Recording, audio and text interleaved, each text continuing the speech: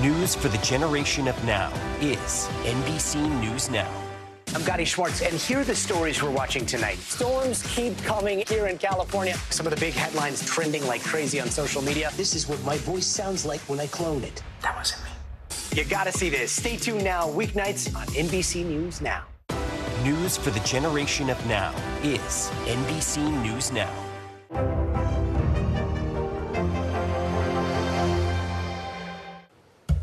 Welcome back on this Thursday. The dangerous heat, the marathon heat continues in the south, across the southwest, and the south central states, also the southeast. We're going to break lots of records once again today. We broke a lot of records yesterday. Today, Palm Springs 118, looking to tie the record of 118. Phoenix 118 as well. We're looking at 100 degrees in Albuquerque and 108 in El Paso today. Now that's the southwest, the southeast, looking at temperatures into the 90s. You factor in the humidity, it's going to feel like over 100 degrees. So Gainesville today 97, Miami 93, Naples broke a record of 96 yesterday. Back to you both. Okay, Michelle, thanks. Move over pickleball. We've got a first look at the latest game scoring some newfound popularity. Now is raw. How hard is it to see it like this? Our house is no longer here, but we are here. Now is real. Let's break down what we know and then the big questions still outstanding. News for the generation of now is NBC News Now. Thanks for tuning in. I'm Gotti Schwartz. Here are the stories we're following tonight. Storms keep coming here in California. The U.S. government just declassified this video.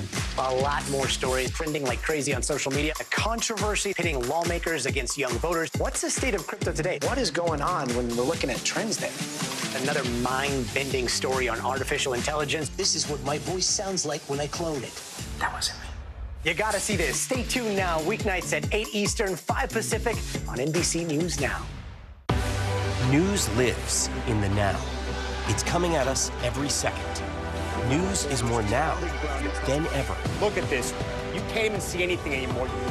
Now is raw. Now is real. The Fed's decision today, help us translate that into very plain English. Now is constant. You gotta see this. The future is now. News for the generation of now is NBC News Now.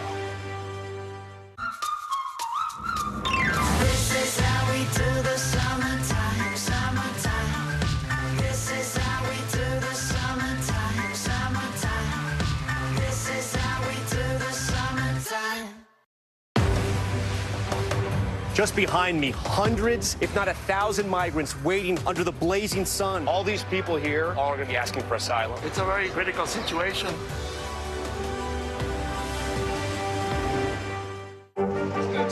What is going to happen now? Going back and forth because Go ahead. This is it, right?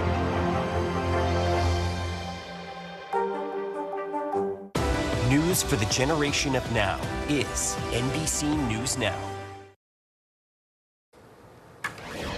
Cricket is already the second most popular sport in the world, and it could soon add more fans here in the U.S. Our Noah Pransky spoke with the players and founders behind Major League Cricket. Out of the 8 billion people in the world, about 2.5 billion of them watch cricket. And when some of the sport's biggest stars descended upon New York City, there were no screaming fans. Shadab, 1.8 million Instagram followers. You have more than Aaron Judge, the MVP of Major League Baseball. What's America missing in cricket? They haven't seen Shadab selfies yet. Yeah. I just think it hasn't been here, so the game of cricket hasn't been exposed here. But this summer, it will be. It's the inaugural season of Major League Cricket. 6 founding teams will compete over 2 weeks. And no, that's not the length of a single match. The cricket that someone might have in their head in America that lasts 5 days, that is not what you guys are playing here. No, definitely not. This league uses the more modern version of cricket called T20, where a game lasts about 3 hours. And unlike previous attempts at organized American cricket, Major League Cricket will feature many of the very best players in the world. It's not just one player or 2 or 3. Every team has 6 or 7 international players who are stars in cricket, recognized names internationally. A chance for Americans to see these legit sports celebrities. In Asia, it's a religion, so our ex-Prime Minister is Imran Khan, who played cricket. He was the winning World Cup captain. But before Americans can embrace the second most popular sport in the world, we need to learn a few of cricket's intricacies. like pitching with a straight arm. Pulling it down, this one comes straight over the top. Go over the top. Do that. Yeah. Catching with bare hands, so that I can do. The field is an oval, so we can hit the ball all 360 degrees. And of course, hitting with a flat bat. A golf swing crossed with a baseball swing, and that's it. They've got a long way to go before the average American sports fan is familiar with all those moves. But league founders estimate there are already around 8 million immigrants in the U.S. from big-time cricket-playing countries. And the project has some high-profile investors like Microsoft CEO Satya Nadella. Starting with a sold-out opening night, Major League Cricket is on a mission to win over some new fans. Thanks to Noah Pransky for that report.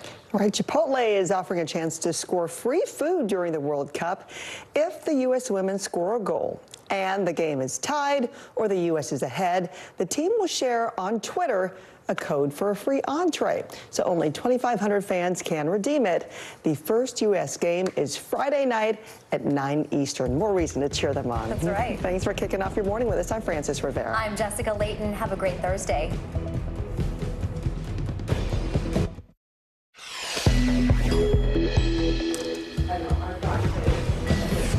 A summer of relentless heat and powerful storms, a tornado tearing a path of destruction through North Carolina, while the president issues a disaster declaration for storm-battered Oklahoma.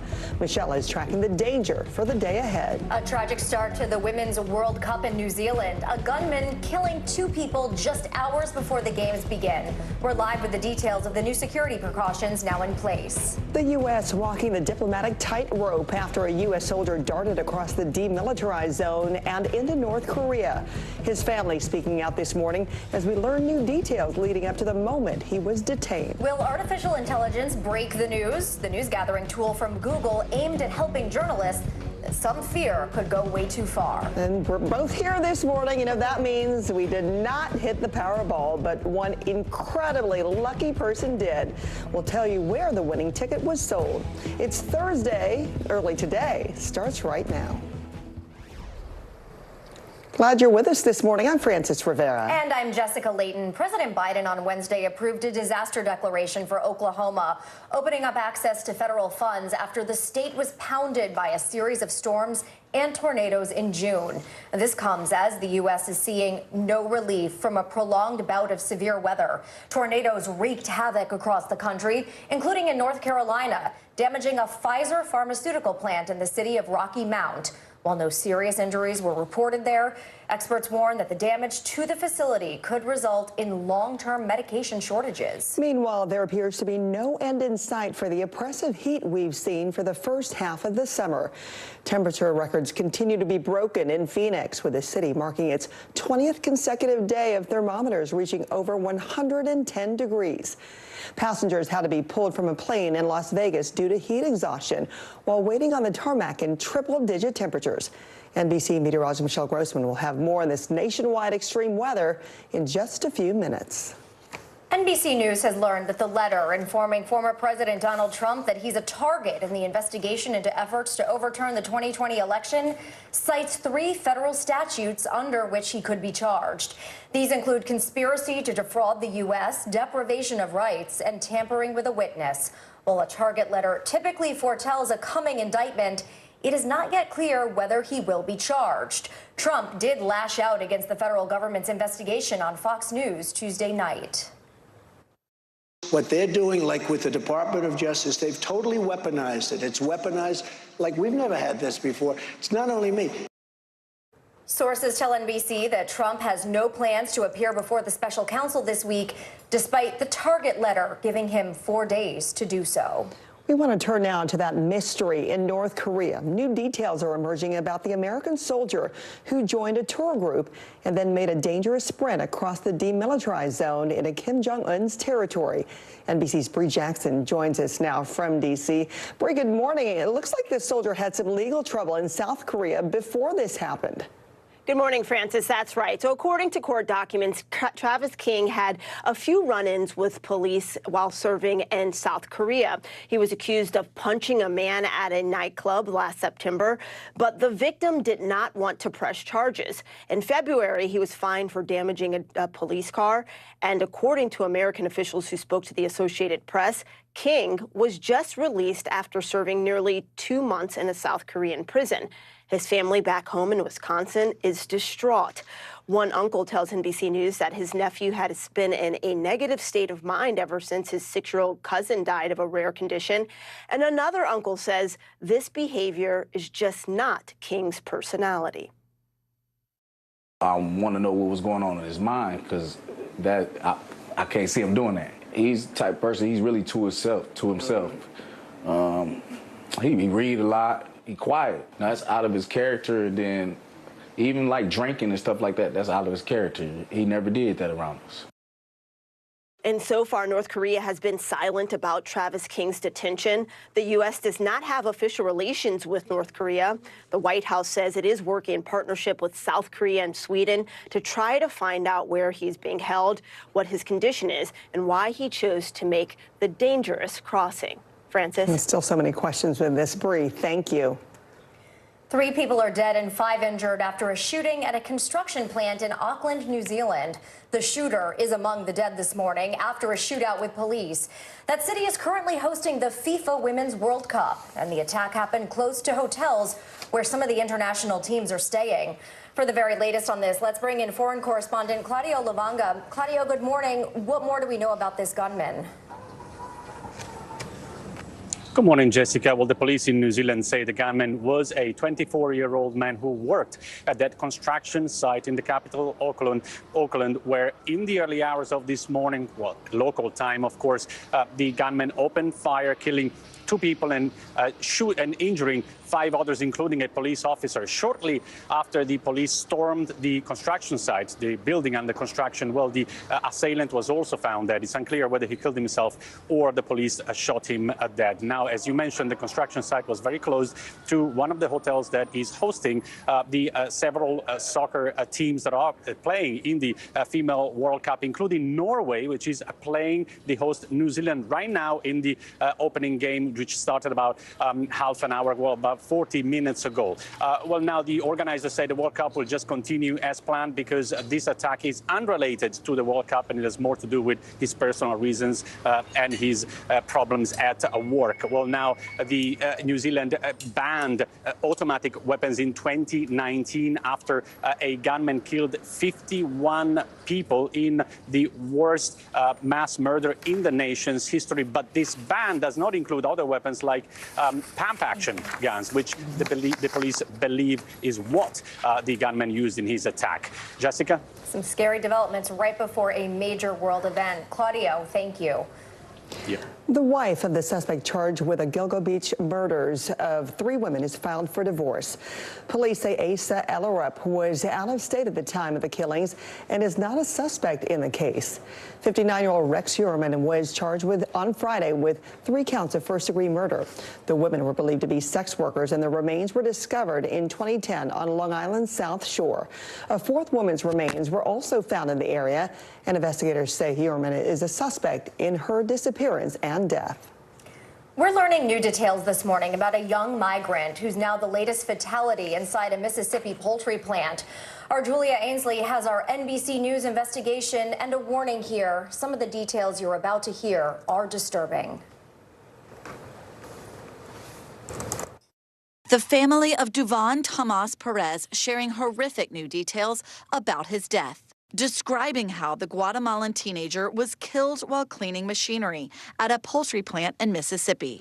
The family devastated. Duvon's uncle saying he put his hand on the machine and his whole body was pulled in, where he couldn't stop himself, and nobody could help him. Family members and the local coroner say Duvon was just 16. He was working at Marjack Poultry in Hattiesburg.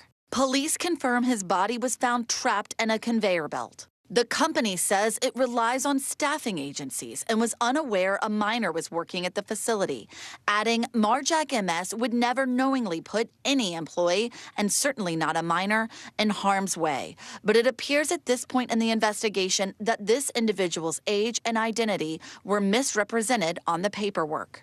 Under U.S. law, no one under the age of 18 is allowed to work dangerous jobs in meat processing plants. A recent Labor Department investigation found more than 100 children cleaning slaughterhouse floors in the Midwest overnight. Labor Department officials say child labor violations are up by 69% since 2018. The agency now investigating Duvon's death and possible child labor violations by Marjack. The company says it's cooperating. Family and friends remembering Duvon. One saying he said goodbye to his grandmother, his family members, and sadly, he's returning in a box. Julia Ainsley, NBC News, Washington. With Hollywood almost completely shut down, there is now another show that might not go on. The union, representing about 1,500 theater workers, has called for a strike authorization vote. The members include people like stagehands, hair and makeup artists, and costumers. The union is seeking salary increases and rest periods for the workers. They have until tomorrow at 2 a.m. to vote. If a strike is called, it could effectively halt Broadway and touring shows as soon as this weekend. Well, this summer so far, the severe weather just keeps on coming. If it's not the heat, it's the dangerous storms and flooding. NBC meteorologist Michelle Grossman is busy once again this morning, having her eye on some new alerts from coast to coast. Michelle, what do we have? Good morning to you both. Well, we have a lot of alerts out there. We're up to 83 million in terms of heat alerts. That's from the west, the southwest, into the south central states, into the southeast. We're going to see temperatures breaking records once again. Dangerous territory into the triple digits in the west, the south central states. The southeast, you may not make it to the 100-degree mark, but once you factor in the humidity, it's going to feel like over 100 degrees. We're also looking at the chance for severe storms. We have a lot of heat. We have a lot of humidity combined with the cold front. That's going to bring the chance for storms. 57 million people impacted by storms today, especially where you see that orange area. That's an enhanced risk, so that's a higher risk. We could see winds gusting up to 75 miles per hour. That's hurricane force speed. Also damaging hail. Tornado too is possible. But it's not just there. We're looking at the Great Lakes into portions of the Carolinas where we could see some strong storms as well. Now, where we see those storms, we could see some really heavy downpours too. We have flood alerts for 5 million people in parts of Missouri into Illinois, also Kentucky and Tennessee. That's a look at the big weather story of the day. Here's a closer look at your day ahead. Temperatures are warm in the mid-Atlantic, feeling very summer-like. 88 in Philadelphia, 91 in Richmond, but they are soaring into dangerous territory once again in the southwest, the south central states, 100 degrees in Houston, 102 in Dallas. All right, guys, we continue to track this dangerous weather. We're going to see how high those temperatures are going to get. We're going to see where we're going to see where the storms are going to be later on today. Okay, Michelle, thank you. We'll see you in a bit. All right, here we go. There was a winner last night. The results are in for the $1 billion Powerball winner. But it looks like lottery fever has cooled down a little bit after a lucky winner secured the golden ticket in the Golden State of California. The winning numbers were drawn last night, giving away the third largest jackpot in Powerball history. So if you're still looking to test your luck, the Mega Millions jackpot is no small feat. Tomorrow's 11 p.m. drawing is wagering its fifth largest purse ever with a $720 jackpot. We'll be right back. News lives in the now. Look at this. You can't even see anything anymore. Let's break down what we know. You gotta see this. News for the generation of now is NBC News Now.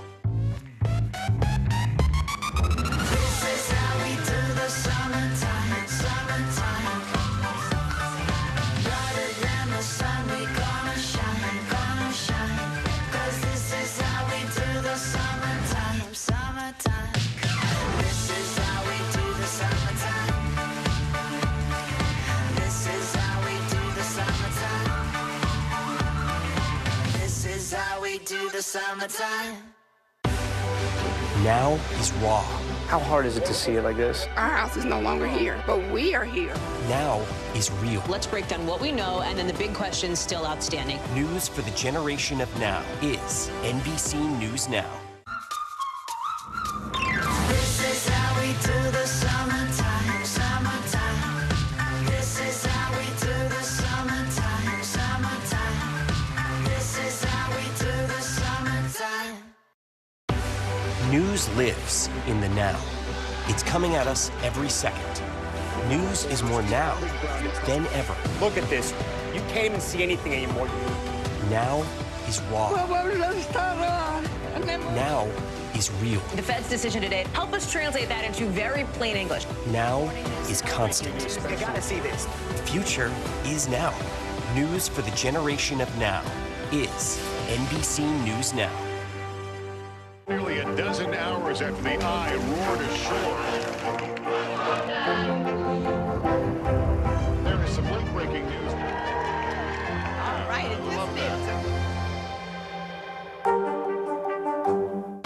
News for the generation of now is NBC News Now. The New York Times is reporting that Google is testing a new artificial intelligence tool that is designed to produce news stories, pitching it to organizations like the Times and the Washington Post. Sources familiar with the product say that the program, known internally as Genesis, takes the information, including details of current news events, in order to generate content.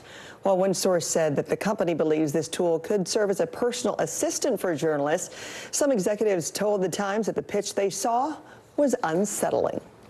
The nation's largest mass transit system is hiking prices for the first time in almost 5 years. New York City subway and bus riders will now pay $2.90 for a ride. That's up 15 cents from the previous price. The Metropolitan Transportation Authority, or MTA, says the fare increases will go into effect in August. Agencies in Washington, D.C. and San Francisco have also raised their prices after the pandemic and the rise of remote work slashed ridership. Some good news for some student loan borrowers. The Biden administration announced plans to forgive $39 billion of student debt. The move will impact more than 800,000 people. It applies to borrowers who have been making payments for 20 or 25 years. This comes just weeks after the Supreme Court struck down the White House's plan for broad student loan forgiveness. The Department of Education says it will alert borrowers in the coming days. Florida State Board of Education has approved controversial new rules for how Black history will be taught in their public schools there. According to the Washington Post, the updated guidelines say that students should learn that enslaved people, quote, developed skills that could be applied for their personal benefit. The rules also include that when teaching about violence committed against Black people, teachers should call it, quote, acts of violence perpetuated against and by African Americans.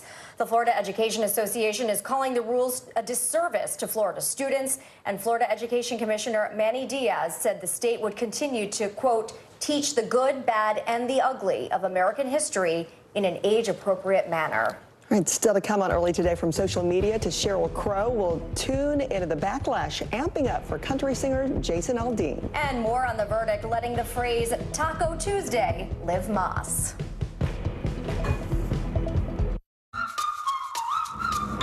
This is how we do the summertime, summertime. This is how we do the summertime, summertime. This is how we do the summertime.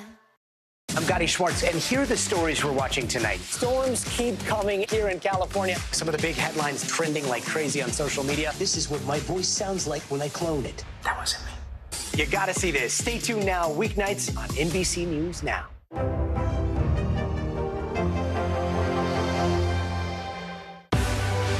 Now is raw. How hard is it to see it like this? Our house is no longer here, but we are here. Now is real. Let's break down what we know and then the big questions still outstanding. News for the generation of now is NBC News Now. What is going to happen now? Going back and forth because Oh, yeah, this is it.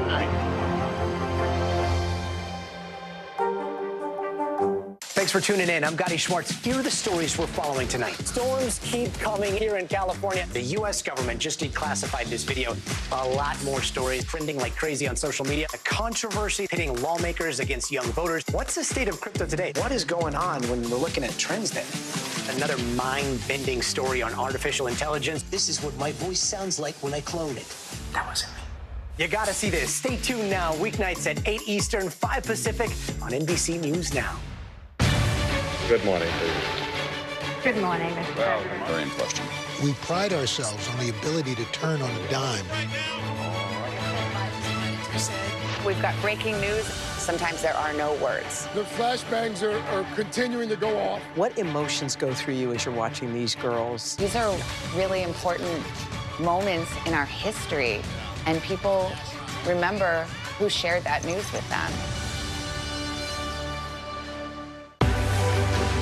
News lives in the now. It's coming at us every second from all over the world. We have a full team. News is more now than ever. Look at this. You can't even see anything anymore. Our house is no longer here, but we are here. Now is raw.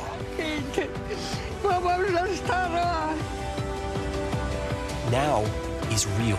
The Fed's decision today, help us translate that into very plain English. Is that good news for us? Now is constant. Morning News Now or breaking news. NBC News special report. You gotta see this. The future is now.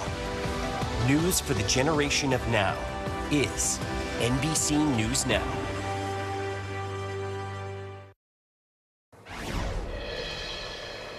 Jason Aldean has found himself in troubled waters with his song about small-town America. It's causing a pretty big uproar. The country singer also facing backlash over the music video, which was filmed at a 1927 lynching site. Our Noah Pransky has more on the controversy. Try that in a small town. Country superstar Jason Aldean facing mounting backlash over his song, Try That in a Small Town. Around here we take care of our own. Country Music Television now pulling the music video, which contains a montage of news clips showing demonstrators clashing with police and violent protests. The lyrics reading, quote, "Try that in a small town, see how far you make it down the road." Got a gun that my granddad gave me. They say one day they're gonna round up. Many critics also denouncing the song's apparent pro-gun message because Aldean was performing at the 2017 Route 91 concert in Las Vegas, where a mass shooting left 60 people dead. And it's not just the lyrics. The music video was filmed in front of a Columbia, Tennessee courthouse, which was the site of a 1927 lynching of an 18-year-old black man and the 1946 Columbia race riot. In a lengthy post on social media, Aldean defending his song and rejecting allegations the song is pro-lynching, writing in part, "These references are not only meritless but dangerous," adding, "There is not a single lyric in the song that references race or points to it." He did not address where the video was filmed and has not responded to our request for comment. In a behind-the-scenes video posted on his YouTube page, Aldean shared his excitement over the project. This is probably my favorite song that we cut for the album. Definitely wanted to make a video to go along with that song and really kind of drive the point home. However, the song and video ignited a firestorm online. Fellow country star Sheryl Crow slamming the lyrics in a tweet, writing in part, "Jason Aldean, I'm from a small town. Even people in small towns are sick of violence. There's nothing small town or American about promoting violence." But many others are coming to Aldean's defense, including prominent Republicans like South Dakota Governor Kristi Noem. I am shocked by what I'm seeing in this country, with people attempting to cancel this song and cancel Jason and his beliefs. And Republican presidential candidate Vivek Ramaswamy, who says he plans to play the song at his campaign rallies. Try That in a Small Town, also taking the #1 country spot on iTunes.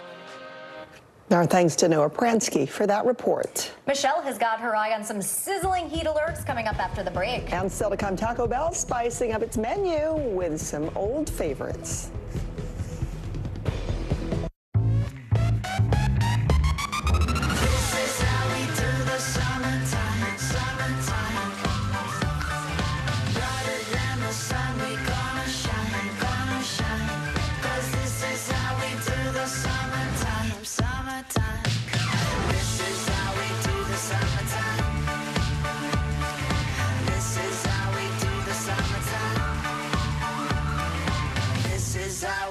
Summertime.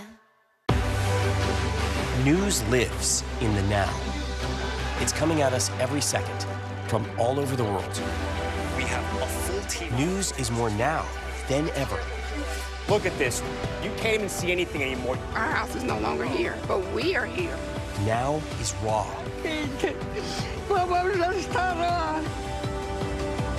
Now is real.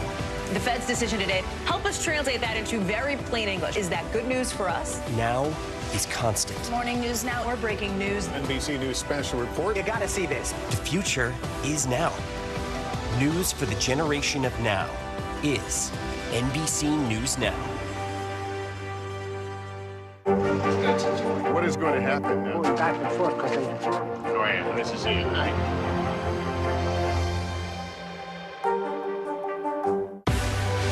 Now is raw. How hard is it to see it like this? Our house is no longer here, but we are here. Now is real. Let's break down what we know and then the big questions still outstanding. News for the generation of now is NBC News Now. This is how we do the summertime, summertime. This is how we do the summertime, summertime. This is how we do the summertime. Still to come on the Channel 2 News. Well, the waters are certainly receding now. Still too close to call. Lester Holt reporting from the Ground Zero, as it's being referred to. It is, in fact, a taste of freedom. The Haitian people know a little something about resiliency. What's the biggest risk right now? Some of the troops who have been proud. I want to welcome you to the first presidential debate. In fact, we've been told we can't go any farther. Here are some resilient folks. Let me get a hint.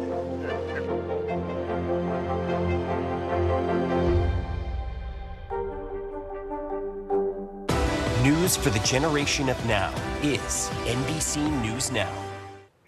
Welcome back on this Thursday. We're going to see those temperatures soaring once again. Dangerous record-breaking temperatures through the south central states into the southeast. We're going to see a high of 98 degrees in Greenwood. New Orleans, 97. Could break the record of 98 if we get closer. And then as we go throughout the southwest, we're soaring once again. We're going to break a lot of records. We broke a lot of records yesterday. 113 in Las Vegas. That could reach or at least tie the record, 113. 118 in Palm Springs. 118 in Phoenix. The heat and humidity combined with the cold front, this is going to spark some storms as we go throughout the afternoon. The Great Lakes, the Ohio Valley, into the Tennessee Valley and the Plains. We'll be right back. This is how we do the summertime, summertime. This is how we do the summertime, summertime. This is how we do the summertime. News for the generation of now is NBC News Now. I'm Gotti Schwartz, and here are the stories we're watching tonight. Storms keep coming here in California. Some of the big headlines trending like crazy on social media. This is what my voice sounds like when I clone it. That wasn't me. You gotta see this. Stay tuned now, weeknights on NBC News Now. Now is raw. How hard is it to see it like this? Our house is no longer here, but we are here. Now is real. Let's break down what we know and then the big questions still outstanding. News for the generation of now is NBC News Now. Thanks for tuning in. I'm Gotti Schwartz. Here are the stories we're following tonight. Storms keep coming here in California. The U.S. government just declassified this video. A lot more stories trending like crazy on social media. A controversy pitting lawmakers against young voters. What's the state of crypto today? What is going on when we're looking at trends there? Another mind-bending story on artificial intelligence. This is what my voice sounds like when I clone it. That wasn't me. You gotta see this. Stay tuned now, weeknights at 8 Eastern, 5 Pacific on NBC News Now. News lives in the now. Look at this. You can't even see anything anymore. Let's break down what we know. You gotta see this. News for the generation of now is NBC News Now. What is going to happen now? Going back and forth because they... Oh, yeah, this is it, right?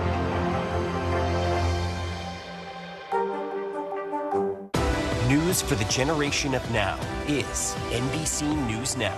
The fire has grown leaps and bounds. What you see behind me is typical. How you doing? Pretty bad. News for the generation of now is NBC News Now. The Taco Tuesday trademark war is over. Maya Eaglin has more on the decision that led to Taco Bell victory. Taco Bell declaring victory. Guess what day it is? After the fast food chain won an ongoing legal battle over the phrase Taco Tuesday, making it free to use in 49 states. It's Taco Tuesday. And it being Taco Tuesday, first of all, I don't discriminate when it comes to tacos. Taco Tuesday should be for everyone. The popular phrase cooking up quite the controversy. It's Taco Tuesday! Even basketball megastar LeBron James tried to take out a patent on the slogan in 2019, but was unsuccessful. He ended up teaming up with Taco Bell. Everyone should be able to say and celebrate taco. in a marketing blitz to end the copyright in this commercial that went viral. No more trademark, no more bleeping, starting right now. The taco tension boiling over when Taco Bell filed a petition to cancel the trademark owned by Wyoming-based chain Taco John's, who have claimed the phrase as their own since 1989. Taco John has really aggressively defended their trademark, saying, hey, don't use our term Taco Tuesday because we own it. Only we can use it. The Taco Titans finally squashing the beef after Taco John's waved the white flag, agreeing to drop the patent and share Taco Tuesday, saying in a statement, we're lovers, not fighters. But still, taking a jab by bleeping out LeBron's name in the press release. Taco Bell responding to their win, saying this is a shared victory with taco allies everywhere. When tacos win, we all win. The term really, it has become so broadly utilized in everyday language. Holding on to those exclusive rights would have been almost, in my opinion, an impractical endeavor. But the quest to liberate the term Taco Tuesday in every state is not over. Gregory's has had the rights to the phrase Taco Tuesday for more than 40 years. Stephen Altamuro represents Gregory's Restaurant and Bar in New Jersey, a local establishment that has owned the trademark for Taco Tuesday since 1982, and they're not giving it up. We're a small company taking on a huge company, and certainly we're the underdog here, but, you know, we're going to do our best. One small restaurant making Taco Tuesday's last stand. Maya Eaglin, NBC News. All right, so now we know what we're all having on Tuesdays. Right. But good thing there's no day that starts with a B because it is the return of the wrap. The Beefy Crunch Burrito is back for a limited time only after a 5-year hiatus. The beloved menu item features seasoned beef, sour cream, rice, nacho cheese sauce, and flaming hot Fritos. The burrito is expected to return early August to Taco Bell. Looks delicious, actually. Should have had a better breakfast. Thanks for watching. I'm Jessica Layton. I'm Francis Rivera. Have a good one.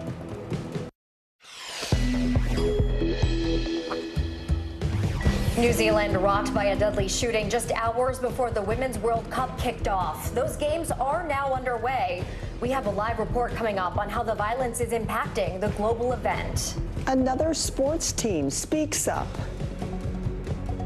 We lived in fear. There was a code of silence that felt insurmountable to break. Northwestern's football program facing lawsuits over sexually intense hazing. Hear from former players about what they call the culture of fear. The Netflix password sharing crackdown is working, whether users like it or not. The platform reports a significant spike in subscribers. How it could impact your other favorite streamers. Comic-Con wants to take fans on the high seas. We've got all the details on the immersive experience setting sail in 2025, including how you can snag a spot. And one of the world's most popular sports gets its first professional league in America. Get ready with us for the inaugural season of Major League Cricket. It is Thursday, July 20th, and early today starts right now. Good morning to you. I am lottery loser Francis Rivera. And I am also a lottery loser, Jessica Layton. We begin this morning as the lottery fever is cooling down across the nation after results poured in last night for the $1 billion Powerball prize. A lucky winner did secure the golden ticket in California, earning the third largest jackpot in Powerball history, which had an all-cash option worth over $500 million. If you are still looking to test your luck, the Mega Millions jackpot is no small feat either. Tomorrow's 11 p.m. Eastern drawing is wagering its 5th largest purse ever with a $720 million jackpot. Now to President Biden approving a disaster declaration overnight, opening up access to federal funds after the state was pounded by a series of storms and tornadoes in June. This comes as the U.S. is seeing no relief from a prolonged bout of severe weather. Tornadoes wreaked havoc across the country, including in North Carolina, damaging a Pfizer pharmaceutical plant in the city of Rocky Mount. While no serious injuries were reported there, experts do warn that the damage to the facility could result in long-term medication shortages.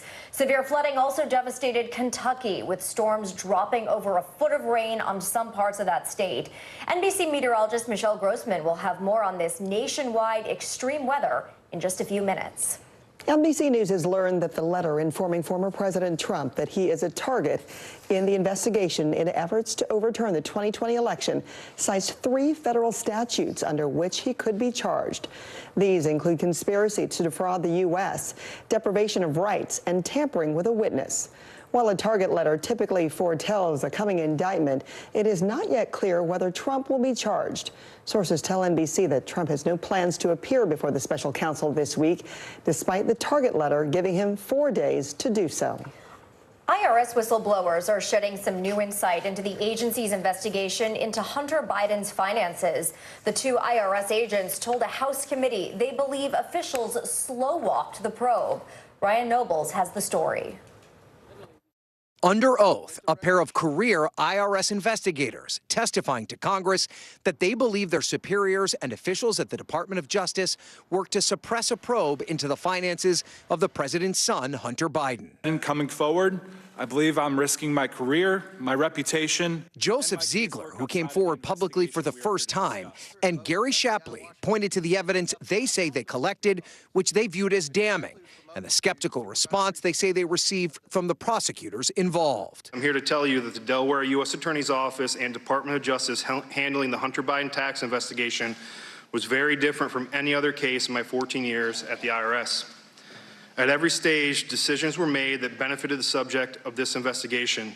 But Democrats on the panel were quick to push back, pointing out it is the job of prosecutors to make the call to hand down indictments, not investigators. Well, that's standard. Investigators and prosecutors disagree all the time, right? I mean, and so the prosecutors are the ones that make the decision. Shapley also testified that David Weiss, the federal prosecutor in Delaware who handled the investigation, said he didn't have the authority to decide whether the charges were filed. The story has been changing from Department of Justice and U.S. Attorney Weiss. Weiss, a Trump appointee, has sent multiple letters to Congress disputing that. The White House reiterating the president was not involved in his son's business dealings and blasting the hearing. Their focus is continuing to do political stunts. That's what they want to do, but that's not what the president is focusing on. Our thanks to Ryan for that report. We want to turn now to that mystery in North Korea. New details are emerging about the American soldier who joined a tour group and then made a dangerous sprint across the demilitarized zone in a Kim Jong-un's territory. NBC's Bree Jackson joins us now from D.C. Bree, good morning. It looks like this soldier had some legal trouble in South Korea before this happened. Good morning, Francis. That's right. According to court documents, Travis King had a few run-ins with police while serving in South Korea. He was accused of punching a man at a nightclub last September, but the victim did not want to press charges. In February, he was fined for damaging a police car. And according to American officials who spoke to the Associated Press, King was just released after serving nearly 2 months in a South Korean prison. His family back home in Wisconsin is distraught. One uncle tells NBC News that his nephew has been in a negative state of mind ever since his 6-year-old cousin died of a rare condition. And another uncle says this behavior is just not King's personality. I want to know what was going on in his mind, because I can't see him doing that. He's the type of person, he's really to himself. He read a lot. He quiet. Now, that's out of his character, and then even like drinking and stuff like that, that's out of his character. He never did that around us. So far, North Korea has been silent about Travis King's detention. The U.S. does not have official relations with North Korea, and the White House says it is working in partnership with South Korea and Sweden to try to find out where he's being held, what his condition is, and why he chose to make such a dangerous crossing. Francis. So many questions, and who knows how long we'll wait for those answers. Bree, thank you. 3 people are dead and 5 injured after a shooting at a construction site in Auckland, New Zealand. The shooter is among the deceased this morning, found dead after a shootout with police. That city is currently hosting the FIFA Women's World Cup, and the attack happened very close to hotels where some of the international teams are staying. For the latest on this, let's bring in NBC News foreign correspondent Claudio Lavanga. Claudio, good morning. What else do we know about the gunman right now? Good morning, Jessica. Well, the police in New Zealand say the gunman was a 24-year-old man who worked at that construction site in the capital, Auckland, where early in the morning local time, he opened fire, killing 2 people and injuring 5 more, including a police officer. Shortly after the police stormed the building, the attacker was also found dead. It's unclear whether he shot himself or the police shot him dead. Well, now, as you mentioned, the construction site is very close to a hotel that is hosting several of the women soccer teams that are playing in the World Cup there in New Zealand and in Australia, including the team of Norway, which is playing New Zealand in the opening game, which is still ongoing right now. But the tournament organizers say that the World Cup will just continue as planned because the attack had nothing to do, was unrelated to the World Cup and had more to do with his personal reasons. Well, now New Zealand has banned assault weapons back in 2019 after a gunman killed 51 people in the worst mass killing in the nation's history. But this ban does not apply to other weapons, like, for instance, pump-action guns, which the police say is the weapon that was used by the attacker in the attack this morning. Jessica? All right. Glad it was unrelated, but still very unsettling for those soccer fans. Claudio, thank you. Yeah. The fallout continues from the hazing scandal at Northwestern University.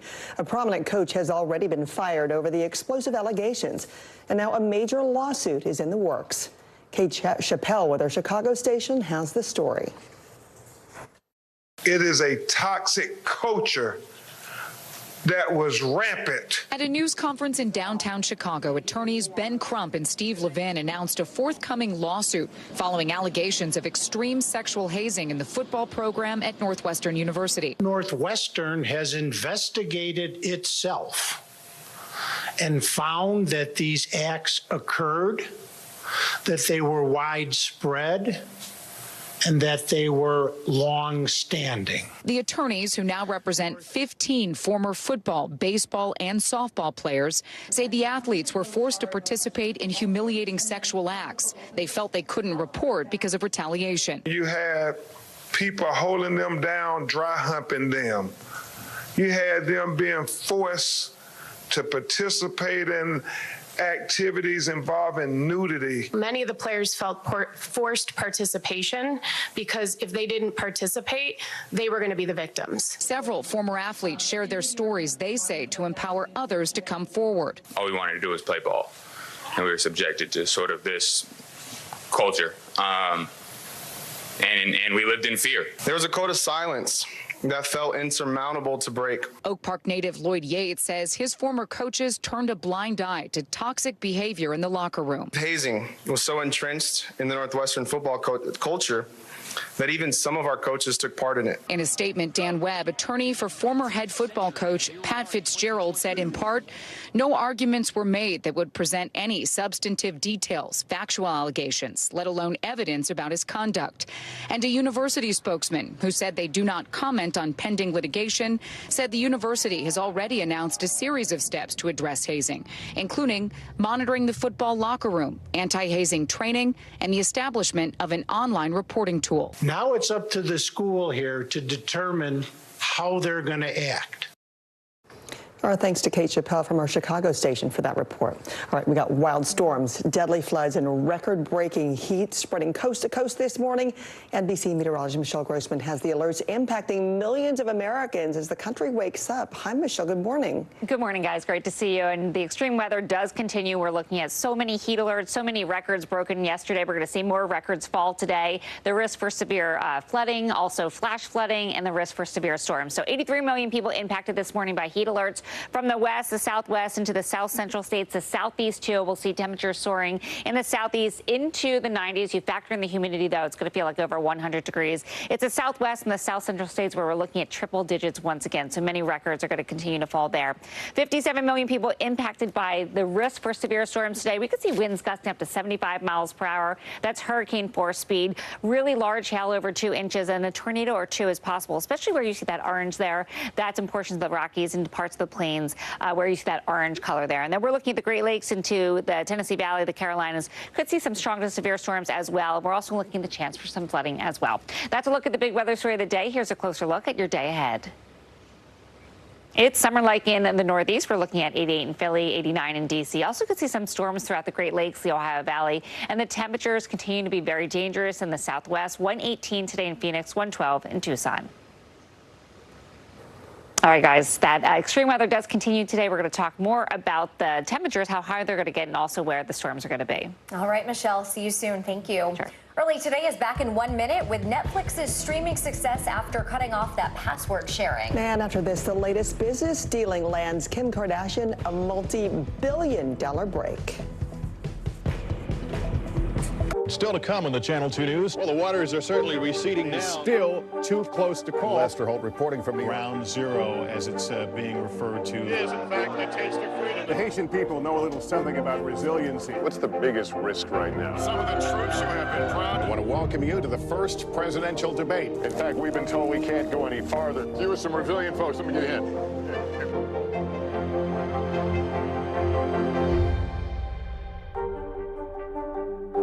I'm Gotti Schwartz, and here are the stories we're watching tonight. Storms keep coming here in California. Some of the big headlines trending like crazy on social media. This is what my voice sounds like when I clone it. That wasn't me.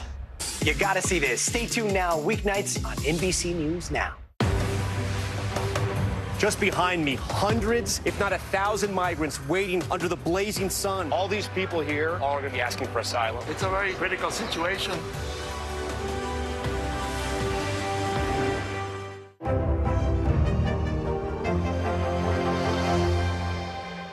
News lives in the now. Look at this. You can't even see anything anymore. Let's break down what we know. You gotta see this. News for the generation of now is NBC News Now. People really don't know what's going to happen. Really, a dozen hours after the eye roared ashore. More good people than bad people, you know, right? There is some late-breaking news 4 hours into the Iowa caucuses. All right, it just did too. News lives in the now. Look at this. You can't even see anything anymore. Let's break down what we know. You gotta see this. News for the generation of now is NBC News Now.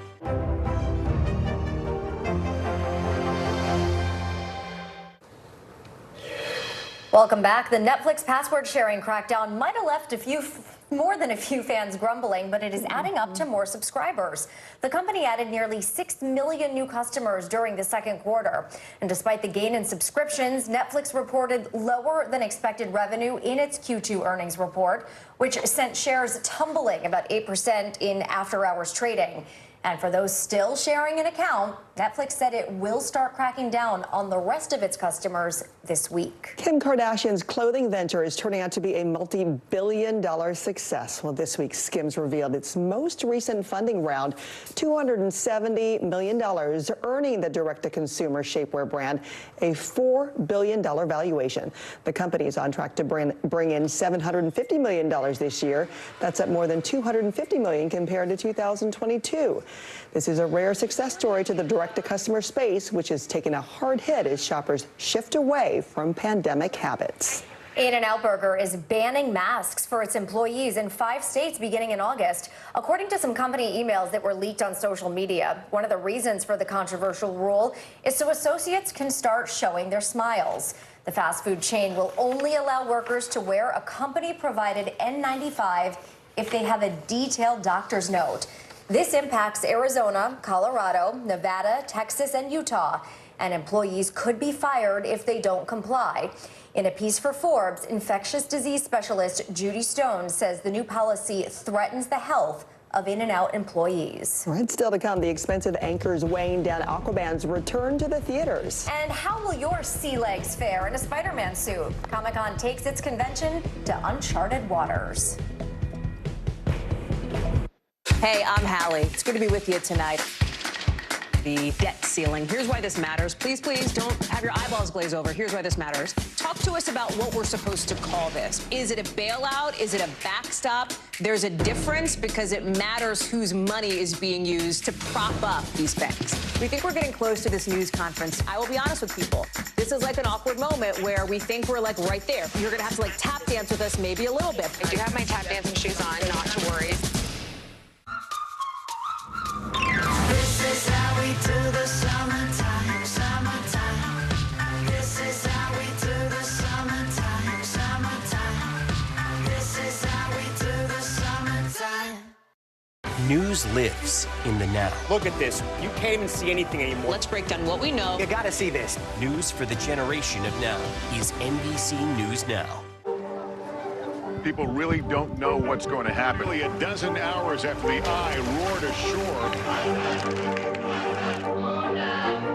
More good people than bad people, I know, right? 5 seconds. There is some late-breaking news for hours into the Iowa caucuses. Private man deliberations. All right, it just me too.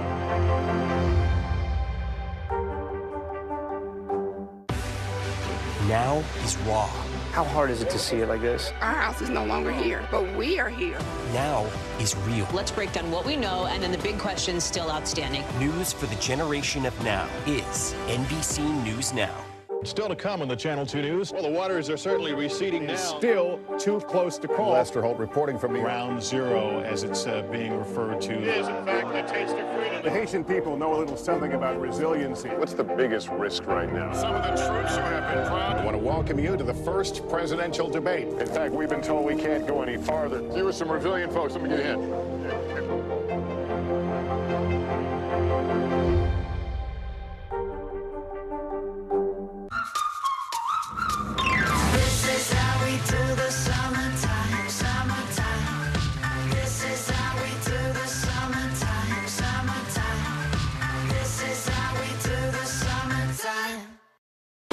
News for the generation of now is NBC News Now.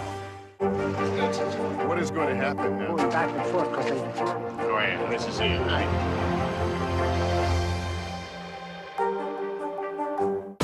News for the generation of now is NBC News Now.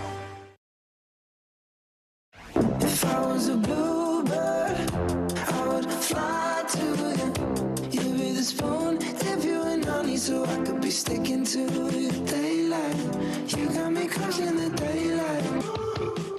How fun. Harry Styles walks a fine line in his latest music video. The circus-themed visuals for his song Daylight were shot by Ukrainian producer Tanu Muno, and it features the pop star shot out of a cannon, dodging knives, and walking a sky-high tightrope. Daylight is off of his 2022 album Harry's House, which nabbed him a Grammy for Album of the Year. And I love that we're getting this treat all this time after seeing this video. Yeah, and only a slightly creepy clown. It wasn't that bad, Right. actually. I love that. And he makes it all better. Yes, everything he as does. he does. Meanwhile, Aquaman faces some rough seas on its journey back to the box office. The sequel to the 2018 hit has been delayed by reshoots, numerous test screenings, and leadership shakeups following Warner Brothers and Discovery's merger. According to The Hollywood Reporter, Jason Momoa's DC return has undergone 3 different reshoots after it originally wrapped filming in 2022. The expensive shoots adding to an already steep $205 million budget. While Aquaman: The Lost Kingdom was first slated to premiere last holiday season, fans can expect it to swim into theaters this December, so a full year later. Wow, what an ordeal. I'm going to be happy to see that hits theaters. And everybody's going to say, it better be good after all of that. All right, speaking of superheroes in the water, Comic-Con is bringing its cosplay frenzy to the high seas. The San Diego Convention Center announced it is launching a cruise for fans aboard Royal Caribbean's Serenade of the Seas. The $990 night experience will host similar convention events on its way from Tampa to Cozumel Island off Mexico. It sets sail in February of 2025. And we were talking about how Comic-Con is so tough this year because the actors aren't going to be able to be there. Hopefully by 2025, they'll be able to have some appearances. That's definitely a draw.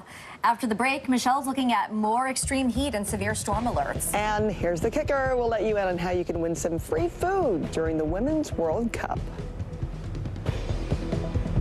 Heavy wind damage is a given in a storm of this size. It's good to see that. So much work to be done here still.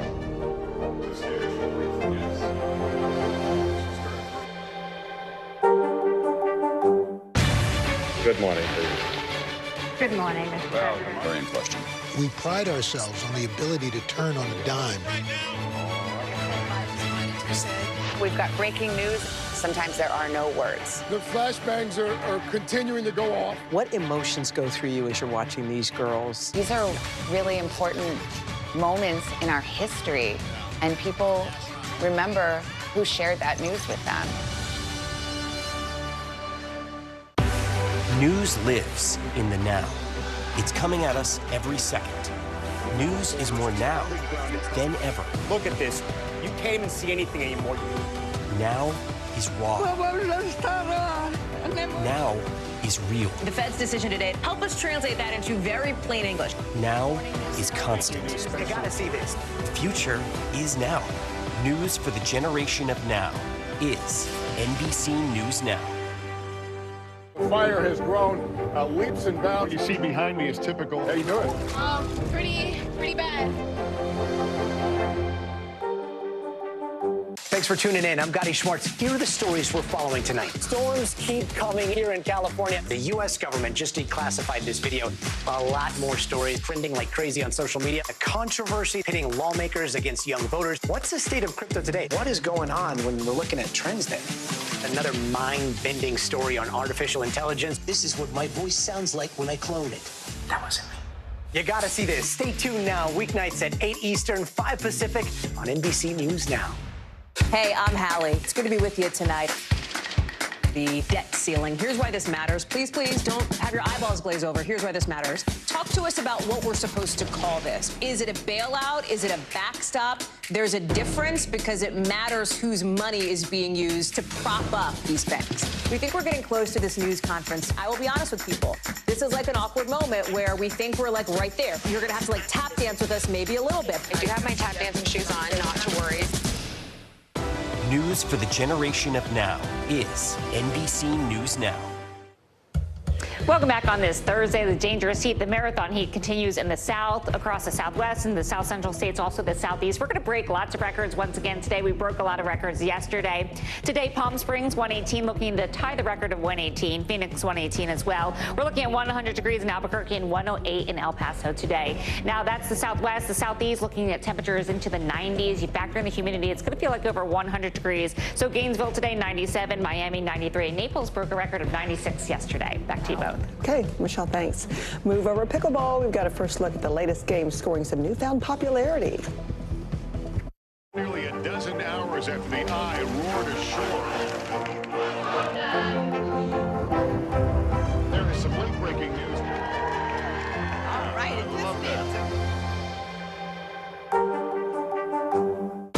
News for the generation of now is NBC News Now.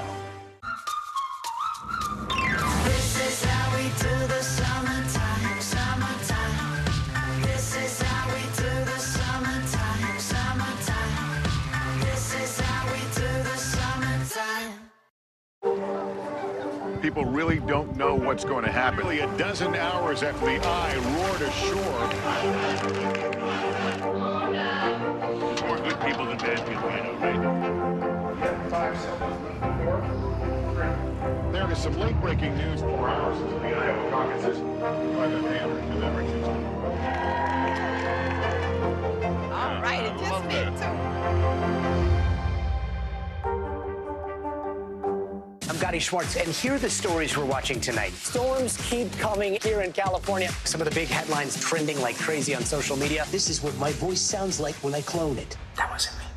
You gotta see this. Stay tuned now, weeknights on NBC News Now. News lives in the now. Look at this. You can't even see anything anymore. Let's break down what we know. You gotta see this. News for the generation of now is NBC News Now. Still to come on the Channel 2 News. Well, the waters are certainly receding now. Still too close to call. Lester Holt reporting from Ground Zero, as it's being referred to. It is, in fact, a taste of freedom. The Haitian people know a little something about resiliency. What's the biggest risk right now? Some of the troops who have been proud. I want to welcome you to the first presidential debate. In fact, we've been told we can't go any farther. Here are some resilient folks. Let me get a hint.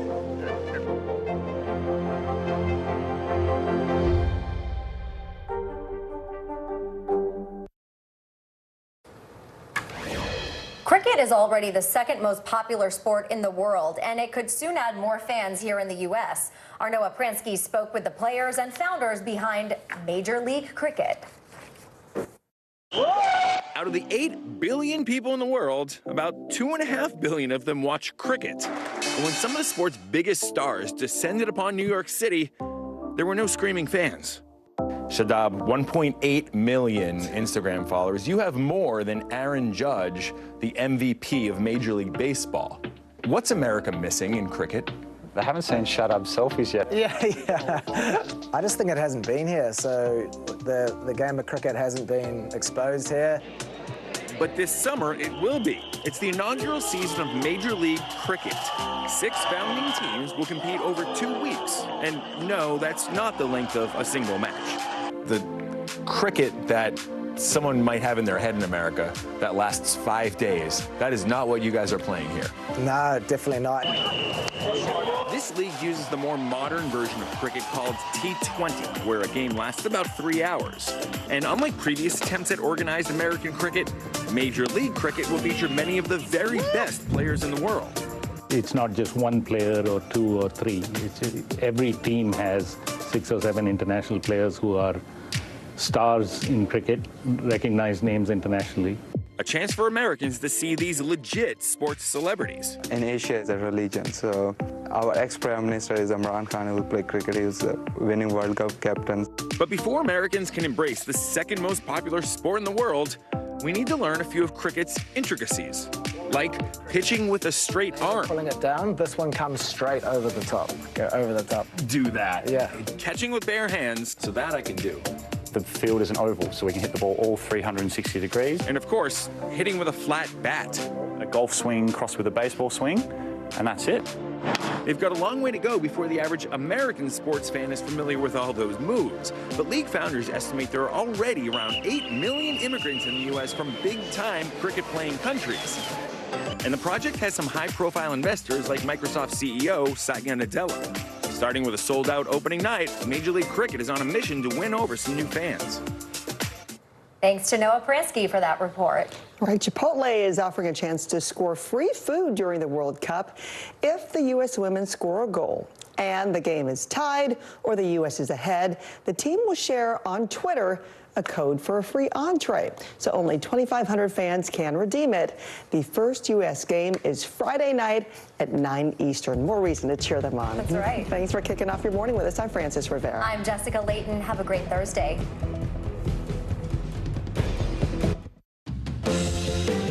Right now on Morning News Now, former President Donald Trump facing the fallout. New this morning, information is coming to light about the charges the former president could face from the special counsel investigation into efforts to overturn the 2020 election. And on Capitol Hill, the investigation of Hunter Biden is being called into question by a pair of IRS whistleblowers.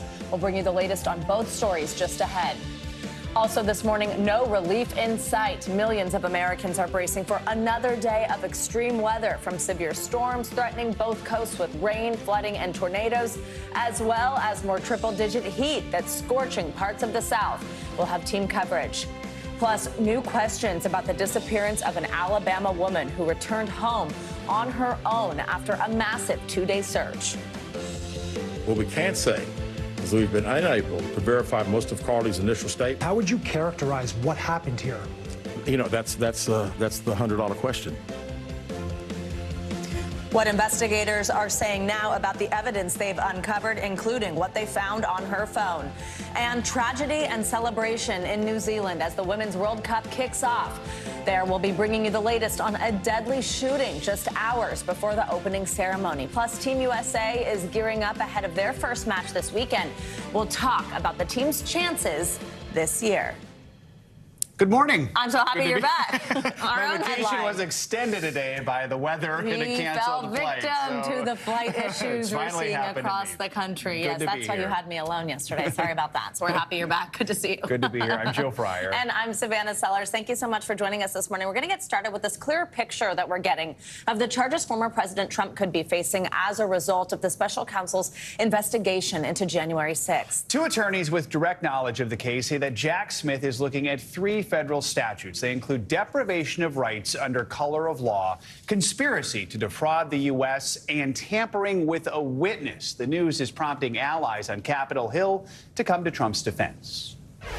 This is yet another example of the illegal weaponization of the Department of Justice to go after Joe Biden's top political opponent. I don't see how he could be found criminally responsible. He did not charge it.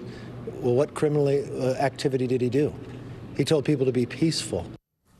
The former president says a letter from the special counsel offered him 4 days to come to Washington and respond before the grand jury. But according to multiple sources familiar with his thinking, Trump has no plans to do so and has denied any wrongdoing. NBC News correspondent Vaughn Hilliard is here with more on all this. So, Vaughn, in simple terms, what do each of these statutes mean? What kind of charges could they carry? Because keep in mind, these could be the charges, could be more, could be less, right? The potential prison sentences are lengthy for each of these charges that were outlined in the letter to Donald Trump. Just take the obstruction of an official proceeding. That is a statute that falls under the tampering with the witness. Of course, the official proceeding that day was the certification of Joe Biden's win. It was put to a halt. Vice President Mike Pence had to leave the chamber as attackers tried to get inside of the chamber that day.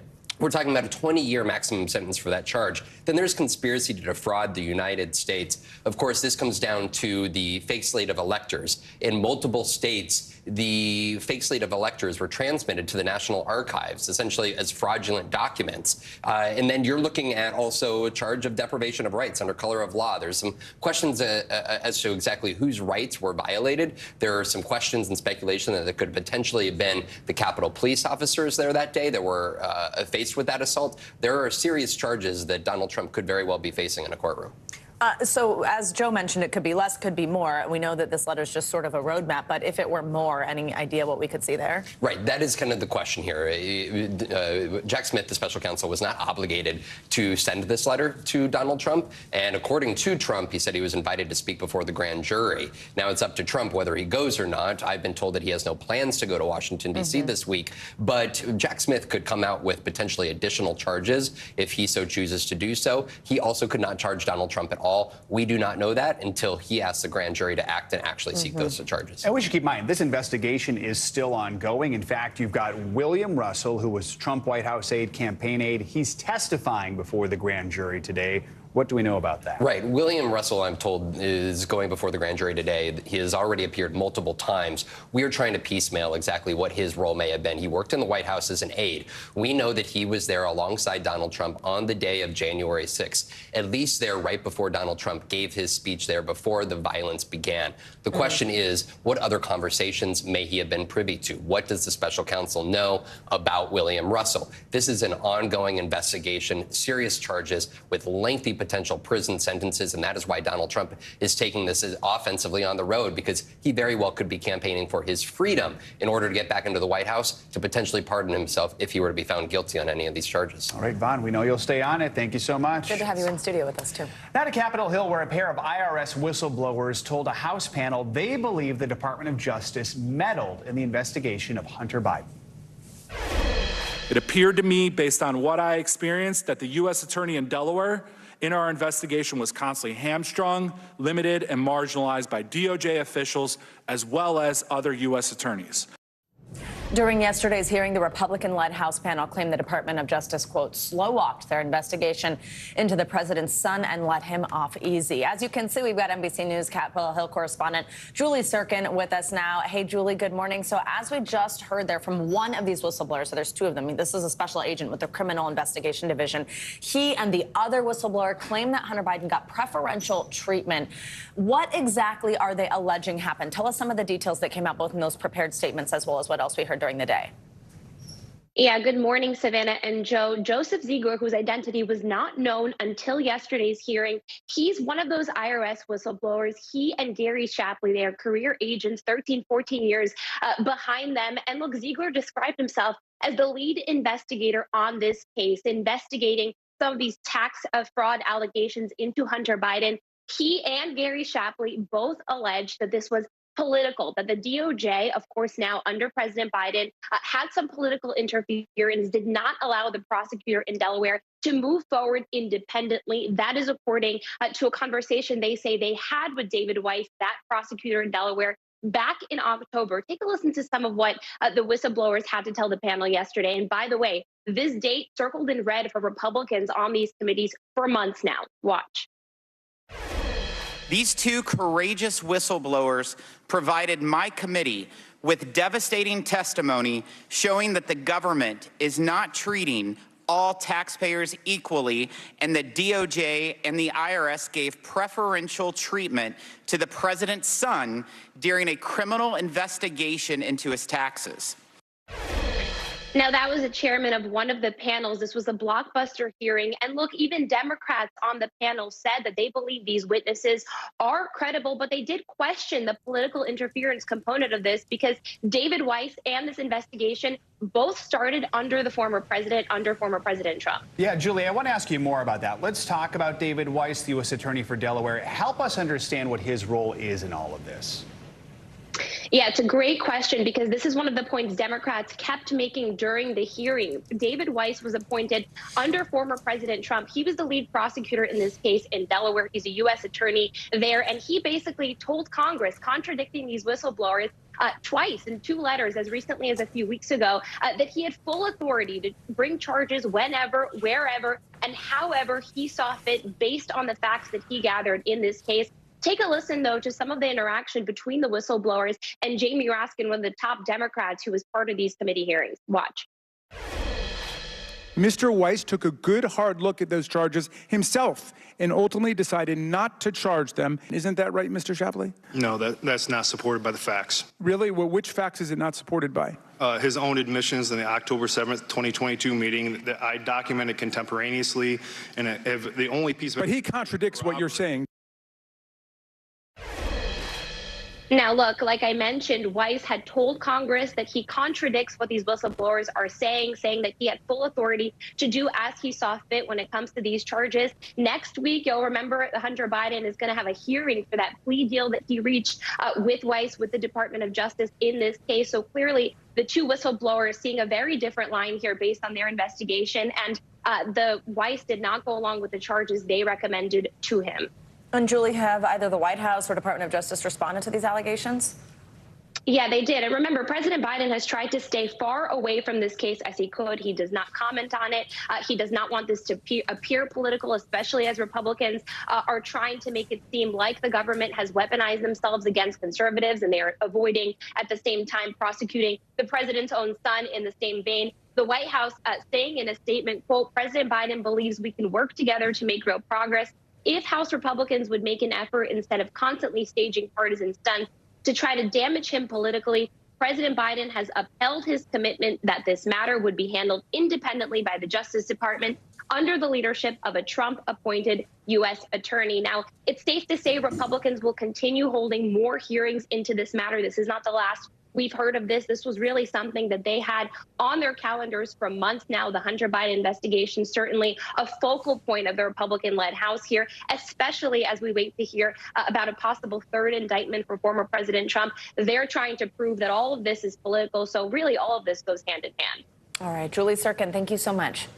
For more on all this, we're joined now by NBC News legal analyst Danny Savalos. Danny, good morning. Okay, so the Republican committee chair, James Comer, said the 2 witnesses had what he called critical information to share about what he calls, quote, Biden family's influence peddling schemes. What are your takeaways from the hearing? That on the one hand, you could frame this as a classic disagreement between investigators and prosecutors, which does happen, and that's the narrative that Democrats are advancing. But on the other hand, if it's true, as I believe it was Ziegler who testified, that prosecutors disregarded normal operating procedures, and that that's something that's provable, then there may be a concern there, and there may be something to Republicans' narrative that this was a case where investigators brought credible claims of violations of the law to prosecutors, and prosecutors either didn't have the authority or were influenced by the administration. And that influence can come in many ways. It can be direct influence, or it can be subtle influence. Influence that, look, we're not even going to try and get this information from the president because that would be career suicide. That's a different kind of influence. It may not even be anything that the Biden administration actually did. Look, people in the government can be self-interested. If you're a career investigator, you don't want to do anything that will damage your career. If you're a career prosecutor, same thing. Maybe it's a question you didn't even want to run up the chain of command. So there's a lot to be fleshed out here. And look, I think it's fair to say, and I wrote a column about this, that the Hunter Biden prosecution deal or non-prosecution deal was such an amazing deal. I've never had a deal like that in any of my cases, and frankly, I'm not even aware of any of my colleagues who have gotten pretrial diversion in the federal system. Wow. Also, one of the whistleblowers, something that Joe just brought up the name of this U.S. Attorney of Delaware. One of the whistleblowers was very critical that David Weiss was not there. Same with Attorney General Merrick Garland, that they did not address this in front of Congress themselves. What do you make of that? Is that something that you would have expected?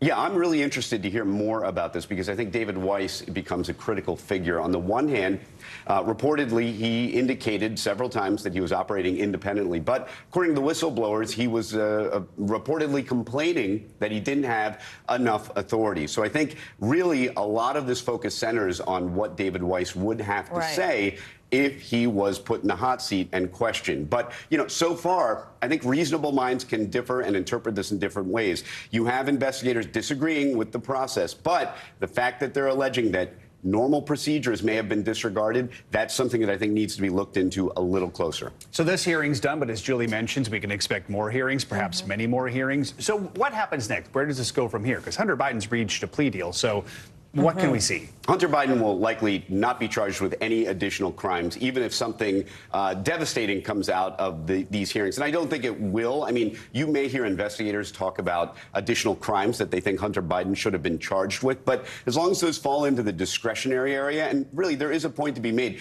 just because an investigator thinks there's a case beyond a reasonable doubt, it's the prosecutor who knows the courtroom. They know that it's their career on the line when they stand up in front of the jury and have to prove a case beyond a reasonable doubt. And it's their career that takes the hit in the federal system if they don't prove that. Because, look, if you worked in a business where your colleagues were successful 98% of the time, that's life as a U.S. attorney, as a government prosecutor.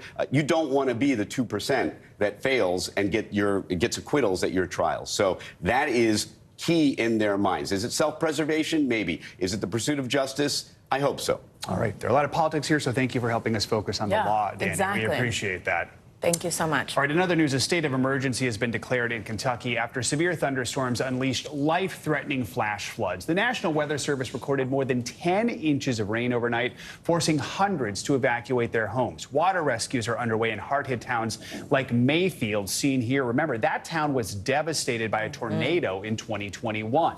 Kentucky is one of several states to be slammed with major flooding in the last week, and experts warn more rain is in the forecast. Well, some of that rain would be welcome in places like Death Valley, where, get this, tourists are flocking to experience the hottest place on Earth. Temperatures in the national park soared to 121 degrees yesterday, prompting officials to issue warnings to visitors. At least 2 people have died at the park due to the heat this summer. Just 2 hours away, a potentially life-threatening situation unfolding on the tarmac in Las Vegas. Passengers were stranded on a Delta airplane for nearly 4 hours as temperatures inside the cabin climbed to 111 degrees. NBC News correspondent Aaron McLaughlin has the details. The deadly heat dome creating chaos at Harry Reid International in Las Vegas. Several passengers and a flight attendant exiting a Delta flight by stretcher after being stuck on the tarmac in unrelenting triple-digit heat for hours. They were visibly shaking, like shaking. The Robinson family was on the flight with their 1-year-old baby when they saw fellow passengers become ill. It looked like their cognitive skills were in decline, eyes rolling in the back of the head. And doctors say that's the sign of potentially deadly danger. When you're confused, we know that you have a heat stroke. Delta has apologized for the incident and says it's investigating the matter. This is the Valley of the Sun breaks yet another all-time record with an overnight low of 97 degrees, the hottest it's ever been when the sun's down. Phoenix going on 3 weeks of temps 110 plus. Experts say the city's sprawling concrete is partly to blame as it stops urban areas from cooling down. Across the country, 77 million people are under heat alerts. And it's not just humans who are suffering. At the Phoenix Zoo, it's all hands on deck to make sure the animals are comfortable and cool. They're not quite used to these temperatures, and we're constantly monitoring them. It's the dog days of summer with no end in sight. Aaron McLaughlin, NBC News, Phoenix. So let's get a check on your morning news now weather. Yeah, that means, of course, Michelle Grossman is here in studio with us today. Hi, Michelle. Good morning. Hey there, guys. Great to see you. And that coast-to-coast extreme weather continues again and again. We broke so many records in terms of the heat yesterday. We have so many heat alerts today. We're going to break more records. We also have the chance for flash flooding, flood alerts across portions of the Tennessee Valley, and then we're watching the chance for severe storms. So taking a quick glance at today, you can see a lot is going on. Heavy rain throughout the Rockies, also portions of the plains. Could see winds gusting up to 70 miles per hour. There are some really large hail as well. Intense heat in the southwest. Temperatures soaring once again into the triple digits. Record heat in the south central states. The southeast are going to make it into the 90s once again. You factor in that high humidity. It's going to feel like over 100 degrees. And we're focused on this area too because Mayfield, Connecticut got over 11 inches of rain in just 24 hours. Neighborhoods were submerged. We had a flash flood warning. And keep in mind, that's just 18 months after an EF4 tornado went through there. So let's talk about the heat first. We're looking at 85 million people impacted from the southwest into the intermountain west, the south central states, into the southeast. We have excessive heat warnings. That is in the hot pink. So Salt Lake City, Las Vegas, Pasadena, Phoenix, Dallas, Little Rock, so many places. Corpus Christi, you are going to see temperatures soaring once again into the triple digits. Look at these records. We're going to at least meet them or they're going to fall. Palm Springs today, 118, the record of 118. Winslow, 105. Albuquerque, 100 degrees. And El Paso, 110. And then as we go throughout tomorrow, same story, different day. We're looking at temperatures rising into the 100s. 121 in Palm Springs, 118 in Phoenix, 112 in Tucson, and 107 in El Paso. Then we're going to see still be hot over the weekend into early next week. No relief is in sight. This is going to be a story that will keep going on for days and days. It's all due to that heat dome that's in place that's going to bring that hot air in. To the southeast, we're looking at temperatures into the 90s, the upper 90s in Gainesville. It's going to feel like over 100 degrees in some spots. And we're going to break some records here, too. So Laredo, 108, probably tying that record of 108. I didn't extend that forecast, but as we go throughout tomorrow and throughout the weekend, we're looking at temperatures really high as well. Flood alerts, 5 million people impacted. Notice Mayfield, Kentucky is on there, too, because we're going to see rounds of rain. We had all that flooding yesterday. We're going to add to that today, add to it tomorrow, because look at all those bright colors in Tennessee and Kentucky. We're looking at some really heavy rainfall. Remember, a warming atmosphere holds more water, so any of these downpours could release a lot of rain at one time. The Northeast, we're going to bring back the rain tonight into tomorrow. The interior portions of the Northeast could see some rain later on today. The Great Lakes, the Ohio Valley, down through the Tennessee Valley, also the Carolinas, and then we have a severe weather threat. 57 million people impacted. Winds gusting to hurricane force speed, 75 miles per hour. Baseball-sized hail. A tornado or two is possible, especially where you see that orange in portions of Colorado into the plains. And then we're looking at a severe weather risk from the Great Lakes to the Tennessee Valley and down through the Carolinas.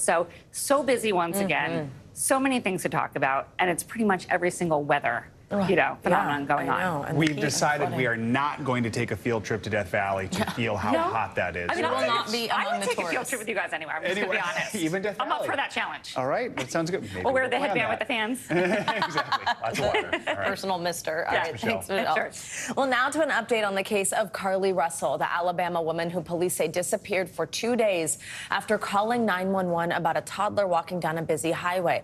Well, the mystery of the case continues to mount as police reveal more about Carly's actions in the days leading up to her disappearance. NBC News correspondent Sam Brock has more. After days of questions, police say they're still investigating where Carly Russell went over a 49-hour period. What we can say is that we've been unable to verify most of Carly's initial statement made to investigators, and we have no reason to believe that there is a threat to the public safety. Investigators playing part of Carly's 911 call, reporting a missing toddler. What is he wearing? It's a white T-shirt, and it doesn't look like he has any pants on. It looks like a diaper. But the police chief said as that call was being made, data from Carly's phone showed she drove 600 yards. She was traveling 6 football fields, which tells you what? Which tells me that I've had kids to think that a toddler, barefoot, that could be 3 or 4 years old, is going to travel 6 football fields without getting in the roadway, without crying. It's just very hard for me to understand. Law enforcement also laid out a timeline, which included her taking a bathrobe and toilet paper from her place of work and purchasing snacks which were never found. Prior to that, police say in the days leading up to her disappearance, Russell searched online, including, do you pay for an Amber Alert? A search for a one-way bus ticket from Birmingham to Nashville, and a search for the movie Taken. Police adding that Carly told investigators in her initial and only statement that a man with orange hair came onto the roadway and made her go over a fence, later pulling her into a car and then an 18-wheeler. She says she was later able to break free, only to be abducted again with a man and a woman making her undress and blindfolding her. Russell's parents standing by their daughter earlier this week. Do you believe that there's an abductor still out there? Absolutely. Absolutely. We have no reason to believe there wasn't or isn't. NBC News reached out to the Russell family following police press conference, but they declined to comment. Did you speak with Carly's parents, and why do you think it is they were so adamant that there was an abductor? Yeah, I think parents are believing what their daughter's saying, and we've had a very good rapport with the parents, met with them on several occasions. How would you characterize what happened here? You know, that's the $100 question. Investigators at this point say it's still a mystery to them what happened and are not even thinking right now about charges against Russell, who had a cut lip and $107 in her sock when she returned to her home Saturday night. Oh, all right, Sam Brock, thank you so much. We have a winner. Someone on the West Coast is waking up about $1 billion richer this morning. Powerball officials say a single winning ticket was sold in California. It is the 6th largest U.S. lottery jackpot in history. Here are those winning numbers: 7, 10, 11, 13, and 24. The Powerball, also 24. This is the Los Angeles convenience store where we know that winning ticket was sold. The winner, or perhaps winners, have a choice between getting the jackpot and a series of annual payments or the lump sum of nearly $560 million. The jackpot skyrocketed because of last-minute sales and, of course, the fact that no one had won since mid-April. No word just yet on who the lucky winner is. But in the state of California, jackpot winners do have an entire year to come forward. And once they do, the law states no, it cannot remain anonymous. For those of us who did not win this time around, there's always the Mega Millions. The next drawing for that takes place on Friday. That one's worth about $720 million. Not too shabby. Not at all. Close enough to $1 billion for me. I know some people in California. I know people in LA. Yeah. One of my parents are holding out on me. Did you win? I'm going to reconnect with all my friends in LA today. More to come here on Morning News Now. Later this hour, a deep dive, truly, into life underwater. We're going to check in with a friend of the show, Dr. Deep Sea himself, about the impacts of spending 100 days below the surface of a lagoon. First, though, after the break, more than a dozen women taking the state of Texas to court. We'll talk about the first of its kind lawsuit and how it could impact abortion laws beyond state lines. We'll be right back.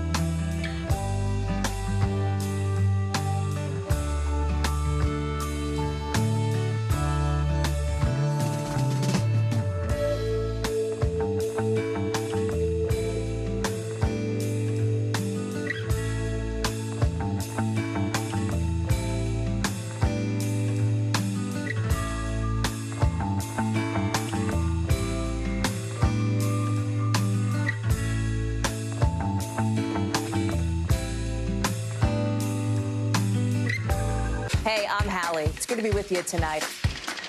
The debt ceiling. Here's why this matters. Please, please don't have your eyeballs glaze over. Here's why this matters. Talk to us about what we're supposed to call this. Is it a bailout? Is it a backstop? There's a difference because it matters whose money is being used to prop up these banks. We think we're getting close to this news conference. I will be honest with people. This is like an awkward moment where we think we're like right there. You're going to have to like tap dance with us maybe a little bit. I do have my tap dancing shoes on, not to worry. Welcome back. We're learning more details this morning about those disturbing hazing allegations coming out of Northwestern University involving its football team. The accusations are now extending to other programs on campus. As NBC News correspondent Shaquille Brewster explains, a former player has now filed a lawsuit, and more athletes are coming forward and speaking out. The university and the football program has let us down. That's why we're here today. Former Northwestern University football players speaking out, publicly detailing accusations of hazing, discrimination, and sexual abuse by fellow players. We were physically and emotionally beaten down, and some players have contemplated suicide as a result.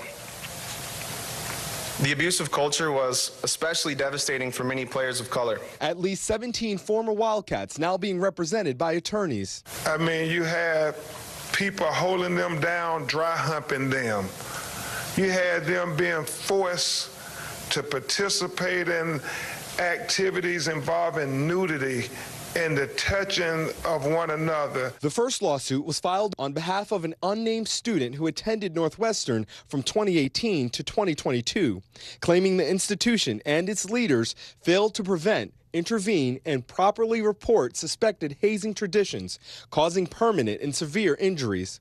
The lawsuit also alleges mental abuse and sexual violations, including degrading or humiliating games. We're learning about the widespread institutional problems that existed within Northwestern. The lawsuit claiming hazing issues extend to the school's baseball program. The scandal coming to light when the student newspaper published allegations of sexual assault, including a locker room behavior by older players targeting freshman players. If they didn't participate, they were going to be the victims. An internal investigation conducted by an outside firm found widespread knowledge of and participation in hazing activities across football players, but did not discover sufficient evidence to believe that coaching staff knew about the ongoing hazing conduct, adding that coaching staff had significant opportunity to discover the issue. 17-year veteran football coach Pat Fitzgerald was fired by the university president Michael Schill after initially receiving a 2-week suspension. Fitzgerald's attorney saying no one has alleged any facts or evidence to show that Coach Fitzgerald had any knowledge whatsoever of hazing within the Northwestern football program. In a Tuesday letter to staff acknowledging the lawsuits to come, Schill writing, "I give you my commitment that we will redouble our efforts to safeguard the welfare of each and every student athlete at Northwestern," a goal shared by former players now sharing their stories, looking for accountability and change. I spent the last 4 years hating myself and what I went through here, and this is the opportunity to possibly make a difference. So I'm going to take it. That was Shaq Brewster reporting. In addition to firing the head coach, Northwestern says it's enforcing anti-hazing training for staff and players. Plus, the university is establishing an online forum where complaints could be filed. Turning now to Texas, where 13 women and 1 OBGYN are suing the state over its restrictive new abortion law. This is the first case of its kind since the Supreme Court overturned Roe versus Wade. So here are the details. The women filed the suit seeking clarity over what qualifies as a medical emergency under state law, because Texas only makes an exception for an abortion if it is to save a woman's life, if the mother's life is in danger. But the plaintiffs in this case argue that their lives were put at risk because doctors refused to perform an abortion despite their conditions. 3 women testified in court yesterday. Let's listen to just some of one of those harrowing accounts. I would have had to watch twin A Isla deteriorate more and more every ultrasound.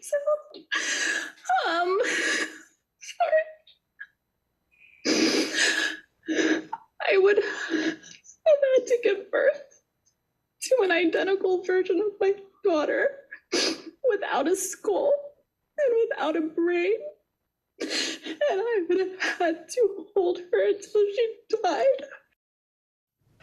Difficult to listen to. Let's bring in Rachel Ray Boucher for more on this. She is the dean and a James E. Beasley professor at the Temple Law School. Rachel, good morning. Thank you for being with us. So this 2-day hearing is set to continue later today. So the district judge will then make her ruling, and here's what will happen. It'll either be to dismiss the case or grant a temporary injunction to block that abortion ban from applying specifically to high-risk pregnancies. Tell us first, what are the arguments on both sides that the judge is having to consider?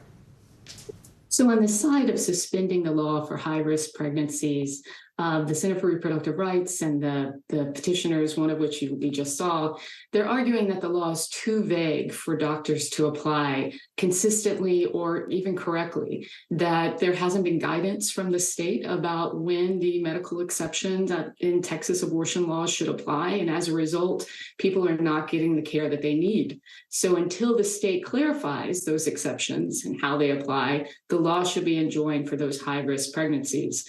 The state is arguing that it's not the state of Texas that has caused the harm. So these women, these doctors, and these people formerly pregnant have no standing to sue because it's either their doctor's fault or the hospital's fault, but it's not the state of Texas' fault. And those are really the two main arguments on both sides. So as I mentioned earlier, this is really the first case where women who were denied abortions are suing a state since the fall of Roe versus Wade. So explain to us, are there implications that could be had outside of the state of Texas, of course, as well as what could happen inside Texas if those high-risk pregnancies didn't have this applied to them? But what about the rest of the country? Absolutely. These plaintiffs are asking the court to enjoin the law as it applies to fetal anomalies. So problems with pregnancies that result in stillbirth or the soon death of a newborn after birth. And I think over a dozen states have no exception for fatal fetal anomalies, and Texas is one of them. Many states do not. 6 states, I think, have no exception for protecting the health of the pregnant person. And so this could have widespread implications if a federal court deems that Texas law is vague, is unclear, and results in harm to people because the inability of physicians and providers to apply it in life-threatening situations. This case will apply to Texas, but it could be cited by other courts, other federal courts, to ask other states to clarify how their exceptions apply. All right, Professor Rachel Ray-Boucher, thank you so much for joining us on this. Thank you. Coming up, the Women's World Cup overshadowed by tragedy. Up next, we'll take you to New Zealand for the latest on a shooting just hours before the opening ceremony. And Team USA is getting ready for their first match this weekend. Can they three-peat? You're watching Morning News Now.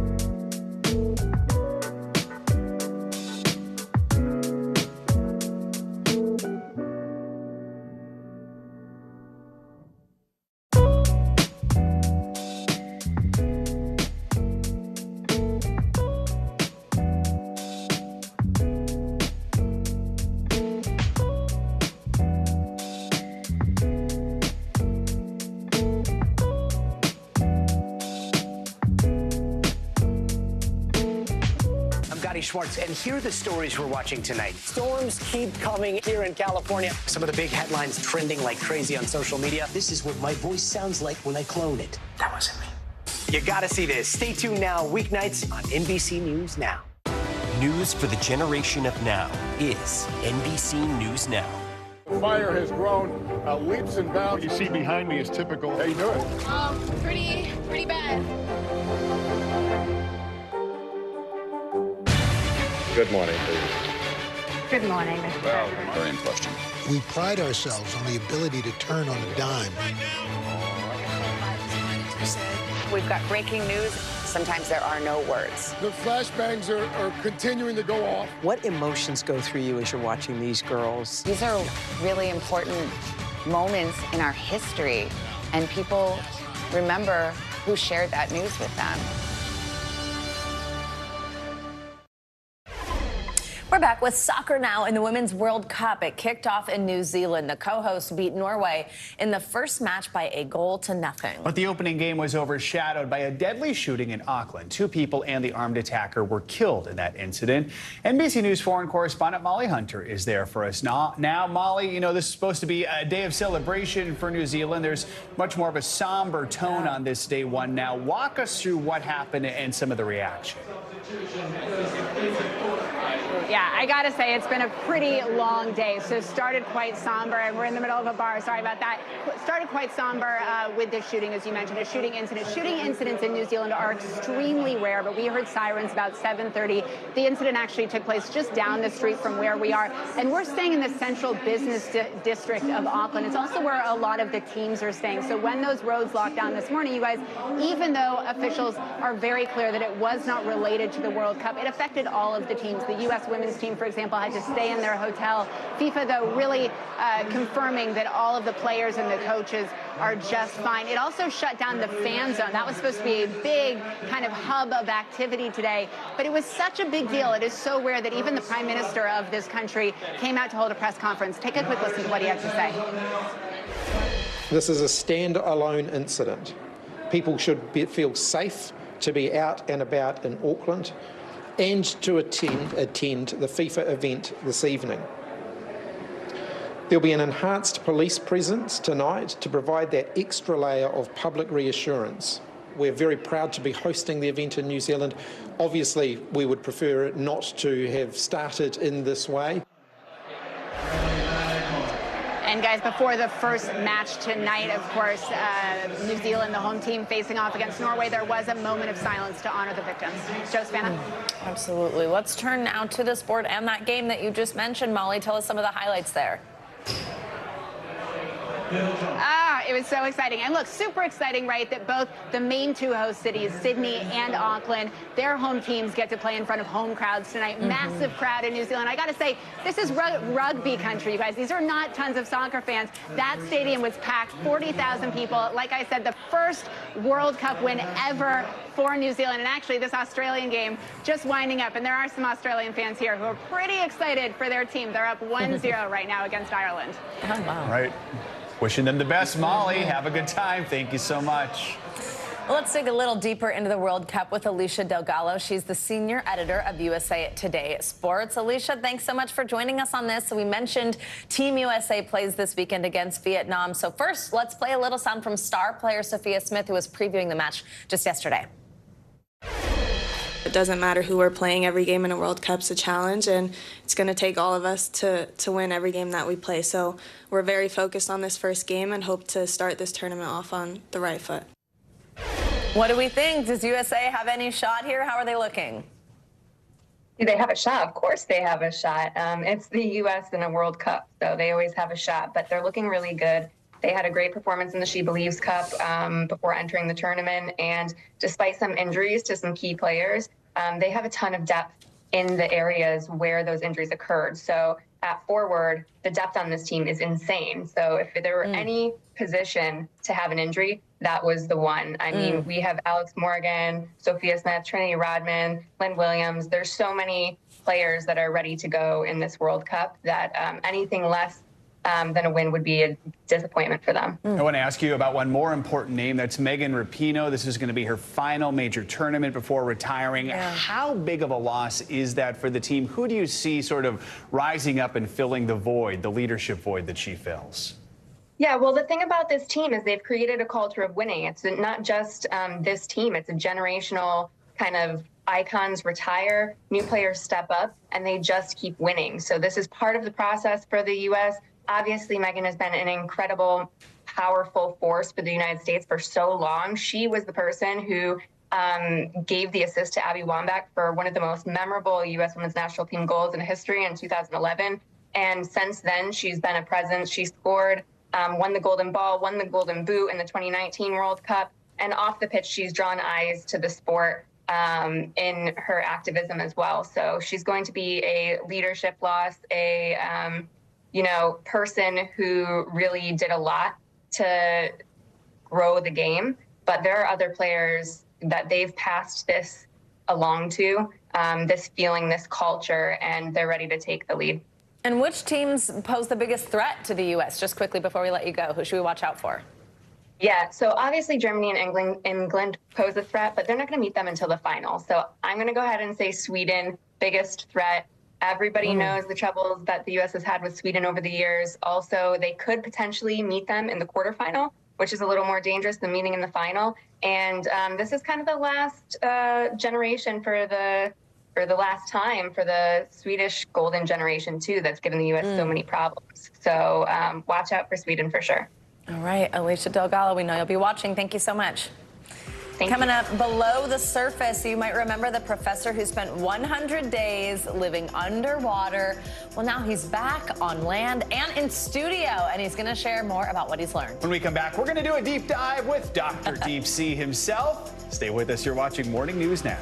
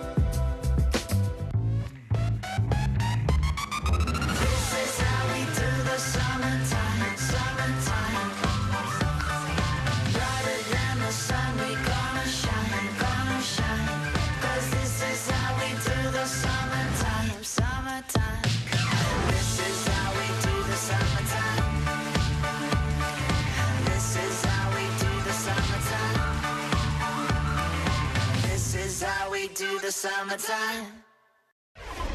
We are back with some new exciting information about a story we've been covering for the last few weeks here. The story of Dr. Deep Sea. New research from his adventure is teaching us about the effects that living in the deep sea for long periods of time has on the body. That's right. You'll probably remember we first spoke with Dr. Joe DeToria, University of South Florida professor and retired U.S. Navy diving officer, back on June 22nd, right after he resurfaced from spending 100 days living off the coast of South Florida, again, under the water.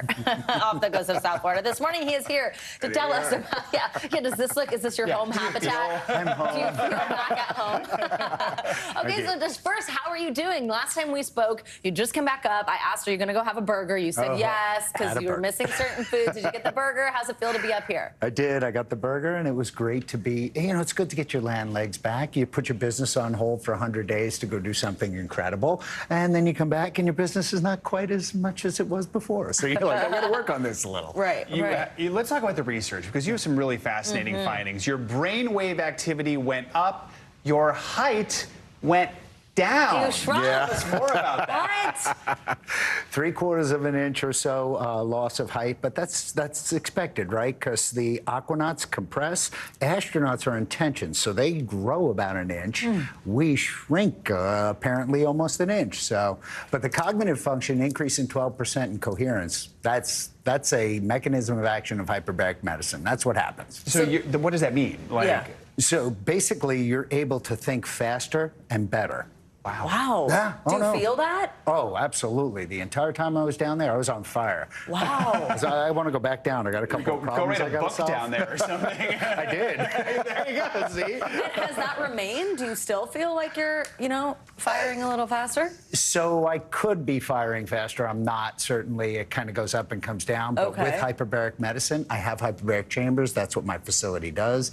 And I go in there pretty regularly and often, and it keeps my synapses firing. Wow. And what about the height? Do you feel shorter? Anything you've noticed about shorter. an inch? Well, I'm hanging lower? upside down to try and get that height back. I was 6'1". I want to be tall and cool. Now I'm shorter. Well, sleep was a big part of this too, right? What did this do for your sleep? And has that continued since you've been back up here? So went from about 30% deep in REM overall to about 60% deeper REM. So I doubled my deep in REM sleep, which is your restorative sleep. That's where you do all your recovery and all your learning, right? And then, of course, it went back to normal. About a month afterwards, I'm back to 30%. And it's like, Now, look, between 50 and 70 million Americans struggle with sleep. So this is groundbreaking, or really could be. And it's the seed for all of the research that we really want to do. So, you also had a drop in cholesterol and some other big changes. What are the takeaways from that, do you think? Yeah, the answer is the jury's still out, right? We still have 10,000 data points to go over. My entire medical team, I have a 12-person medical team. It's not just me, right?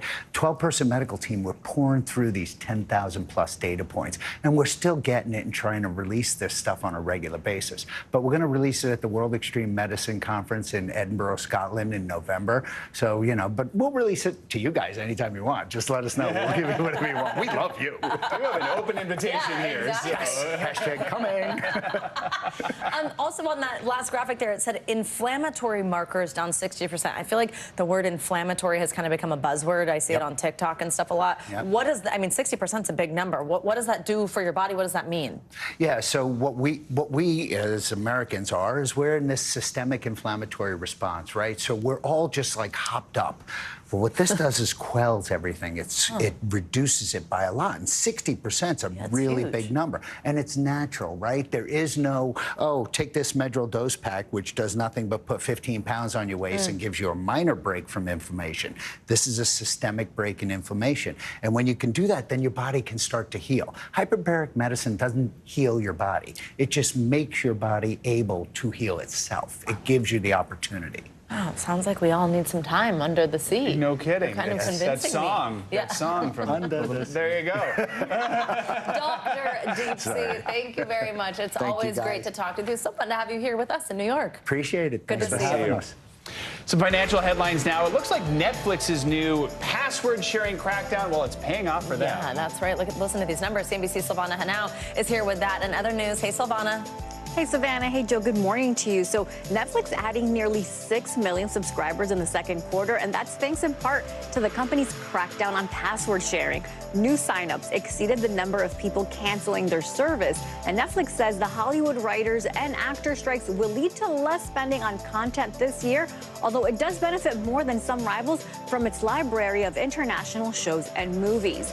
Google is exploring the use of artificial intelligence to write news articles and is in talks with several publishers. Reports say Google has held discussions with the Washington Post, Wall Street Journal owner News Corp, and the New York Times. The AI tools could provide options for headlines or different writing styles, and the move comes days after the Associated Press teamed with ChatGPT owner OpenAI. And Kim Kardashian's shapewear brand, Skims, is now worth $4 billion. The company achieving that valuation after raising nearly $300 million in its latest round of funding. Skims, which started 4 years ago, has expanded into swim and loungewear and plans to launch men's clothing this fall and is looking to expand its brick and mortar presence. Nearly 3/4 of its customers are millennials or Gen Zers, guys. I feel like every time I blink, the company's value goes up like exponentially. I know. There's a new Kardashian company that everybody's buying things from. It's pretty incredible. All right, It Savannah, really is. Thank you so much. Thank you. Coming up, she's helping Gen Z get that bread. After the break, we'll introduce you to the financial influencers working to help young people understand money. Money, not carbs. Money. This is Morning News Now.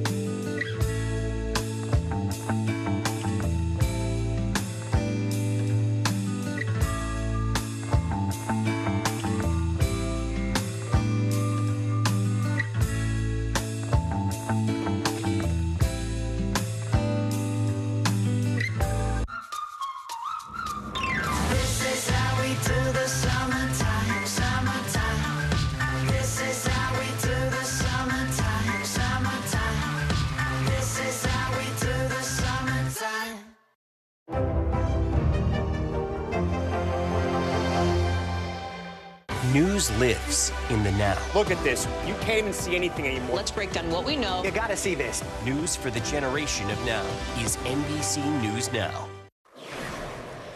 Welcome back. Fans are gearing up today for the first day of Comic-Con in San Diego. After the massive turnout last year when the event returned in person, this year may look a little different. Marvel and DC Studios, along with many actors, they're sitting this one out because of the SAG-AFTRA strike. With blockbusters out of the spotlight, comics, video games, and anime are taking center stage this year, bringing the 4-day event and its fans back to its roots. Not a bad thing at all. I have so many memories growing up in San Diego of just like that craziness descending on the city. I mean, it's amazing what it does too, just for business in the downtown area. It's pretty cool. Exactly. Yeah, they're excited to have that back. All right. So last year, a George Washington University School of Business survey showed that when it comes to financial literacy, Gen Z ranks as the lowest compared with older generations. It's such an important topic. Not taught enough in schools, all that type of stuff. Well, a 24-year-old Gen Z member herself has taken her talents to TikTok, where then she talks about it, created this spending awareness app aiming to show fellow Gen Zers a little bit about money. And we're now joined by her, Anastasia Shora, the CEO and founder of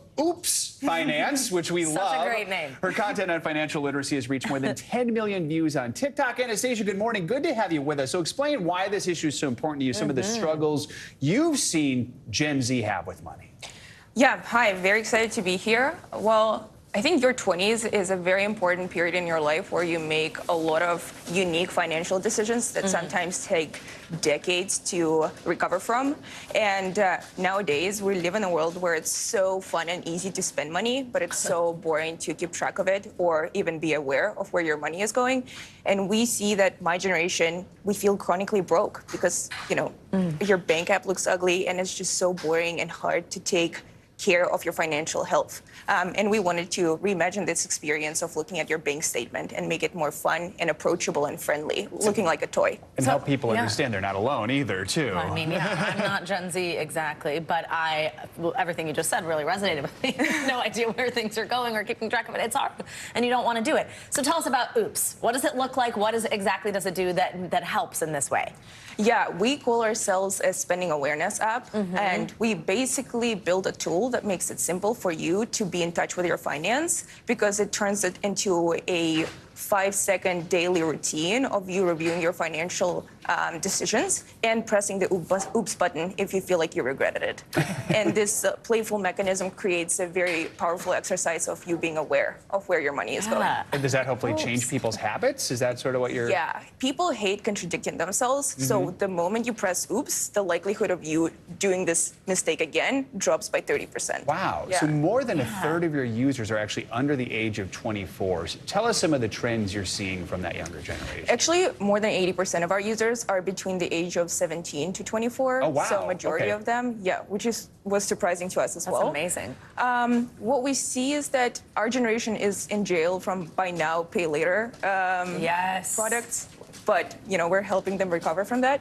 And also just a lot of young people below the age of 20 who already have credit card debts because they were just given a credit card that they didn't know how to use at the age of 18 or earlier. I think a lot of people learn about finances right from their parents. Like I mentioned, I mean, financial literacy, it's a requirement in some states, but very few, and they're not teaching it in a lot of schools. If you're looking at your parents, is there something parents that are maybe watching us right now that should know about how to help your Gen Zer be on a better foot as they step into the real world? Yeah, well, when I was growing up, I didn't really have a conversation with my parents about what it means to be financially, aware. So I had to learn it myself through trial and error. And I think the most important thing a parent can do is to start a conversation with their kid and to not make it a taboo topic. Maybe show them a tool that is exciting, more exciting than an Excel spreadsheet to keep track of your finance. Oops is a good way to do that because everything on your app on your phone looks like a toy, and Oops is one of those toys that actually helps to benefit you as well. It's such a good name. Helps out. Yeah, Anastasia, congratulations on this. This is really cool, and thank you for joining us. Thank you. Some good advice. We appreciate it. Definitely. That's going to do it for this hour of Morning News Now. But the news continues right now. Stay with us.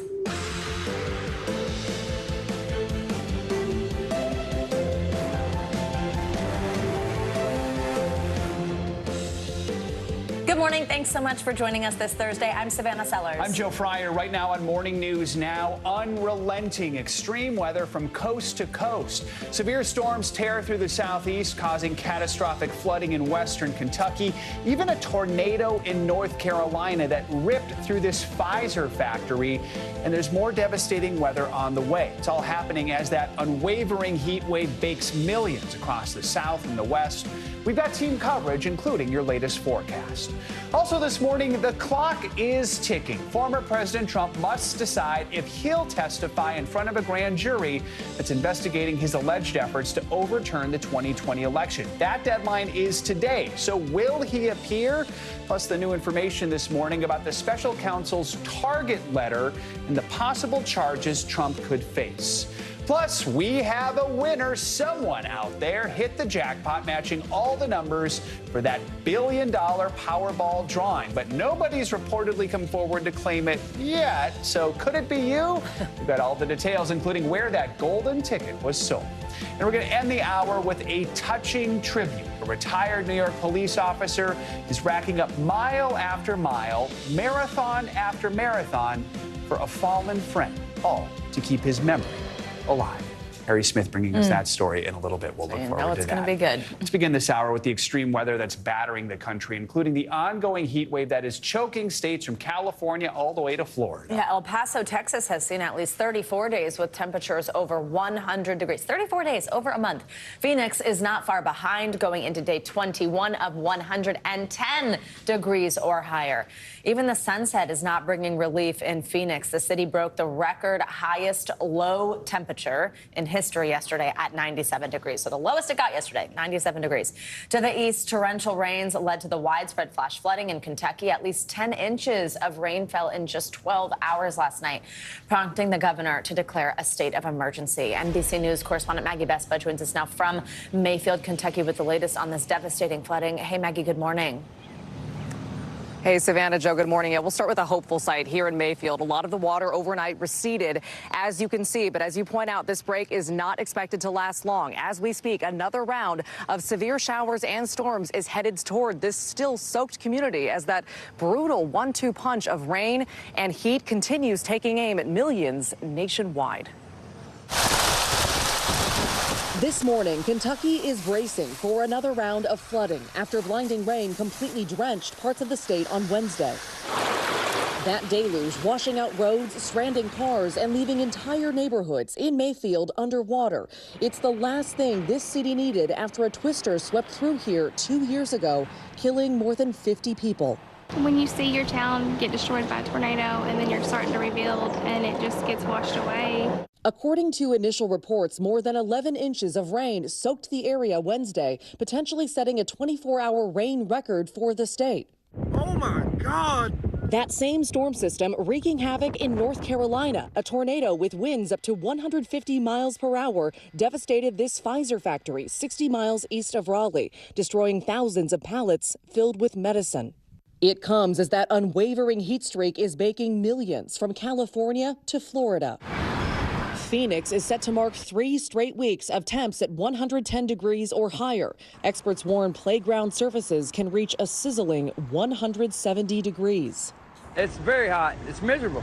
Dallas is expected to roast at over 100 degrees. Crews there installing free AC units in sweltering homes. Oh, it's going to be wonderful. Providing the elderly with potentially life-saving relief from the heat. So back here in Mayfield, Kentucky, we mentioned that deadly 2021 tornado. Sort of an eerie reminder that this city is still rebuilding from that. We saw one report that traffic lights in this area damaged in that storm still don't work properly 2 years later. And now a lot of people around here are starting the recovery process all over again. Savannah. Oh, heartbreaking. Maggie Vespa, thank you so much. So with that, let's get a check on your morning news now weather. Which means that Michelle Grossman is back here with us. Hey, Michelle. Hey there, guys. And unfortunately, they're going to see more rain today. Also tomorrow, that's going to add to the flooding. They're under a flood watch. That's Mayfield, Kentucky. And we have so many alerts from coast to coast, whether it's a heat alert, a flash flood warning risk, and also a severe weather risk. So let's start with the heat because we're looking at 85 million people impacted today. That's a lot of people from the west to the southwest, the south central states, the southeast once again. And we're looking at excessive heat warnings. That's in the hot pink color for Las Vegas, Phoenix, Dallas, also Corpus Christi, Salt Lake City. You're under excessive heat watch. And we're also looking at a severe weather threat because we're looking at 57 million people at risk, winds gusting up to 75 miles per hour. That's hurricane force speed. We're also looking at really large hail. Could see baseball size hail in some spots. A tornado or two is possible, especially in this orange area. So Dodge City, you could see some really strong storms. Strong storms also likely from the Great Lakes, so the Ohio Valley, parts of the Tennessee Valley into the Carolinas. So much of the country today at risk for severe storms. If you don't see severe storms, you could see some scattered thunderstorms that could drop a lot of rain in a lot of spots. So we do have a flash flood risk. As far as your flash flood watch today, we're looking at Mayfield once again. That's today, and also tomorrow we'll see more rain. 5 million people impacted, parts of Missouri, Illinois, into Kentucky, also Tennessee, Nashville. You could see some heavy rain as well, some in Bowling Green as well.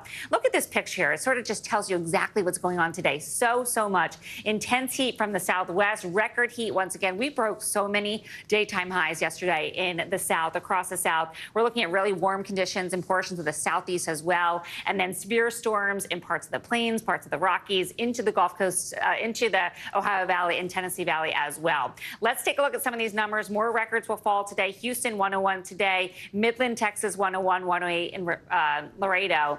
And then in the southwest, we're going to see temperatures soaring into the triple digits once again. Dangerous heat, 118 in Palm Springs, 118 in Phoenix, Albuquerque, 100 degrees. The record there is 102.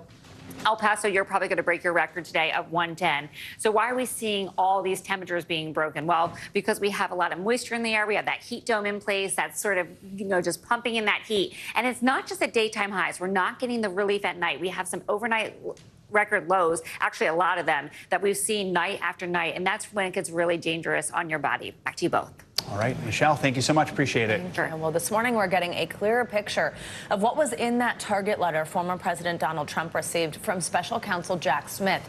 Smith leading the federal investigation into efforts to overturn the 2020 election. And according to two attorneys with direct knowledge, the letter lays out 3 federal statutes under which the former president might be charged. Those charges include deprivation of rights under color of law, conspiracy to defraud the U.S., and tampering with a witness. NBC News correspondent Von Hillier joined us now on set to help break it all down. So, Von, let's start with the letter. I'm going to read these 3 statutes again. Deprivation of rights, conspiracy to defraud the U.S., tampering with a witness. What do these actually mean in this case? There's some speculation over exactly what deprivation of rights could be and who that applies to. The working theory is that potentially that could be the Capitol police officers who were assaulted that day. We're talking about witness tampering. It's actually a statute under that applies to the obstruction of an official proceeding. Of course, the official proceeding that day was the certification of Joe Biden's 2020 victory that came to a halt for several hours. Mike Pence and members of Congress had to leave the chamber after the Capitol rioters made their way into that chamber. But then also you're dealing with the conspiracy to defraud the United States. That would carry a maximum 5-year prison sentence. And the defrauding part could apply to that fake slate of electors that were sent by several of those states, Wisconsin, Arizona, Georgia, and the extent to which Donald Trump may have been aware or even pushing that effort at the state level.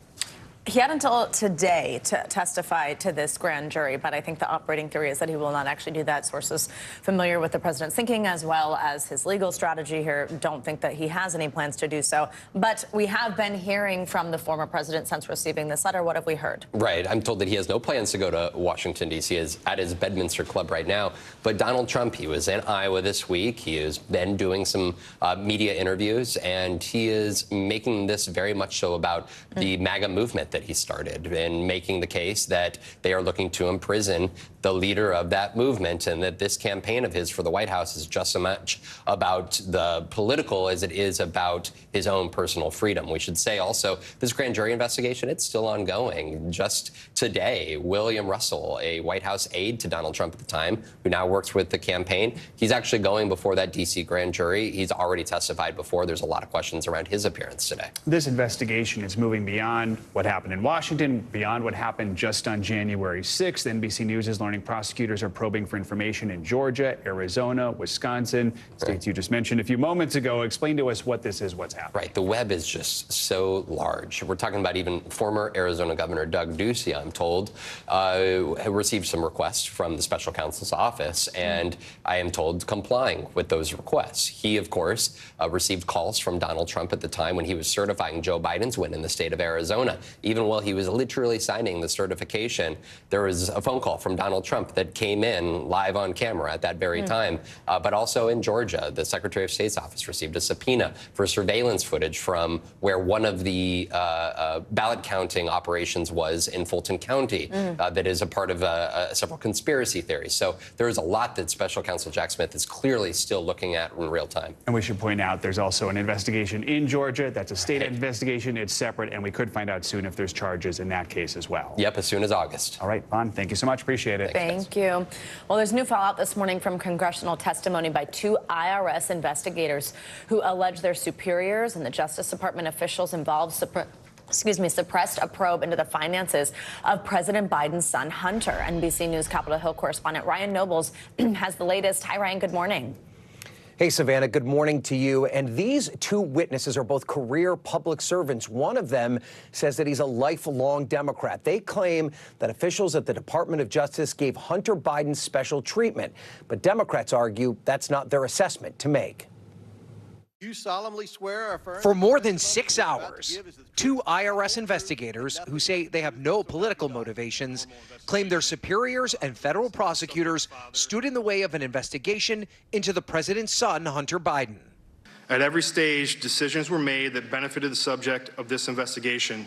Joseph Ziegler, who is coming forward publicly for the first time, and Gary Shapley testified under oath that the evidence they uncovered connected to the president's son was damning and worthy of federal charges. It appeared to me, based on what I experienced, that the U.S. attorney in Delaware in our investigation was constantly hamstrung, limited, and marginalized by DOJ officials as well as other U.S. attorneys. With Republicans seizing on the allegations, you know whose story hasn't changed? These two guys. Democrats on the panel did not question the credibility of the witnesses' claims. I think that they're honest witnesses, they're public servants. I don't question their integrity. But argued they are investigators, and prosecutors are the ones who get to make the call on indictments. Well, that's standard. Investigators and prosecutors disagree all the time, right? I mean, and so the prosecutors are the ones that make the decision. Shapley and Ziegler testified that U.S. Attorney David Weiss, a Trump appointee, told them he did not have ultimate authority in the case, a claim Weiss has rejected in 2 different letters to Congress. And Attorney General Merrick Garland backed up. I say he was given complete authority to make all decisions on his own.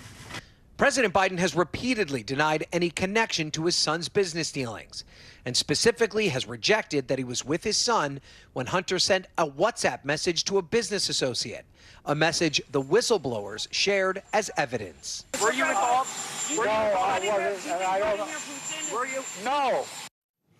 Now, among the claims by these IRS agents is that they found enough evidence to charge Hunter Biden with multiple felonies. Now, prosecutors obviously felt different. They have cut a plea arrangement with Hunter Biden on a couple of misdemeanor charges.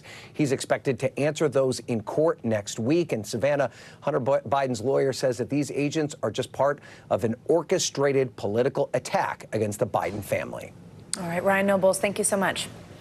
We're hearing from the family of the U.S. soldier who intentionally ran across the North Korean border and is now being detained, the first known American held there in nearly 5 years. NBC's Matt Bradley is in South Korea near the DMZ. Matt, good morning. One thing Matt reads.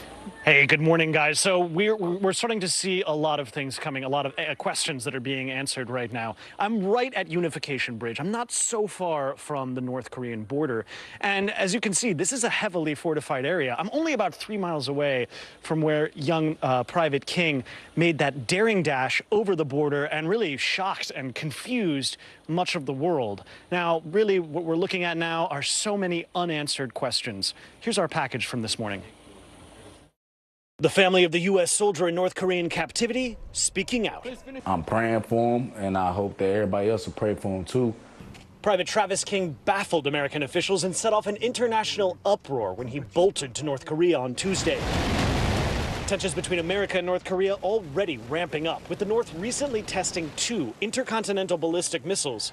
The U.S. is delicately approaching the isolated nation, reaching out to the North Korean army and through other countries, including South Korea and Sweden. We retain a number of channels through which we can send messages to the DPRK.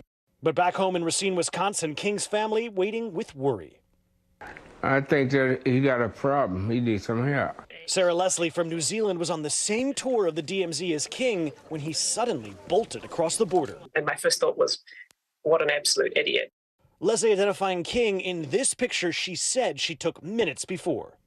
While serving in South Korea, King had run-ins with the law. Just before he fled to North Korea, King spent nearly 2 months in a South Korean prison for not paying a fine for damaging a police car, according to a South Korean government official. In 2016, Otto Warmbier, an American student, was detained in North Korea for more than a year. He was released to the U.S. in a vegetative state and died shortly after. Otto's father, Fred, said Private King deserves America's full support to get him home. He willingly ran across the border. That makes him quite a bit different from your son. Absolutely. But now that he's there, the facts are exactly the same. They're going to hold him hostage, and they're going to use him as a political prisoner. So, guys, I mentioned just a moment ago all of those unanswered questions that are still lingering. The big missing element here is North Korea, right across this bridge. We still haven't heard from them. They haven't even really acknowledged that they have Private King in their custody. So, again, until we actually hear from Pyongyang, we're not going to get a very good sense of this young man's fate. Guys? All right, Matt Bradley reporting from South Korea. Matt, thank you. And now for some major updates in the case of Carly Russell, the Alabama woman who police say disappeared after calling 911 about a toddler walking along a busy highway. Well, the case is not only gaining attention nationwide and on social media as well, but it's also raising a lot of questions as police continue to try and piece together what happened. They're saying that they are not able, to verify many of the details that Russell has given them. NBC News correspondent Sam Brock joins us now from Hoover, Alabama, with more on this case that continues to just have more questions than answers. Hey, Sam, good morning. Yeah, Savannah, good morning. Police have not outright said there was no abduction, there was no missing toddler on the highway, but they really have built a case, Savannah, about why both those scenarios are extremely unlikely while assuring the public there's no risk to their public safety. At the same time, internet searches police are talking about on Carly Russell's phone right before she vanished are a key part of this investigation. New evidence and a clearer timeline are raising more questions this morning in the case of Carly Russell, the 25-year-old nursing student whose disappearance for just over 48 hours led to a massive search effort, now prompting this conclusion from Hoover's police chief. We've been unable to verify most of Carly's initial statement. Where do you think she went, and how would you characterize what happened here? That's the $100 question. Investigators playing Russell's 911 call about a missing toddler right before her disappearance. Hi, I am on Interstate 459, and there is a kid just walking by themselves. She described a child who didn't appear to have pants or shoes on and told police she tried to get out of her vehicle to help the toddler. Except the chief says, according to cell phone data, she drove 600 yards while talking to the 911 operator. She was traveling 6 football fields, which tells you what? To think that a toddler, barefoot, that could be 3 or 4 years old, is going to travel 6 football fields without getting in the roadway. It's just very hard for me to understand. For the first time, police also revealing Russell told them she was abducted by a man with orange hair, who was later joined by a woman, and that the couple brought her to a home, forced her to undress, and took nude photos of her. Authorities highlighting a number of internet searches that Russell made in the days before her disappearance, including whether you have to pay for an Amber Alert, how to take money from a register without being caught, a one-way bus ticket from Birmingham to Nashville, and the 2008 film Taken. Someone gets kidnapped that 7 hours, 8 hours before that they're searching the internet, Googling the movie Taken about an abduction. I find that very, very strange, yes. Investigators also believe Russell stole a bathrobe and toilet paper from her job. Stuart Rome owns the Woodhouse Spa, Birmingham. You did not see any signs that this was someone who could be troubled? No, not at all. She always came on time. She was pleasant. Rome says he's cooperating with police. The number one concern is at Carly's home, safe, with her family. Police tell us they have not been able to speak with Russell since that initial statement, though they do plan on doing so at some point. Savannah, they also talked about other internet searches that could have been really revealing in terms of what her mindset was, but they're not disclosing those because of privacy concerns. We did reach out to the Russell family. Right now they say have no comment at this time. Savannah. All right. Sam Brock, thank you very much. Well, someone in California is waking up a little more than $1 billion richer this morning. Not too shabby. Yeah. That's right. After months of no Powerball winner, lottery officials say the winning ticket with a jackpot of just over $1 billion was finally sold at a Los Angeles convenience store. The winning numbers, they were 7, 10, 11, 13, and 24. The Powerball also 24. A lucky number there. NBC News national correspondent Miguel Almaguer joins us with what the future may hold for that lucky winner. It's an especially good day for someone here in Los Angeles who bought that winning ticket. While we don't know that person, they have not yet stepped forward, we do know the location, and that location will also win big today. This is Powerball. This morning, one American is waking up a billionaire after weeks of Powerball pandemonium. It's already going, I'm dreaming. The jackpot rising to over $1 billion. Overnight, a winning ticket finally drawn. Your Powerball number tonight, good luck everyone, is 24. The lucky location, this convenience store in downtown Los Angeles.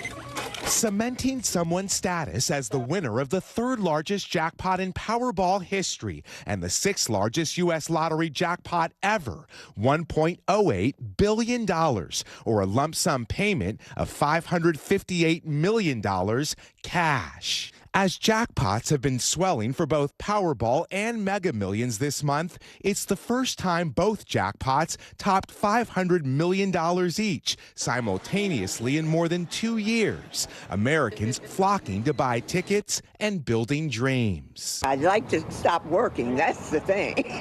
That's a lot of money. Sometimes more money, more problems too. You got to think about that. And after nobody won the Mega Millions prize Tuesday, that jackpot now stands at an estimated $720 million for the next drawing on Friday night, keeping hopes and dreams alive. Powerball winners here in California cannot remain anonymous, so that winner will have to eventually step forward and identify themselves. It may be time to change a phone number. Meantime, that store gets a $1 million bonus for selling that winning ticket. Back to you. All right, Miguel, thank you. Well, coming up on Morning News Now, a higher education shakeup in the wake of the Supreme Court's landmark decision on affirmative action. We'll have more on the well-known institution here in the Northeast that's now putting legacy admissions on the back burner. But first, a scary start to the 2023 Women's World Cup in New Zealand. What we know this morning about the shooting that has left 2 people dead in Auckland. That's up next.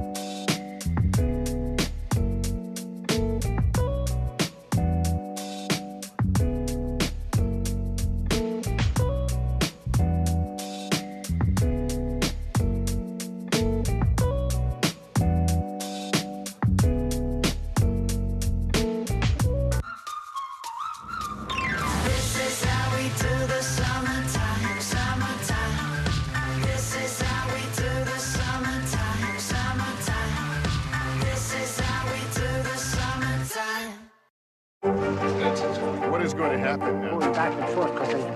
Go ahead. This is it.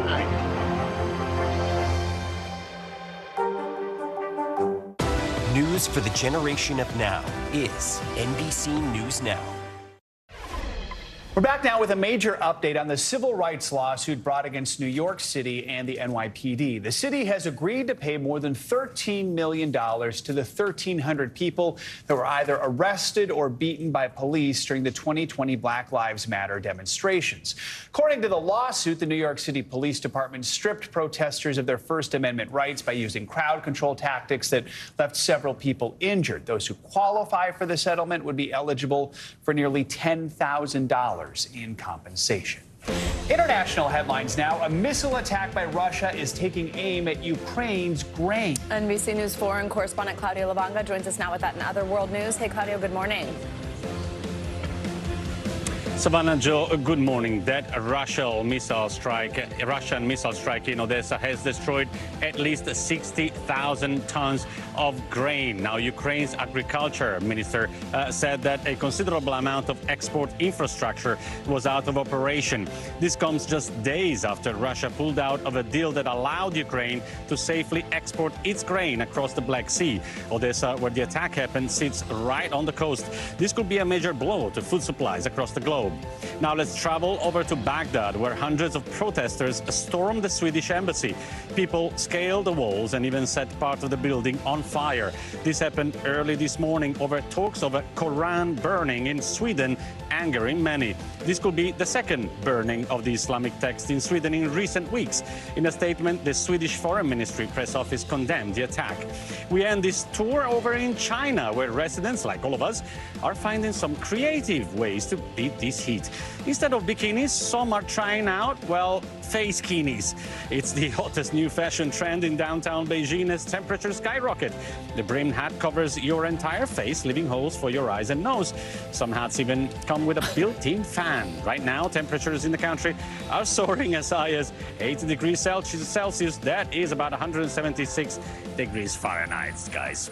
All right. Face Kini. Yeah, it's a funny name, but look, I mean, if it helps, yeah. All right, thank you. Thanks, Claudio. Yeah. Well, the Women's Cup has officially kicked off in New Zealand, but the tournament's opening game was overshadowed by a deadly shooting in Auckland. Despite that incident, the first match between the hosts and Norway ended with New Zealand coming out on top. NBC News foreign correspondent Molly Hunter has more on that historic victory. That's right. The city of Auckland is excited tonight. Their team winning 1-0 over Norway. That is their first ever World Cup win. Of course, all eyes, though, on the #1 ranked U.S. team. And we sat down with Captain Alex Morgan. Take a look.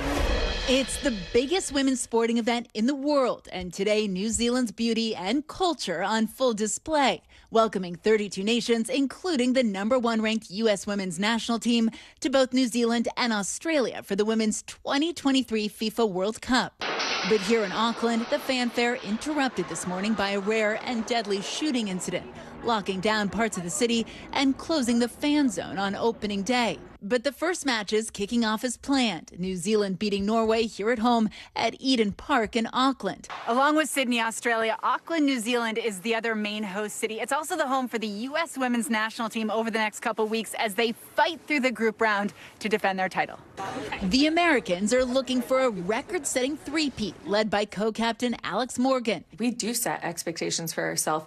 We do want to find ourselves at the end. We do want to be hoisting the trophy at the end. To get there is a long way.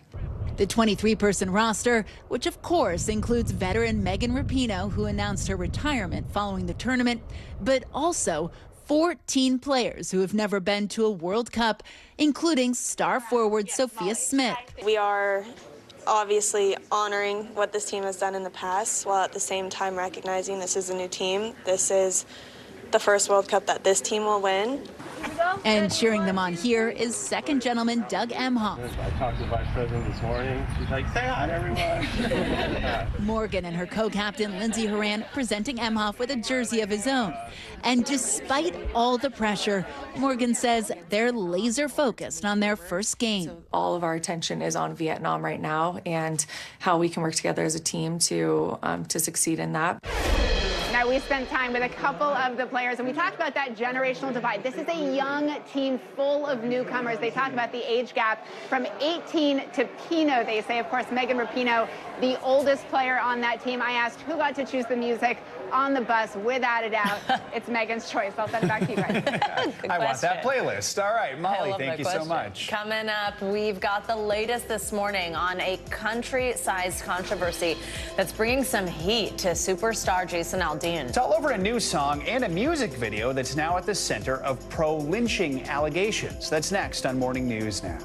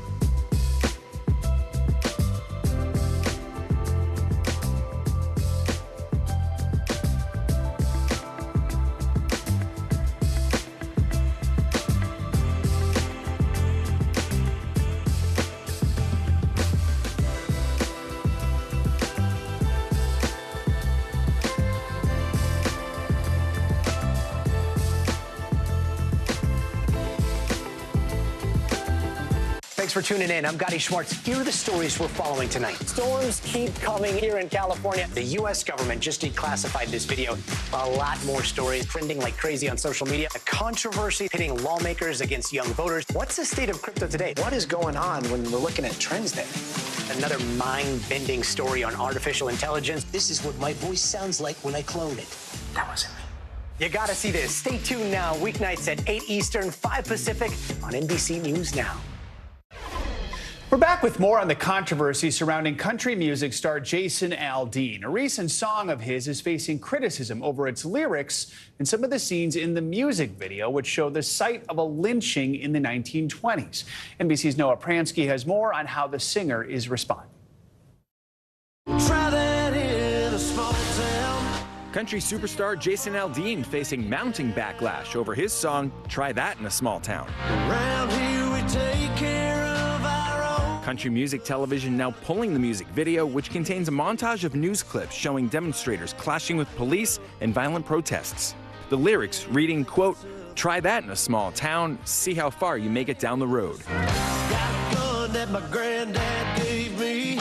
They say one day they're gonna round up. Many critics also denouncing the song's apparent pro-gun message because Aldean was performing at the 2017 Route 91 concert in Las Vegas, where a mass shooting left 60 people dead. And it's not just the lyrics. The music video was filmed in front of a Columbia, Tennessee courthouse, which was the site of a 1927 lynching of an 18-year-old black man and the 1946 Columbia race riot. In a lengthy post on social media, Aldean defending his song and rejecting allegations the song is pro-lynching, writing in part, "These references are not only meritless but dangerous," adding, "There is not a single lyric in the song that references race or points to it." He did not address where the video was filmed and has not responded to our request for comment. In a behind-the-scenes video posted on his YouTube page, Aldean shared his excitement over the project. This is probably my favorite song that we cut for the album. Definitely wanted to make a video to go along with that song and really kind of drive the point home. However, the song and video ignited a firestorm online. Fellow country star Sheryl Crow slamming the lyrics in a tweet, writing in part, "Jason Aldean, I'm from a small town. Even people in small towns are sick of violence. There's nothing small town or American about promoting violence."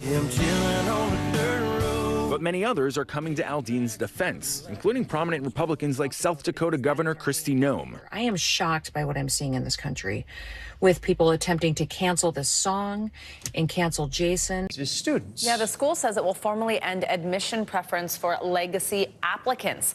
This comes after last month's Supreme Court ruling on affirmative action. For more on this, we are joined by Guy Charles, a professor of law at Harvard Law School, as well as the director of the Charles Hamilton Institute for Race and Justice. Guy, good morning. Thank you so much for joining us.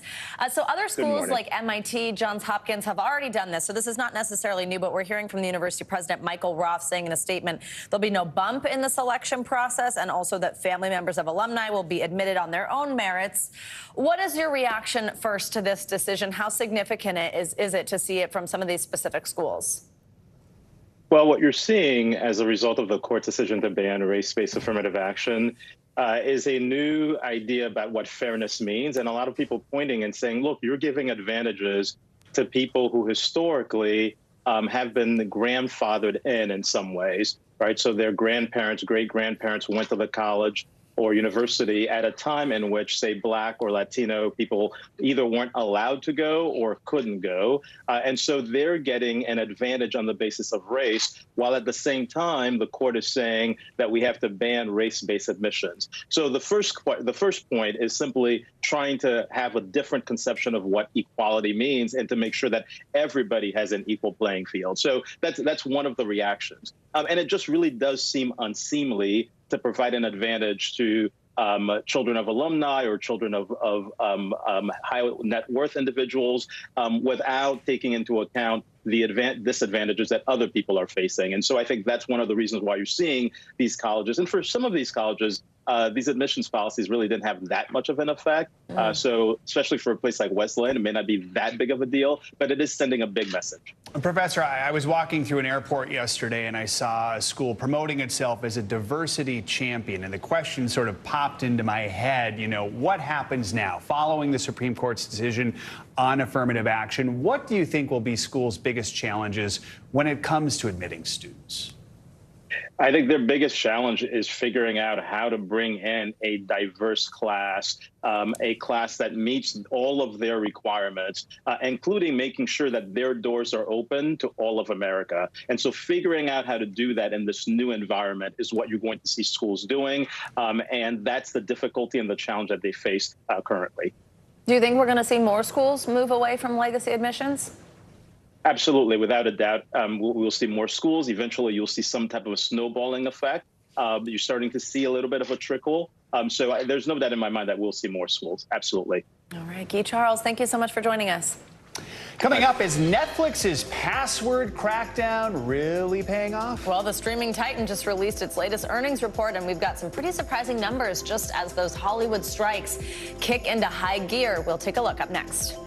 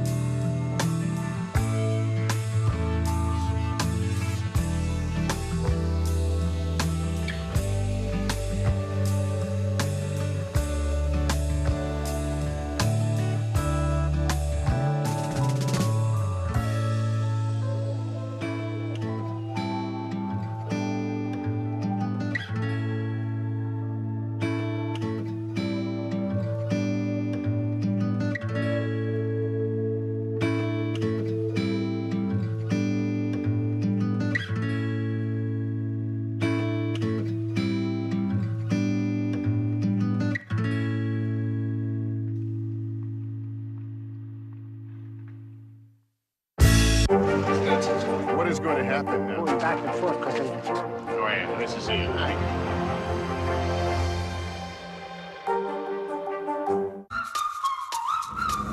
This is how we do the summertime, summertime. This is how we do the summertime, summertime. This is how we do the summertime.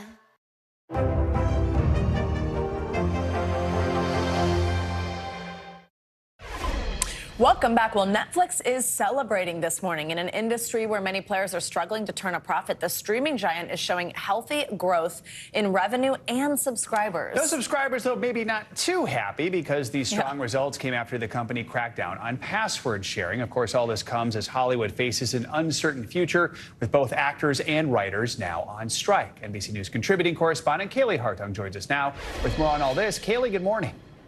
Hey, Joe Savannah, good morning. This new earnings report is the first since Netflix cracked down on that password sharing, and it sure looks like their bet paid off. The company is revealing they added nearly 6 million subscribers last quarter, further entrenching them in the top spot among streaming services.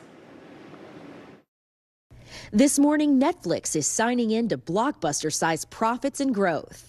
The streaming behemoth announcing its second quarter earnings to the tune of $8.2 billion in revenue and the addition of nearly 6 million subscribers. That's more than triple what they saw last quarter. The report the first since Netflix cracked down on password sharing and months into the introduction of its cheaper ad-supported membership option, which the company says will only continue to bring in more users. There's no question that Netflix is the king of streaming right now. They're the only ones that have a profit. They're the only ones really accelerating real meaningful growth. The good news for the streaming giant met with frustration by protesters as SAG-AFTRA marks its first full week on strike. We all love Netflix. We all love to binge a good show, but we want to get our residuals. We want to get paid for it. Actors joining writers who have been on the picket lines for nearly 3 months. We're here to make a living. The battle is over wage increases, residuals in the streaming era, and the use of artificial intelligence. Sometimes I feel like we're treated like products rather than human beings. Famous faces on the front lines, including actress Mandy Moore, telling The Hollywood Reporter about the streaming residuals she's received for her hit show, This Is Us. I was talking to my business manager who said he's received a residual for a penny and 2 pennies. The 2 major strikes have effectively shut down productions around the world. The sets and writers' rooms of hit shows like Stranger Things, Yellow Jackets, and Hacks, as well as highly anticipated movies like Deadpool 3 and the latest installment of Mission Impossible, are all dark. And it could begin to impact consumers, as well as streamers and studios, in the coming months.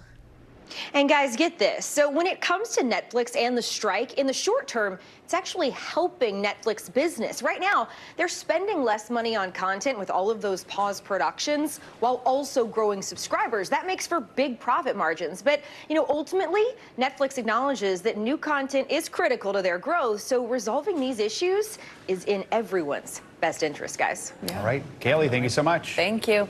Well, let's stay on some financial headlines. The second quarter is looking up for many big tech companies, and Tesla's once again sitting pretty. NBC's Silvana Henao is back with that and other money news. Silvana, good morning. Hey, Joe. Hey, Savannah. Good morning. Yeah, so Tesla's quarterly results beat forecast, although margins were hurt by the price cuts that the company made over the past few months. CEO Elon Musk says more cuts may be required as Tesla updates its factories. Musk isn't given more specifics on when the Cybertruck, that's Tesla's first major vehicle launch in years, will enter full production. But he did say Tesla could eventually license its self-driving technology to other car companies. UPS and the Teamsters will resume contract talks next week, ending a stalemate that began 2 weeks ago when both sides walked away. The union's current contract expires July 31st, and members have authorized a strike, which would be the first for UPS since 1997. The Teamsters represents 340,000 UPS workers. A major sticking point in the talks has been wage increases for part-time employees. And rents in some of the world's prime residential areas surged in the first half of the year. Real estate firm Savills says the biggest increases were seen in Singapore, Lisbon, Portugal, which were both up more than 13%. Now, those markets have experienced high levels of price growth, and that's due to a jump in demand for prime homes from international tenants.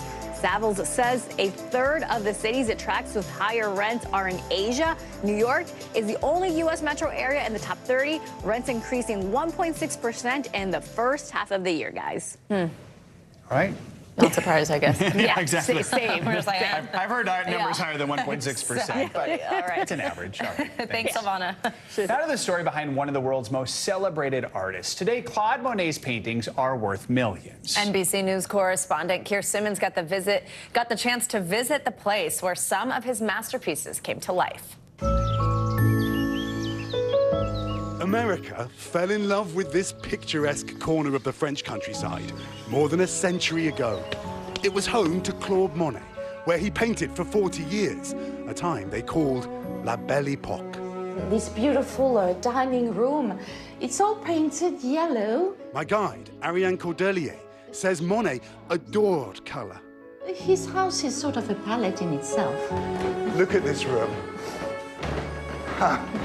This is his studio. It was, yes, and it is still exactly like in Monet's times. Paintings that we know and love all around us. Even Monet's bedroom is a shrine to the Impressionist painting he epitomized. Renoir, Cézanne. What a view to be able to wake up to. Under his strict instructions, a team of gardeners created a living canvas of plants and flowers. And most of all, of course, his lily ponds. Monet created this place so he could paint it. Imagine how many millions of us have seen it through his eyes. Monet painted directly from life. That was the way with the Impressionists. This paradise for painters continues to inspire artists today. Hi. Hey, how you doing? Like American Eric Santoli from New Jersey. Just everywhere you look is a perfect painting. It's a beautiful place. Fellow artist Patricia Rinsky d'Argence says it was America that first recognized the magic of Monet. So right from the beginning, Monet's success looked to America. Exactly. And then some American painters came to France. They stayed here in the village at the Hotel Baudin, a lively, thriving colony of American Impressionists. And this was their studio, a little piece of American history across the pond. The big pond, I mean the Atlantic. Since then, millions of Americans have crossed the pond to see his water lilies here in Paris and to visit the real thing in his gorgeous gardens at Giverny. It's just beautiful. An idyllic vision of France, as vivid today as ever. His theory was, I want to paint what I can see, but he had a superpower. He didn't see as we do. What a cool look there. Well, if you want more Monet and you are not going to make it across the pond anytime soon, you can see his famous paintings brought to life in Monet, the immersive experience. That is a 360-degree animated spectacular coming to a city near you soon. They sound like a commercial. It's in Cincinnati right now, actually. It was a very meditative experience. Yeah, that was very awesome. I mean, gorgeous. And voice, just a little time in the French countryside. Coming up, we're going to end the hour with a touching tribute to one of New York State's fallen heroes. That's right, a police officer who was killed in the line of duty and his brother in arms, keeping his memory alive. Our Harry Smith has their story next.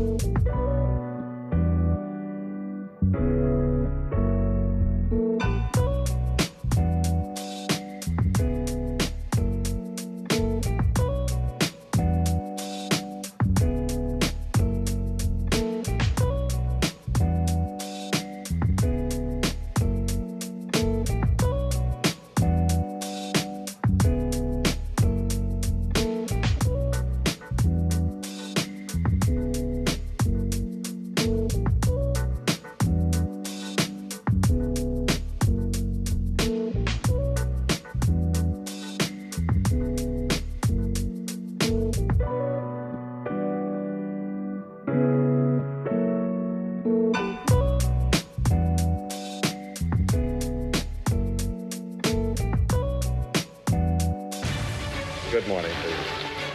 Good morning. Well, very in question. We pride ourselves on the ability to turn on a dime. We've got breaking news. Sometimes there are no words. The flashbangs are continuing to go off. What emotions go through you as you're watching these girls? These are really important moments in our history, and people remember who shared that news with them.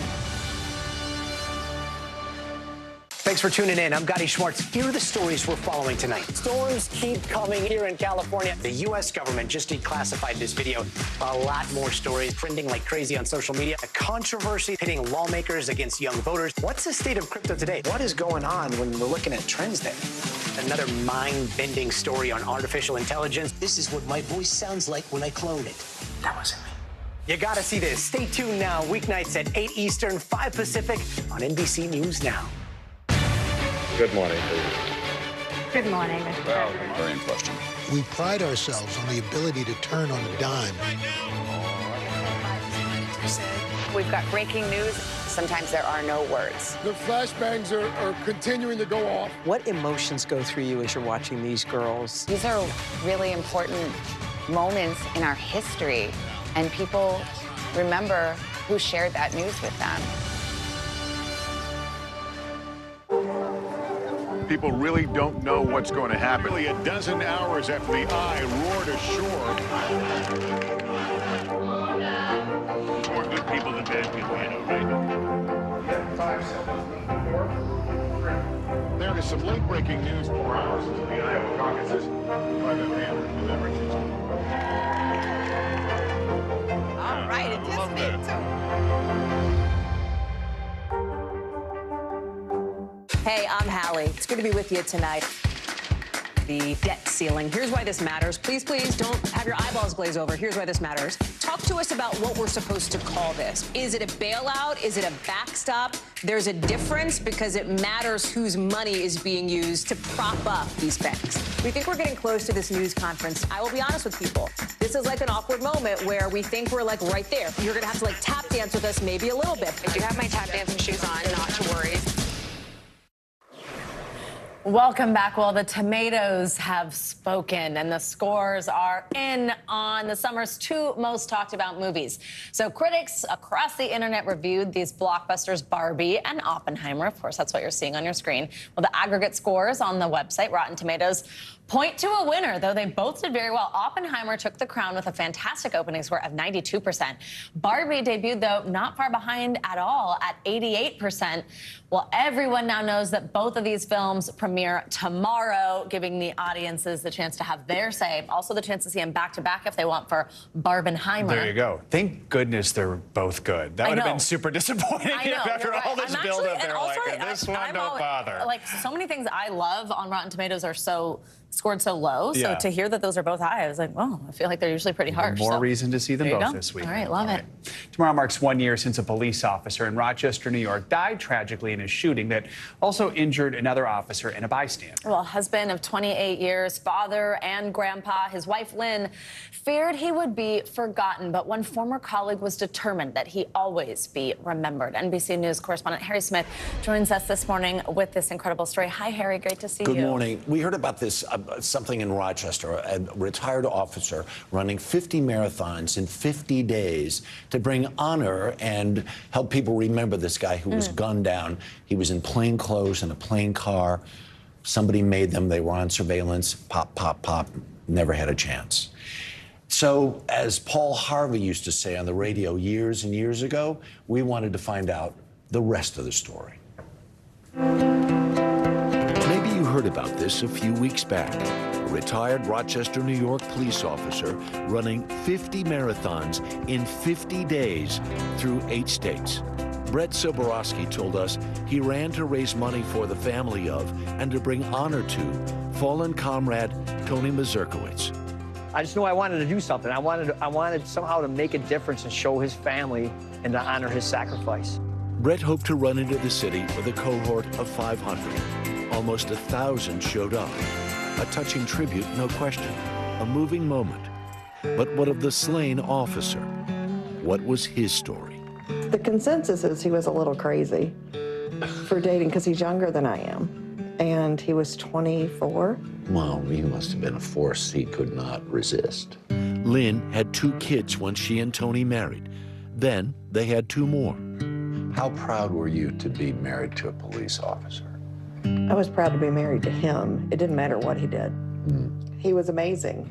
Described by all as a super dad, Maz, as everyone called him, cared for his grandkids every Tuesday. He had Papa Tuesdays. I got yelled at last week by one of them because I can't cut waffles like Papa did. A super dad and an exemplary cop. Citations and awards filled his record, 29 years on the job. Rochester Police Force members Kenny Caniglio, Kelly Lusk, and Michael DiPaola filled us in. Tony's a cop's cop. As far as accolades go for policemen, there's no higher accolade than to call somebody a cop's cop. And that's Tony all day long. Yeah, you 100% want to be around him. Made you a better cop, made you a better person. He was a rock in the unit, a mentor, a leader, and he was hilarious. He absolutely was, yes. Hands down, the funniest person you'd ever meet. How much do you miss this guy? Ton. Tremendously. At least one male approached the officers and opened fire on them.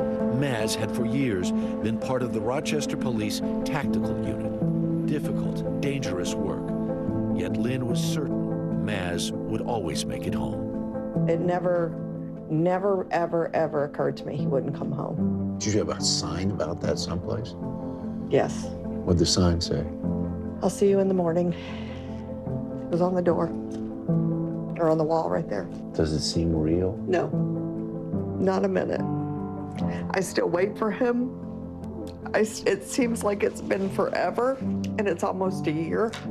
No, it doesn't seem real, because we still wait for him. I haven't moved his slippers or his backpack, and I probably never will. That run into the city, all those marathons, Brett Soborowski raised over $100,000. He's the kindest man, genuinely, but he's crazy. I mean, he's insane. Nobody does that. 50 marathons. Yeah, he's insane. The money raised, the continuing compassion and companionship of her husband's fellow officers, well, it's all helped Lynn a lot. What do you want people to know about Tony? I wanted them to remember his name. I want them to know that police officers are so much more than the uniform they wear. Their wives, their husbands, their sisters, their daughters, their sons, their fathers, their papas. They're not just the uniform. I just, you know, these news cycles go by, and it's just like, man, and I thought to myself, well, my father was in law enforcement, right? And attention must be paid. Exactly. Respect, give a little respect. And so it was an honor to be able to go and help tell that story. And they've had time to reflect and share the story in a more meaningful way, too. Right, and you know, all she said was, I hope not to be forgotten. And that we got there that day, her house was full of former police officers, current, former, whatever. She's being showered with love. And their love seemed incredible. Just hearing about their marriage. Really right? Cool. Yeah. Yeah. Harry Smith, thank you. Pleasure. To do it for this hour. Morning News Now. But the news continues right now.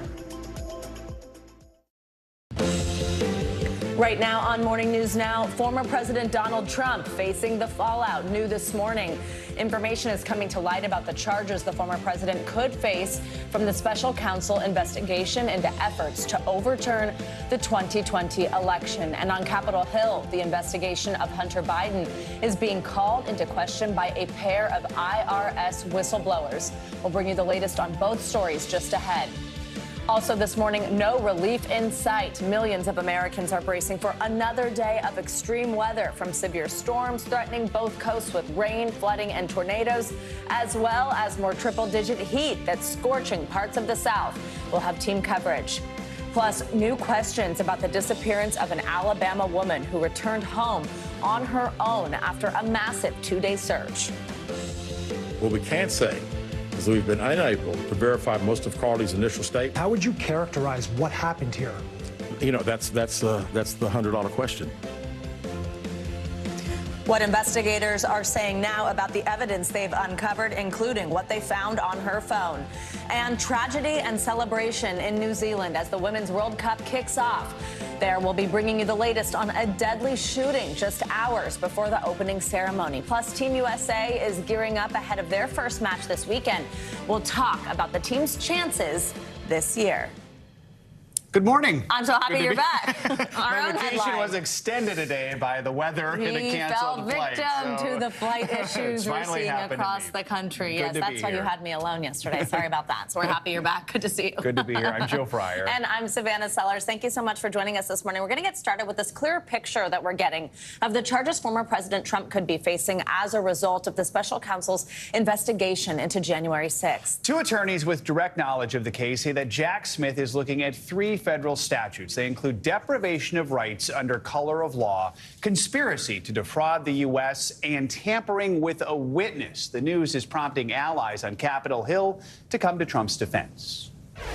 This is yet another example of the illegal weaponization of the Department of Justice to go after Joe Biden's top political opponent. I don't see how he could be found criminally responsible. He did not charge it. Well, what criminal activity did he do? He told people to be peaceful. The former president says a letter from the special counsel offered him 4 days to come to Washington and respond before the grand jury. But according to multiple sources familiar with his thinking, Trump has no plans to do so and has denied any wrongdoing. NBC News correspondent Vaughn Hilliard is here with more on all of this. So, Vaughn, in simple terms, what do each of these statutes mean? What kind of charges could they carry? Because keep in mind, these could be the charges, could be more, could be less, right? The potential prison sentences are lengthy for each of these charges that were outlined in the letter to Donald Trump. Just take the obstruction of an official proceeding. That is a statute that falls under the tampering with the witness. Of course, the official proceeding that day was the certification of Joe Biden's win. It was put to a halt. Vice President Mike Pence had to leave the chamber as attackers tried to get inside of the chamber that day. We're talking about a 20-year maximum sentence for that charge. Then there's conspiracy to defraud the United States. Of course, this comes down to the fake slate of electors. In multiple states, the fake slate of electors were transmitted to the National Archives, essentially as fraudulent documents. And then you're looking at also a charge of deprivation of rights under color of law. There's some questions as to exactly whose rights were violated. There are some questions and speculation that it could potentially have been the Capitol police officers there that day that were faced with that assault. There are serious charges that Donald Trump could very well be facing in a courtroom. So as Joe mentioned, it could be less, could be more. We know that this letter is just sort of a roadmap, but if it were more, any idea what we could see there? Right. That is kind of the question here. Jack Smith, the special counsel, was not obligated to send this letter to Donald Trump. And according to Trump, he said he was invited to speak before the grand jury. Now it's up to Trump whether he goes or not. I've been told that he has no plans to go to Washington, D.C. this week. But Jack Smith could come out with potentially additional charges if he so chooses to do so. He also could not charge Donald Trump at all. We do not know that until he asks the grand jury to act and actually seek those charges. And we should keep in mind, this investigation is still ongoing. In fact, you've got William Russell, who was Trump White House aide, campaign aide. He's testifying before the grand jury today. What do we know about that? Right. William Russell, I'm told, is going before the grand jury today. He has already appeared multiple times. We are trying to piecemeal exactly what his role may have been. He worked in the White House as an aide. We know that he was there alongside Donald Trump on the day of January 6th, at least there right before Donald Trump gave his speech there, before the violence began. The question is, what other conversations may he have been privy to? What does the special counsel know about William Russell? This is an ongoing investigation, serious charges with lengthy potential prison sentences, and that is why Donald Trump is taking this offensively on the road, because he very well could be campaigning for his freedom in order to get back into the White House to potentially pardon himself if he were to be found guilty on any of these charges. All right, Vaughn, we know you'll stay on it. Thank you so much. Good to have you in studio with us, too. Now to Capitol Hill, where a pair of IRS whistleblowers told a House panel they believe the Department of Justice meddled in the investigation of Hunter Biden. It appeared to me, based on what I experienced, that the U.S. Attorney in Delaware in our investigation was constantly hamstrung, limited, and marginalized by DOJ officials, as well as other U.S. attorneys. During yesterday's hearing, the Republican-led House panel claimed the Department of Justice, quote, slow-walked their investigation into the president's son and let him off easy. As you can see, we've got NBC News Capitol Hill correspondent Julie Sirkin with us now. Hey, Julie, good morning. So as we just heard there from one of these whistleblowers, so there's two of them. I mean, this is a special agent with the Criminal Investigation Division. He and the other whistleblower claim that Hunter Biden got preferential treatment. What exactly are they alleging happened? Tell us some of the details that came out both in those prepared statements as well as what else we heard during the day. Yeah, good morning, Savannah and Joe. Joseph Ziegler, whose identity was not known until yesterday's hearing, he's one of those IRS whistleblowers. He and Gary Shapley, they are career agents, 13, 14 years behind them. And look, Ziegler described himself as the lead investigator on this case, investigating some of these tax fraud allegations into Hunter Biden.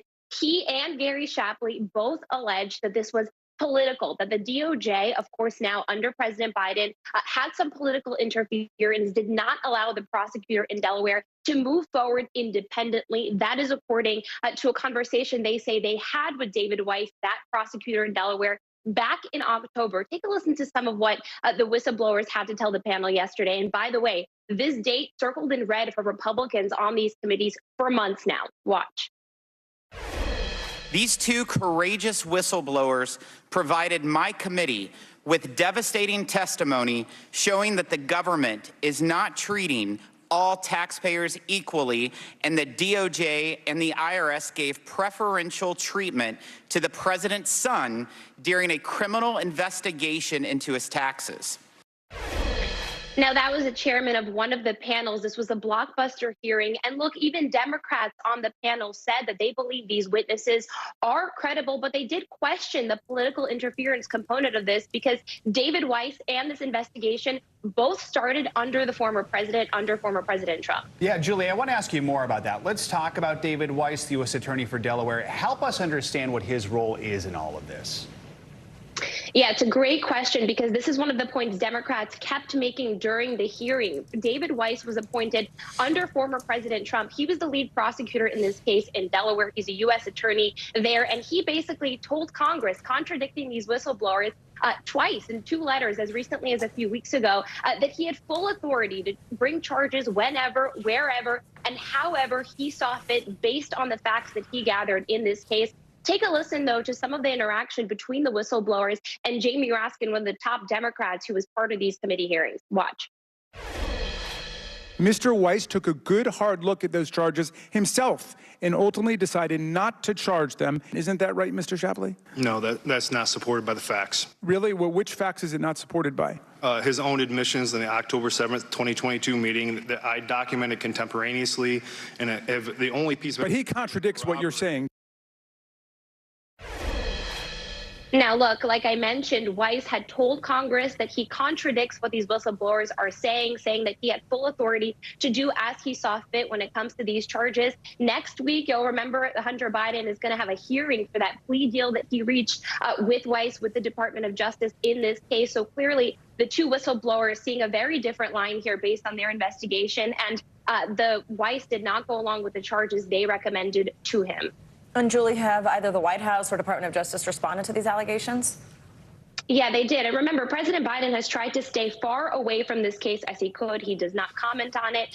He does not want this to appear political, especially as Republicans are trying to make it seem like the government has weaponized themselves against conservatives, and they are avoiding, at the same time, prosecuting the president's own son in the same vein. The White House saying in a statement, quote, President Biden believes we can work together to make real progress if House Republicans would make an effort instead of constantly staging partisan stunts to try to damage him politically. President Biden has upheld his commitment that this matter would be handled independently by the Justice Department under the leadership of a Trump-appointed U.S. attorney. Now, it's safe to say Republicans will continue holding more hearings into this matter. This is not the last we've heard of this. This was really something that they had on their calendars for months now. The Hunter Biden investigation, certainly a focal point of the Republican-led House here, especially as we wait to hear about a possible third indictment for former President Trump. They're trying to prove that all of this is political. So really all of this goes hand in hand.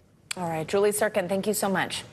For more on all this, we're joined now by NBC News legal analyst Danny Savalos. Danny, good morning. Okay, so the Republican Committee Chair James Comer said the two witnesses had what he called critical information to share about what he calls, quote, Biden family's influence peddling schemes. What are your takeaways from the hearing? That on the one hand, you could frame this as a classic disagreement between investigators and prosecutors, which does happen, and that's the narrative that Democrats are advancing. But on the other hand, if it's true, as I believe it was Ziegler who testified, that prosecutors disregarded normal operating procedures, and if that's something that's provable, then there may be a concern there, and there may be something to Republicans' narrative that this was a case where investigators brought credible claims of violations of the law to prosecutors, and prosecutors either didn't have the authority or were influenced by the administration. And that influence can come in many ways. It can be direct influence, or it can be subtle influence. Influence that, look, we're not even going to try and get this information from the president because that would be career suicide. That's a different kind of influence. It may not even be anything that the Biden administration actually did. Look, people in the government can be self-interested. If you're a career investigator, you don't want to do anything that will damage your career. If you're a career prosecutor, same thing. Maybe it's a question you didn't even want to run up the chain of command. So there's a lot to be fleshed out here. And look, I think it's fair to say, and I wrote a column about this, that the Hunter Biden prosecution deal or non-prosecution deal was such an amazing deal. I've never had a deal like that in any of my cases. And frankly, I'm not even aware of any of my colleagues who have gotten pretrial diversion in the federal system. Wow. Also, one of the whistleblowers, something that Joe just brought up the name of this U.S. attorney of Delaware. One of the whistleblowers was very critical that David Weiss was not there. Same with Attorney General Merrick Garland, that they did not address this in front of Congress themselves. What do you make of that? Is that something that you would have expected?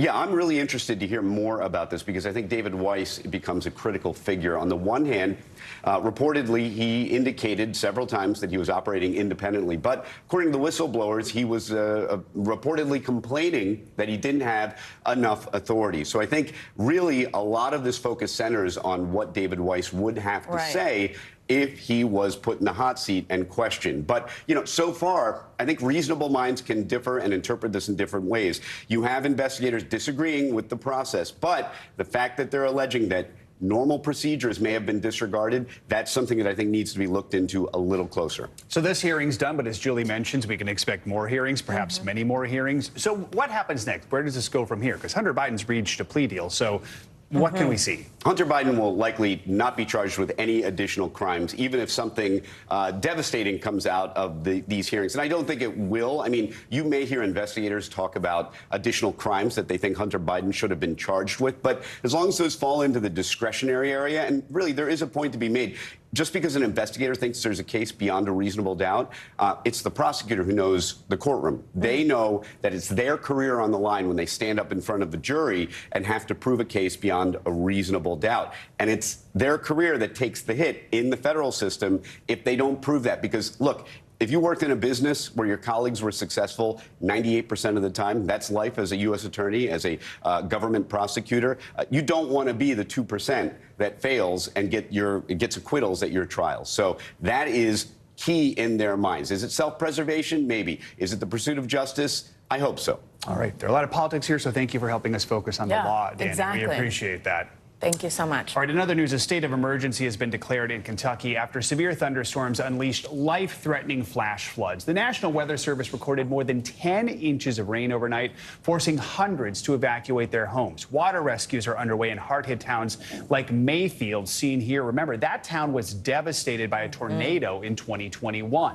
Kentucky is one of several states to be slammed with major flooding in the last week, and experts warn more rain is in the forecast. Well, some of that rain would be welcome in places like Death Valley, where, get this, tourists are flocking to experience the hottest place on Earth. Temperatures in the national park soared to 121 degrees yesterday, prompting officials to issue warnings to visitors. At least 2 people have died at the park due to the heat this summer.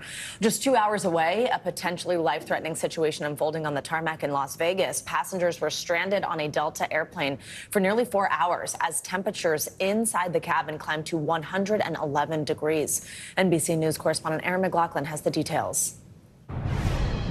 The deadly heat dome creating chaos at Harry Reid International in Las Vegas. Several passengers and a flight attendant exiting a Delta flight by stretcher after being stuck on the tarmac in unrelenting triple-digit heat for hours. They were visibly shaking, like shaking. The Robinson family was on the flight with their one-year-old baby when they saw fellow passengers become ill. It looked like their cognitive skills were in decline. Eyes rolling in the back of the head. And doctors say that's the sign of potentially deadly danger. When you're confused, we know that you have a heat stroke. Delta has apologized for the incident and says it's investigating the matter. This is the Valley of the Sun breaks yet another all-time record with an overnight low of 97 degrees, the hottest it's ever been when the sun's down. Phoenix going on 3 weeks of temps 110 plus. Experts say the city's sprawling concrete is partly to blame as it stops urban areas from cooling down. Across the country, 77 million people are under heat alerts. And it's not just humans who are suffering. At the Phoenix Zoo, it's all hands on deck to make sure the animals are comfortable and cool. They're not quite used to these temperatures, and we're constantly monitoring them. It's the dog days of summer with no end in sight. Aaron McLaughlin, NBC News, Phoenix. So let's get a check on your morning news now weather. Yeah, that means, of course, Michelle Grossman is here in studio with us today. Hi, Michelle. Good morning. Hey there, guys. Great to see you. And that coast-to-coast extreme weather continues again and again. We broke so many records in terms of the heat yesterday. We have so many heat alerts today. We're going to break more records. We also have the chance for flash flooding, flood alerts across portions of the Tennessee Valley, and then we're watching the chance for severe storms. So taking a quick glance at today, you can see a lot is going on. Heavy rain throughout the Rockies, also portions of the plains. Could see winds gusting up to 70 miles per hour. There are some really large hail as well. Intense heat in the southwest. Temperatures soaring once again into the triple digits. Record heat in the south central states. The southeast are going to make it into the 90s once again. You factor in that high humidity. It's going to feel like over 100 degrees. And we're focused on this area, too, because Mayfield, Connecticut got over 11 inches of rain in just 24 hours. Neighborhoods were submerged. We had a flash flood warning. And keep in mind, that's just 18 months after an EF4 tornado went through there. So let's talk about the heat first. We're looking at 85 million people impacted from the southwest into the intermountain west, the south central states, into the southeast. We have excessive heat warnings. That is in the hot pink. So Salt Lake City, Las Vegas, Pasadena, Phoenix, Dallas, Little Rock, so many places. Corpus Christi, you are going to see temperatures soaring once again into the triple digits. Look at these records. We're going to at least meet them or they're going to fall. Palm Springs today, 118, the record of 118. Winslow, 105. Albuquerque, 100 degrees. And El Paso, 110. And then as we go throughout tomorrow, same story, different day. We're looking at temperatures rising into the 100s. 121 in Palm Springs, 118 in Phoenix, 112 in Tucson, and 107 in El Paso. Then we're going to see still be hot over the weekend into early next week. No relief is in sight. This is going to be a story that will keep going on for days and days. It's all due to that heat dome that's in place that's going to bring that hot air in. To the southeast, we're looking at temperatures into the 90s, the upper 90s in Gainesville. It's going to feel like over 100 degrees in some spots. And we're going to break some records here, too. So Laredo, 108, probably tying that record of 108. I didn't extend that forecast, but as we go throughout tomorrow and throughout the weekend, we're looking at temperatures really high as well. Flood alerts, 5 million people impacted. Notice Mayfield, Kentucky is on there, too, because we're going to see rounds of rain. We had all that flooding yesterday. We're going to add to that today, add to it tomorrow, because look at all those bright colors in Tennessee, in Kentucky. We're looking at some really heavy rainfall. Remember, a warming atmosphere holds more water, so any of these downpours could release a lot of rain at one time. The Northeast, we're going to bring back the rain tonight into tomorrow. The interior portions of the Northeast could see some rain later on today. The Great Lakes, the Ohio Valley, down through the Tennessee Valley, also the Carolinas, and then we have a severe weather threat. 57 million people impacted. Winds gusting to hurricane force speed, 75 miles per hour. Baseball-sized hail. A tornado or two is possible, especially where you see that orange in portions of Colorado into the plains. And then we're looking at a severe weather risk from the Great Lakes to the Tennessee Valley and down through the Carolinas. So busy once again. So many things to talk about. And it's pretty much every single weather phenomenon going on. We've decided we are not going to take a field trip to Death Valley to feel how hot that is. I mean, I would take a field trip with you guys anywhere. I'm just going to be honest. Even Death Valley. I'm up for that challenge. All right, that sounds good. Maybe we'll wear the headband with the fans. Exactly. Lots of water. All right. Personal mister. All Yeah, right, Michelle. thanks, Michelle. Well, now to an update on the case of Carly Russell, the Alabama woman who police say disappeared for 2 days after calling 911 about a toddler walking down a busy highway. Well, the mystery of the case continues to mount as police reveal reveal more about Carly's actions in the days leading up to her disappearance. NBC News correspondent Sam Brock has more.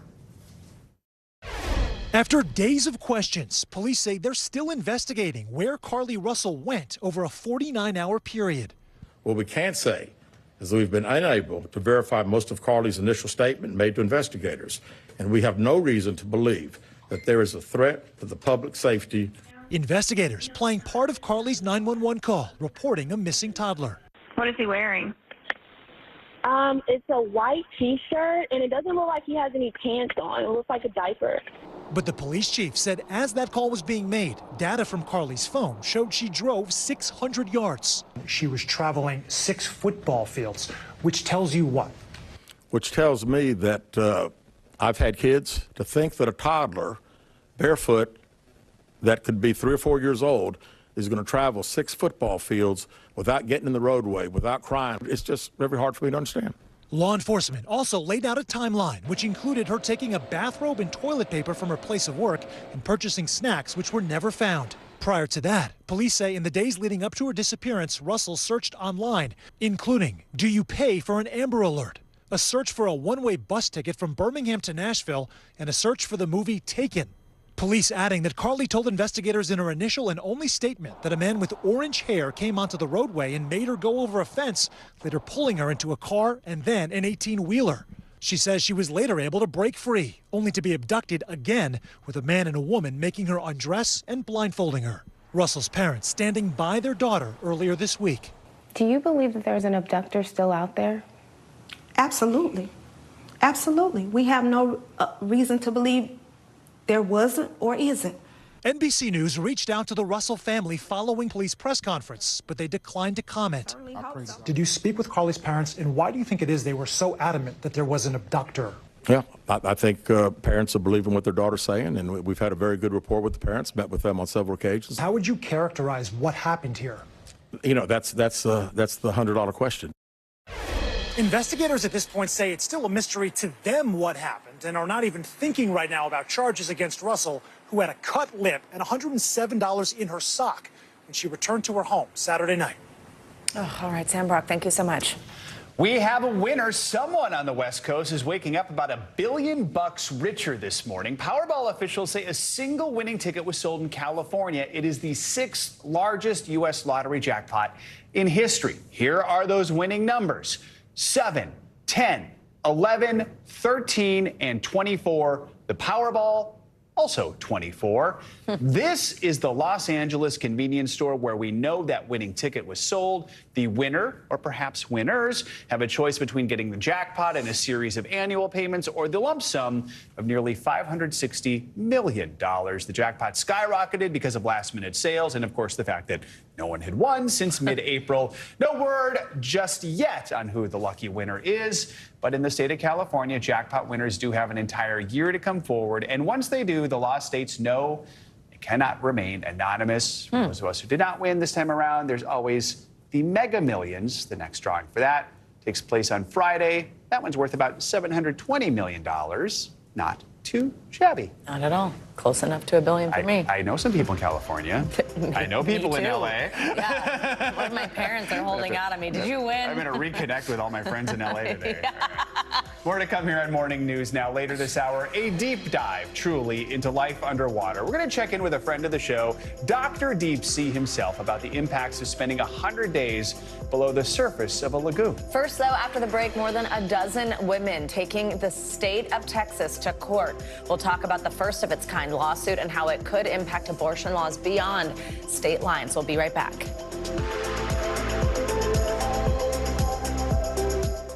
I'm Gotti Schwartz, and here are the stories we're watching tonight. Storms keep coming here in California. Some of the big headlines trending like crazy on social media. This is what my voice sounds like when I clone it. That wasn't me. You gotta see this. Stay tuned now, weeknights on NBC News Now. News lives in the now. It's coming at us every second. News is more now than ever. Look at this. You can't even see anything anymore. Now is raw. Now is real. The Fed's decision today, help us translate that into very plain English. Now is constant. You gotta see this. The future is now. News for the generation of now is NBC News Now. What is going to happen now? Going back and forth because Go ahead. This is it.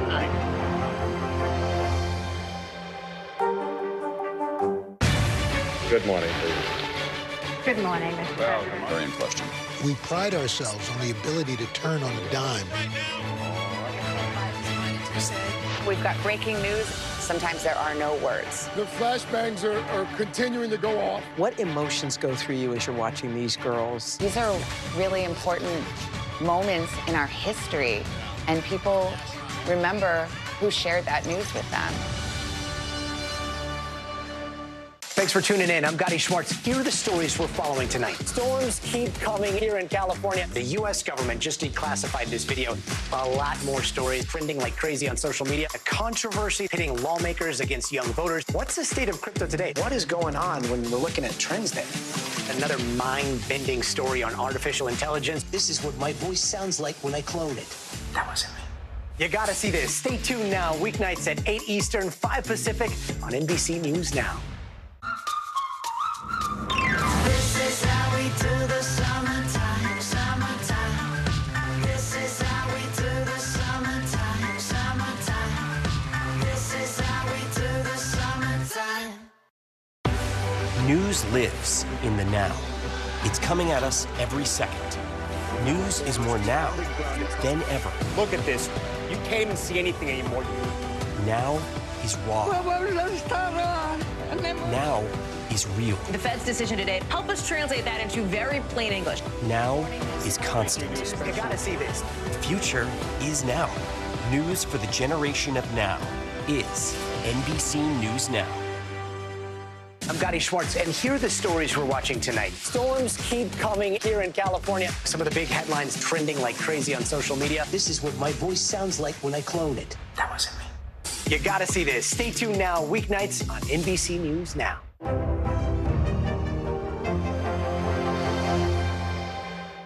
Welcome back. We're learning more details this morning about those disturbing hazing allegations coming out of Northwestern University involving its football team. The accusations are now extending to other programs on campus. As NBC News correspondent Shaquille Brewster explains, a former player has now filed a lawsuit, and more athletes are coming forward and speaking out. The university and the football program has let us down. That's why we're here today. Former Northwestern University football players speaking out, publicly detailing accusations of hazing, discrimination, and sexual abuse by fellow players. We were physically and emotionally beaten down, and some players have contemplated suicide as a result. The abusive culture was especially devastating for many players of color. At least 17 former Wildcats now being represented by attorneys. I mean, you had people holding them down, dry humping them. You had them being forced to participate in activities involving nudity and the touching of one another. The first lawsuit was filed on behalf of an unnamed student who attended Northwestern from 2018 to 2022, claiming the institution and its leaders failed to prevent, intervene, and properly report suspected hazing traditions, causing permanent and severe injuries. The lawsuit also alleges mental abuse and sexual violations, including degrading or humiliating games. We're learning about the widespread institutional problems that existed within Northwestern. The lawsuit claiming hazing issues extend to the school's baseball program. The scandal coming to light when the student newspaper published allegations of sexual assault, including a locker room behavior by older players targeting freshman players. If they didn't participate, they were going to be the victims. An internal investigation conducted by an outside firm found widespread knowledge of and participation in hazing activities across football players, but did not discover sufficient evidence to believe that coaching staff knew about the ongoing hazing conduct, adding that coaching staff had significant opportunity to discover the issue. 17-year veteran football coach Pat Fitzgerald was fired by the university president Michael Schill after initially receiving a 2-week suspension.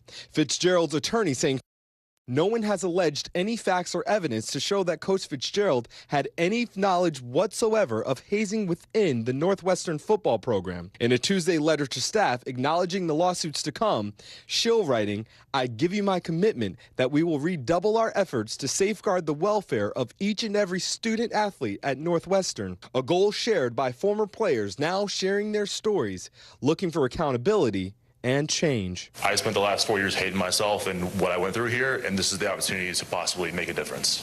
So I'm going to take it.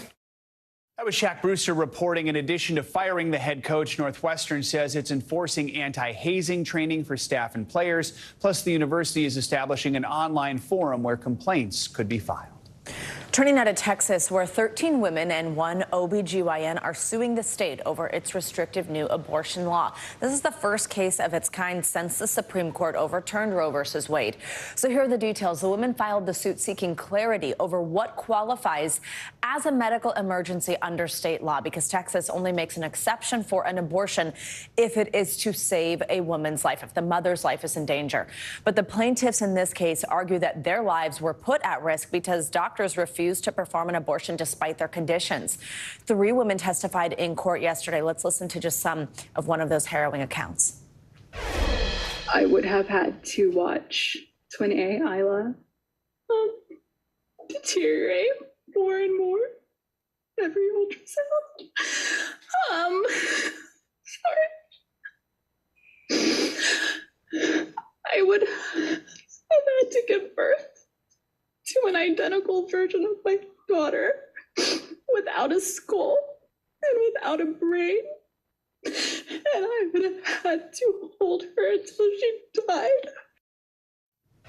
Difficult to listen to. Let's bring in Rachel Ray Boucher for more on this. She is the dean and a James E. Beasley professor at the Temple Law School. Rachel, good morning. Thank you for being with us. So this 2-day hearing is set to continue later today. So the district judge will then make her ruling, and here's what will happen. It'll either be to dismiss the case or grant a temporary injunction to block that abortion ban from applying specifically to high-risk pregnancies. Tell us first, what are the arguments on both sides that the judge is having to consider? So on the side of suspending the law for high-risk pregnancies, the Center for Reproductive Rights and the petitioners, one of which we just saw, they're arguing that the law is too vague for doctors to apply consistently or even correctly, that there hasn't been guidance from the state about when the medical exceptions in Texas abortion laws should apply. And as a result, people are not getting the care that they need. So until the state clarifies those exceptions and how they apply, the law should be enjoined for those high-risk pregnancies.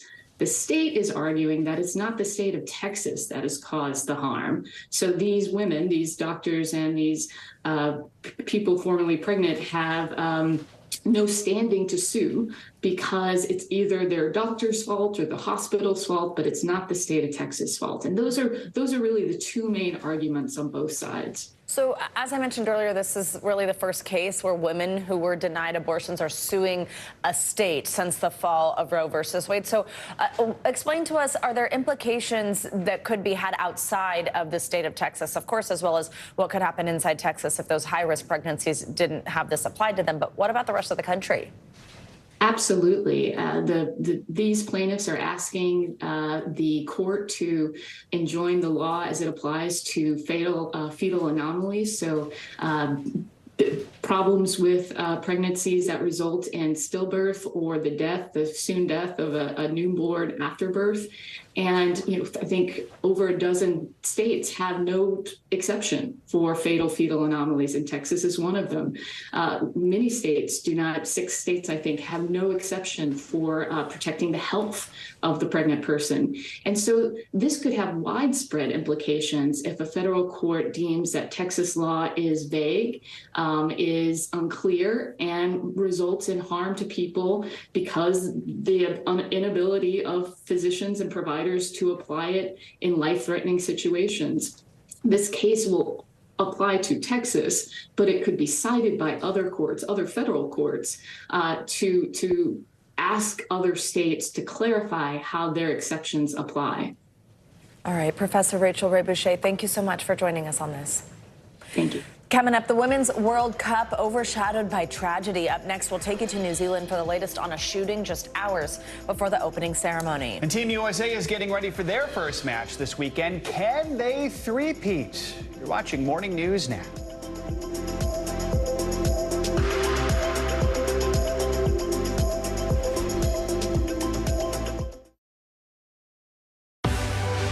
Now is raw. How hard is it to see it like this? Our house is no longer here, but we are here. Now is real. Let's break down what we know and then the big questions still outstanding. News for the generation of now is NBC News Now. I'm Gotti Schwartz, and here are the stories we're watching tonight. Storms keep coming here in California. Some of the big headlines trending like crazy on social media. This is what my voice sounds like when I clone it. That wasn't me. You gotta see this. Stay tuned now, weeknights on NBC News Now. What is going to happen now? Going back and forth because Go ahead. This is it.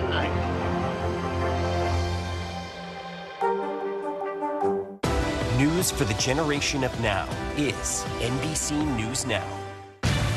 Good morning, please. Good morning, Mr. President. Very in question. We pride ourselves on the ability to turn on a dime. We've got breaking news. Sometimes there are no words. The flashbangs are continuing to go off. What emotions go through you as you're watching these girls? These are really important moments in our history, and people remember who shared that news with them. What is going to happen now? going back and forth because Go ahead. This is it.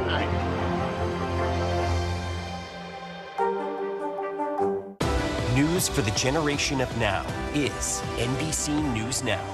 Heavy wind damage is a given in a storm of this size. It's good to see you again. So much work to be done here still.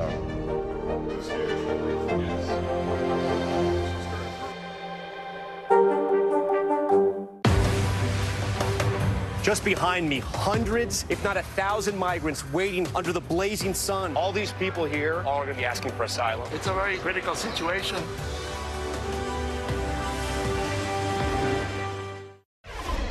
We're back with soccer now in the Women's World Cup. It kicked off in New Zealand. The co-hosts beat Norway in the first match by a goal to nothing. But the opening game was overshadowed by a deadly shooting in Auckland. 2 people and the armed attacker were killed in that incident. NBC News foreign correspondent Molly Hunter is there for us now. Molly, you know, this is supposed to be a day of celebration for New Zealand. There's much more of a somber tone on this day one now. Walk us through what happened and some of the reaction. Yeah, I gotta say, it's been a pretty long day. So it started quite somber, and we're in the middle of a bar, sorry about that. Started quite somber with this shooting, as you mentioned, a shooting incident. Shooting incidents in New Zealand are extremely rare, but we heard sirens about 7:30.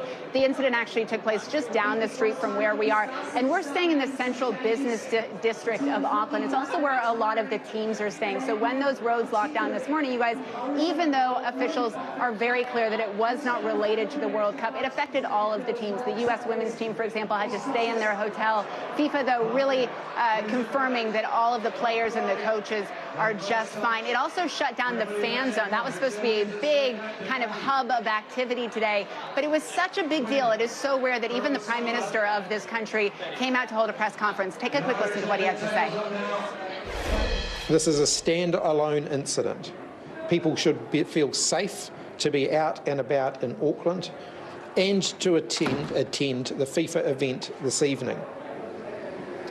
There'll be an enhanced police presence tonight to provide that extra layer of public reassurance.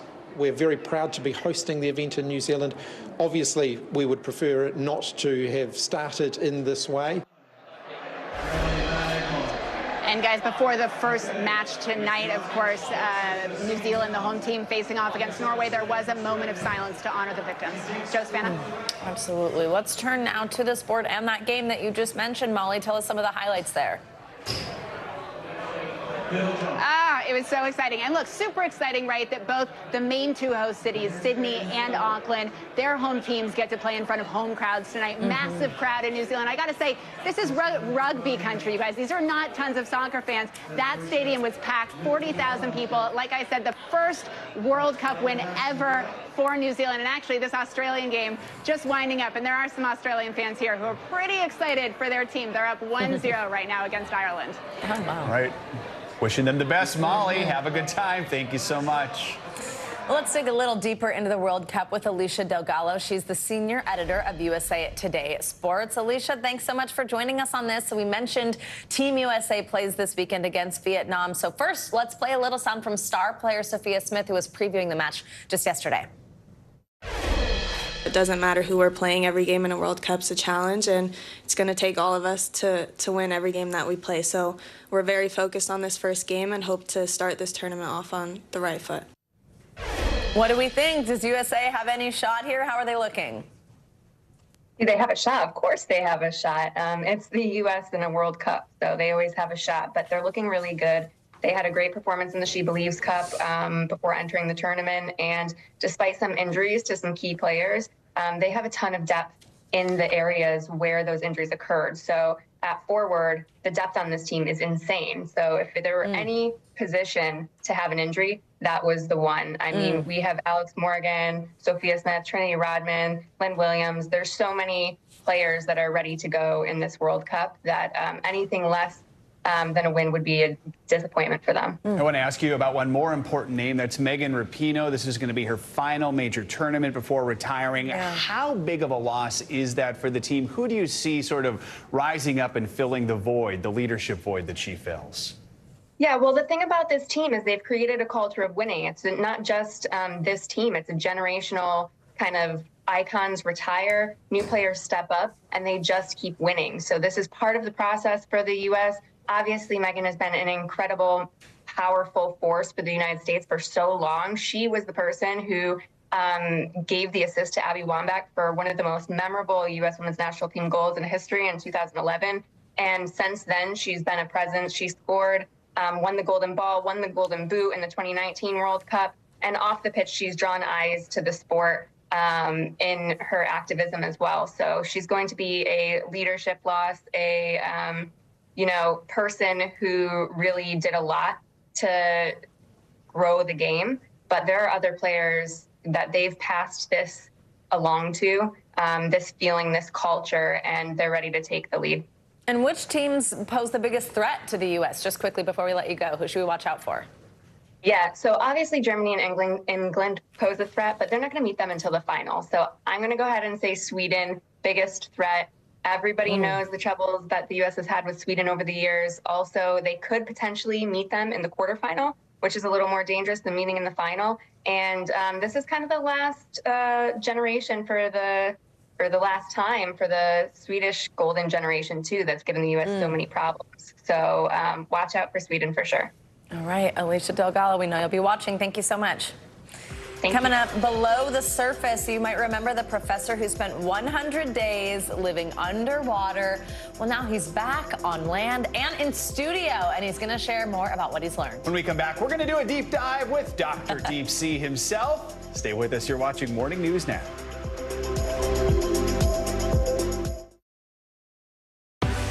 News lives in the now. It's coming at us every second. News is more now than ever. Look at this. You can't even see anything anymore. Now is raw. Now is real. The Fed's decision today, help us translate that into very plain English. Now is constant. You gotta see this. The future is now. News for the generation of now is NBC News Now. People really don't know what's going to happen. Nearly a dozen hours after the eye roared ashore. More good people than bad people, I know, right? 5 seconds. 4. There is some late-breaking news. 4 hours into the Iowa caucuses. Private deliberations. All right, it just did, too.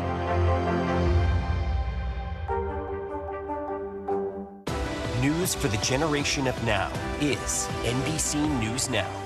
Still to come on the Channel 2 News. Well, the waters are certainly receding now. Still too close to call. Lester Holt reporting from Ground Zero, as it's being referred to. It is, in fact, a taste of freedom. The Haitian people know a little something about resiliency. What's the biggest risk right now? Some of the troops who have been proud. I want to welcome you to the first presidential debate. In fact, we've been told we can't go any farther. You with some resilient folks, let me get in.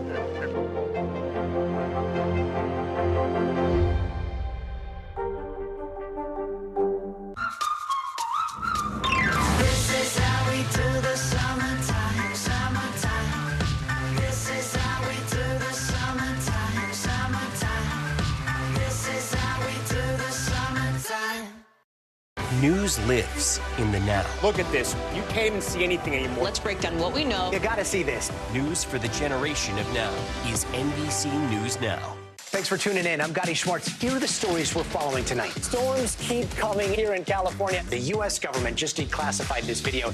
A lot more stories trending like crazy on social media. A controversy pitting lawmakers against young voters. What's the state of crypto today? What is going on when we're looking at trends there? Another mind-bending story on artificial intelligence. This is what my voice sounds like when I clone it. That wasn't me. You gotta see this. Stay tuned now. Weeknights at 8 Eastern, 5 Pacific on NBC News Now. Hey, I'm Hallie. It's good to be with you tonight. The debt ceiling. Here's why this matters. Please, please don't have your eyeballs glaze over. Here's why this matters. Talk to us about what we're supposed to call this. Is it a bailout? Is it a backstop? There's a difference because it matters whose money is being used to prop up these banks. We think we're getting close to this news conference. I will be honest with people. This is like an awkward moment where we think we're like right there. You're going to have to like tap dance with us maybe a little bit. I do have my tap dancing shoes on, not to worry. We are back with some new exciting information about a story we've been covering for the last few weeks here. The story of Dr. Deep Sea. New research from his adventure is teaching us about the effects that living in the deep sea for long periods of time has on the body. That's right. You'll probably remember we first spoke with Dr. Joe DeToria, University of South Florida professor and retired U.S. Navy diving officer, back on June 22nd, right after he resurfaced from spending 100 days living off the coast of South Florida, again, under the water. Off the coast of South Florida. This morning he is here to tell us about, does this look, is this your home habitat? I'm home. Do you feel back at home? Okay, so just first, how are you doing? Last time we spoke, you just come back up. I asked, are you going to go have a burger? You said yes, because you were missing certain foods. Did you get the burger? How's it feel to be up here? I did. I got the burger, and it was great to be, it's good to get your land legs back. You put your business on hold for 100 days to go do something incredible, and then you come back, and your business is not quite as much as it was before. So you're like, I got to work on this a little. Right.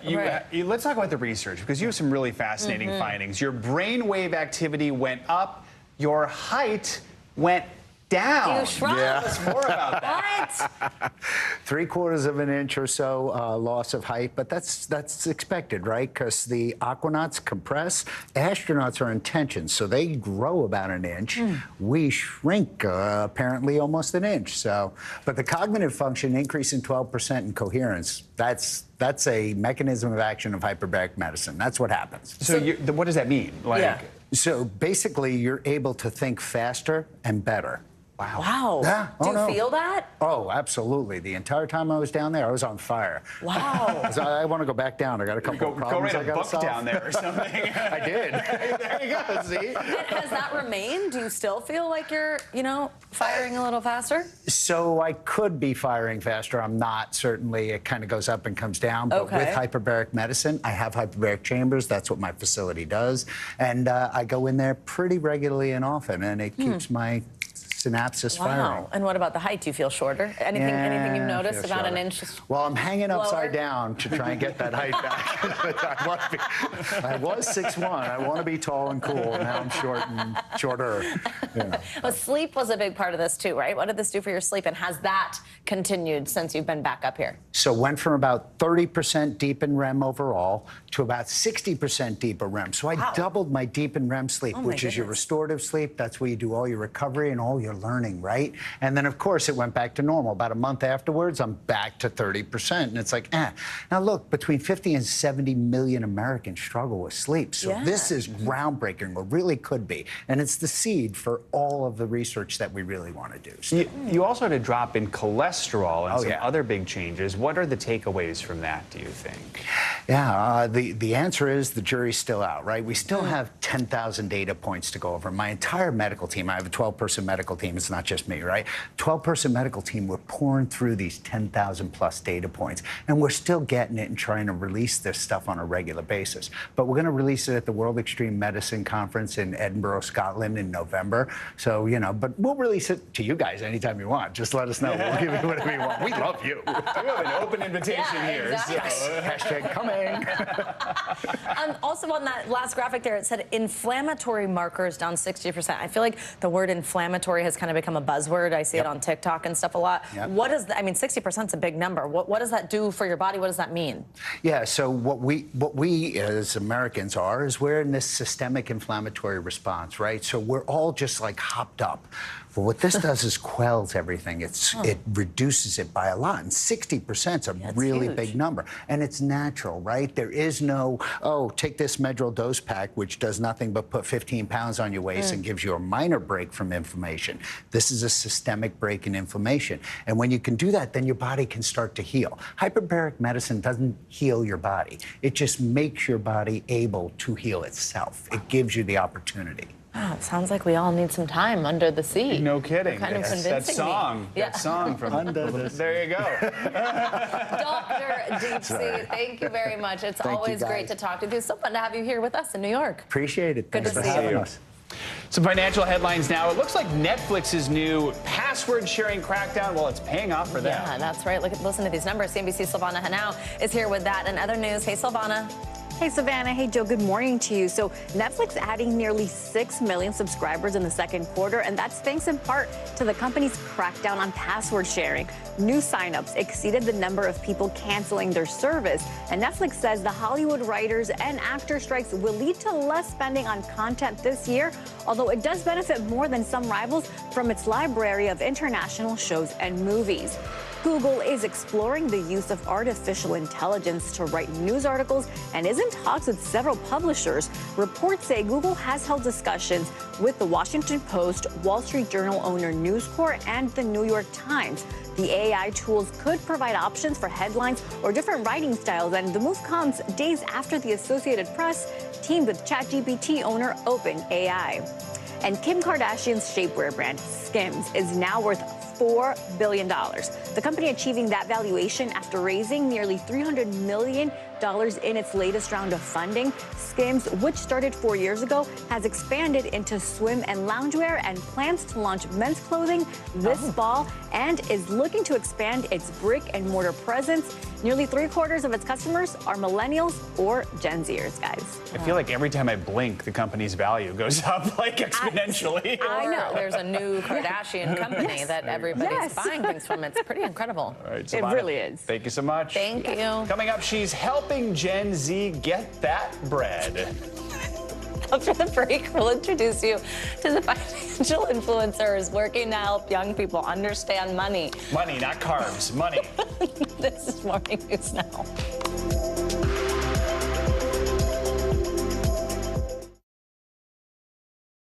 Thanks for tuning in. I'm Gotti Schwartz. Here are the stories we're following tonight. Storms keep coming here in California. The U.S. government just declassified this video. A lot more stories trending like crazy on social media. A controversy pitting lawmakers against young voters. What's the state of crypto today? What is going on when we're looking at trends there? Another mind-bending story on artificial intelligence. This is what my voice sounds like when I clone it. That wasn't me. You gotta see this. Stay tuned now. Weeknights at 8 Eastern, 5 Pacific on NBC News Now. Nearly a dozen hours after the eye roared ashore. There is some late-breaking news. All right, Hey, I'm Hallie. It's good to be with you tonight. the debt ceiling. Here's why this matters. Please, please don't have your eyeballs glaze over. Here's why this matters. Talk to us about what we're supposed to call this. Is it a bailout? Is it a backstop? There's a difference because it matters whose money is being used to prop up these banks. We think we're getting close to this news conference. I will be honest with people. This is like an awkward moment where we think we're like right there. You're going to have to like tap dance with us maybe a little bit. I do have my tap dancing shoes on, not to worry. What is going to happen now? Going back and forth because they... Oh, yeah, this is it, right?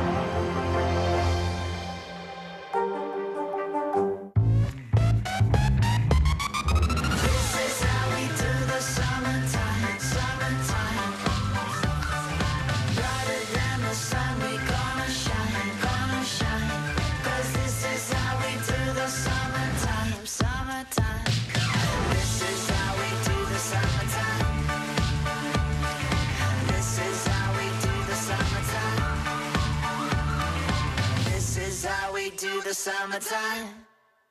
News for the generation of now is NBC News Now. Welcome back. Fans are gearing up today for the first day of Comic-Con in San Diego. After the massive turnout last year when the event returned in person, this year may look a little different. Marvel and DC Studios, along with many actors, they're sitting this one out because of the SAG-AFTRA strike. With blockbusters out of the spotlight, comics, video games, and anime are taking center stage this year, bringing the four-day event and its fans back to its roots. Not a bad thing at all. I have so many memories growing up in San Diego of just like that craziness descending on the city. I mean, it's amazing what it does too, just for business in the downtown area. It's pretty cool. Exactly. Yeah, they're excited to have that back. All right. So last year, a George Washington University School of Business survey showed that when it comes to financial literacy, Gen Z ranks as the lowest compared with older generations. It's such an important topic. Not taught enough in schools, all that type of stuff. Well, a 24-year-old Gen Z member herself has taken her talents to TikTok, where then she talks about and created this spending awareness app aiming to show fellow Gen Zers a little bit about money. And we're now joined by her, Anastasia Shaora, the CEO and founder of Oops Finance, which we love. Such a great name. Her content on financial literacy has reached more than 10 million views on TikTok. Anastasia, good morning. Good to have you with us. So explain why this issue is so important to you, some of the struggles you've seen Gen Z have with money. Yeah, hi, very excited to be here. Well, I think your 20s is a very important period in your life where you make a lot of unique financial decisions that sometimes take decades to recover from. And nowadays, we live in a world where it's so fun and easy to spend money, but it's so boring to keep track of it or even be aware of where your money is going. And we see that my generation, we feel chronically broke because, you know, your bank app looks ugly and it's just so boring and hard to take care of your financial health. And we wanted to reimagine this experience of looking at your bank statement and make it more fun and approachable and friendly, looking like a toy. And help people understand they're not alone either, too. I mean, I'm not Gen Z exactly, but everything you just said really resonated with me. No idea where things are going or keeping track of it. It's hard, and you don't want to do it. So tell us about Oops. What does it look like? What exactly does it do that helps in this way? Yeah, we call ourselves a spending awareness app, and we basically build a tool that makes it simple for you to be in touch with your finance because it turns it into a 5-second daily routine of you reviewing your financial decisions and pressing the oops button if you feel like you regretted it. And this playful mechanism creates a very powerful exercise of you being aware of where your money is going. And does that hopefully change people's habits? Is that sort of what you're... Yeah, people hate contradicting themselves. So the moment you press oops, the likelihood of you doing this mistake again drops by 30%. Wow. Yeah. So more than a third of your users are actually under the age of 24. So tell us some of the trends you're seeing from that younger generation. Actually, more than 80% of our users are between the age of 17 to 24. Oh, wow. So majority of them, which was surprising to us as well. That's amazing. What we see is that our generation is in jail from buy now, pay later products. But, you know, we're helping them recover from that. And also just a lot of young people below the age of 20 who already have credit card debts because they were just given a credit card that they didn't know how to use at the age of 18 or earlier. I think a lot of people learn about finances right from their parents. Like I mentioned, I mean, financial literacy, it's a requirement in some states, but very few, and they're not teaching it in a lot of schools. If you're looking at your parents, is there something parents that are maybe watching us right now that should know about how to help your Gen Zer be on a better foot as they step into the real world?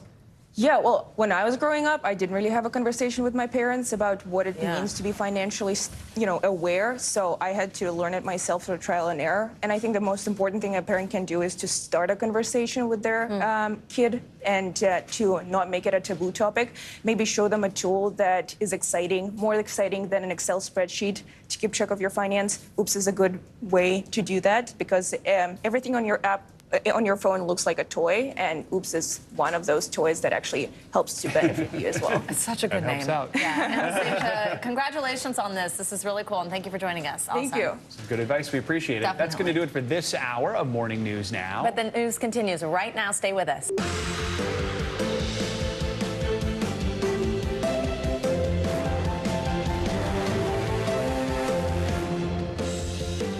Good morning. Thanks so much for joining us this Thursday. I'm Savannah Sellers. I'm Joe Fryer. Right now on Morning News Now, unrelenting extreme weather from coast to coast. Severe storms tear through the southeast, causing catastrophic flooding in western Kentucky. Even a tornado in North Carolina that ripped through this Pfizer factory.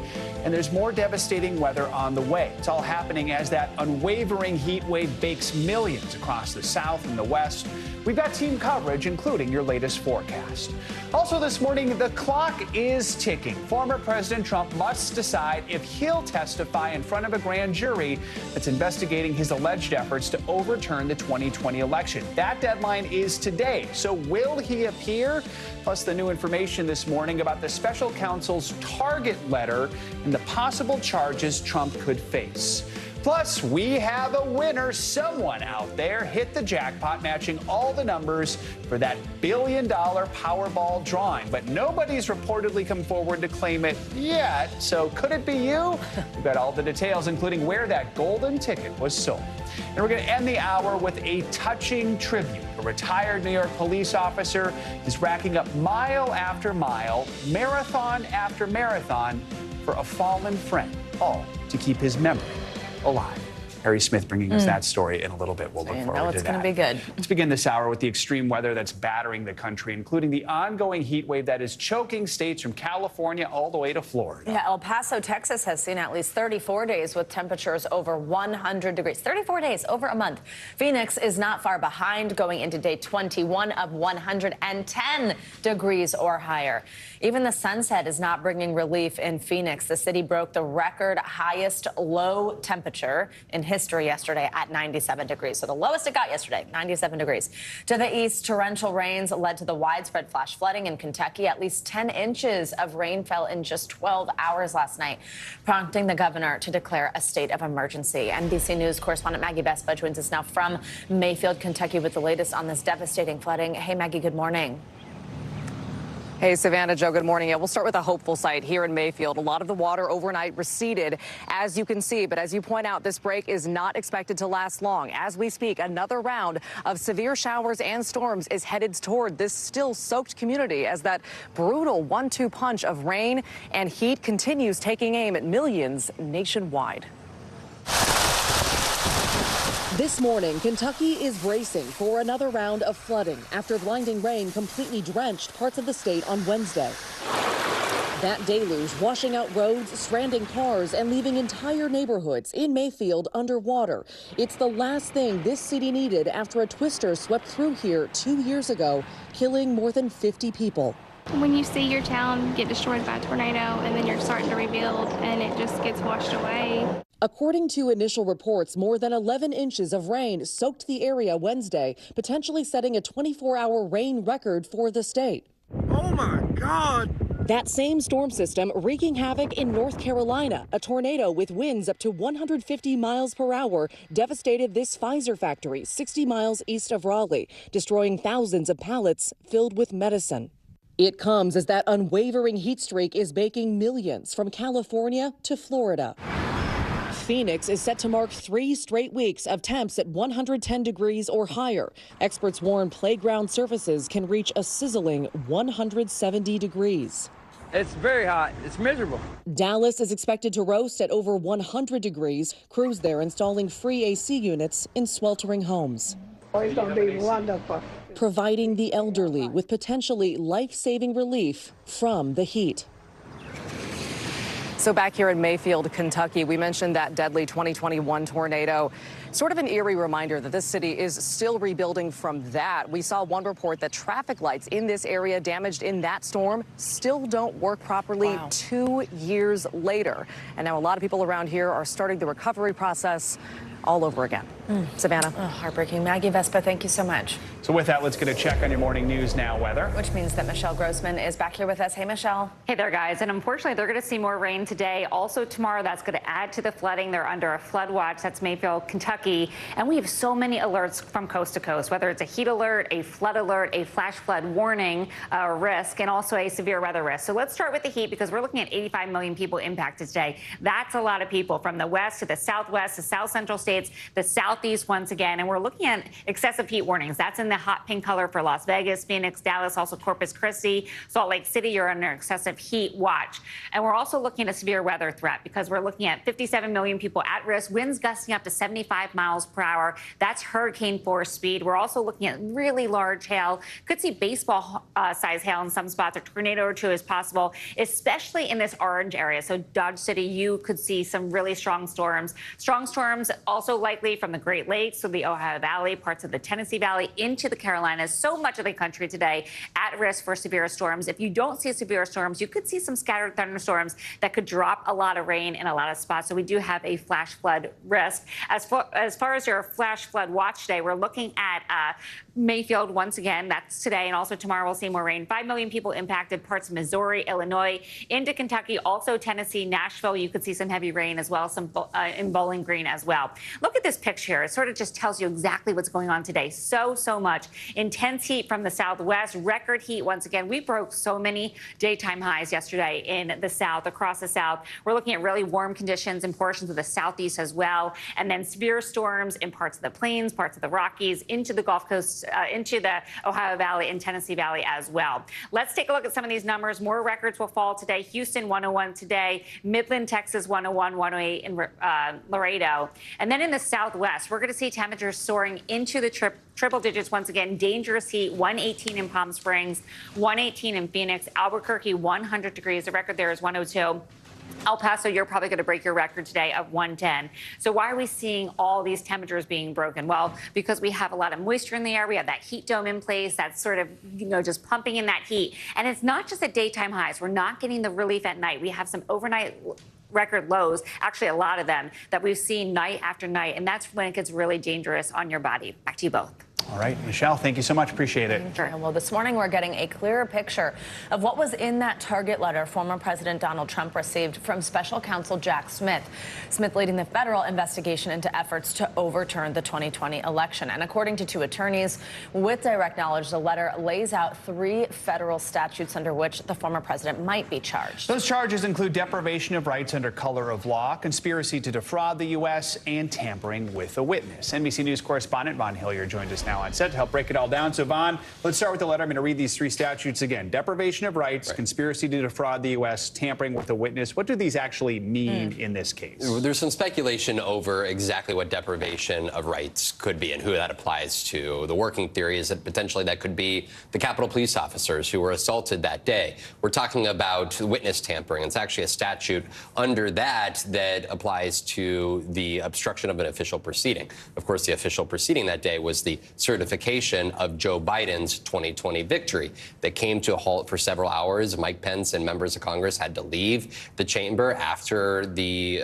Capitol rioters made their way into that chamber. But then also you're dealing with the conspiracy to defraud the United States. That would carry a maximum 5-year prison sentence. And the defrauding part could apply to that fake slate of electors that were sent by several of those states, Wisconsin, Arizona, Georgia, and the extent to which Donald Trump may have been aware or even pushing that effort at the state level. He had until today to testify to this grand jury, but I think the operating theory is that he will not actually do that. Sources familiar with the president's thinking as well as his legal strategy here don't think that he has any plans to do so. But we have been hearing from the former president since receiving this letter. What have we heard? Right. I'm told that he has no plans to go to Washington, D.C. He is at his Bedminster Club right now. But Donald Trump, he was in Iowa this week. He has been doing some media interviews, and he is making this very much so about the MAGA movement movement that he started, in making the case that they are looking to imprison the leader of that movement, and that this campaign of his for the White House is just as much about the political as it is about his own personal freedom. We should say also, this grand jury investigation, it's still ongoing. Just today, William Russell, a White House aide to Donald Trump at the time, who now works with the campaign, he's actually going before that D.C. grand jury. He's already testified before. There's a lot of questions around his appearance today. This investigation is moving beyond what happened in Washington, beyond what happened just on January 6th. NBC News is learning prosecutors are probing for information in Georgia, Arizona, Wisconsin, states you just mentioned a few moments ago. Explain to us what this is, what's happening. Right. The web is just so large. We're talking about even former Arizona Governor Doug Ducey, I'm told, received some requests from the special counsel's office, and I am told complying with those requests. He, of course, received calls from Donald Trump at the time when he was certifying Joe Biden's win in the state of Arizona. Even while he was literally signing the certification, there was a phone call from Donald Trump that came in live on camera at that very time. But also in Georgia, the Secretary of State's office received a subpoena for surveillance footage from where one of the ballot counting operations was in Fulton County that is a part of several conspiracy theories. So there is a lot that Special Counsel Jack Smith is clearly still looking at in real time. And we should point out there's also an investigation in Georgia. That's a state investigation. It's separate, and we could find out soon if there's charges in that case as well. Yep, as soon as August. All right, Vaughn, thank you so much. Appreciate it. Thank you. Well, there's new fallout this morning from congressional testimony by two IRS investigators who allege their superiors and the Justice Department officials involved suppressed a probe into the finances of President Biden's son, Hunter. NBC News Capitol Hill correspondent Ryan Nobles has the latest. Hi, Ryan. Good morning. Hey, Savannah, good morning to you. And these two witnesses are both career public servants. One of them says that he's a lifelong Democrat. They claim that officials at the Department of Justice gave Hunter Biden special treatment. But Democrats argue that's not their assessment to make. You solemnly swear or affirm? For more than 6 hours, two IRS investigators who say they have no political motivations claim their superiors and federal prosecutors stood in the way of an investigation into the president's son, Hunter Biden. At every stage, decisions were made that benefited the subject of this investigation.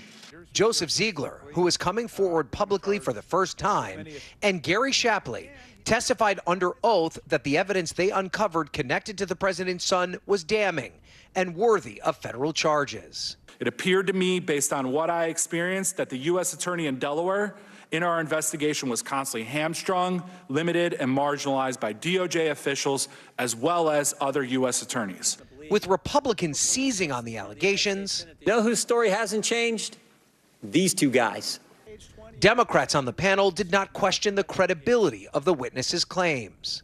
I think that they're honest witnesses, they're public servants. I don't question their integrity. But argued they are investigators, and prosecutors are the ones who get to make the call on indictments. Well, that's standard. Investigators and prosecutors disagree all the time, right? I mean, and so the prosecutors are the ones that make the decision. Shapley and Ziegler testified that U.S. Attorney David Weiss, a Trump appointee, told them he did not have ultimate authority in the case, a claim Weiss has rejected in two different letters to Congress. And Attorney General Merrick Garland backed up. I'm saying he was given complete authority to make all decisions on his own. President Biden has repeatedly denied any connection to his son's business dealings, and specifically has rejected that he was with his son when Hunter sent a WhatsApp message to a business associate, a message the whistleblowers shared as evidence. Were you involved? No, I wasn't. I don't know. Were you? No. Now, among the claims by these IRS agents is that they found enough evidence to charge Hunter Biden with multiple felonies. Now, prosecutors obviously felt different. They have cut a plea arrangement with Hunter Biden on a couple of misdemeanor charges. He's expected to answer those in court next week. And Savannah, Hunter Biden's lawyer says that these agents are just part of an orchestrated political attack against the Biden family. All right, Ryan Nobles, thank you so much. We're hearing from the family of the U.S. soldier who intentionally ran across the North Korean border and is now being detained, the first known American held there in nearly 5 years. NBC's Matt Bradley is in South Korea near the DMZ. Matt, good morning. One thing Matt hates. Hey, good morning, guys. So we're starting to see a lot of things coming, a lot of questions that are being answered right now. I'm right at Unification Bridge. I'm not so far from the North Korean border. And as you can see, this is a heavily fortified area. I'm only about 3 miles away from where young Private King made that daring dash over the border and really shocked and confused much of the world. Now, really, what we're looking at now are so many unanswered questions. Here's our package from this morning. The family of the U.S. soldier in North Korean captivity speaking out. I'm praying for him, and I hope that everybody else will pray for him, too. Private Travis King baffled American officials and set off an international uproar when he bolted to North Korea on Tuesday. Tensions between America and North Korea already ramping up, with the North recently testing 2 intercontinental ballistic missiles. The U.S. is delicately approaching the isolated nation, reaching out to the North Korean army and through other countries, including South Korea and Sweden.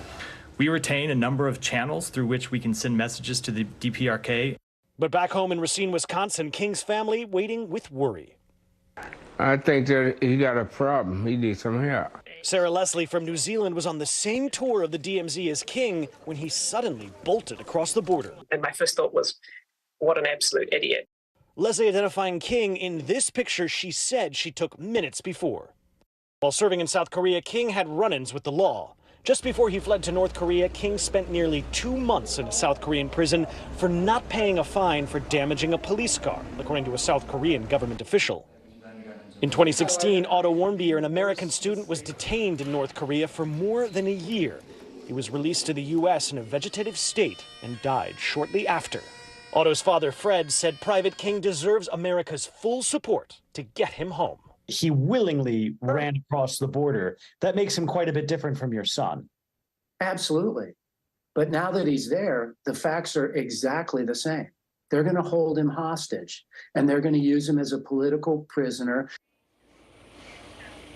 So, guys, I mentioned just a moment ago all of those unanswered questions that are still lingering. The big missing element here is North Korea, right across this bridge. We still haven't heard from them. They haven't even really acknowledged that they have Private King in their custody. So, again, until we actually hear from Pyongyang, we're not going to get a very good sense of this young man's fate. Guys? All right, Matt Bradley reporting from South Korea. Matt, thank you. And now for some major updates in the case of Carly Russell, the Alabama woman who police say disappeared after calling 911 about a toddler walking along a busy highway. Well, the case is not only gaining attention nationwide and on social media as well, but it's also raising a lot of questions as police continue to try and piece together what happened. They're saying that they are not able, to verify many of the details that Russell has given them. NBC News correspondent Sam Brock joins us now from Hoover, Alabama, with more on this case that continues to just have more questions than answers. Hey, Sam, good morning. Yeah, Savannah, good morning. Police have not outright said there was no abduction, there was no missing toddler on the highway, but they really have built a case, Savannah, about why both those scenarios are extremely unlikely while assuring the public there's no risk to their public safety. At the same time, internet searches police are talking about on Carly Russell's phone right before she vanished are a key part of this investigation. New evidence and a clearer timeline are raising more questions this morning in the case of Carly Russell, the 25-year-old nursing student whose disappearance for just over 48 hours led to a massive search effort, now prompting this conclusion from Hoover's police chief. We've been unable to verify most of Carly's initial statement. Where do you think she went, and how would you characterize what happened here? That's the $100 question. Investigators playing Russell's 911 call about a missing toddler right before her disappearance. Hi, I am on Interstate 459, and there is a kid just walking by themselves. She described a child who didn't appear to have pants or shoes on and told police she tried to get out of her vehicle to help the toddler. Except the chief says, according to cell phone data, she drove 600 yards while talking to the 911 operator. She was traveling 6 football fields, which tells you what? To think that a toddler, barefoot, that could be 3 or 4 years old, is going to travel 6 football fields without getting in the roadway. It's just very hard for me to understand. For the first time, police also revealing Russell told them she was abducted by a man with orange hair, who was later joined by a woman, and that the couple brought her to a home, forced her to undress, and took nude photos of her. Authorities highlighting a number of internet searches that Russell made in the days before her disappearance, including whether you have to pay for an Amber Alert, how to take money from a register without being caught, a one-way bus ticket from Birmingham to Nashville, and the 2008 film Taken. Someone gets kidnapped that 8 hours before that they're searching the internet, Googling the movie Taken about an abduction. I find that very, very strange, yes. Investigators also believe Russell stole a bathrobe and toilet paper from her job. Stuart Rome owns the Woodhouse Spa, Birmingham. You did not see any signs that this was someone who could be troubled. No, not at all. She always came on time. She was pleasant. Rome says he's cooperating with police. The number one concern is that Carly's home safe with her family. Police tell us they have not been able to speak with Russell since that initial statement, though they do plan on doing so at some point. Savannah, they also talked about other internet searches that could have been really revealing in terms of what her mindset was, but they're not disclosing those because of privacy concerns. We did reach out to the Russell family. Right now they say have no comment at this time. Savannah. All right. Sam Brock, thank you very much. Well, someone in California is waking up a little more than $1 billion richer this morning. Not too shabby. No. That's right. After months of no Powerball winner, lottery officials say the winning ticket with a jackpot of just over $1 billion was finally sold at a Los Angeles convenience store. The winning numbers, they were 7, 10, 11, 13, and 24. The Powerball also 24. A lucky number there. NBC News national correspondent Miguel Almaguer joins us with what the future may hold for that lucky winner.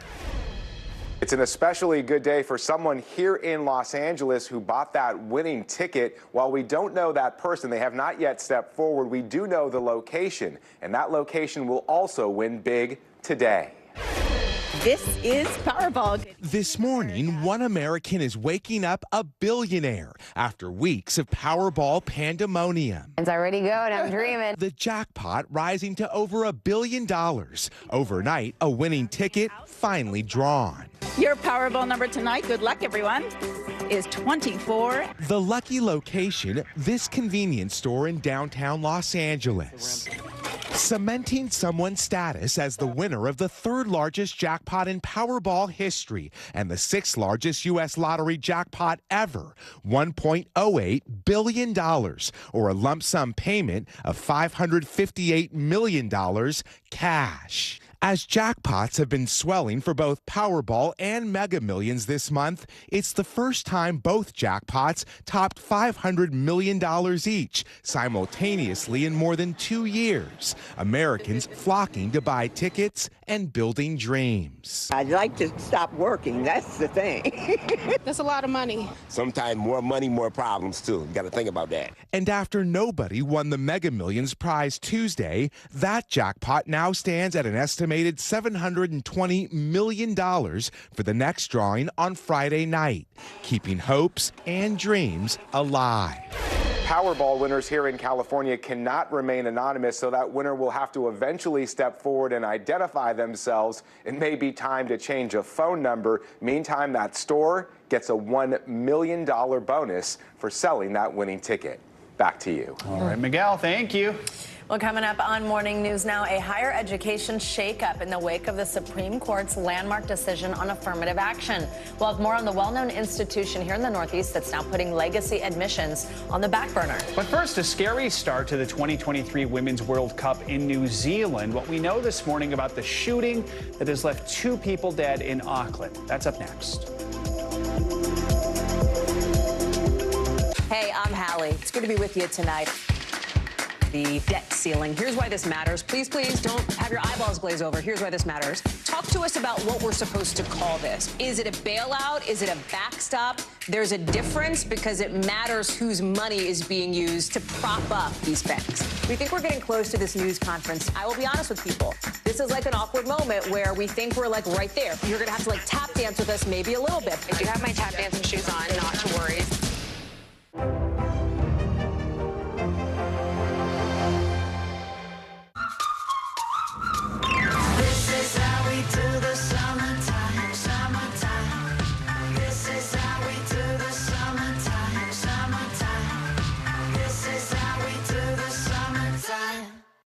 fire has grown leaps and bounds. What you see behind me is typical. How you doing? Pretty bad. News lives in the now. Look at this. You can't even see anything anymore. Let's break down what we know. You gotta see this. News for the generation of now is NBC News Now.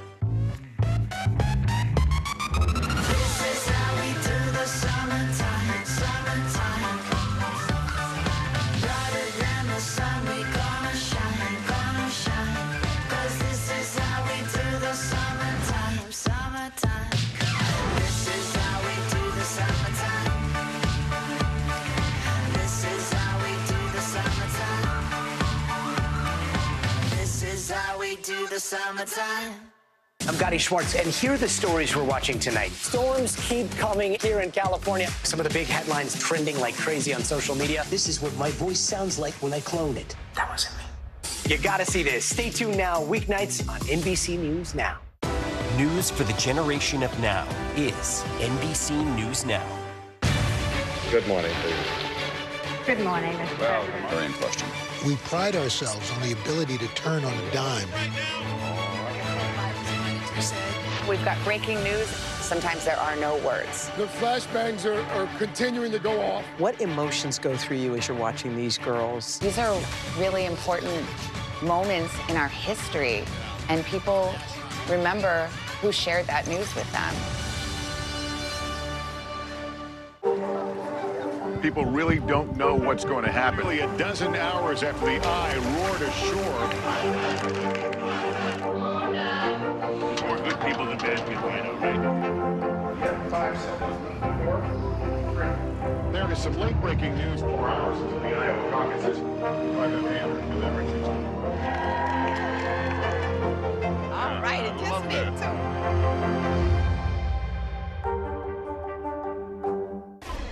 We're back now with a major update on the civil rights lawsuit brought against New York City and the NYPD. The city has agreed to pay more than $13 million to the 1,300 people that were either arrested or beaten by police during the 2020 Black Lives Matter demonstrations.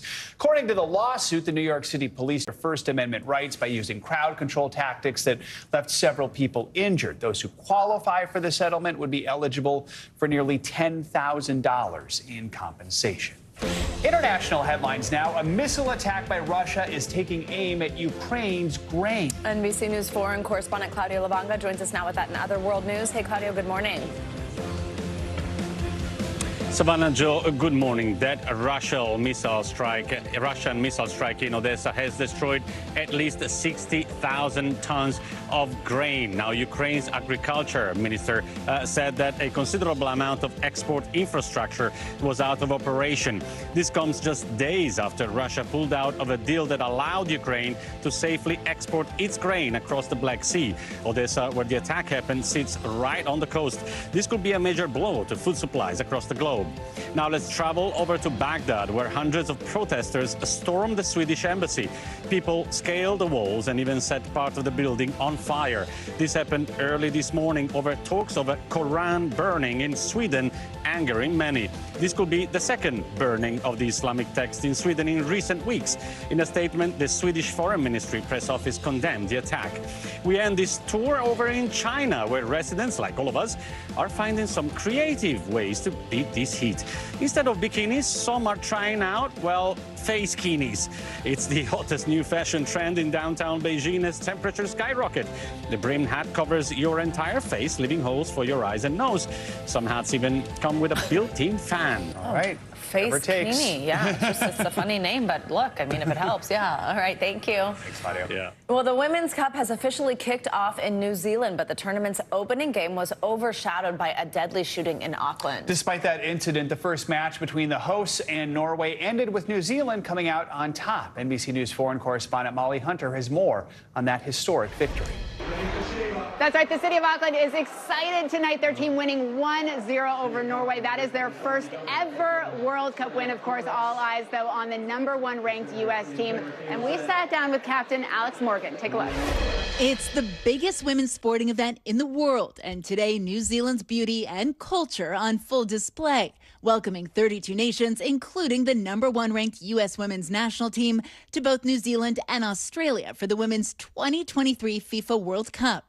But here in Auckland, the fanfare interrupted this morning by a rare and deadly shooting incident, locking down parts of the city and closing the fan zone on opening day. But the first matches kicking off as planned. New Zealand beating Norway here at home at Eden Park in Auckland. Along with Sydney, Australia, Auckland, New Zealand is the other main host city. It's also the home for the U.S. women's national team over the next couple weeks as they fight through the group round to defend their title.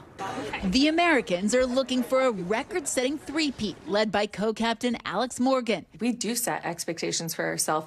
We do want to find ourselves at the end. We do want to be hoisting the trophy at the end. To get there is a long way.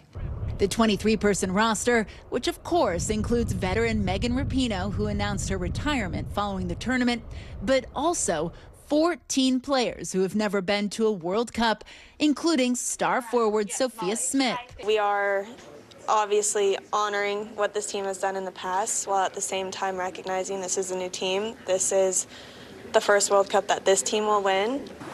And cheering them on here is second gentleman Doug Emhoff. I talked to the vice president this morning. She's like, say hi to everyone. Morgan and her co-captain Lindsay Horan presenting Emhoff with a jersey of his own. And despite all the pressure, Morgan says they're laser focused on their first game. So all of our attention is on Vietnam right now and how we can work together as a team to succeed in that. Now, we spent time with a couple of the players, and we talked about that generational divide. This is a young team full of newcomers. They talk about the age gap from 18 to Pinot, they say. Of course, Megan Rapinoe, the oldest player on that team. I asked who got to choose the music on the bus. Without a doubt, it's Megan's choice. I'll send it back to you guys. I want that playlist. All right, Molly, thank you so much. Coming up, we've got the latest this morning on a country-sized controversy that's bringing some heat to superstar Jason Aldean. It's all over a new song and a music video that's now at the center of pro-lynching allegations. That's next on Morning News Now.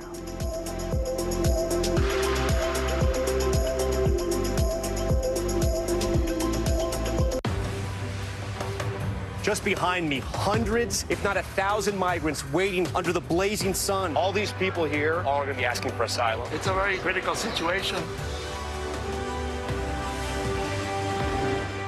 The fire has grown leaps and bounds. What you see behind me is typical. How you doing? Pretty bad. Thanks for tuning in. I'm Gotti Schwartz. Here are the stories we're following tonight. Storms keep coming here in California. The U.S. government just declassified this video. A lot more stories trending like crazy on social media. A controversy pitting lawmakers against young voters. What's the state of crypto today? What is going on when we're looking at trends there? Another mind-bending story on artificial intelligence. This is what my voice sounds like when I clone it. That wasn't me. You gotta see this. Stay tuned now. Weeknights at 8 Eastern, 5 Pacific on NBC News Now. The fire has grown leaps and bounds. What you see behind me is typical. How you doing? Pretty bad.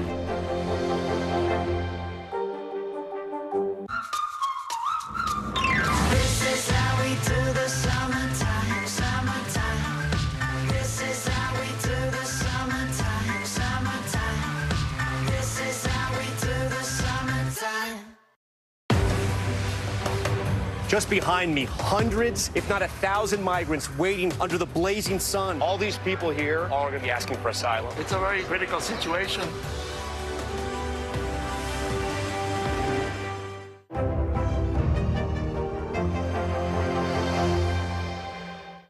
News for the generation of now is NBC News Now.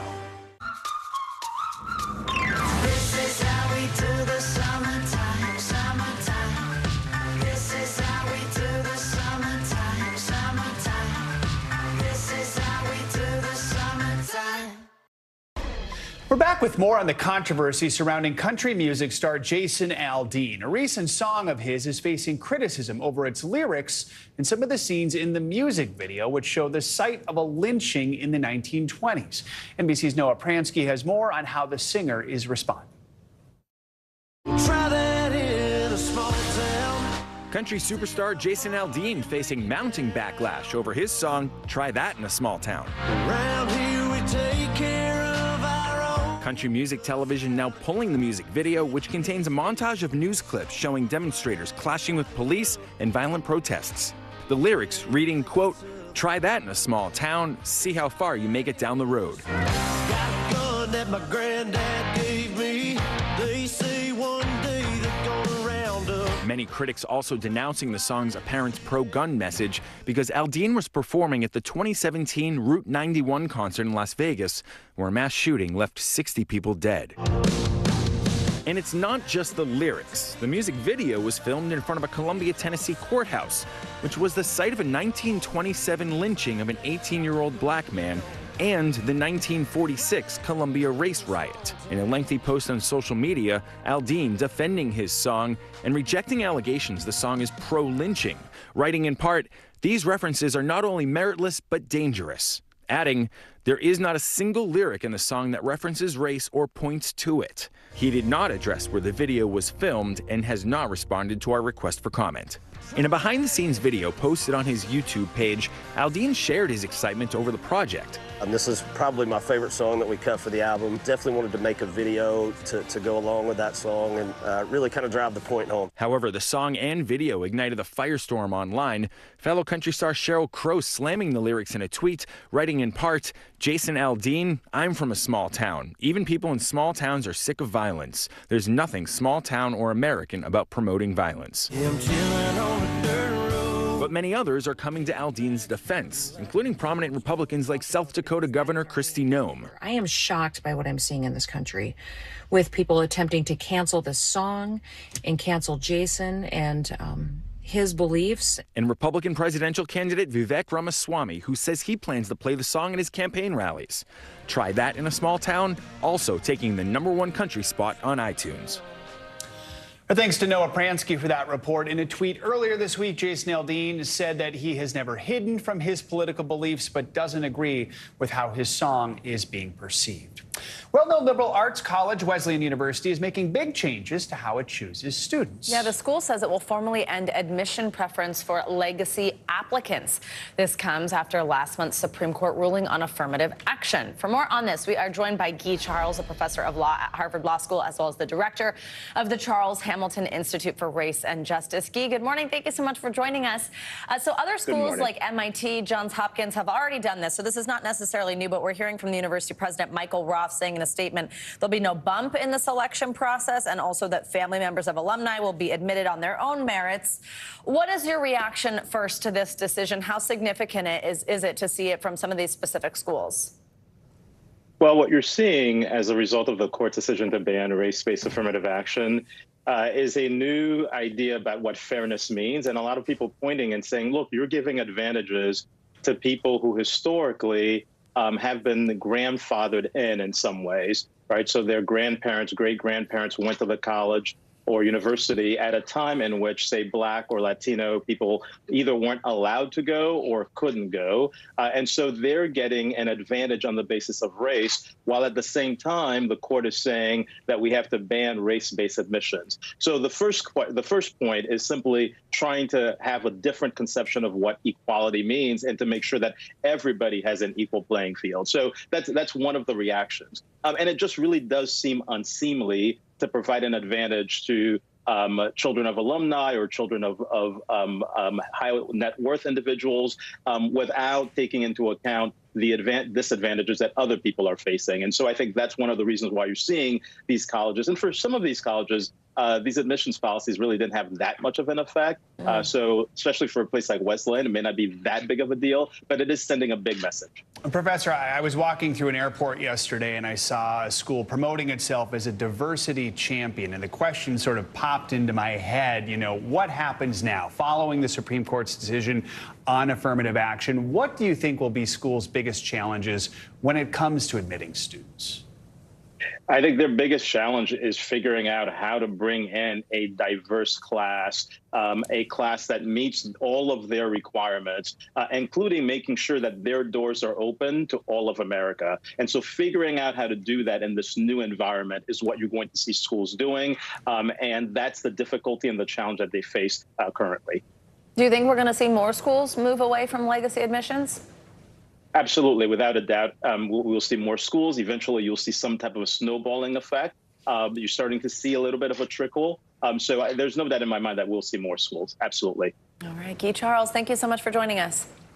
Coming up, is Netflix's password crackdown really paying off? Well, the streaming titan just released its latest earnings report, and we've got some pretty surprising numbers just as those Hollywood strikes kick into high gear. We'll take a look up next.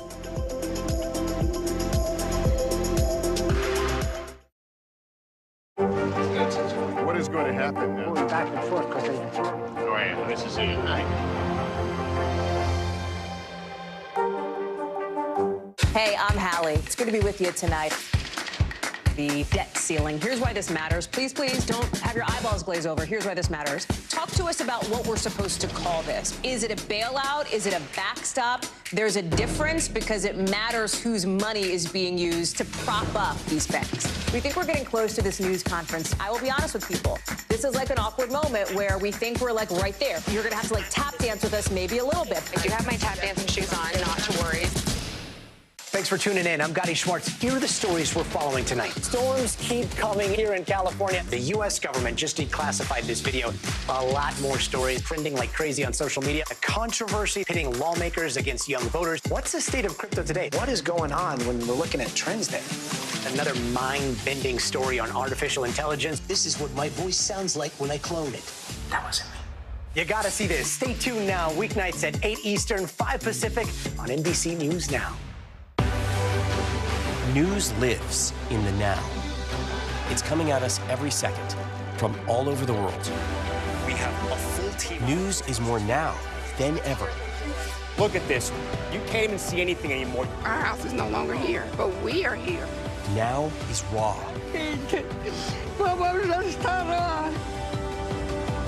Now is real. The Fed's decision today, help us translate that into very plain English. Is that good news for us? Now is constant. Morning News Now, or breaking news. NBC News special report. You gotta see this. The future is now. News for the generation of now is NBC News Now.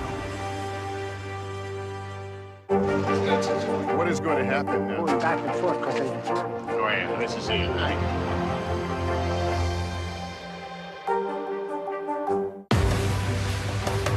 Just behind me, hundreds, if not 1,000 migrants waiting under the blazing sun. All these people here are going to be asking for asylum. It's a very critical situation.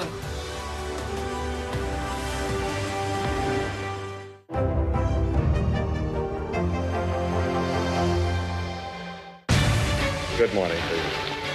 Good morning, Mr. President. Very in question. We pride ourselves on the ability to turn on a dime. We've got breaking news. Sometimes there are no words. The flashbangs are continuing to go off. What emotions go through you as you're watching these girls? These are really important moments in our history, and people remember who shared that news with them. News for the generation of now is NBC News Now. Welcome back. Well, Netflix is celebrating this morning. In an industry where many players are struggling to turn a profit, the streaming giant is showing healthy growth in revenue and subscribers. Those subscribers, though, maybe not too happy because these strong results came after the company cracked down on password sharing. Of course, all this comes as Hollywood faces an uncertain future with both actors and writers now on strike. NBC News contributing correspondent Kaylee Hartung joins us now with more on all this. Kaylee, good morning. Hey, Joe Savannah, good morning. This new earnings report is the first since Netflix cracked down on that password sharing, and it sure looks like their bet paid off. The company is revealing they added nearly 6 million subscribers last quarter, further entrenching them in the top spot among streaming services. This morning, Netflix is signing in to blockbuster-sized profits and growth. The streaming behemoth announcing its second quarter earnings to the tune of $8.2 billion in revenue and the addition of nearly 6 million subscribers. That's more than triple what they saw last quarter. The report the first since Netflix cracked down on password sharing and months into the introduction of its cheaper ad-supported membership option, which the company says will only continue to bring in more users. There's no question that Netflix is the king of streaming right now. They're the only ones that have a profit. They're the only ones really accelerating real meaningful growth. The good news for the streaming giant met with frustration by protesters as SAG-AFTRA marks its first full week on strike. We all love Netflix. We all love to binge a good show, but we want to get our residuals. We want to get paid for it. Actors joining writers who have been on the picket lines for nearly 3 months. We're here to make a living.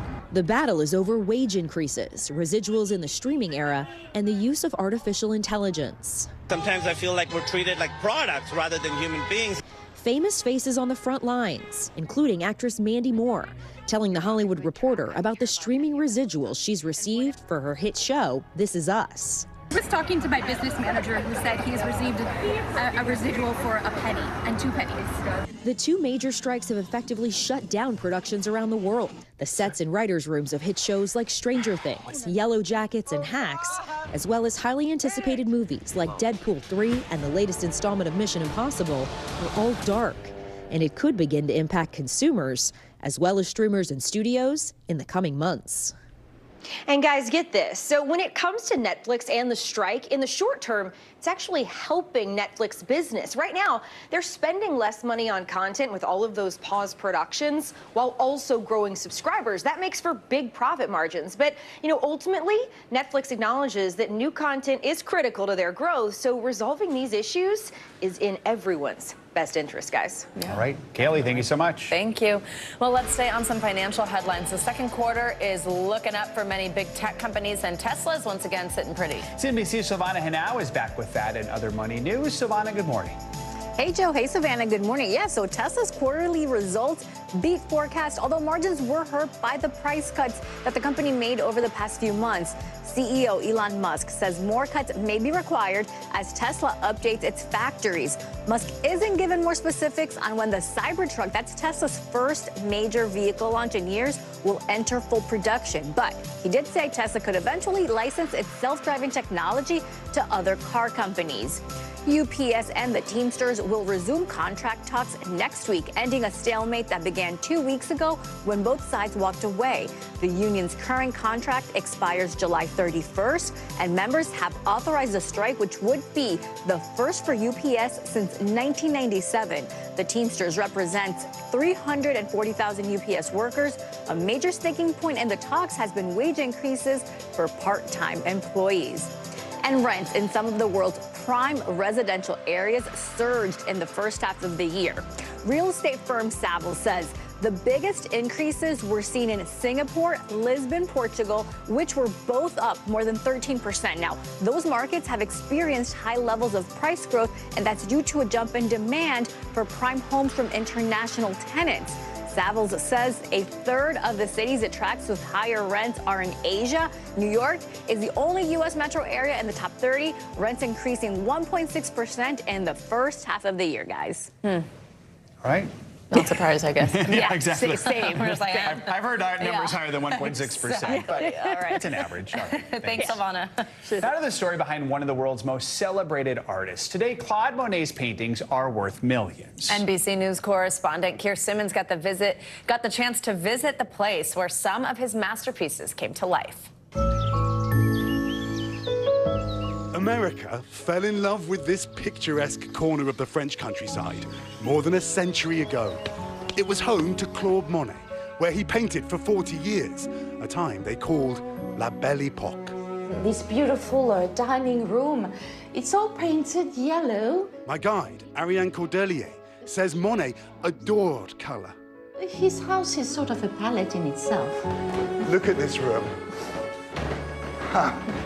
This is his studio. It was, yes, and it is still exactly like in Monet's times. Paintings that we know and love all around us. Even Monet's bedroom is a shrine to the Impressionist painting he epitomized. Renoir, Cézanne. What a view to be able to wake up to. Under his strict instructions, a team of gardeners created a living canvas of plants and flowers. And most of all, of course, his lily ponds.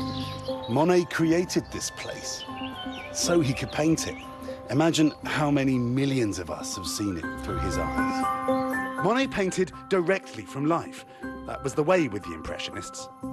This paradise for painters continues to inspire artists today. Hi. Hey, how you doing? Like American Eric Santoli from New Jersey. Just everywhere you look is a perfect painting. It's a beautiful place. Fellow artist Patricia Rinsky d'Argence says it was America that first recognized the magic of Monet. So right from the beginning, Monet's success looked to America. Exactly. And then some American painters came to France. They stayed here in the village at the Hotel Baudin, a lively, thriving colony of American Impressionists. And this was their studio, a little piece of American history across the pond. The big pond, I mean the Atlantic. Since then, millions of Americans have crossed the pond to see his water lilies here in Paris and to visit the real thing in his gorgeous gardens at Giverny. It's just beautiful. An idyllic vision of France, as vivid today as ever. His theory was, I want to paint what I can see, but he had a superpower. He didn't see as we do. What a cool look there. Well, if you want more Monet and you are not going to make it across the pond anytime soon, you can see his famous paintings brought to life in Monet, the immersive experience. That is a 360-degree animated spectacular coming to a city near you soon. I sound like a commercial. It's in Cincinnati right now, actually. It was a very meditative experience. Yeah, it was very awesome. Zen. I mean, gorgeous. And just a little time in the French countryside. Coming up, we're going to end the hour with a touching tribute to one of New York State's fallen heroes. That's right, a police officer who was killed in the line of duty and his brother in arms, keeping his memory alive. Our Harry Smith has their story next.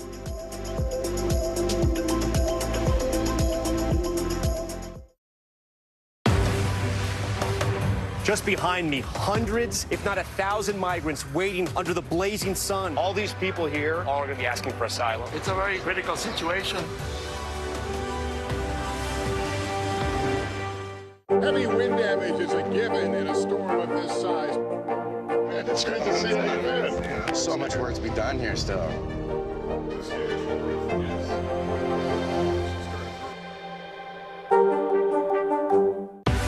News lives in the now. It's coming at us every second. News is more now than ever. Look at this. You can't even see anything anymore.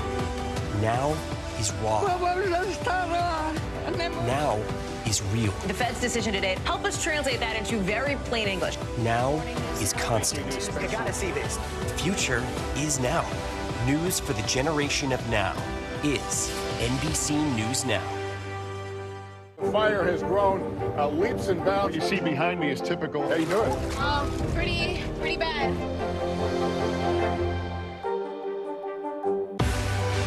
Now is raw. How hard is it to see it like this? Our house is no longer here, but we are here. Now is real. Let's break down what we know and then the big questions still outstanding. News for the generation of now is NBC News Now. What is going to happen now? Going back and forth because they... Oh, yeah, this is it, right?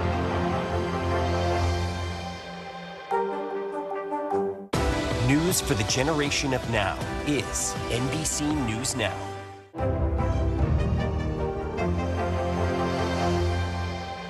I'm Gotti Schwartz, and here are the stories we're watching tonight. Storms keep coming here in California. Some of the big headlines trending like crazy on social media. This is what my voice sounds like when I clone it. That wasn't me. You gotta see this. Stay tuned now, weeknights on NBC News Now. News lives in the now. It's coming at us every second from all over the world. We have a full team. News is more now than ever. Look at this. You can't even see anything anymore. Our house is no longer here, but we are here. Now is raw.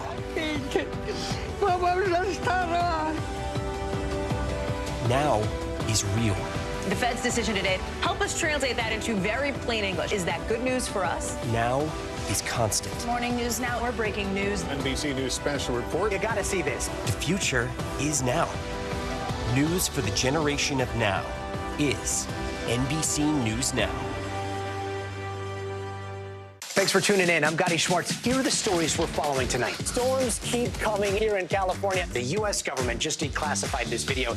A lot more stories trending like crazy on social media. A controversy pitting lawmakers against young voters. What's the state of crypto today? What is going on when we're looking at trends there? Another mind-bending story on artificial intelligence. This is what my voice sounds like when I clone it. That wasn't me. You gotta see this. Stay tuned now. Weeknights at 8 Eastern, 5 Pacific on NBC News Now. Welcome back. Well, the tomatoes have spoken and the scores are in on the summer's two most talked about movies. So critics across the internet reviewed these blockbusters Barbie and Oppenheimer. Of course, that's what you're seeing on your screen. Well, the aggregate scores on the website, Rotten Tomatoes, point to a winner, though they both did very well. Oppenheimer took the crown with a fantastic opening score of 92%. Barbie debuted, though, not far behind at all at 88%.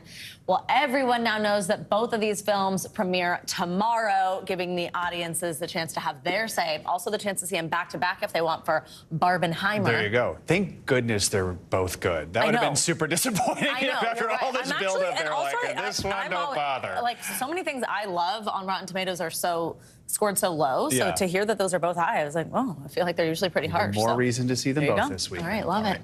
Tomorrow marks 1 year since a police officer in Rochester, New York, died tragically in a shooting that also injured another officer and a bystander. Well, husband of 28 years, father and grandpa, his wife Lynn feared he would be forgotten, but one former colleague was determined that he always be remembered. NBC News correspondent Harry Smith joins us this morning with this incredible story. Hi, Harry. Great to see you. Good morning. We heard about this, something in Rochester, a retired officer running 50 marathons in 50 days to bring honor and help people remember this guy who was gunned down. He was in plain clothes in a plain car. Somebody made them. They were on surveillance. Pop, pop, pop. Never had a chance. So, as Paul Harvey used to say on the radio years and years ago, we wanted to find out the rest of the story. Maybe you heard about this a few weeks back. A retired Rochester, New York police officer running 50 marathons in 50 days through 8 states. Brett Soborowski told us he ran to raise money for the family of and to bring honor to fallen comrade Tony Mazurkowitz. I just knew I wanted to do something. I wanted somehow to make a difference and show his family and to honor his sacrifice. Brett hoped to run into the city with a cohort of 500. Almost 1,000 showed up. A touching tribute, no question. A moving moment. But what of the slain officer?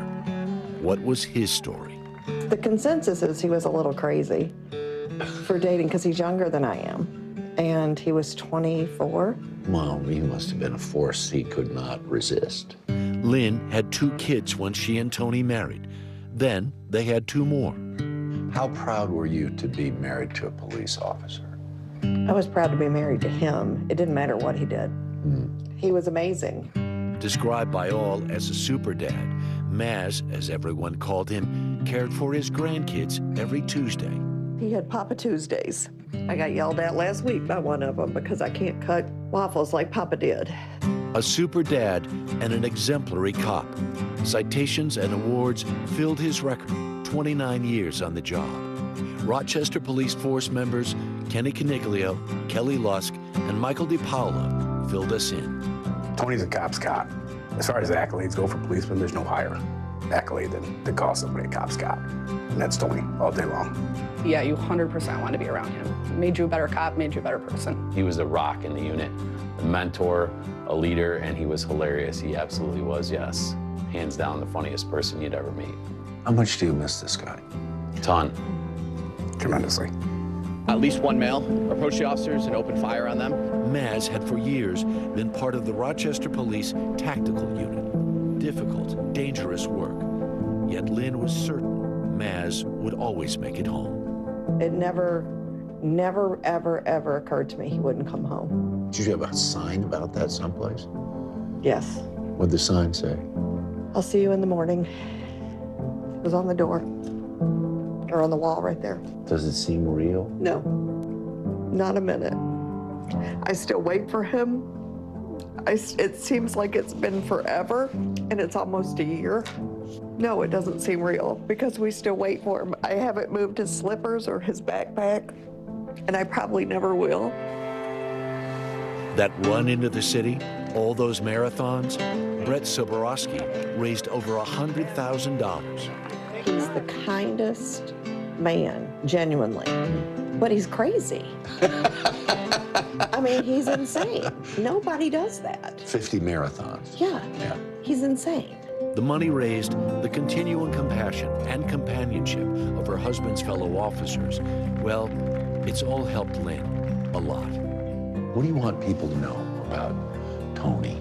I wanted them to remember his name. I want them to know that police officers are so much more than the uniform they wear.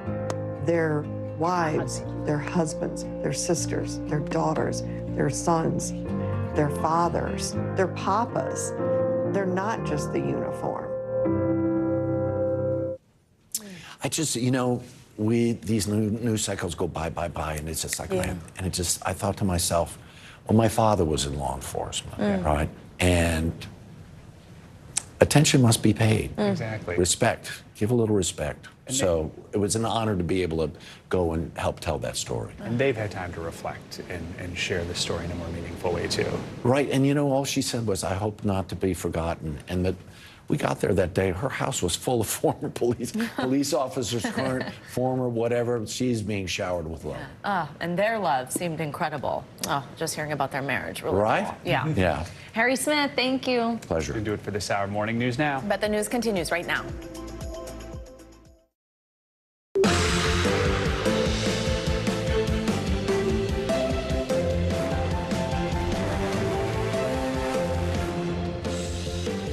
Good morning. Thanks so much for joining us this Thursday. I'm Savannah Sellers. I'm Joe Fryer. Right now on Morning News Now, unrelenting extreme weather from coast to coast. Severe storms tear through the southeast, causing catastrophic flooding in western Kentucky.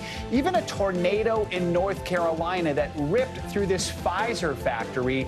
And there's more devastating weather on the way. It's all happening as that unwavering heat wave bakes millions across the south and the west. We've got team coverage, including your latest forecast.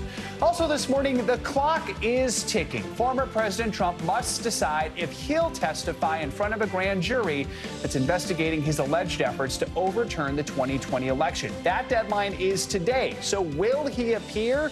Plus the new information this morning about the special counsel's target letter and the possible charges Trump could face.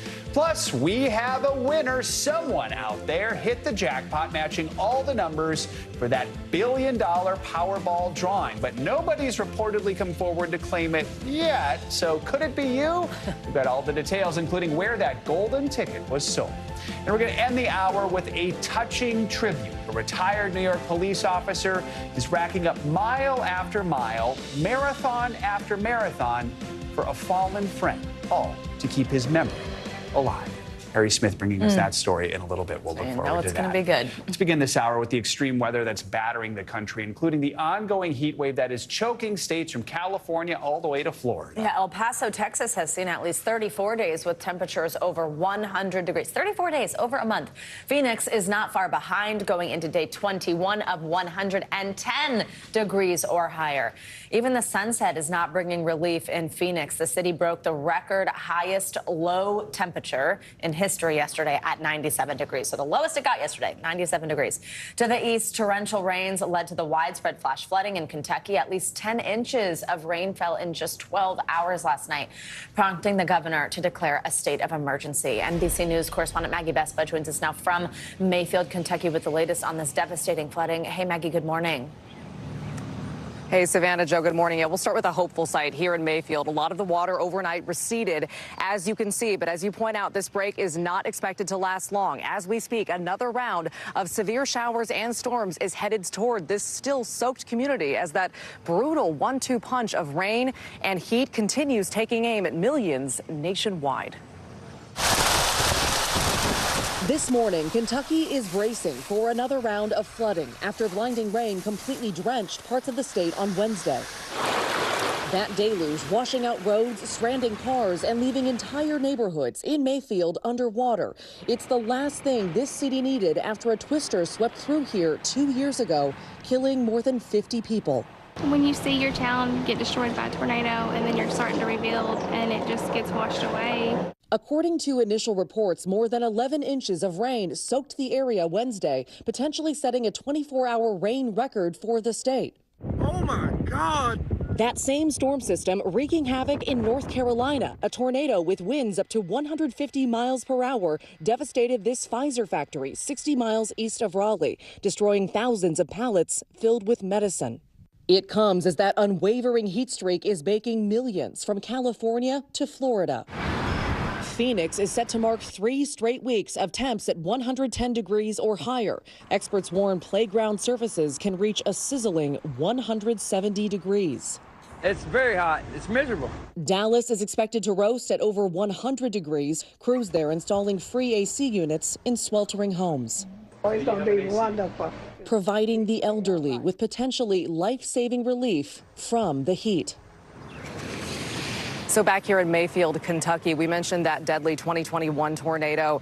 Sort of an eerie reminder that this city is still rebuilding from that. We saw one report that traffic lights in this area damaged in that storm still don't work properly 2 years later. And now a lot of people around here are starting the recovery process all over again. Savannah. Oh, heartbreaking. Maggie Vespa, thank you so much. So with that, let's get a check on your morning news now weather. Which means that Michelle Grossman is back here with us. Hey, Michelle. Hey there, guys. And unfortunately, they're going to see more rain today. Also tomorrow, that's going to add to the flooding. They're under a flood watch. That's Mayfield, Kentucky. And we have so many alerts from coast to coast, whether it's a heat alert, a flash flood warning risk, and also a severe weather risk. So let's start with the heat because we're looking at 85 million people impacted today. That's a lot of people from the west to the southwest, the south central states, the southeast once again. And we're looking at excessive heat warnings. That's in the hot pink color for Las Vegas, Phoenix, Dallas, also Corpus Christi, Salt Lake City. You're under excessive heat watch. And we're also looking at a severe weather threat because we're looking at 57 million people at risk, winds gusting up to 75 miles per hour. That's hurricane force speed. We're also looking at really large hail. Could see baseball size hail in some spots. A tornado or two is possible, especially in this orange area. So Dodge City, you could see some really strong storms. Strong storms also likely from the Great Lakes to the Ohio Valley, parts of the Tennessee Valley into the Carolinas. So much of the country today at risk for severe storms. If you don't see severe storms, you could see some scattered thunderstorms that could drop a lot of rain in a lot of spots. So we do have a flash flood risk. As far as your flash flood watch today, we're looking at Mayfield once again. That's today, and also tomorrow we'll see more rain. 5 million people impacted, parts of Missouri, Illinois, into Kentucky, also Tennessee, Nashville. You could see some heavy rain as well, some in Bowling Green as well.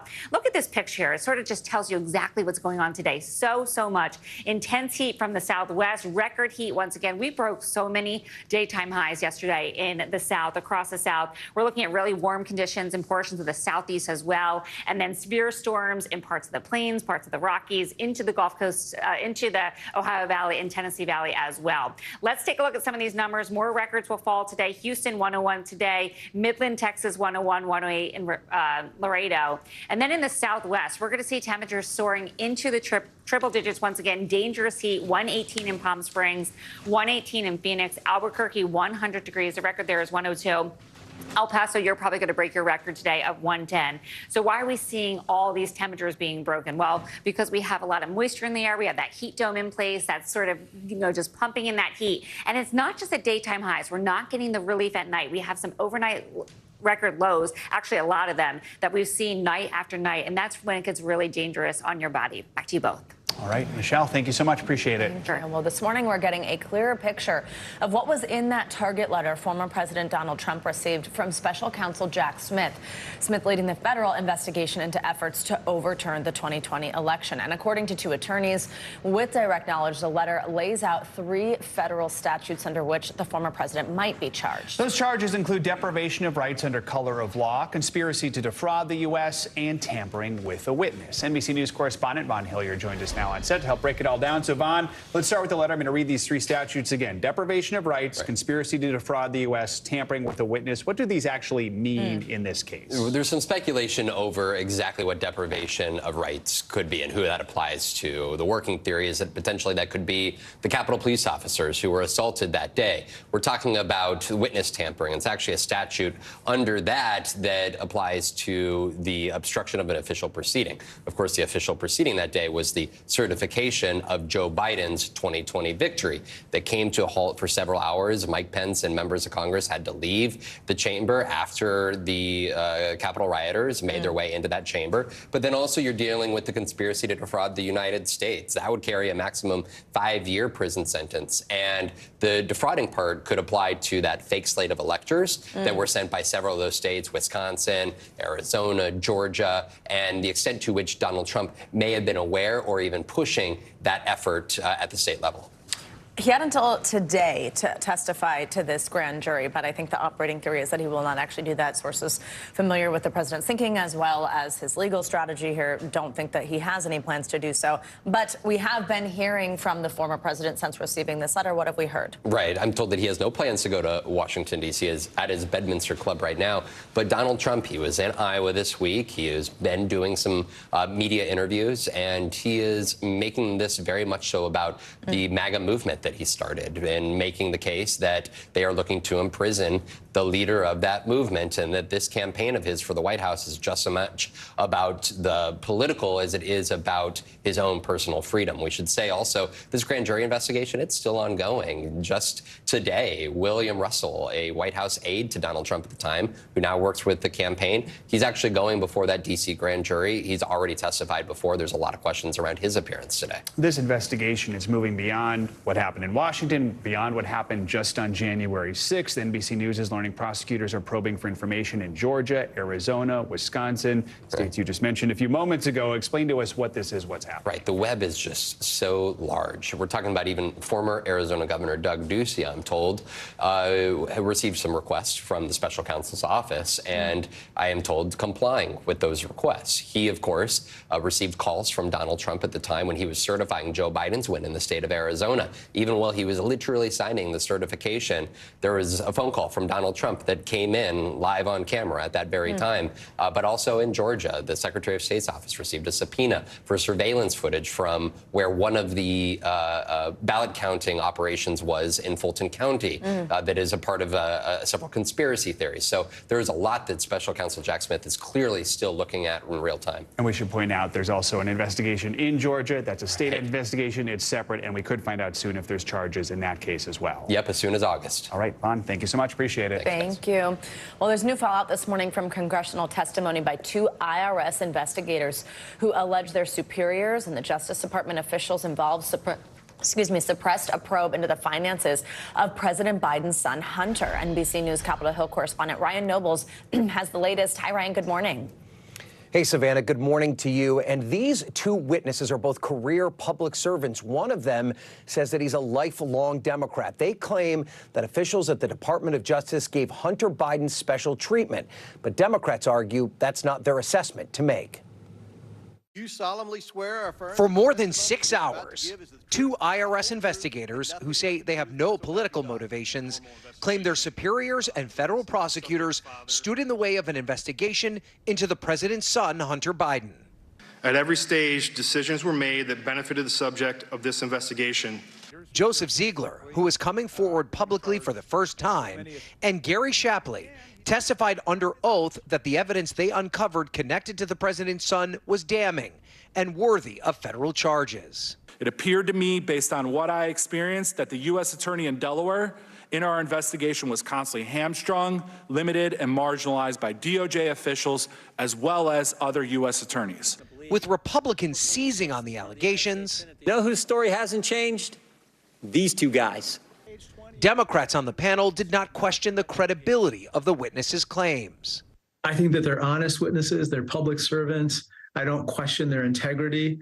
But argued they are investigators, and prosecutors are the ones who get to make the call on indictments. Well, that's standard. Investigators and prosecutors disagree all the time, right? I mean, and so the prosecutors are the ones that make the decision. Shapley and Ziegler testified that U.S. Attorney David Weiss, a Trump appointee, told them he did not have ultimate authority in the case, a claim Weiss has rejected in 2 different letters to Congress. And Attorney General Merrick Garland backed up. I'm saying he was given complete authority to make all decisions on his own. President Biden has repeatedly denied any connection to his son's business dealings, and specifically has rejected that he was with his son when Hunter sent a WhatsApp message to a business associate, a message the whistleblowers shared as evidence. Were you involved?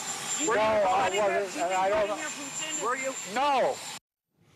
Now, among the claims by these IRS agents is that they found enough evidence to charge Hunter Biden with multiple felonies. Now, prosecutors obviously felt different. They have cut a plea arrangement with Hunter Biden on a couple of misdemeanor charges. He's expected to answer those in court next week. And Savannah, Hunter Biden's lawyer says that these agents are just part of an orchestrated political attack against the Biden family.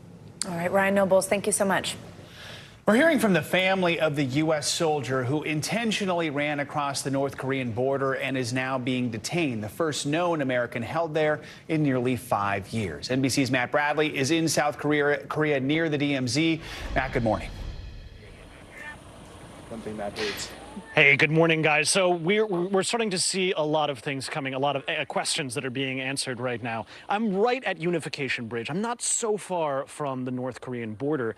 And as you can see, this is a heavily fortified area. I'm only about 3 miles away from where young Private King made that daring dash over the border and really shocked and confused much of the world. Now, really, what we're looking at now are so many unanswered questions. Here's our package from this morning. The family of the U.S. soldier in North Korean captivity speaking out. I'm praying for him, and I hope that everybody else will pray for him, too. Private Travis King baffled American officials and set off an international uproar when he bolted to North Korea on Tuesday. Tensions between America and North Korea already ramping up, with the North recently testing 2 intercontinental ballistic missiles. The U.S. is delicately approaching the isolated nation, reaching out to the North Korean army and through other countries, including South Korea and Sweden. We retain a number of channels through which we can send messages to the DPRK. But back home in Racine, Wisconsin, King's family waiting with worry. I think that he got a problem. He needs some help. Sarah Leslie from New Zealand was on the same tour of the DMZ as King when he suddenly bolted across the border. And my first thought was, what an absolute idiot. Leslie identifying King in this picture she said she took minutes before. While serving in South Korea, King had run-ins with the law. Just before he fled to North Korea, King spent nearly 2 months in a South Korean prison for not paying a fine for damaging a police car, according to a South Korean government official. In 2016, Otto Warmbier, an American student, was detained in North Korea for more than a year. He was released to the U.S. in a vegetative state and died shortly after. Otto's father, Fred, said Private King deserves America's full support to get him home. He willingly ran across the border. That makes him quite a bit different from your son. Absolutely. But now that he's there, the facts are exactly the same. They're going to hold him hostage, and they're going to use him as a political prisoner. So, guys, I mentioned just a moment ago all of those unanswered questions that are still lingering. The big missing element here is North Korea, right across this bridge. We still haven't heard from them. They haven't even really acknowledged that they have Private King in their custody. So, again, until we actually hear from Pyongyang, we're not going to get a very good sense of this young man's fate. Guys? All right, Matt Bradley reporting from South Korea. Matt, thank you. And now for some major updates in the case of Carly Russell, the Alabama woman who police say disappeared after calling 911 about a toddler walking along a busy highway. Well, the case is not only gaining attention nationwide and on social media as well, but it's also raising a lot of questions as police continue to try and piece together what happened. They're saying that they are not able, to verify many of the details that Russell has given them. NBC News correspondent Sam Brock joins us now from Hoover, Alabama, with more on this case that continues to just have more questions than answers. Hey, Sam, good morning. Yeah, Savannah, good morning. Police have not outright said there was no abduction, there was no missing toddler on the highway, but they really have built a case, Savannah, about why both those scenarios are extremely unlikely while assuring the public there's no risk to their public safety. At the same time, internet searches police are talking about on Carly Russell's phone right before she vanished are a key part of this investigation. New evidence and a clearer timeline are raising more questions this morning in the case of Carly Russell, the 25-year-old nursing student whose disappearance for just over 48 hours led to a massive search effort, now prompting this conclusion from Hoover's police chief. We've been unable to verify most of Carly's initial statement. Where do you think she went, and how would you characterize what happened here? That's the $100 question. Investigators playing Russell's 911 call about a missing toddler right before her disappearance. Hi, I am on Interstate 459, and there is a kid just walking by themselves. She described a child who didn't appear to have pants or shoes on and told police she tried to get out of her vehicle to help the toddler. Except the chief says, according to cell phone data, she drove 600 yards while talking to the 911 operator. She was traveling 6 football fields, which tells you what? To think that a toddler, barefoot, that could be 3 or 4 years old, is going to travel 6 football fields without getting in the roadway. It's just very hard for me to understand. For the first time, police also revealing Russell told them she was abducted by a man with orange hair, who was later joined by a woman, and that the couple brought her to a home, forced her to undress, and took nude photos of her.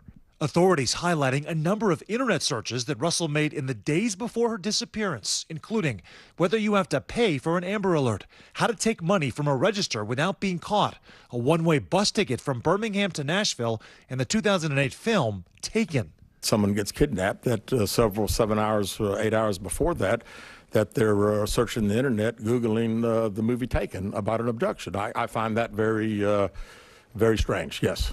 Investigators also believe Russell stole a bathrobe and toilet paper from her job. Stuart Rome owns the Woodhouse Spa, Birmingham. You did not see any signs that this was someone who could be troubled. No, not at all. She always came on time. She was pleasant. Rome says he's cooperating with police. The number one concern is that Carly's home safe with her family. Police tell us they have not been able to speak with Russell since that initial statement, though they do plan on doing so at some point. Savannah, they also talked about other internet searches that could have been really revealing in terms of what her mindset was, but they're not disclosing those because of privacy concerns. We did reach out to the Russell family. Right now they say have no comment at this time. Savannah. All right. Sam Brock, thank you very much. Well, someone in California is waking up a little more than $1 billion richer this morning. Not too shabby. No. That's right. After months of no Powerball winner, lottery officials say the winning ticket with a jackpot of just over $1 billion was finally sold at a Los Angeles convenience store. The winning numbers, they were 7, 10, 11, 13, and 24. The Powerball also 24. A lucky number there. NBC News national correspondent Miguel Almaguer joins us with what the future may hold for that lucky winner.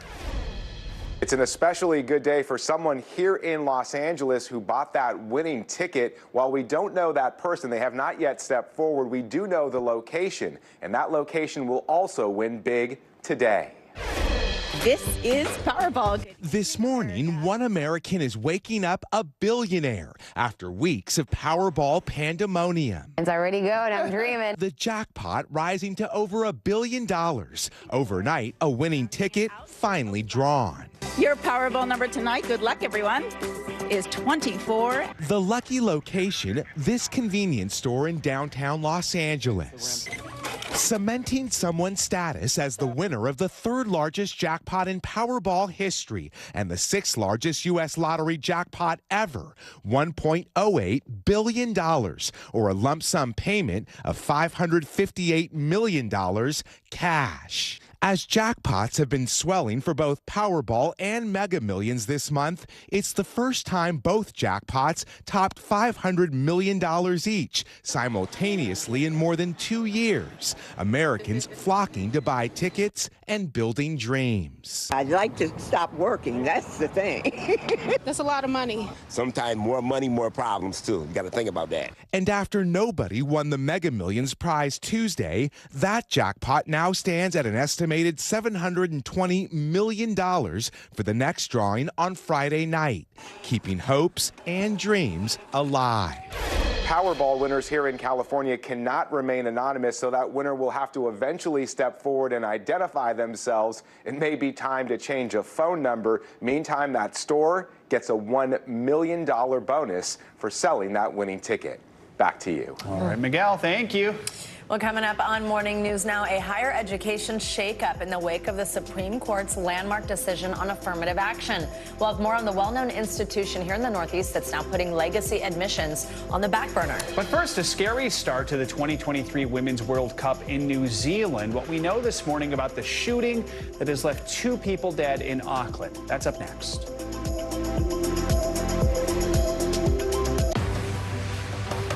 Just behind me, hundreds, if not 1,000 migrants waiting under the blazing sun. All these people here are going to be asking for asylum. It's a very critical situation.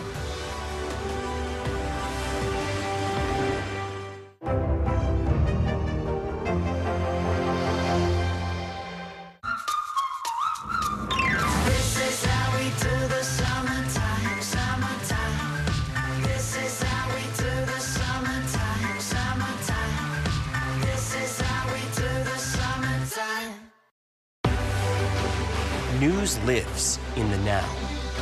It's coming at us every second from all over the world. We have a full team. News is more now than ever. Look at this. You can't even see anything anymore. Our house is no longer here, but we are here. Now is raw.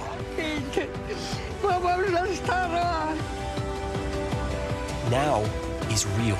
The Fed's decision today, help us translate that into very plain English. Is that good news for us? Now is constant. Morning News Now, we're breaking news. NBC News special report. You gotta see this. The future is now.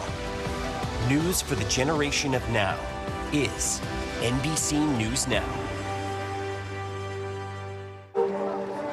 People really don't know what's going to happen. Nearly a dozen hours after the eye roared ashore. More good people than bad people, I know, right? 5 seconds. 4, 3. There is some late-breaking news 4 hours into the Iowa caucuses by the hand delivery. All right, it just fit too. I'm Gotti Schwartz, and here are the stories we're watching tonight. Storms keep coming here in California. Some of the big headlines trending like crazy on social media. This is what my voice sounds like when I clone it. That wasn't me. You gotta see this. Stay tuned now, weeknights on NBC News Now. Now is raw. How hard is it to see it like this? Our house is no longer here, but we are here. Now is real. Let's break down what we know and then the big questions still outstanding. News for the generation of now is NBC News Now. The fire has grown leaps and bounds. What you see behind me is typical. How you doing? Pretty bad. Thanks for tuning in. I'm Gotti Schwartz. Here are the stories we're following tonight. Storms keep coming here in California. The U.S. government just declassified this video. A lot more stories trending like crazy on social media. A controversy pitting lawmakers against young voters. What's the state of crypto today? What is going on when we're looking at trends there? Another mind-bending story on artificial intelligence. This is what my voice sounds like when I clone it. That wasn't me. You gotta see this. Stay tuned now, weeknights at 8 Eastern, 5 Pacific on NBC News Now. We're back now with a major update on the civil rights lawsuit brought against New York City and the NYPD. The city has agreed to pay more than $13 million to the 1,300 people that were either arrested or beaten by police during the 2020 Black Lives Matter demonstrations. According to the lawsuit, the New York City Police Department stripped protesters of their First Amendment rights by using crowd control tactics that left several people injured. Those who qualify for the settlement would be eligible for nearly $10,000 in compensation. International headlines now. A missile attack by Russia is taking aim at Ukraine's grain. NBC News foreign correspondent Claudio Lavanga joins us now with that and other world news. Hey, Claudio, good morning. Savannah, Joe, good morning. That Russian missile strike in Odessa has destroyed at least 60,000 tons of grain. Now, Ukraine's agriculture minister said that a considerable amount of export infrastructure was out of operation. This comes just days after Russia pulled out of a deal that allowed Ukraine to safely export its grain across the Black Sea. Odessa, where the attack happened, sits right on the coast. This could be a major blow to food supplies across the globe. globe. Now let's travel over to Baghdad, where hundreds of protesters stormed the Swedish embassy. People scaled the walls and even set part of the building on fire.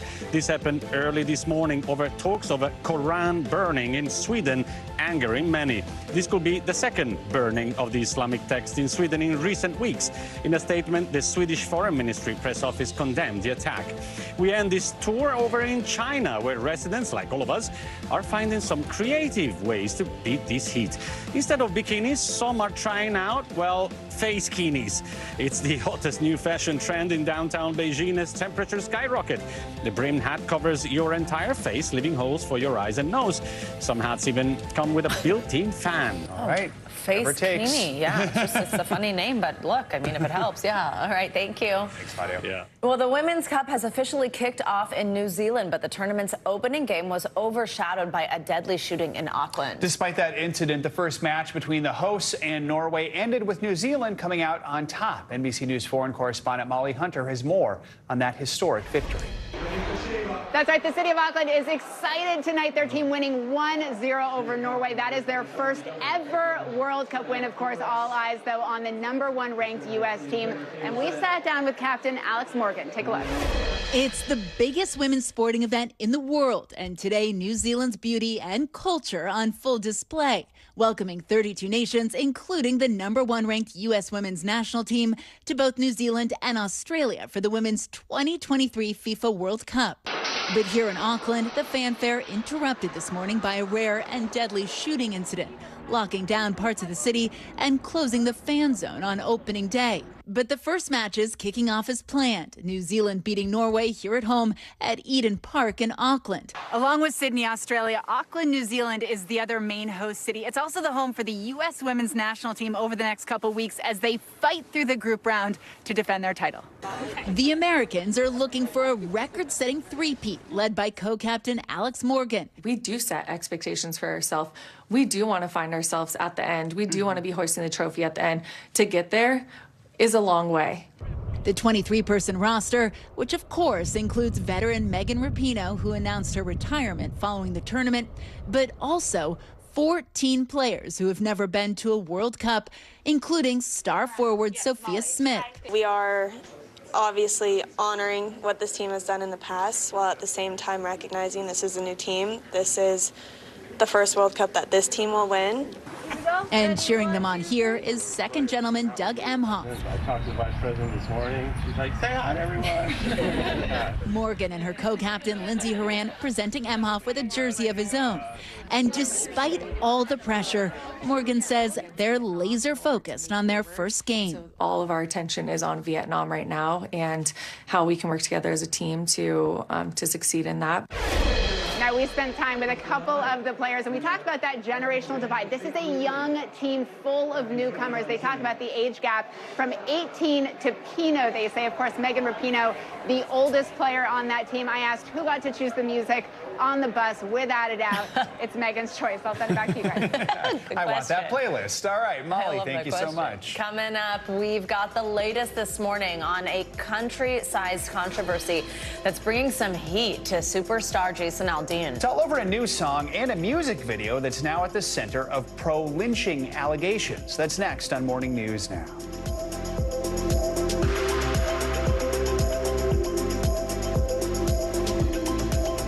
Scotty Schwartz, and here are the stories we're watching tonight. Storms keep coming here in California. Some of the big headlines trending like crazy on social media. This is what my voice sounds like when I clone it. That wasn't me. You gotta see this. Stay tuned now, weeknights on NBC News Now. Heavy wind damage is a given in a storm of this size. It's good to see you, man. So much work to be done here still.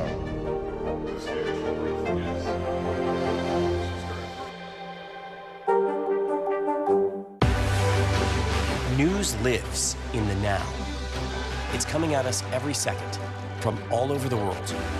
We have a full team. News is more now than ever. Look at this. You can't even see anything anymore. Our house is no longer here, but we are here. Now is raw.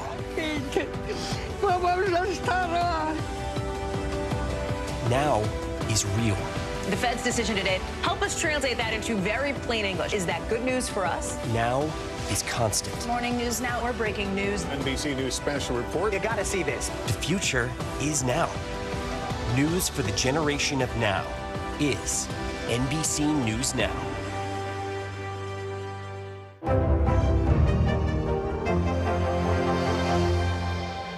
Thanks for tuning in. I'm Gotti Schwartz. Here are the stories we're following tonight. Storms keep coming here in California. The U.S. government just declassified this video.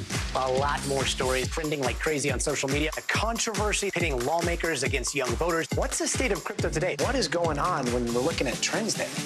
Another mind-bending story on artificial intelligence. This is what my voice sounds like when I clone it. That wasn't me. You gotta see this. Stay tuned now. Weeknights at 8 Eastern, 5 Pacific on NBC News Now. What is going to happen now? Going back and forth quickly. Go ahead. Nice to see you tonight.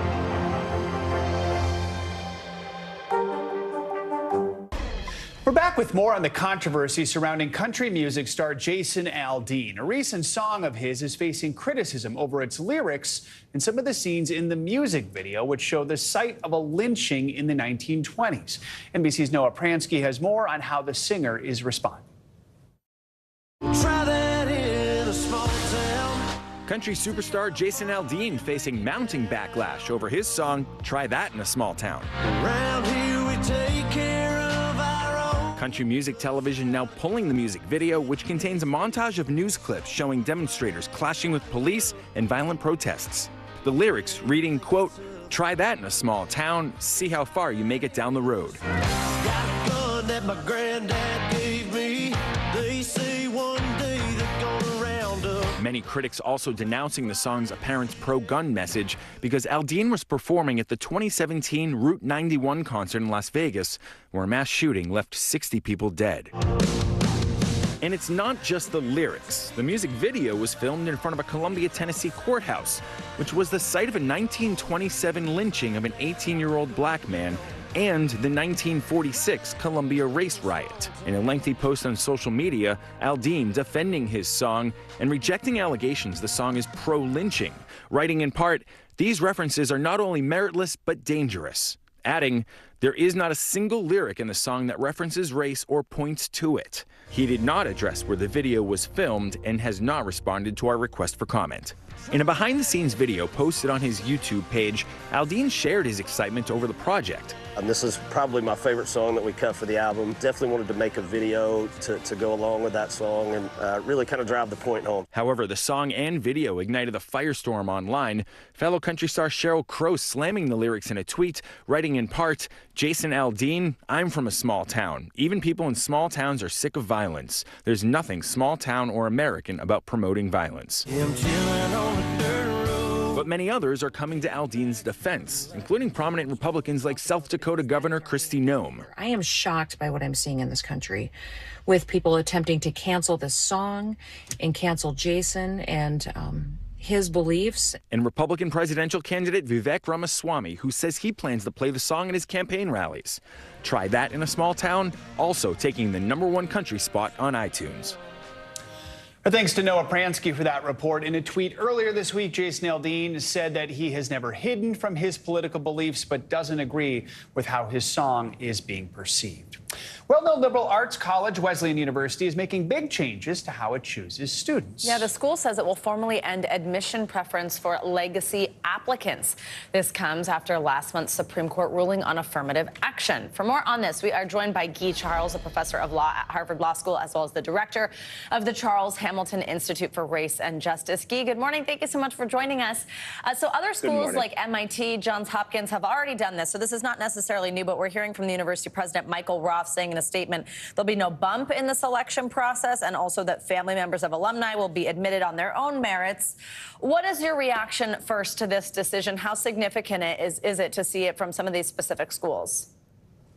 Well, what you're seeing as a result of the court's decision to ban race-based affirmative action is a new idea about what fairness means, and a lot of people pointing and saying, look, you're giving advantages to people who historically have been grandfathered in some ways, right? So their grandparents, great-grandparents went to the college, or university at a time in which, say, Black or Latino people either weren't allowed to go or couldn't go. And so they're getting an advantage on the basis of race, while at the same time, the court is saying that we have to ban race-based admissions. So the first point is simply trying to have a different conception of what equality means and to make sure that everybody has an equal playing field. So that's one of the reactions. And it just really does seem unseemly to provide an advantage to children of alumni or children of high net worth individuals without taking into account the disadvantages that other people are facing. And so I think that's one of the reasons why you're seeing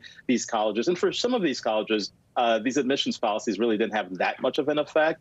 So especially for a place like Wesleyan, it may not be that big of a deal, but it is sending a big message. Professor, I was walking through an airport yesterday and I saw a school promoting itself as a diversity champion. And the question sort of popped into my head, you know, what happens now following the Supreme Court's decision on affirmative action? What do you think will be schools' biggest challenges when it comes to admitting students? I think their biggest challenge is figuring out how to bring in a diverse class, a class that meets all of their requirements, including making sure that their doors are open to all of America. And so figuring out how to do that in this new environment is what you're going to see schools doing. And that's the difficulty and the challenge that they face currently. Do you think we're going to see more schools move away from legacy admissions? Absolutely, without a doubt. We'll see more schools. Eventually, you'll see some type of a snowballing effect. You're starting to see a little bit of a trickle. So there's no doubt in my mind that we'll see more schools. Absolutely. All right, Guy Charles, thank you so much for joining us. Coming up, is Netflix's password crackdown really paying off? Well, the streaming titan just released its latest earnings report, and we've got some pretty surprising numbers just as those Hollywood strikes kick into high gear. We'll take a look up next.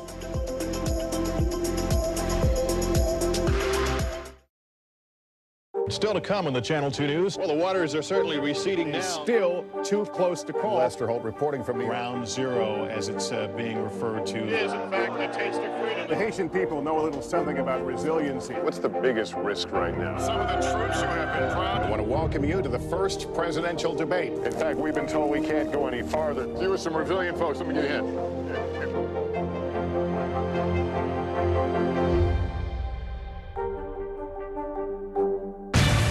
Good morning, please. Good morning, Mr. President. Very in question. We pride ourselves on the ability to turn on a dime. We've got breaking news. Sometimes there are no words. The flashbangs are continuing to go off. What emotions go through you as you're watching these girls? These are really important moments in our history, and people remember who shared that news with them. The fire has grown leaps and bounds. What you see behind me is typical. How you doing? Pretty bad.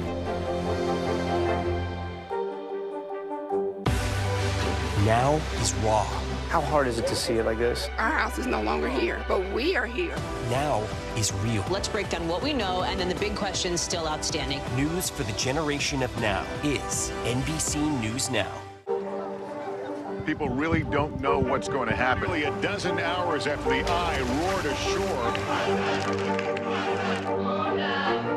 More good people than bad people, you know, right? 5 seconds. 4, 3. There is some late-breaking news 4 hours into the Iowa caucuses. All right, it just fit too.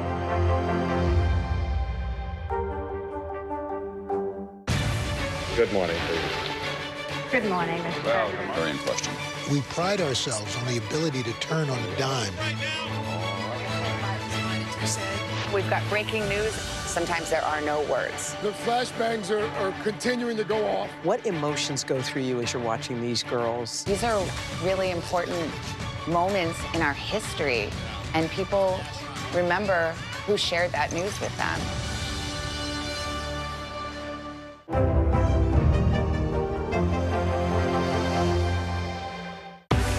News lives in the now. It's coming at us every second.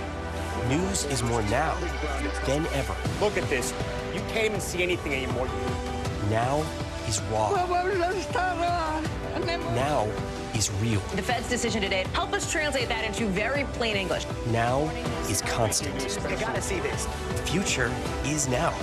News for the generation of now is NBC News Now. Welcome back. Well, Netflix is celebrating this morning. In an industry where many players are struggling to turn a profit, the streaming giant is showing healthy growth in revenue and subscribers. Those subscribers, though, maybe not too happy because these strong results came after the company cracked down on password sharing. Of course, all this comes as Hollywood faces an uncertain future with both actors and writers now on strike. NBC News contributing correspondent Kaylee Hartung joins us now with more on all this. Kaylee, good morning. Hey, Joe, Savannah, good morning. This new earnings report is the first since Netflix cracked down on that password sharing, and it sure looks like their bet paid off. The company is revealing they added nearly 6 million subscribers last quarter, further entrenching them in the top spot among streaming services. This morning, Netflix is signing in to blockbuster-sized profits and growth. The streaming behemoth announcing its second quarter earnings to the tune of $8.2 billion in revenue and the addition of nearly 6 million subscribers. That's more than triple what they saw last quarter. The report, the first since Netflix cracked down on password sharing and months into the introduction of its cheaper ad-supported membership option, which the company says will only continue to bring in more users. There's no question that Netflix is the king of streaming right now. They're the only ones that have a profit. They're the only ones really accelerating real meaningful growth. The good news for the streaming giant met with frustration by protesters as SAG-AFTRA marks its first full week on strike. We all love Netflix. We all love to binge a good show, but we want to get our residuals. We want to get paid for it. Actors joining writers who have been on the picket lines for nearly 3 months. We're here to make a living. The battle is over wage increases, residuals in the streaming era, and the use of artificial intelligence. Sometimes I feel like we're treated like products rather than human beings.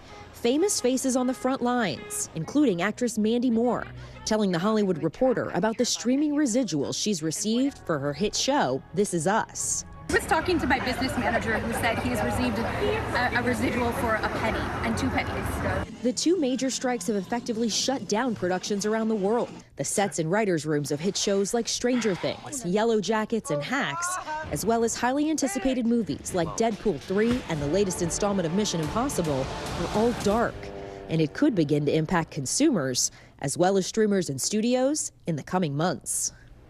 And guys, get this. So when it comes to Netflix and the strike, in the short term, it's actually helping Netflix business. Right now, they're spending less money on content with all of those paused productions while also growing subscribers. That makes for big profit margins. But, ultimately, Netflix acknowledges that new content is critical to their growth. So resolving these issues is in everyone's best interest, guys. Yeah. All right. Kaylee, thank you so much. Thank you. Well, let's stay on some financial headlines. The second quarter is looking up for many big tech companies, and Tesla's once again sitting pretty. CNBC's Savannah Henao is back with that and other money news. Savannah, good morning. Hey, Joe. Hey, Savannah. Good morning. Yeah, so Tesla's quarterly results beat forecast, although margins were hurt by the price cuts that the company made over the past few months. CEO Elon Musk says more cuts may be required as Tesla updates its factories. Musk isn't given more specifics on when the Cybertruck, that's Tesla's first major vehicle launch in years, will enter full production. But he did say Tesla could eventually license its self-driving technology to other car companies. UPS and the Teamsters will resume contract talks next week, ending a stalemate that began 2 weeks ago when both sides walked away. The union's current contract expires July 31st, and members have authorized a strike, which would be the first for UPS since 1997. The Teamsters represents 340,000 UPS workers. A major sticking point in the talks has been wage increases for part-time employees. And rents in some of the world's prime residential areas surged in the first half of the year. Real estate firm Savills says the biggest increases were seen in Singapore, Lisbon, Portugal, which were both up more than 13%. Now, those markets have experienced high levels of price growth, and that's due to a jump in demand for prime homes from international tenants. Savills says a third of the cities it tracks with higher rents are in Asia. New York is the only U.S. metro area in the top 30, rents increasing 1.6% in the first half of the year, guys. All right. Not surprised, I guess. Yeah, exactly. Same. We're just like, I've heard numbers higher than 1.6%, but all right. it's an average. All right, Thanks, Silvana. Now to the story behind one of the world's most celebrated artists. Today, Claude Monet's paintings are worth millions. NBC News correspondent Keir Simmons got the chance to visit the place where some of his masterpieces came to life. America fell in love with this picturesque corner of the French countryside more than a century ago. It was home to Claude Monet, where he painted for 40 years, a time they called La Belle Époque. This beautiful dining room, it's all painted yellow. My guide, Ariane Cordelier, says Monet adored color. His house is sort of a palette in itself. Look at this room. Ha. This is his studio. It was, yes, and it is still exactly like in Monet's times. Paintings that we know and love all around us. Even Monet's bedroom is a shrine to the Impressionist painting he epitomized. Renoir, Cézanne. What a view to be able to wake up to. Under his strict instructions, a team of gardeners created a living canvas of plants and flowers. And most of all, of course, his lily ponds. Monet created this place so he could paint it. Imagine how many millions of us have seen it through his eyes. Monet painted directly from life. That was the way with the Impressionists. This paradise for painters continues to inspire artists today. Hi. Hey, how you doing? Like American Eric Santoli from New Jersey. Just everywhere you look is a perfect painting. It's a beautiful place. Fellow artist Patricia Rinsky d'Argence says it was America that first recognized the magic of Monet. So right from the beginning, Monet's success looked to America. Exactly. And then some American painters came to France. They stayed here in the village at the Hotel Baudin, a lively, thriving colony of American Impressionists. And this was their studio, a little piece of American history across the pond. The big pond, I mean the Atlantic. Since then, millions of Americans have crossed the pond to see his water lilies here in Paris and to visit the real thing in his gorgeous gardens at Giverny. It's just beautiful. An idyllic vision of France, as vivid today as ever. His theory was, I want to paint what I can see, but he had a superpower. He didn't see as we do. What a cool look there. Well, if you want more Monet and you are not going to make it across the pond anytime soon, you can see his famous paintings brought to life in Monet, the immersive experience. That is a 360-degree animated spectacular coming to a city near you soon. I sound like a commercial. It's in Cincinnati right now, actually. It was a very meditative experience. Yeah, it was very awesome. zen. I mean, gorgeous. And, just a little time in the French countryside. Coming up, we're going to end the hour with a touching tribute to one of New York State's fallen heroes. That's right, a police officer who was killed in the line of duty and his brother in arms, keeping his memory alive. Our Harry Smith has their story next.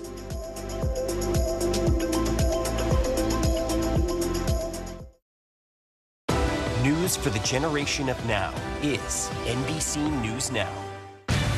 Good morning, please. Good morning. Well, very in question. We pride ourselves on the ability to turn on a dime.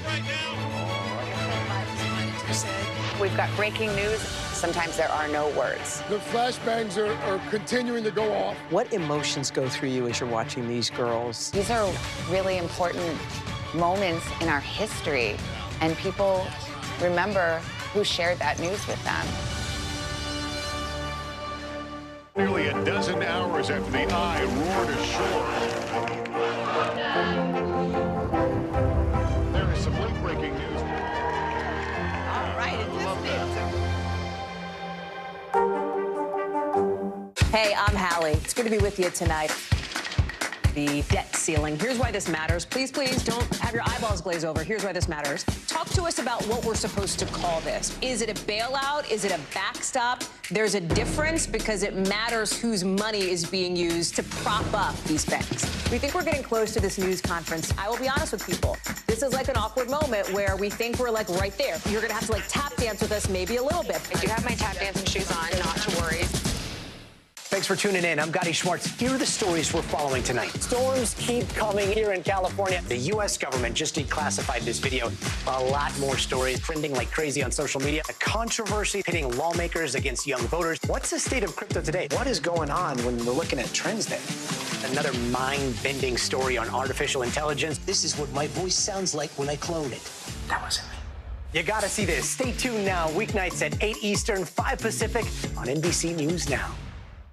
News for the generation of now is NBC News Now.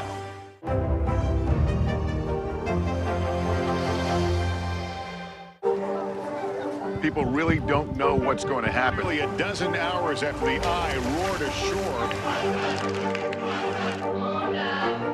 More good people than bad people, you know, right? 5 seconds. 4, 3. There is some late-breaking news 4 hours into the Iowa caucuses. By the man delivered. All right, it just me too.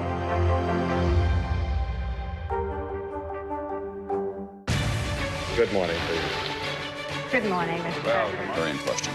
We pride ourselves on the ability to turn on a dime.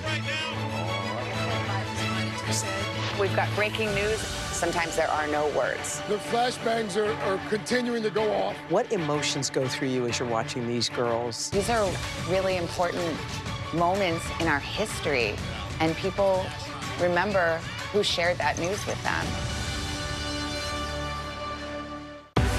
News lives in the now. It's coming at us every second.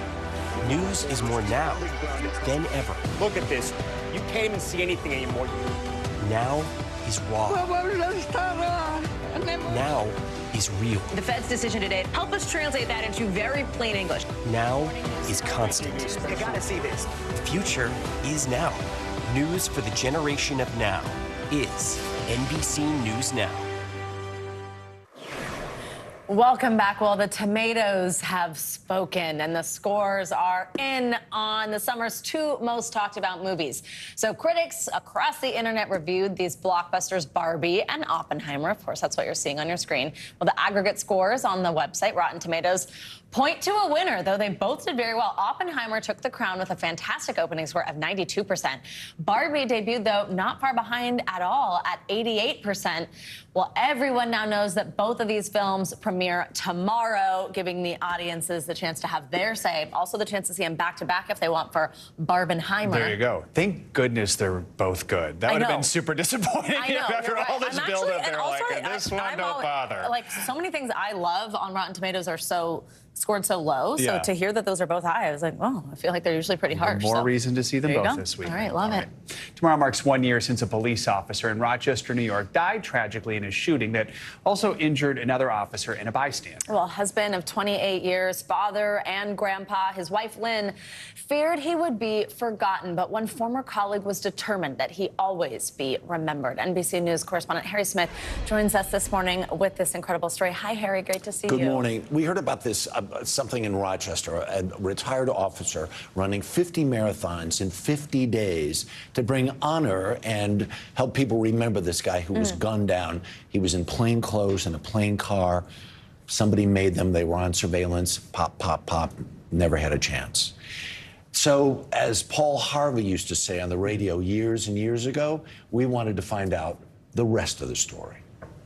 Maybe you heard about this a few weeks back. A retired Rochester, New York police officer running 50 marathons in 50 days through 8 states. Brett Soborowski told us he ran to raise money for the family of and to bring honor to fallen comrade Tony Mazurkowicz. I just knew I wanted to do something. I wanted somehow to make a difference and show his family and to honor his sacrifice. Brett hoped to run into the city with a cohort of 500. Almost 1,000 showed up. A touching tribute, no question. A moving moment. But what of the slain officer? What was his story? The consensus is he was a little crazy for dating because he's younger than I am. And he was 24. Well, he must have been a force he could not resist. Lynn had 2 kids when she and Tony married. Then they had 2 more. How proud were you to be married to a police officer?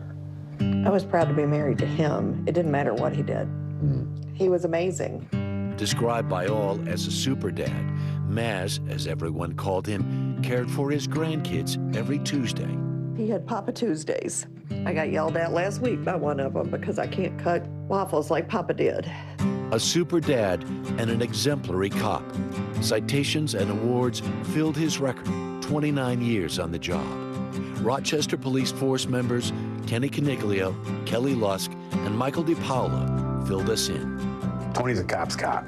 As far as accolades go for policemen, there's no higher accolade than to call somebody a cop's cop. And that's Tony all day long. Yeah, you 100% want to be around him. Made you a better cop, made you a better person. He was a rock in the unit, a mentor, a leader, and he was hilarious. He absolutely was, yes. Hands down, the funniest person you'd ever meet. How much do you miss this guy? Ton. Tremendously. At least one male approached the officers and opened fire on them. Maz had for years been part of the Rochester Police Tactical Unit. Difficult, dangerous work. Yet Lynn was certain Maz would always make it home. It never, ever, ever occurred to me he wouldn't come home. Did you have a sign about that someplace? Yes. What'd the sign say? I'll see you in the morning. It was on the door, or on the wall right there. Does it seem real? No, not a minute. I still wait for him. It seems like it's been forever, and it's almost a year. No, it doesn't seem real, because we still wait for him. I haven't moved his slippers or his backpack, and I probably never will. That run into the city, all those marathons, Brett Soborowski raised over $100,000. He's the kindest man, genuinely, but he's crazy. I mean, he's insane. Nobody does that. 50 marathons. Yeah, he's insane. The money raised, the continuing compassion and companionship of her husband's fellow officers, well, it's all helped Lynn a lot. What do you want people to know about Tony? I wanted them to remember his name. I want them to know that police officers are so much more than the uniform they wear. Their wives, their husbands, their sisters, their daughters, their sons, their fathers, their papas. They're not just the uniform. I just, you know, these news cycles go by, and it's just like, man, and I thought to myself, well, my father was in law enforcement, right? And attention must be paid. Exactly. Respect, give a little respect. And so it was an honor to be able to go and help tell that story. And they've had time to reflect and share the story in a more meaningful way, too. Right, and you know, all she said was, I hope not to be forgotten. And that we got there that day, her house was full of former police officers, current, former, whatever. She's being showered with love. And their love seemed incredible. Just hearing about their marriage. Really right? Cool. Yeah. Yeah. Harry Smith, thank you. Pleasure. We're going to do it for this hour. Morning News Now. But the news continues right now. Hey there, everyone. Good Thursday to you, and thank you so much for joining us. I'm Morgan Radford. And I'm Ellison Barber. NBC News Daily starts right now.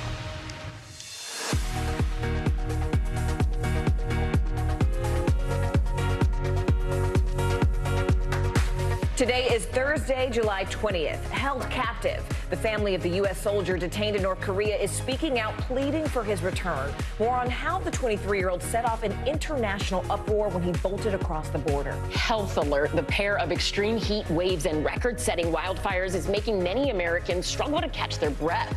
How to protect your respiratory system from the damaging effects of wild weather. Disability pride. Fashion brands are going adaptive, designing clothing that works for the wide-ranging needs of people with disabilities. We'll talk about the impact it's having on the community and show you some samples straight from the runway. Brand new. Whether it's starting a new job or getting into a new relationship, embracing change can be pretty tough. We have a certified life coach here with tips for letting go of the past so you can move forward. Welcome to NBC News Daily, and thank you so much for being with us. We begin right now with the growing questions about the fate of an American soldier who's being held in North Korea after running across the heavily armed border with the South. Now, Travis King's family, they are finally speaking out. Back home in Wisconsin, his grandfather and uncle say they're worried about the 23-year-old Army private. I think his problem is that he needs help. You know, that's not Travis. Out of his character, I've never seen him get down like that ever. So something must So something's going on. Yeah. This isn't him. It's not his personality. A South Korean official tells NBC News King spent 48 days in prison there and was released earlier this month. We're told King was supposed to be sent back to the United States. Instead, he got away from military officials at an airport and ended up with that group touring the demilitarized zone before he then sprinted across the border. NBC News foreign correspondent Matt Bradley is live in Seoul, just 30 miles south of the demilitarized zone. Matt, we are also learning more about why King was in prison in South Korea and what happened after he got out, right? Break that down for us. Yeah, I mean, this is a really interesting question. It's something we've been trying to hash out for the past couple of days. You know, King had been accused at least twice of assault, mostly at nightclubs, late night kind of affairs. This was something that he was never actually charged for, even though this has been widely reported. He spent time in jail, those days in jail, those days that he spent in jail, they were not for assault. Instead, when he was arrested once for assault, he was put inside a police car, and then it was reported by the South Korean police that he was yelling anti-Korean or anti-Korean police epithets and swear words, and he was kicking the car. This resulted in about $500 worth of damage, and that meant that he was fined about $5,000. Now, instead of actually paying that fine, he elected, which is something you can do here in South Korea, to spend the time in jail doing something like labor. Now, he spent all of that time in jail. Each day was deducted a bit, and he was let out again on July 10th. And then a week later was when he joined that tour. He went up to the border, and then he dashed across. And the rest, as they say, is history. So he was in jail for that brief period while he was still enlisted in the U.S. military, not because he had been charged with assault or convicted of any crime, but because he was paying off a debt to the South Korean police. Guys? Matt, we kind of look at this in historical context. I know that you also spoke with the family of Otto Warmbier. He was an American student who died after he was detained in North Korea back in 2016. What did Otto's father say about this incident now? Well, it was really interesting speaking to him because he was so passionate in his anti-North Korean feeling and such a strong defender of this young man who really, in so many ways, had nothing to do with the experience that his son endured. Now, if you remember Otto Warmbier's story, he was a guest in North Korea. He was there on a trip. He entered legally. And then it sounds as though he was arrested and accused of trying to take a propaganda poster from his hotel back as a souvenir to his home. He was sentenced to a long period of hard labor, and then after more than a year and a half, he was sent back home, back to the United States, to his parents, but he was in a vegetative state and he died shortly after. So again, there was nothing deliberate per se, perhaps irresponsible, but not deliberate in the same way Private King's behavior was about Otto Warmbier. But I spoke with his father, and his father was adamant that he still needed, that the United States still needs to defend Private King, despite the fact that his behavior might have been deliberately putting himself in danger. Guys? A really interesting perspective there. NBC News foreign correspondent Matt Bradley for us. Matt, thank you. Now to the fallout from two veteran IRS agents who accused the Justice Department of mishandling a tax case against President Biden's son, Hunter. The whistleblowers testified on Capitol Hill yesterday for 6 hours, telling lawmakers that federal officials slow-walked the investigation and shielded Hunter Biden from felony charges. NBC News Capitol Hill correspondent Ryan Nobles is following all of it for us. Ryan, walk us through these accusations and tell us what were the key takeaways from that marathon hearing yesterday. Well, perhaps the most important takeaway, Allison, is that no one is suggesting that these whistleblowers were not telling the truth. Democrats on the panel even confirmed that they believed that they were credible career public service servants, I should say, without necessarily having a political axe to grind. And the story that they tell is that they feel that an investigation they worked very hard on was either stymied or slowed down by their superiors at the IRS and officials at the Department of Justice. Listen to what one of those investigators, Gary Shapley, said about the process that they encountered.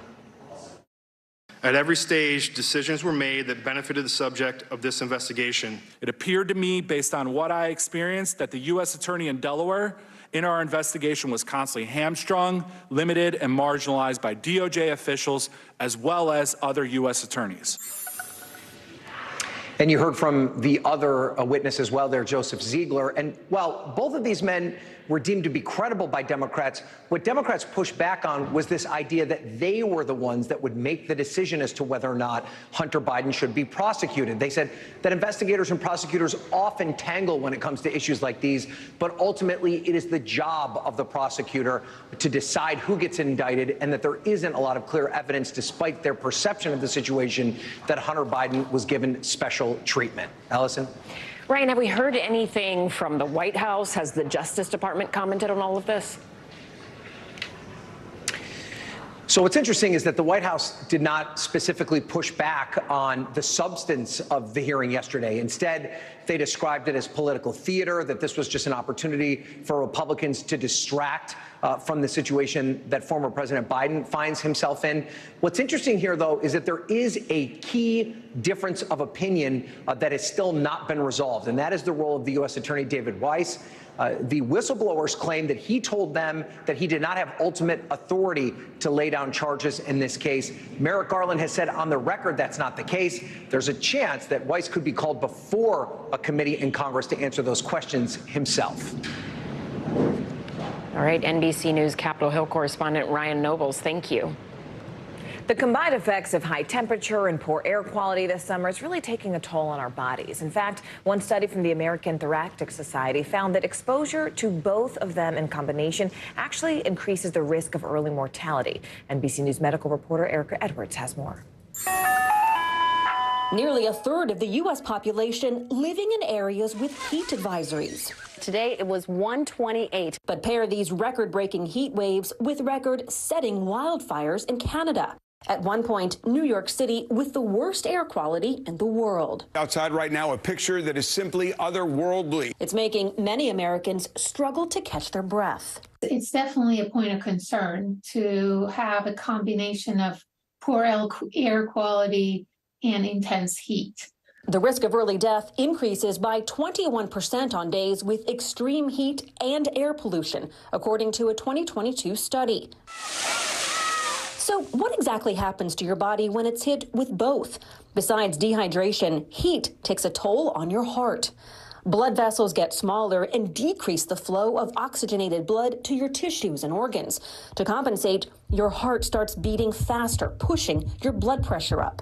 Add in poor air quality. There's a heat dome effect. There's less movement of the air out of the system. Take your respiratory system, for example. Your respiratory mucosal cells line your airways. Normally, they make a barrier protecting the body from inhaling toxins. As the air gets more polluted, your body's ability to regenerate that protective barrier simply can't keep up. And wildfire smoke with particles smaller than a speck of dust can easily get through your respiratory system. It can get trapped and not come out. And that's where it can get absorbed into your body and cause more havoc in the system. So what can you do to protect yourself? Drink water, wear lightweight, loose-fitting clothes, try to avoid physical activity in the middle of the day, and keep track of the air quality. It is certainly going to affect all of us, whether we have an underlying diagnosis or not. Turning now to our CNBC Money Minute. While extreme heat is forcing Americans to blast their ACs, natural gas prices are not moving. They've stayed in a pretty tight range that's still roughly 60% lower than they were a year ago. That is according to financial data company FactSheet. Well, CNBC correspondent Kate Rogers joins us now. Kate, this comes after an unusually warm weather we just saw this winter left a lot of gas unburned. So how has this sort of helped keep prices from budging now this summer? Hey, Morgan and Allison. Well, that's one of the major factors as to why prices are low. Unburned gas means more supply and lower prices. Another big factor here, renewables. Electricity generation from those sources, especially Texas and Florida, are helping to keep the price down, but it may not last. Energy strategists anticipate prices to rise in August if the heat waves continue. On to Walmart, it's cutting costs for customers who receive food stamps and some other forms of government assistance. Low-income households will pay $49 annually for their Walmart Plus subscription, half of the typical $98 subscription. That decision comes as the company looks to grow the program while navigating price sensitivity among shoppers. And Amazon is bringing its Pay by Palm technology to all Whole Foods stores by the end of the year. Shoppers will connect a credit card to their palm and then can pay by swiping their hand over a scanning device. The payment method is currently available in over 200 Whole Foods locations. Guys, back over to you. I don't know how I feel about the Palm credit card. You're not ready for it? I'm not ready. CNBC correspondent Kate Rogers, thank you so much. And coming up, how several clothing brands are making their items more accessible to people with disabilities. You're watching NBC News Daily.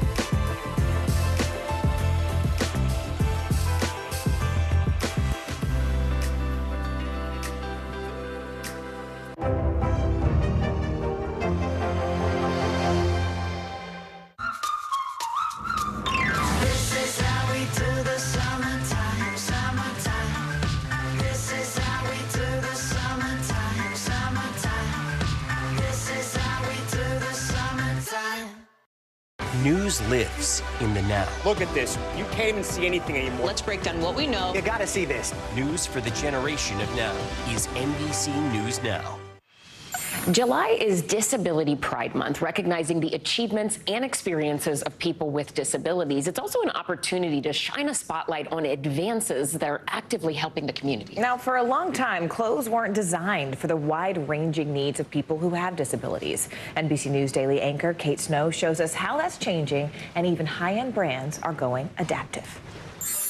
For Mindy Shire, clothing was always a source of joy. She loved her work in the fashion industry. But when her son Oliver was born with a rare form of muscular dystrophy, her perspective changed. Oliver struggled to get dressed in the morning. For Oliver, it was a daily reminder of what he could not do, which are buttons and zippers, putting pants over leg braces, putting on shoes, tying shoes. As a kid, Oliver wore sweatpants every day. But one day when he was 8, he asked his mom if he could wear jeans to school the next day. Why was it so important to you to wear jeans? Because everyone else was, or everyone else could, so like, why was I any different? Here I was solidly in the fashion industry, and I needed my 8-year-old to remind me how powerful clothing is to who you are as a person. So I ripped out the zipper. That night, Mindy stayed up late replacing buttons and zippers with Velcro, opening the legs to make room for his braces. The immediate transformation that I saw come over him was palpable. I just felt like, finally. That moment changed everything. Mindy launched the nonprofit Runway of Dreams, which partners with big-name brands like Tommy Hilfiger, Zappos, Target, and JCPenney to develop adaptive clothing lines. There are clothes that work for people in a wheelchair, adjust for shorter limbs, or are comfortable for people with sensory issues. It looks like buttons. Exactly. But it actually opens with what, magnets? Magnets. Clothing that's stylish and accessible. If we can put time back into somebody's life because it's easier to get the product on and off the body, that's the greatest gift we could give anybody. Oliver and others with disabilities help with designs. It's not a bunch of able-bodied people saying, this is adaptive. Nope, it works. It's part of a larger trend. 5 years ago, 27-year-old Erica Cole lost her leg in a car accident and had trouble finding pants that would fit over her prosthetic leg. I started altering clothes for myself, and then I started altering clothes for my friends in the amputee community. That need evolved into her clothing line, No Limits, with a B. Our clothing is the first chance that we have to tell someone who we are without saying a single word. That's an opportunity that hasn't been given to people with disabilities because of the accessibility in fashion. Scientific studies have found what we wear impacts how we behave and feel. Confidence shines through on the Runway of Dreams catwalk. An adaptive clothing empire, all inspired by an 8-year-old's simple request to wear jeans. Do you feel pride? Yeah, I have so much pride. I feel like being disabled is cool. We have such an incredible outlook on life. We are like the coolest people I've ever met, honestly. Reclaiming identity and independence. If this is my part in making his life a little bit easier, I will work till the day I die to make it happen. Wow, Kate Snow joins us. Kate, that was awesome. Right? They are awesome. What a beautiful message about, hey, this is an opportunity for your clothes to speak for you, something that finally we want a chance to be able to share. And we know that New York Fashion Week is coming up soon. What's new in terms of adaptive fashion? And frankly, has it changed? Yeah, so you saw a little bit of the Runway of Dreams fashion show from last year. They're going to do it again in September. It has totally changed, Morgan. Now they have 9 mainstream brands working with them. That's a big change over when they started more than 10 years ago. And you're seeing all kinds of designers embracing this, all kinds of places, like we mentioned Target and, you know, places like Amazon. You can find adaptive clothing now, where before it was very medical. You know, you could only find things that were sort of medical looking. Yeah. Does that make sense? Yes, which especially for teens and young people, you want to make a statement sometimes with your clothing. A lot of people do that to have the option. That's amazing. Right. Thank you so much. As I said, it makes you feel different. Yes, an amazing story, Kate Snow, NBC News Now anchor. Thank you. And later this hour, we'll have an expert here with tips for how you can do a financial reset this summer. You're watching NBC News Daily.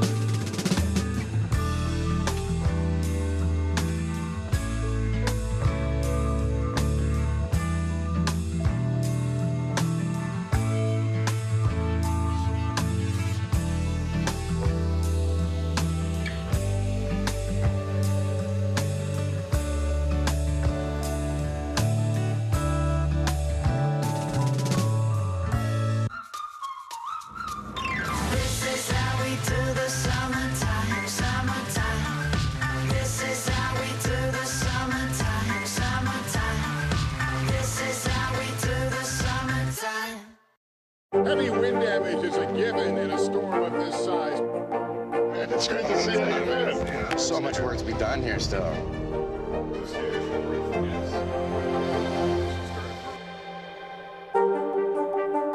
Nearly a dozen hours after the eye roared ashore. There is some late-breaking news. All right, I'm Gotti Schwartz, and here are the stories we're watching tonight. Storms keep coming here in California. Some of the big headlines trending like crazy on social media. This is what my voice sounds like when I clone it. That wasn't me. You gotta see this. Stay tuned now, weeknights on NBC News Now.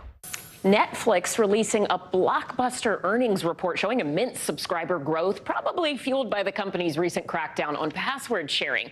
The jump comes as the historic double strike of actors and writers marches on. NBC News correspondent Kaylee Hartung has more on what all of this means for the entertainment industry. Netflix is signing into blockbuster-sized profits and growth. The streaming behemoth announcing its second quarter earnings to the tune of $8.2 billion in revenue and the addition of nearly 6 million subscribers. That's more than triple what they saw last quarter. The report, the first since Netflix cracked down on password sharing and months into the introduction of its cheaper ad-supported membership option, which the company says will only continue to bring in more users. There's no question that Netflix is the king of streaming right now. They're the only ones that have a profit. They're the only ones really accelerating real meaningful growth. The good news for the streaming giant met with frustration by protesters as SAG-AFTRA marks its first full week on strike. We all love Netflix. We all love to binge a good show, but we want to get our residuals. We want to get paid for it. Actors joining writers who have been on the picket lines for nearly 3 months. We're here to make a living. The battle is over wage increases, residuals in the streaming era, and the use of artificial intelligence. Sometimes I feel like we're treated like products rather than human beings. Famous faces on the front lines, including actress Mandy Moore, telling The Hollywood Reporter about the streaming residuals she's received for her hit show, This Is Us. I was talking to my business manager who said he has received a residual for a penny and 2 pennies. The 2 major strikes have effectively shut down productions around the world. The sets and writers' rooms of hit shows like Stranger Things, Yellow Jackets, and Hacks, as well as highly anticipated movies like Deadpool 3 and the latest installment of Mission Impossible, are all dark. And it could begin to impact consumers, as well as streamers and studios, in the coming months. Kaylee Hartung, NBC News. All right, you're going to want to see this story. The annual International Comic-Con kicks off in San Diego today, where more than 100,000 comic lovers come together to celebrate their favorite characters. But it's going to look very different this year with, of course, Hollywood writers and actors behind the picket line. NBC News correspondent Jay Gray has the details. Jay, I see you're there. You're front and center. What can you tell us sort of about how the actor and the screenwriter strike, how is it affecting Comic-Con this year? Well, I can tell you right now, Morgan, it hasn't affected the crowds. It's chaos right now on the opening day. Everyone in line, and they've been lining up since the sun came up this morning, trying to make their way into the exhibit hall. I'm going to sneak across one of these double lines here. And everyone here is still very excited about what's going to happen. Yeah, there'll be some things missing here, but what a lot of the veterans of this international festival will tell you is that they come here for the camaraderie. Yeah, it's great to see the movie stars and hear from some of the writers, and that's going to be a part of this that is missing. But as one person told me, you don't close down the amusement park just because one of the rides is broken. And right now, this amusement park, as you can see, is packed. Indeed. I mean, it really hasn't slowed things down. I know without sort of Hollywood A-listers and blockbuster movies to preview, how are the fans then sort of filling that void? What are they doing to celebrate their favorite characters? Yeah, it's pretty interesting because outside of the convention center here, there are activations, little pop-up interactive areas where they can go and get a closer look at some of their favorite shows and favorite characters, even though those characters may not be here. Memorabilia is huge, as you would expect, and so a lot of people coming here to just get the gear from the different shows or comics or anime that they enjoy. And then, like I talked about earlier, it's just people coming together. A lot lot of people who may see each other only once a year at this convention. So they're happy to be here and with their friends and taking part in all of this. And fitting now, as we watch people walk in, that I throw it back to the Wonder Woman of all of this, Morgan. The Wonder Woman. We like that, Jay. I'll take it. NBC News correspondent Jay Gray, the best man in the business. We appreciate you, man. Have a good day. Up next, the Powerball jackpot winning ticket. Why California is looking to be the luckiest state for the lottery. You're watching NBC News Daily. You can watch us free 24/7 on our streaming network, NBC News Now, wherever you stream, including YouTube, Hulu, Roku, and Peacock. So many options, Morgan. The news continues right after this.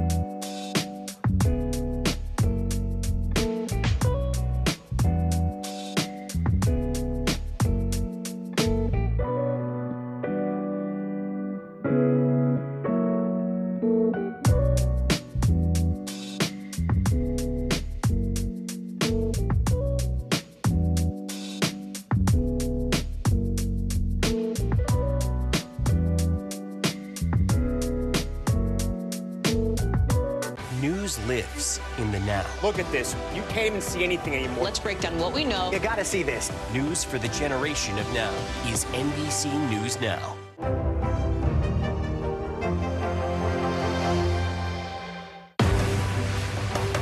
Just behind me, hundreds, if not 1,000 migrants waiting under the blazing sun. All these people here are going to be asking for asylum. It's a very critical situation.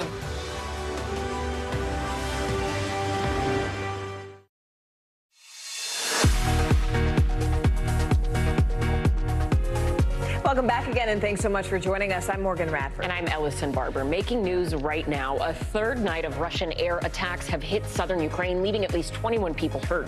These attacks come after Moscow vowed retribution earlier this week for an attack that damaged a crucial bridge linking Crimea to Russia. Russian officials blamed that strike on Ukraine. Former Minneapolis police officer Derek Chauvin will ask the United States Supreme Court to review his conviction for second-degree murder in the death of George Floyd. Now, Chauvin's attorney says the former cop was deprived of his right to a fair trial due to pretrial publicity and concerns about violence in the event of an acquittal. Both the Minnesota Supreme Court and Minnesota Court of Appeals have declined to hear the case. Chauvin is currently sentenced to 22.5 years behind bars. And the wife of the suspect in the Gilgo Beach killings has filed for divorce. Asa Ellerup's attorney says a summons and complaint has been filed, but declined to comment further. Her husband, Rex Heuermann, was charged with killing 3 women whose remains were found on Long Beach Island more than a decade ago. Authorities say his wife is not considered a suspect. We start this half hour in Texas, where 13 women and 2 doctors are suing the state over its abortion law. Now, that law allows pregnant women to get an abortion up to 6 weeks only if their life is at risk. Yeah, doctors risk losing their license or even facing jail time if they violate this law. Now, these women are speaking up, calling for a judge to exempt women with risky pregnancies like their own from the law. MSNBC anchor Lindsay Reiser joins us now. Lindsay, today is the final day of the hearing. You've been reporting on these incredibly emotional testimonies, first-person stories. What has happened so far, and what do we expect to happen next? It has been very hard to hear, and you're exactly right. The court is deciding whether to grant a temporary injunction blocking this 6-week abortion ban from applying to women with these really risky pregnancies. The state is asking for the judge to dismiss it altogether. And so we did hear emotional testimony, but I want to show you who we're going to hear from today. So the plaintiffs, they are going to be calling up doctors who they're calling national experts here. For example, Dr. Aaron Coy, who just got off the stand, he testified to the fact that for certain conditions, like the ones that some of the plaintiffs, their babies had, anencephaly, in which the baby's skull and brain isn't fully formed, that's a fatal condition, and usually the standard practice of care would be an abortion. The plaintiffs are saying they weren't able to get that because the wording is so vague for their doctors. They were afraid they could lose their license. They could face up to life in jail. The state tried to discredit that doctor, essentially saying he doesn't practice in Texas. They actually asked the judge to scrub his testimony altogether, but the judge denied that. But when you're hearing these testimonies, I mean, they are so gut-wrenching to hear. One woman got physically ill and just recounting what she had been through. And then I know a group of them had a press conference on Wednesday. What did they say? All of these women on the stand cried in going through the trauma that they had to go through. I mean, in some cases, they had to spend the money and time traveling across state lines in order to get abortion care, and others, like the woman that you mentioned, who got physically sick. On the stand, they had to call a recess. She was forced to carry her baby to full term, and her baby gasped for air for 4 hours before finally passing away. And you're right, after the hearing, they did hold a press conference. Let's go ahead and listen to that. I was sent home to wait for my baby to die or for my infection to start showing physical symptoms, even though they were already there. But I wasn't sick enough to get the care that I needed. I became so ill that I had to spend a week in the hospital, 3 days of which were in the intensive care unit. This was all because doctors weren't allowed to give me an abortion until my life was on the line.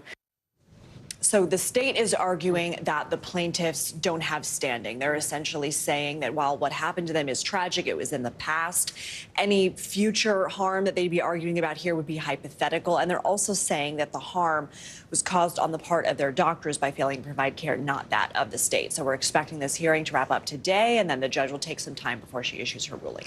Lindsay Reiser, MSNBC anchor. Lindsay, thank you so much. We appreciate it. Now to the big controversy over country music singer Jason Aldean and his new song about small towns. The song is facing criticism over its lyrics and music video. NBC News correspondent Noah Pransky has more on how the country superstar is responding. Try that in a small town. Country superstar Jason Aldean facing mounting backlash over his song Try That in a Small Town. Around here we take care of our own. Country Music Television now pulling the music video, which contains a montage of news clips showing demonstrators clashing with police and violent protests. The lyrics reading, quote, "Try that in a small town, see how far you make it down the road." Got a gun that my granddad gave me.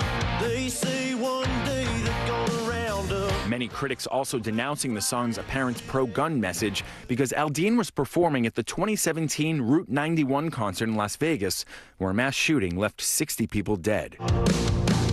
And it's not just the lyrics. The music video was filmed in front of a Columbia, Tennessee courthouse, which was the site of a 1927 lynching of an 18-year-old black man and the 1946 Columbia race riot. In a lengthy post on social media, Aldean defending his song and rejecting allegations the song is pro-lynching, writing in part, "These references are not only meritless but dangerous," adding, There is not a single lyric in the song that references race or points to it. He did not address where the video was filmed and has not responded to our request for comment.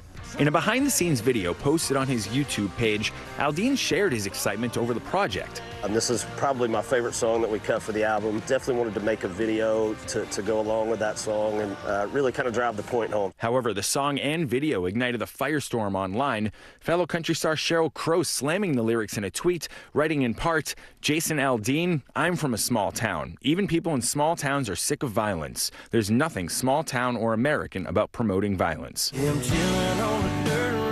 But many others are coming to Aldean's defense, including prominent Republicans like South Dakota Governor Kristi Noem. I am shocked by what I'm seeing in this country, with people attempting to cancel this song and cancel Jason and his beliefs. And Republican presidential candidate Vivek Ramaswamy, who says he plans to play the song in his campaign rallies. Try that in a small town, also taking the #1 country spot on iTunes. For NBC News Daily, I'm Noah Pransky. Well, someone in California is waking up $1 billion richer after a single Powerball ticket matched all the winning numbers for the massive lottery jackpot. Those winning numbers, 7, 13, 10, 24, 11, and the Powerball was 24. NBC News correspondent Dana Griffin joins us now live from Los Angeles. Dana, it is good to see you this Thursday. Do we know exactly where in LA this ticket was purchased, and how much will the winner actually get if they decide this all-cash option? Hey, Morgan, always good to see you. So we know that winning Powerball ticket worth $1.8 billion was sold in downtown Los Angeles at Las Palmitas Mini Mart. And if the winner takes the cash option, they will get $558 million. I can tell you one person who did not win that. Morgan is standing right here talking to you. Well, listen, Dana, although you did not win, we know that a single ticket got all those matching numbers, as you mentioned. But what about those who were just one number off? I know, so close, but hey, they get a little something too. So we've got a little graphic to pull up just to kind of show you. So again, the winner who matched all 5 numbers plus the Powerball is going to get that big jackpot. There were some players, about 3, that matched all 5 plus the Power Play. They're going to win $2 million, and 36 people across the country matched all 5 numbers with no Powerball, including 7 more here in California. They will be walking away with $1 million. So at least for them, they can at least say, hey, I got a little something out of this. A little something indeed. But speaking of which, California made the list 4 times for the top 11 largest lottery prizes. As if things are not already wonderful already in California, do Californians consider themselves lucky? They consider themselves very lucky, but you also got to remember we pay very high taxes here. So if you may remember, the largest Powerball jackpot ever was that $2.04 billion winner. That ticket was drawn on November 7th. The winner came forward some 3 months later.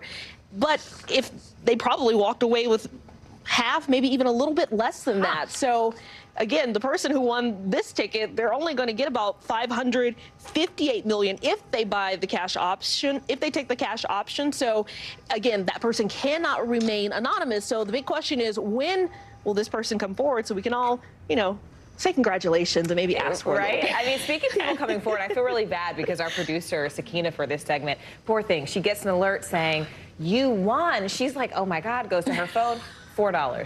$4 whole dollars. Bless her heart. Now she has to produce this segment. Congratulations. You're officially a lottery winner. Yeah. All right. NBC News correspondent Dana Griffin for us. Dana, thank you so much. We appreciate it. Well, even if you did not win the Powerball, summer is a really good time to do a financial reset. That's right. Some experts say you should be checking in on your finances in the middle of the year, monthly and, of course, annually. So how do you do it? How do you start? CNBC senior personal finance correspondent Sharon Epperson joins us with some tips to help us. Sharon, always a pleasure to always see good you. To be here. So tell us, why the middle of the year?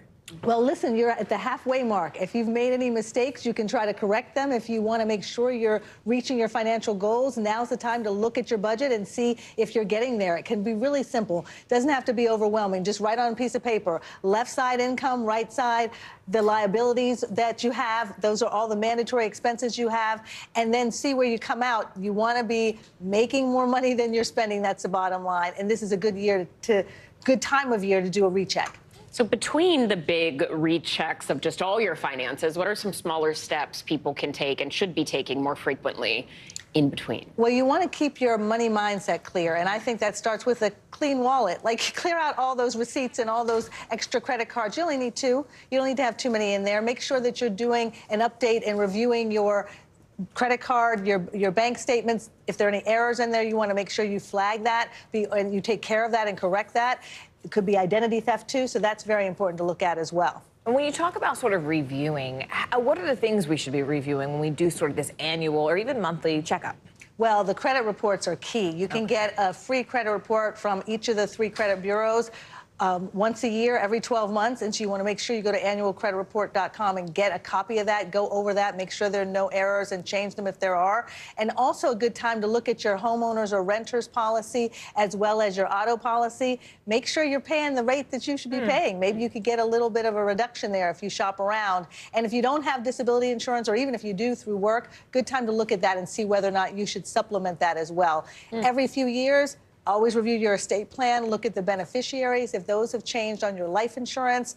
Again, you've had a big change in the past year. This is a time to look at that over and see what you need to do in terms of the healthcare proxy, the person who makes healthcare decisions for you if you can't, the person who makes financial decisions for you if you can't, and then the beneficiaries that are in all your policies and your retirement accounts. My little brother was very disappointed to learn that he was booted off. There's a new baby in town. Miller, exactly sorry. right. So you've done it. You know how important it is.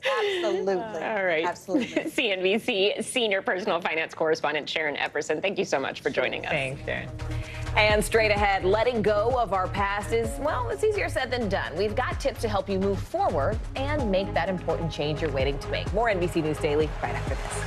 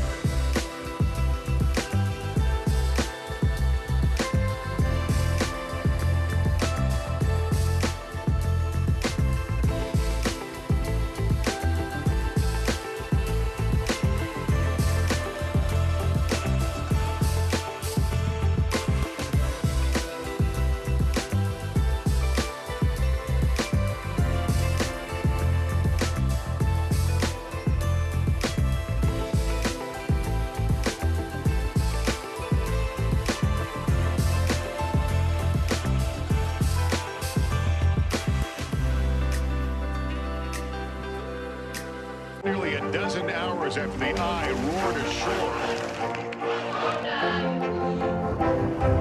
There is some late-breaking news. All right, and this is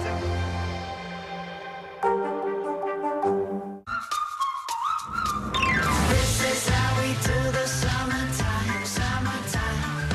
This is how we do the summertime, summertime. This is how we do the summertime.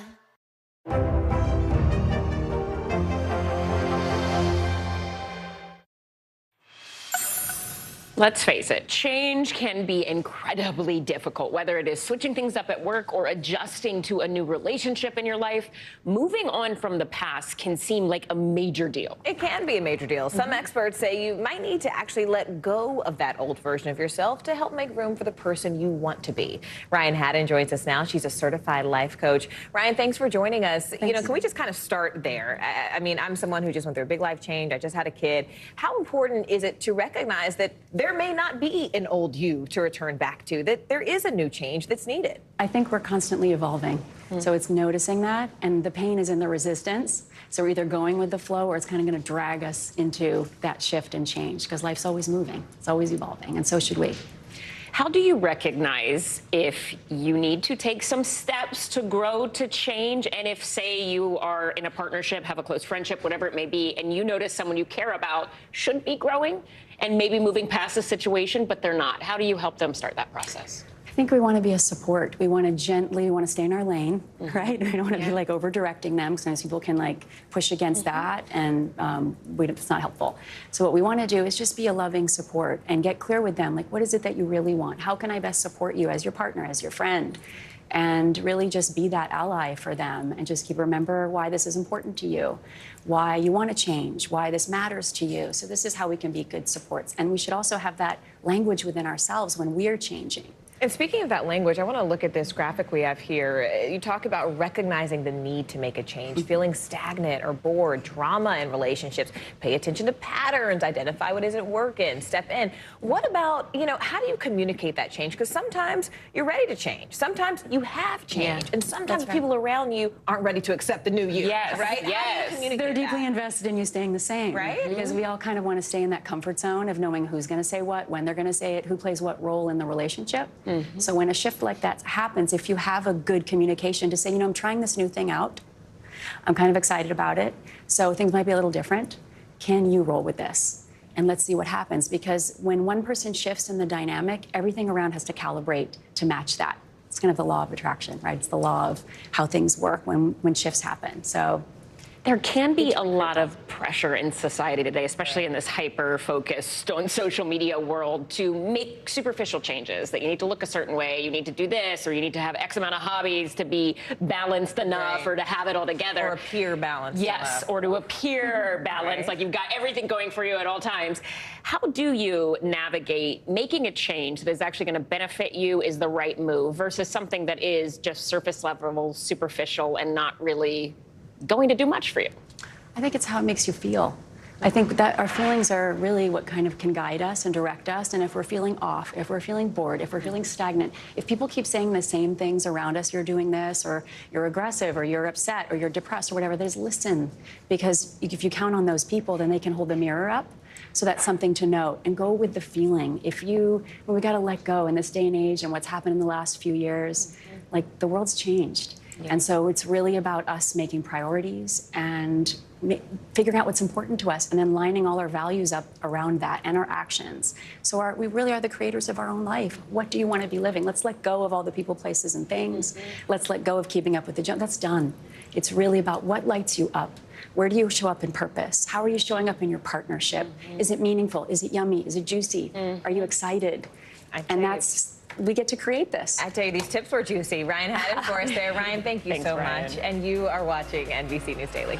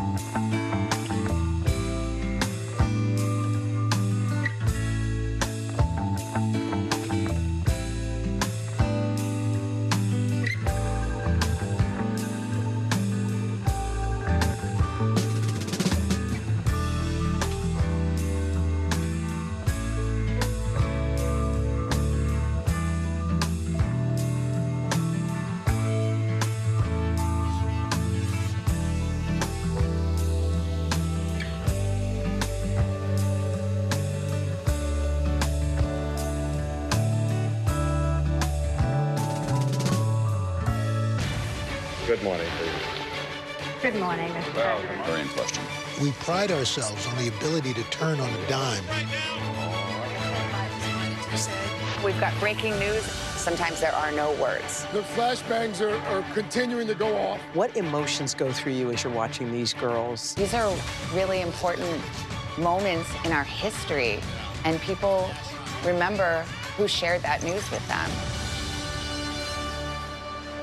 Nearly a dozen hours after the eye roared ashore. There is some late breaking news. All right,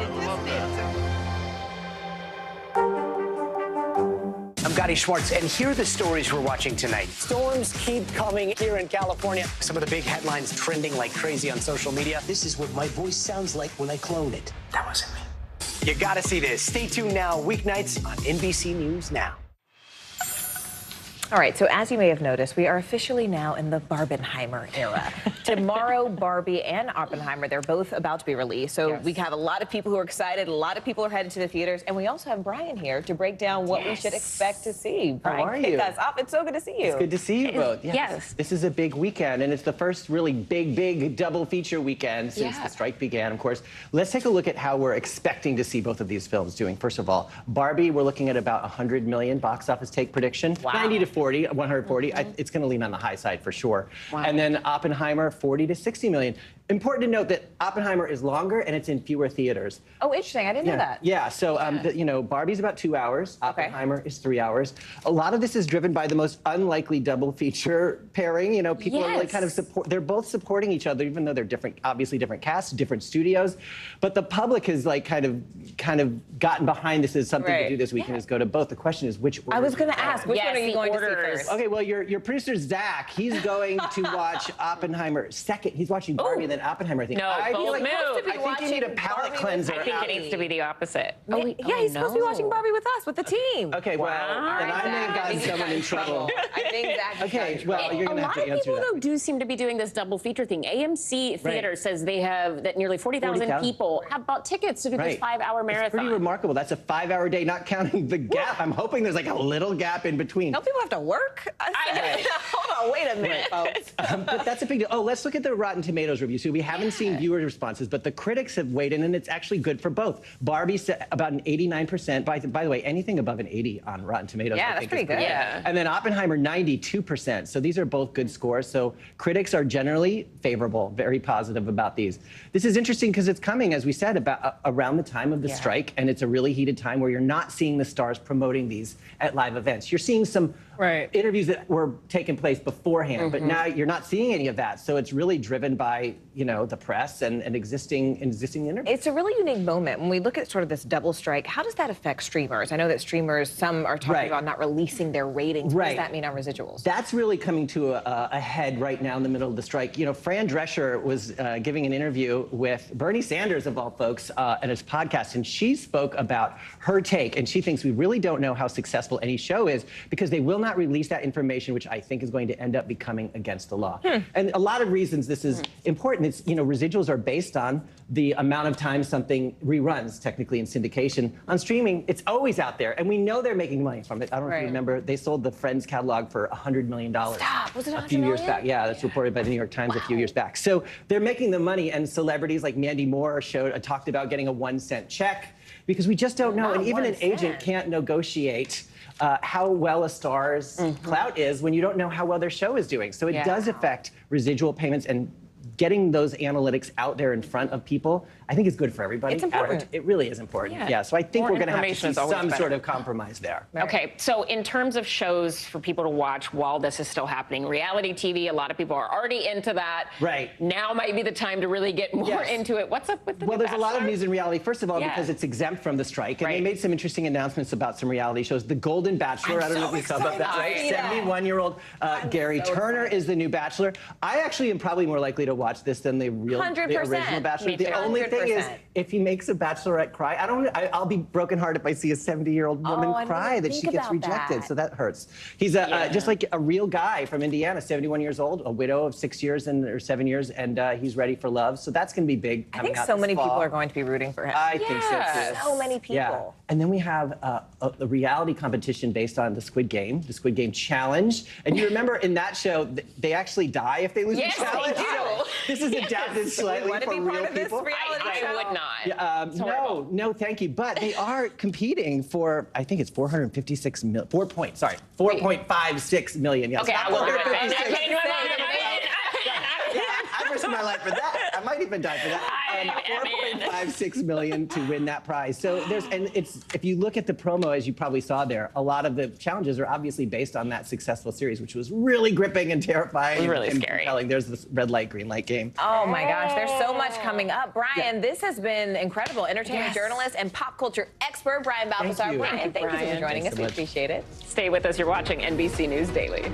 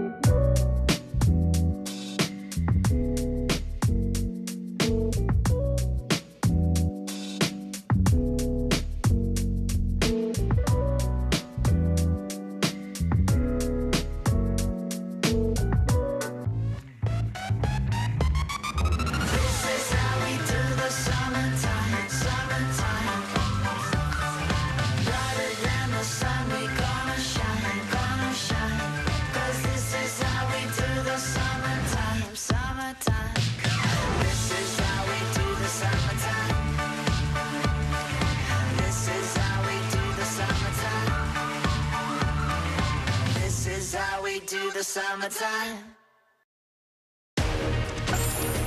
Good Thursday to you, and thank you so much for joining us. I'm Morgan Radford. And I'm Ellison Barber. NBC News Daily starts right now.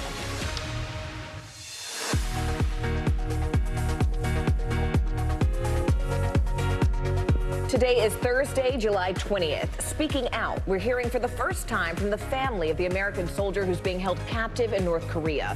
More on how the U.S. government is trying to secure his return despite growing international tensions. World Cup kickoff. Referees blew the starting whistle for the biggest women's sporting event in the world. We'll tell you the state of play before the #1 ranked U.S. women's national team takes the field in New Zealand. Jackpot! This morning, one lucky person woke up a billionaire after a winning Powerball ticket was sold in California. We'll take you straight to the convenience store where it was sold after weeks of Powerball pandemonium. Movie marathon. Tens of thousands of film lovers will be hitting their local theaters tomorrow to take part in the so-called Barbenheimer Bonanza. Everything we know about the two biggest blockbusters of the summer. Thank you so much for joining us this Thursday here on NBC News Daily. We begin with the effort to get an American soldier freed from North Korea after he intentionally ran across the border from the south. Travis King's family is now pleading for him to be released. They say the 23-year-old had been grieving the death of his young cousin before that incident happened. We're told King broke away from military officials at the airport and tagged along with a group touring the demilitarized zone that separates North and South Korea. A woman on that tour snapped this photo just minutes before she said King bolted across the border. He appears to be the person on the left, circled there, wearing a black hat and shirt, but NBC News has not yet been able to independently confirm that that is him. NBC News foreign correspondent Matt Bradley is live for us in Seoul, South Korea. Matt, what else are you hearing from Travis King's family? Yeah, listen, I mean, the overwhelming message we're hearing is one of shock and confusion, and not just because he bolted across the border into North Korea. I don't think there's a family in the world that wouldn't find that to be surprising behavior. But some of the other stuff is something that, you know, a lot of the family members have said they just didn't think was something that Travis was up to. The drinking, the interactions with police officers. He was detained or at least confronted twice by South Korean police for assault. You know, they said that this was a young man who didn't drink, didn't smoke, and mostly studied the Bible. Now, here's one family member reacting to this latest news. I think his problem is that he needs help. You know, that's not Travis. Out of his character, I've never seen him get down like that ever. So something must be. So something's going on. Yeah. This isn't him. It's not his personality.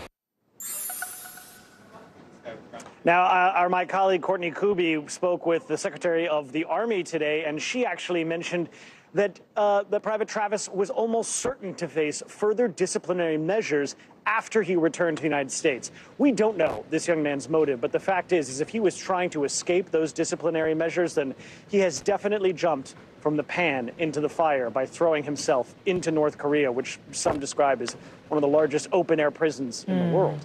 Wow. I mean, that's hard to hear, Matt, but where are we at this point? I mean, give us a sense of the efforts to get King released and really what options do officials have at this point? Well, that's another thing that Courtney Kuby got in her interview with the Secretary of the Army. There has been no real contact in the last 2 days between the United States and the North Koreans, not through, it sounds like, any of the avenues that they've tried, and there are just a few, even though there hasn't been any real diplomatic connections between the United States and Pyongyang in several years, particularly under the Biden administration. They could go through the Swedish diplomats who do have a mission in Pyongyang. They can go through the United Nations, or they could try to go through the military, the North Korean military, mostly through the South Korean government. None of those appear to have worked. So far, the overwhelming sound from North Korea is one of silence when it comes to Private King. Guys. All right, NBC News foreign correspondent Matt Bradley for us there. Matt, thank you. Turning now to some significant updates in the case of a missing Alabama woman. Her disappearance raised a lot of questions after she returned home on foot just 48 hours after vanishing. NBC News correspondent Sam Brock has more on why police say they cannot verify the 25-year-old's version of events. Police did not outright say there is no abduction, there is no missing toddler on the side of the highway, but they did build the case about why these are extremely improbable events while assuring the public that there's no risk to their safety right now. The police chief also talking about internet searches on Carly Russell's phone right before she vanished that are a key part of their investigation. New evidence and a clearer timeline are raising more questions in the case of Carly Russell. The 25-year-old nursing student whose disappearance for just over 48 hours led to a massive search effort, now prompting this conclusion from Hoover's police chief. We've been unable to verify most of Carly's initial statement. Where do you think she went, and how would you characterize what happened here? That's the $100 question. Investigators playing Russell's 911 call about a missing toddler right before her disappearance. Hi, I am on Interstate 459, and there is a kid just walking by themselves. She described a child who didn't appear to have pants or shoes on and told police she tried to get out of her vehicle to help the toddler. Except the chief says, according to cell phone data, she drove 600 yards while talking to the 911 operator. She was traveling 6 football fields, which tells you what? To think that a toddler, barefoot, that could be 3 or 4 years old, is going to travel 6 football fields without getting in the roadway. It's just very hard for me to understand. For the first time, police also revealing Russell told them she was abducted by a man with orange hair, who was later joined by a woman, and that the couple brought her to a home, forced her to undress, and took nude photos of her. Authorities highlighting a number of internet searches that Russell made in the days before her disappearance, including whether you have to pay for an Amber Alert, how to take money from a register without being caught, a one-way bus ticket from Birmingham to Nashville, and the 2008 film Taken. Someone gets kidnapped, that 8 hours before that they're searching the internet, Googling the movie Taken about an abduction. I find that very, very strange, yes. Investigators also believe Russell stole a bathrobe and toilet paper from her job. Stuart Rome owns the Woodhouse Spa, Birmingham. You did not see any signs that this was someone who could be troubled? No, not at all. She always came on time. She was pleasant. Rome says he's cooperating with police.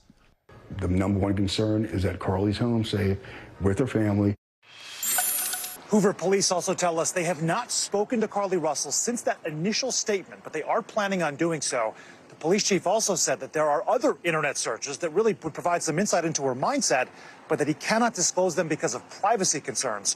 We reached out to Carly's family. They say they have no comment at this time. In Hoover, Sam Brock, NBC News. Back to you. Right now, a federal investigation is underway into the death of a 16-year-old boy at a poultry plant in Mississippi. The coroner says the boy died from an accident caused by equipment. Local officials identified the victim as Duan Toas Perez. The Mark Jack poultry plant released a statement saying, quote, "Safety is our #1 priority," and the company is now cooperating fully in the investigation. NBC News Homeland Security correspondent Julia Ainsley joins us now. Julia, it's hard news, right? And the details of this case are even more difficult to hear. Just walk us through what happened to Perez and the investigation that the poultry plant is facing right now. Well, according to bystanders, Perez was cleaning a machine used to slaughter chickens inside this poultry plant. His glove got caught in the machinery. The machine was on, and he went to pull his hand out using his other hand. He got taken into the machine, and his body was found by police on a conveyor belt. These are really disturbing scenes. We heard that he cried for help, but it was too late for anyone to get to him. And of course, this is someone who should have never been working in this plant in the first place, because under U.S. law, it's illegal for anyone under the age of 18 to be working in these dangerous jobs. But unfortunately, it's not a one-off, and we've been doing a series on migrant children, primarily from Guatemala, who are working in meat processing plants all over the country. In fact, earlier this year, there were 100 children found to be cleaning slaughterhouses in the middle of the night in the Midwest. So the Labor Department is now investigating this, and we hope to learn more details about how he got into this situation. Yeah, Julia, I'm glad to hear you underscore the fact that he should have never been in this situation in the first place. We know that this is not the first time something like this has happened, as you mentioned. In fact, a similar situation actually happened in 2021, just a couple of years ago. Can you explain what happened in that case and how it was resolved? Yes, that was an adult who got his sleeve caught in one of these machines and was pulled in. Now, these machines are supposed to have automatic off switches, and if someone's cleaning them, they're not supposed to be running at all. They're supposed to be completely powered down. But unfortunately, what happens is sometimes the corners are cut, and in this case, the company says they are complying with the investigation. Right. NBC News Homeland Security correspondent Julia Ainsley for us there. Julia, really important reporting. Thank you. It is time now for our CNBC Money Minute. Existing home sales dropped last month. They decreased 3.3% from the month before. That is according to the National Association of Realtors. CNBC Senior Markets correspondent Dominic Chu joins us now. Dom, always a pleasure to see you. Look, this comes as mortgage rates are just soaring and supply is dropping. So how is this sort of impacting people who are trying to buy a home right now? So Morgan Ellison, it's pushing some buyers out of the market completely. And those who are competing for the reduced housing inventories are dealing with, yes, bidding wars. They still exist. The supply issue is also pushing them towards new construction. So home builders, the sentiment on that industry side of things rose by 1 point in July, marking its 7th straight month of gains. So the home builders are taking advantage of the low supply of existing homes out there. Also, Taiwan Semiconductor is delaying production at its new Arizona-based chip plant. The company's chairman said on an earnings call the site will now be be open in 2025 because of a shortage of skilled labor. That's a year later than expected. Apple has said, by the way, it plans to use chips made at that Taiwan semi plant in Arizona. And Kim Kardashian's Skims is now valued at $4 billion. The company started out selling shapewear and has since expanded to a variety of different kinds of apparel. The online-only operation is expanding to physical stores next year with flagship locations in New York City and Los Angeles. So when it comes to certain kinds of consumer spending, ladies, people will continue to spend on those types of things, especially if influencers back them. That's interesting. Wow, it is. That's really a lot of money. It's a ton of money. That's a lot of money. Dom, thank you. CNBC senior markets correspondent Dominic Chu, thank you so much. Well, speaking of money, the $1 billion Powerball ticket has been punched just after the break. Where the lucky winner is and how much you could get even if you didn't get every single number correct. You're watching NBC News Daily.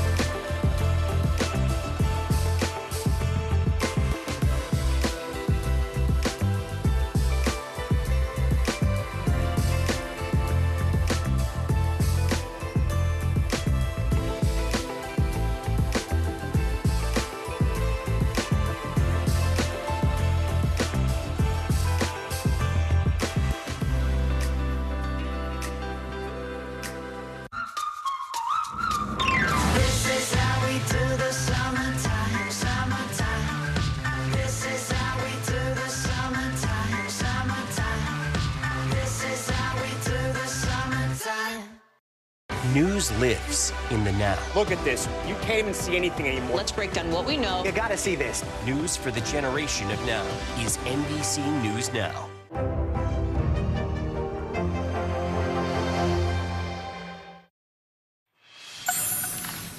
The Women's World Cup is officially off to the races today. Host country New Zealand already won their first game of the tournament against Norway just hours after an uncommon but deadly shooting in the capital city of Auckland. The #1 seed, Team USA, is set to take on Vietnam tomorrow, with the U.S. hoping to earn a three-peat champion title. NBC News international correspondent Molly Hunter is in Sydney, where she sat down with one of the team's top stars. It's the biggest women's sporting event in the world, and today New Zealand's beauty and culture on full display, welcoming 32 nations, including the #1 ranked U.S. women's national team, to both New Zealand and Australia for the women's 2023 FIFA World Cup. But here in Auckland, the fanfare interrupted this morning by a rare and deadly shooting incident, locking down parts of the city and closing the fan zone on opening day. But the first match is kicking off as planned, New Zealand beating Norway here at home at Eden Park in Auckland. Along with Sydney, Australia, Auckland, New Zealand is the other main host city. It's also the home for the U.S. women's national team over the next couple weeks as they fight through the group round to defend their title. The Americans are looking for a record-setting three-peat, led by co-captain Alex Morgan. We do set expectations for ourselves. We do want to find ourselves at the end. We do want to be hoisting the trophy at the end. To get there is a long way. The 23-person roster, which of course includes veteran Megan Rapinoe, who announced her retirement following the tournament, but also 14 players who have never been to a World Cup, including star forward Sophia Smith. We are obviously honoring what this team has done in the past, while at the same time recognizing this is a new team. This is the first World Cup that this team will win. And cheering them on here is second gentleman Doug Emhoff. I talked to the Vice President this morning. She's like, say hi to everyone. Morgan and her co-captain Lindsey Horan presenting Emhoff with a jersey of his own. And despite all the pressure, Morgan says they're laser focused on their first game. So all of our attention is on Vietnam right now and how we can work together as a team to succeed in that. Molly Hunter, NBC News. All right, well, someone in California has a billion reasons to smile today after a single ticket matched all of the winning numbers to the Powerball billion-dollar jackpot. Those winning numbers, 7, 13, 10, 24, 11, and the Powerball was 24. NBC News correspondent Dana Griffin joins us now live from Los Angeles. Dana, I've been seeing these videos circulating online. Do we know exactly where in LA the ticket was purchased? And then what kind of prize does the store where it was sold actually receive? I know it pays to own the store that sells the winning ticket because the store owner at Las Palmitas Mini Market in downtown Los Angeles is going to walk away with $1 million. And the store owner is now saying that she's hoping to make a good business bet. So it'll be interesting to see what she does with that money. And it's a lot of excitement right now. A lot of excitement, Dana. I know, a single ticket got all matching numbers, but what about those who were just, one little tiny number off? I mean, they were still very fortunate, not as much as the $1 billion winner, but we have a graphic to pull up just to kind of show. We've got the one jackpot winner that's going to be walking away with a potential $1.08 billion, or if they take the payout, it'll be much, much less. We've got 3 people in Florida, Pennsylvania, and Rhode Island that matched 5 numbers plus the power play. They are walking away with $2 million. And there's about 36 other people across the country, including 7 here in California, that matched all 5 numbers without the Powerball. They are walking away with $1 million.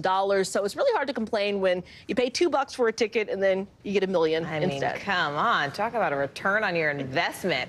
California made the list 4 times for the top 11 largest lottery prizes, Dana. Are Californians just, luckier than the rest of us? It sure feels like it because, Morgan, I was literally reporting on this story in November when the biggest lottery winner in history won that $2 billion prize. That was in Altadena, California, just about less than 30 miles from where the downtown Los Angeles location happened. We also had a winner back in 2016, $1.5 billion. And then the 7th place goes back to July, where, again, another $1 billion winner. Sorry, that's the one that won today. That's number 7. But the 11th person to win the highest Powerball jackpot, that was October 4th in 2021. So California is definitely lucky, and we're just all happy to kind of be a part of this great state. That's right, the Golden State, getting some golden dollar bills out to there. win, right? Jeez. Yeah, share some of that wealth here in New York. Dana Griffin for us there. Dana, thanks. The blistering heat is not letting up, where we are seeing new record highs and how it could impact your weekend. After the break, you're watching NBC News Daily.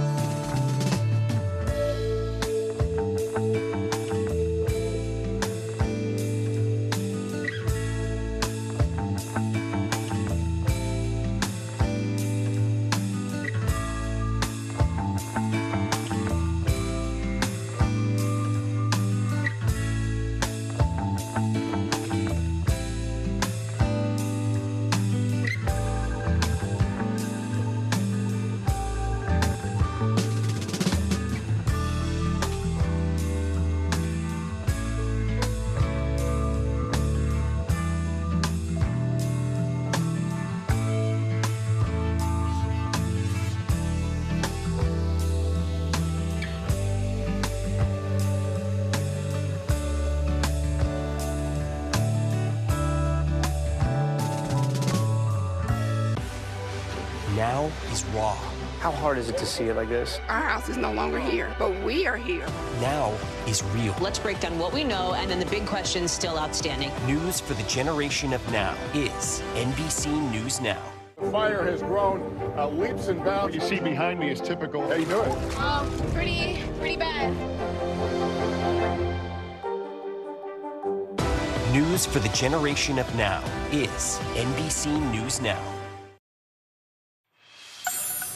All right, so have you ever heard of train spotting? Have you heard of it? Oh, yes. Okay, I've never heard of it. Apparently, like it. It's exactly what it sounds like, going out, spotting trains on railroads. Yeah, there is one man whose love for train spotting has gotten him millions of social media followers and even a moment with the Prince and Princess of Wales. NBC News correspondent Keir Simmons has more. One look at Francis Bourgeois' social media accounts, and you can see he likes trains. Please honk. Yes! Actually, he's loved them all his life. This platform here was where, from age 0 to age 6, I absorbed the surrounding sounds and sights and formed my passion, basically, for the railway. A passion that still hasn't reached the end of the line. Oh, brilliant! There goes one now. Yeah. Does that get you excited when you see that? If I close my eyes, I could listen to it and I could tell you what it is. Are you serious? Yeah. It's kind of the same as, you know, a trained musician. If you say, oh, what's this sound? Oh, it's a flute. Or what's this sound? Oh, that's a sax. Obsession with trains is quintessentially British. Britain was the first country to produce a train. Many Brits grew up with a cartoon called Thomas the Tank Engine and children's movies like The Railway Children. It was like a great dragon tearing by. 23-year-old Francis Bourgeois is known in the UK as a train spotter. He even uses a head-mounted camera to record his emotions, especially to trains that signal him as they pass. For me, it's about the feeling that it gives me. I'm looking for a fix. I'm looking for that exhilaration. He's even been train spotting with Joe Jonas. Oh, what? Whoa! And met William and Kate. I was sitting down and I went, hi. And then Kate thought I went, hi, as in like go shake her hand. I broke so many protocols. And as we filmed, his fans wanted their own pictures. The thing is, train spotting was not cool in Britain. Not even close. Not until Francis changed that conception. There was a kid that came up to me and he said, thank you so much, because I'm no longer bullied at school anymore. And he looked at me and he went, and I looked at him and I started crying and I gave him a hug. And I looked around and other people on the train were crying. You know, in a way, I've kind of helped my younger self, you know? Together, we went train spotting. Oh, look, what's that? That's a Class 08 shunter with a 92. That's really nice. Train spotting actually takes a lot of commitment. I've done sort of 14, 16 hours before. For a day? Yeah. Wow. Because you often have to wait for the train you want to see. And wait. And wait. But finally, we were ready for a unique experience, wearing Francis's trademark 360 head cameras. Am I allowed to say I feel a little bit silly? Well, yeah. Turns out train spotting has some pretty strict rules. Yeah. Only wave with one hand and not too much. Just like a hello, like that. And that it's a roller coaster of emotion. All right, here it comes. Oh, it's properly going for it. Really? Cheers!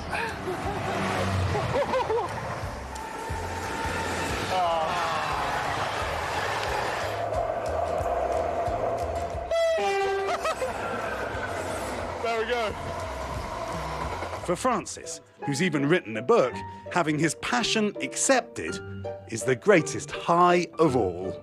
You're part of letting people know that it's okay. letting people know that it's okay to be different. Ideally, everyone should be accepting of one another, especially in schools. I'd like there to be a change in awareness that people who are different should be accepted and even celebrated. Keir Simmons, NBC News. So a friend-finding app popular among teens is now raising some safety concerns. We'll tell you how to protect your kids from sextortion coming up after the break. You're watching NBC News Daily, and don't forget, you can always watch us for free 24/7 on our streaming network, NBC News Now, wherever you stream. That includes YouTube, Hulu, Roku.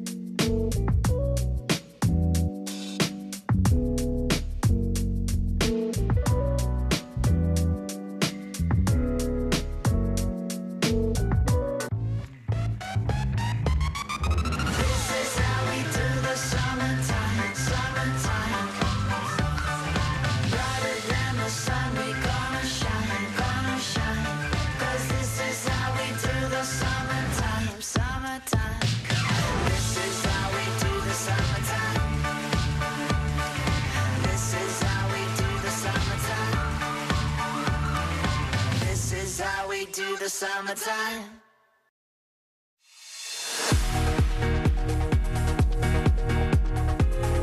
Welcome back. I'm Ellison Barber. Thank you so much for joining us this Thursday. I'm Morgan Radford, and here is what's making news right now. Tesla is recalling about 16,000 vehicles due to an issue with that front driver's seat and the passenger seat belts. This includes Model S and Model X cars from 2021 to 2023. Now, the company says some of those seat belts may not have been reconnected properly after repairs, and so they'll be notifying owners whose vehicles might have been affected.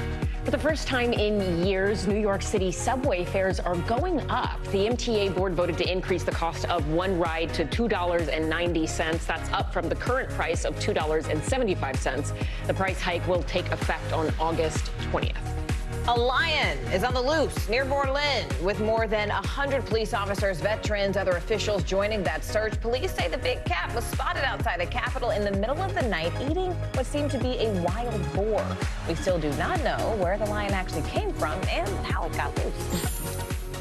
Today, 85 million Americans are still battling the suffocating triple-digit heat that's been gripping much of the country for the past few weeks. Now, cities across the Southwest smashed heat records yesterday, and this weather, it's simply not letting up. The heat dome even expected to expand further west in the coming days, hitting parts of Northern California.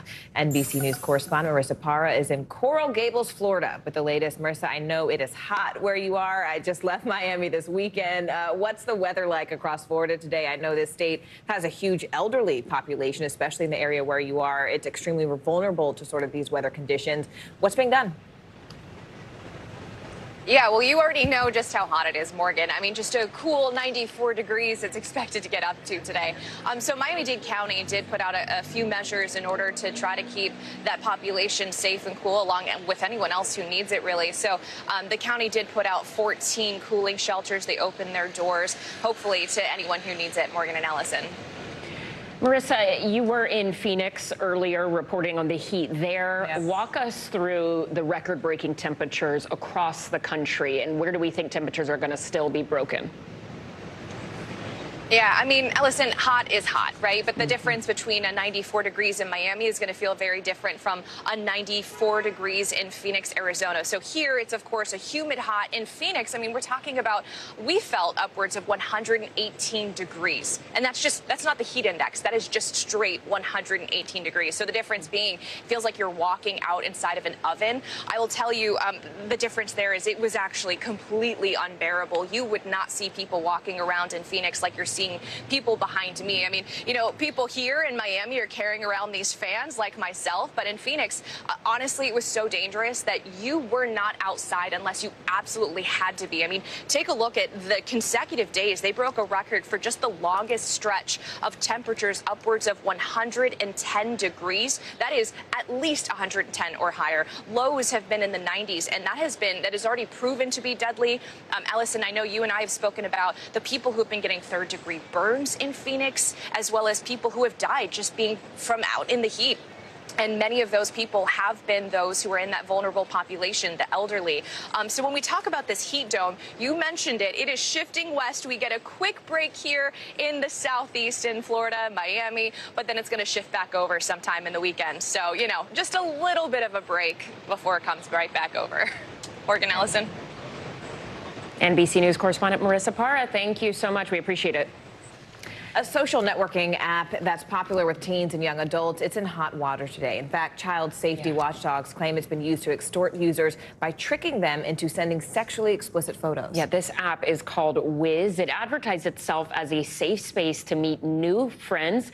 Kids as young as 13 are allowed to join. Former U.S. Secret Service Special Agent Evie Pomporis joins us now. Evie, thank you so much for making the time. This is scary, especially for people who are parents of kids this age who could be targeted.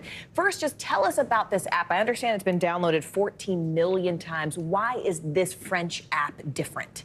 Well, it's an app where they invite you to come make friends. And even if you look at the way they advertise it, it comes boost your ego, build your self-confidence. If you're bored, join us. You're missing out. So they're really designing something to get your kids to connect with other people that they don't know. The fact that this is a French company, does that change the way they would be dealing with issues that might arise in a U.S. jurisdiction? Yes, because they don't have to report their findings or they don't have the safety controls that we have here in place. So that does leave you vulnerable. A lot of parents think, oh, when they design these apps, there are these safety features here. I feel safe. It's okay to let my kids. Absolutely not. You know, it seems like these predators, they're just getting more and more creative. The way that they're tricking kids into getting photos, tricking kids into getting this information.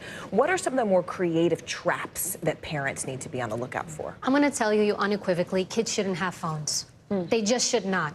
Especially if we're looking at anything under 16 years of age, you make them vulnerable, period. Now, a lot of parents are going to shake their heads and go, I can't do that. Yeah, it's a hot take for a lot of parents. It is. But you can do other things. First, have an honest conversation with your kids about these things. Show them.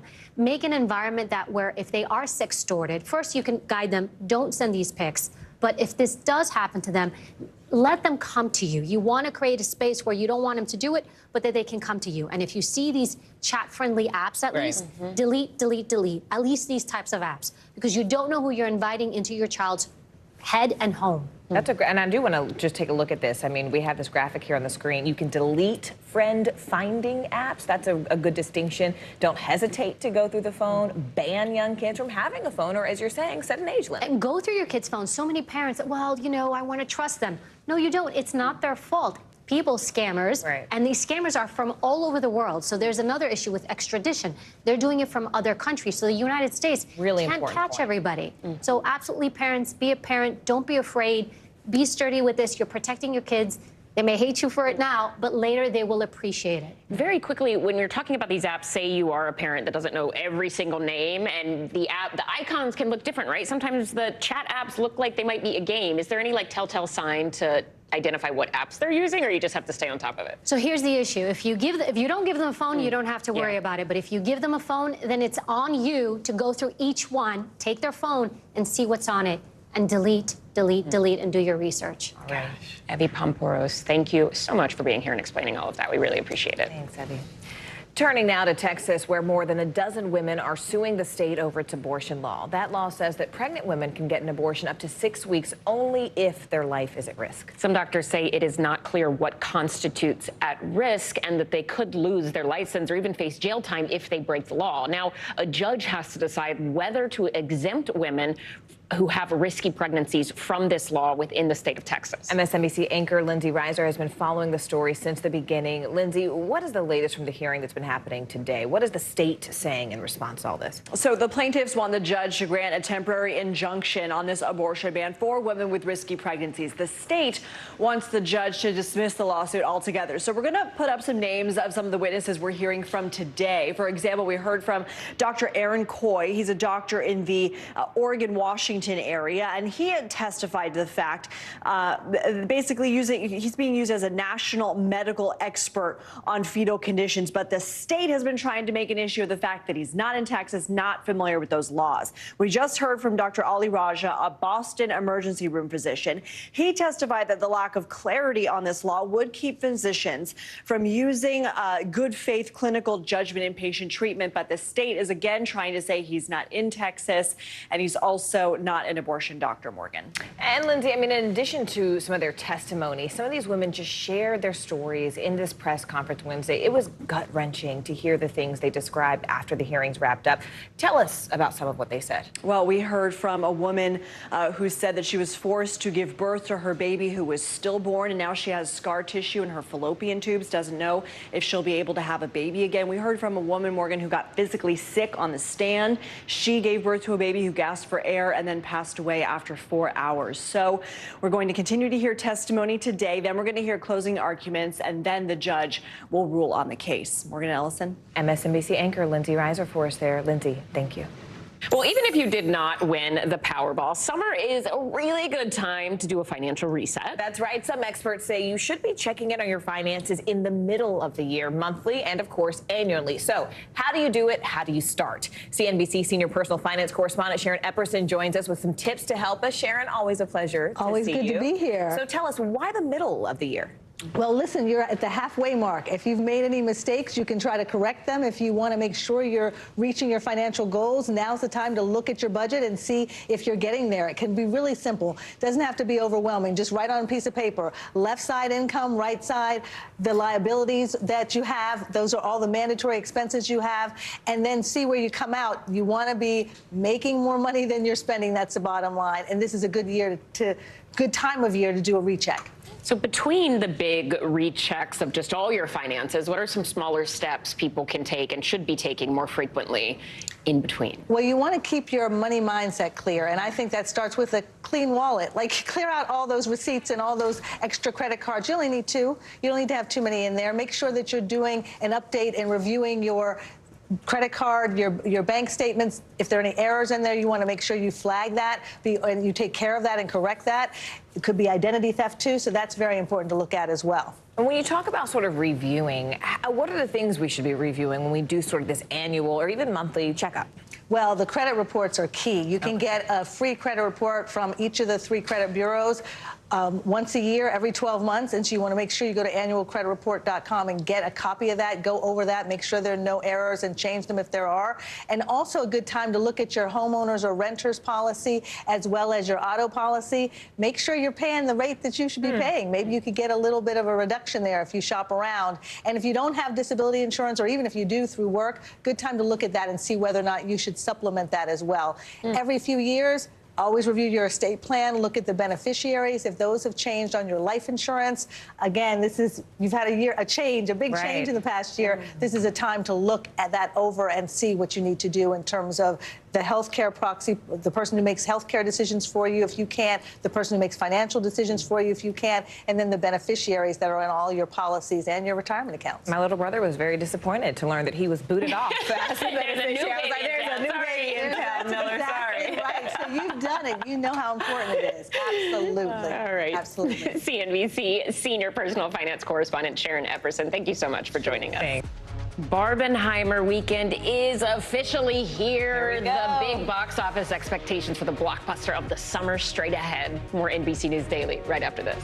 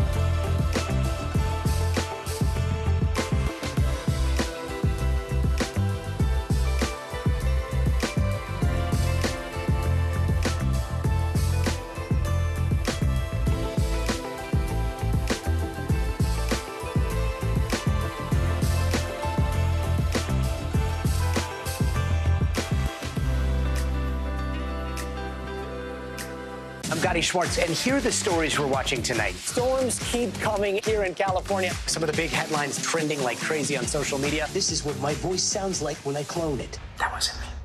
You gotta see this. Stay tuned now, weeknights on NBC News Now. This is how we do the summertime, summertime. This is how we do the summertime, summertime. This is how we do the summertime.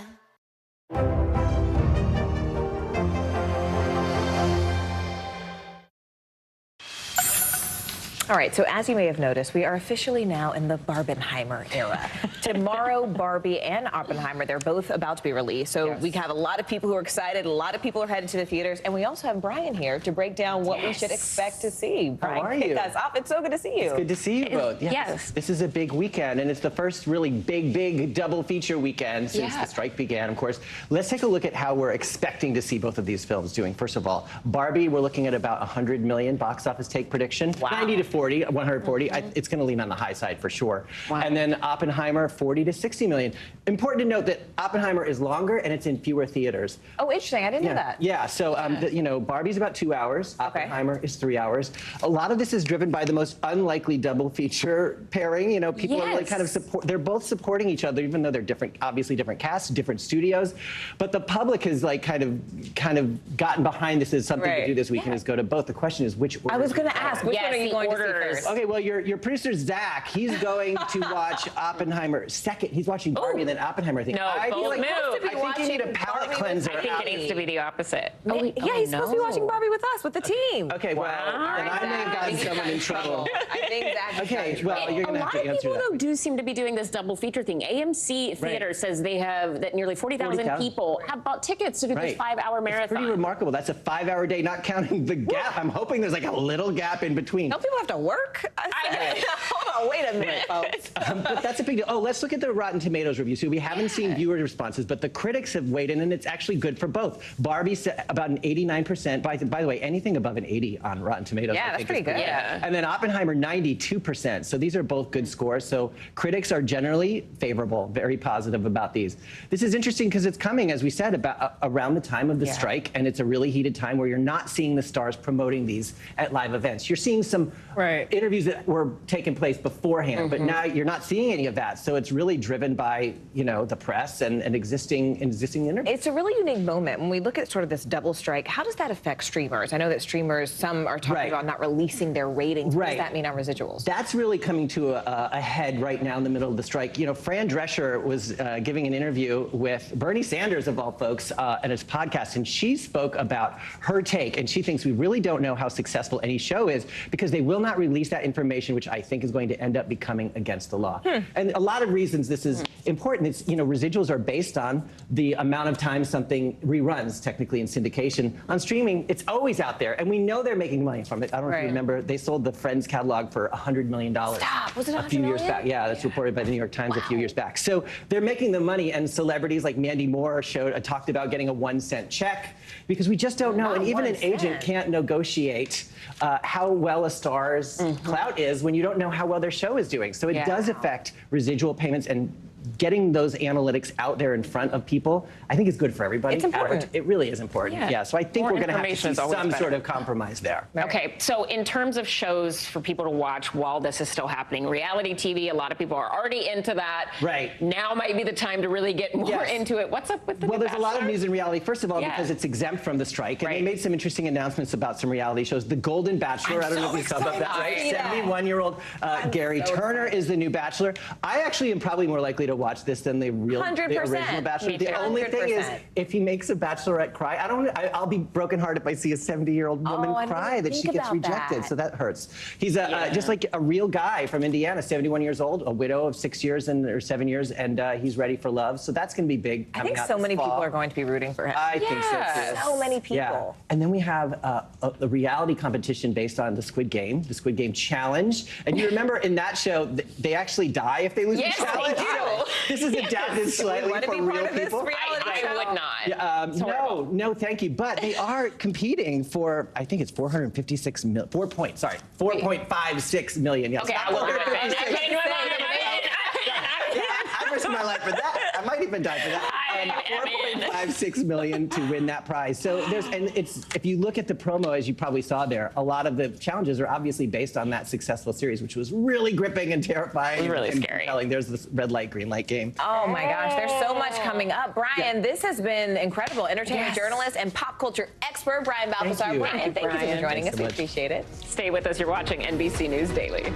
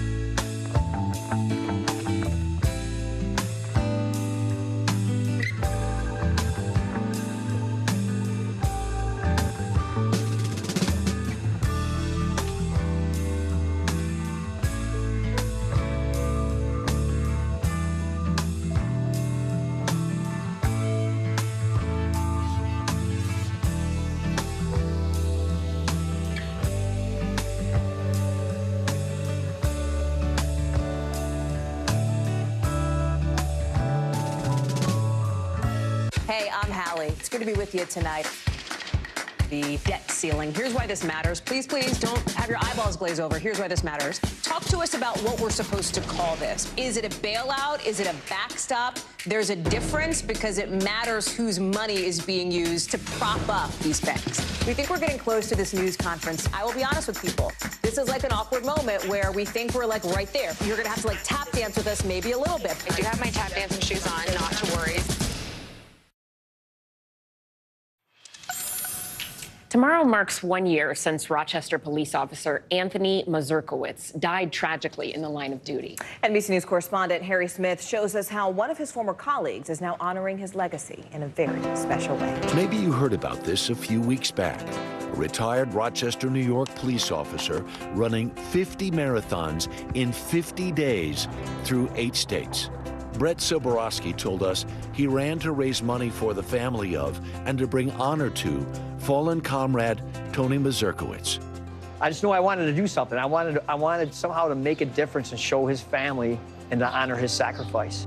Brett hoped to run into the city with a cohort of 500. Almost 1,000 showed up. A touching tribute, no question. A moving moment. But what of the slain officer? What was his story? The consensus is he was a little crazy for dating because he's younger than I am. And he was 24. Well, he must have been a force he could not resist. Lynn had 2 kids when she and Tony married. Then they had 2 more. How proud were you to be married to a police officer? I was proud to be married to him. It didn't matter what he did. He was amazing. Described by all as a super dad, Maz, as everyone called him, cared for his grandkids every Tuesday. He had Papa Tuesdays. I got yelled at last week by one of them because I can't cut waffles like Papa did. A super dad and an exemplary cop.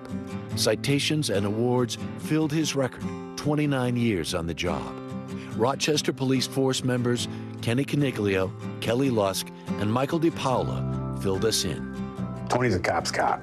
As far as accolades go for policemen, there's no higher accolade than to call somebody a cop's cop. And that's Tony all day long.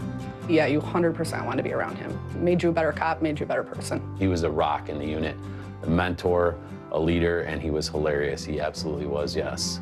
Hands down the funniest person you'd ever meet. How much do you miss this guy? A ton. Tremendously. At least one male approached the officers and opened fire on them. Maz had for years been part of the Rochester Police Tactical Unit. Difficult, dangerous work.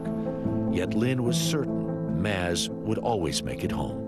It never, ever, ever occurred to me he wouldn't come home. Did you have a sign about that someplace? Yes. What'd the sign say? I'll see you in the morning. It was on the door. Or on the wall right there. Does it seem real? No, not a minute. I still wait for him. It seems like it's been forever, and it's almost a year. No, it doesn't seem real because we still wait for him. I haven't moved his slippers or his backpack, and I probably never will. That run into the city, all those marathons, Brett Soborowski raised over $100,000. He's the kindest man, genuinely, but he's crazy. I mean, he's insane. Nobody does that. 50 marathons. Yeah. Yeah. He's insane. The money raised, the continuing compassion and companionship of her husband's fellow officers, well, it's all helped Lynn a lot. What do you want people to know about Tony? I wanted them to remember his name. I want them to know that police officers are so much more than the uniform they wear. Their wives, their husbands, their sisters, their daughters, their sons, their fathers, their papas. They're not just the uniform. Harry Smith, NBC News. Oh, Miss Lynn, we will remember his name. That was beautiful. Here is what's trending now. The union that represents 1,500 stage workers on Broadway has reached a tentative deal to avoid a strike. The deal with the Broadway League and Disney Theatrical Productions avoids what could have been a massive shutdown for the nearly 50 shows in New York and on tour. After 7 years of marriage, Modern Family Sofia Vergara and her husband, Joe Manganiello, I knew I was going to mess it up. They're divorcing. That's the story here. Court documents documents show Vergara's husband filed for the divorce because of irreconcilable differences. The two became engaged in 2014 after only 6 months of dating. I'm Allison Barber. I'm Morgan Radford. You are watching NBC News Daily. And remember, you can always watch us for free 24/7 on our streaming network, NBC News Now, wherever you stream. That includes YouTube, Hulu, Roku, Peacock. Your news continues right after this.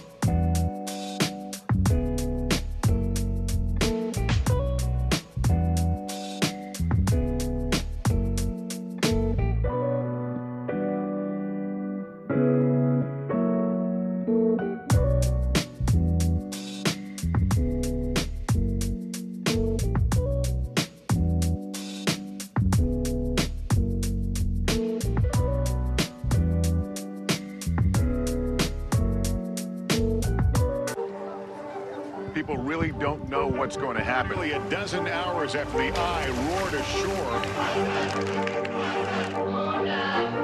More good people than bad people, you know, right?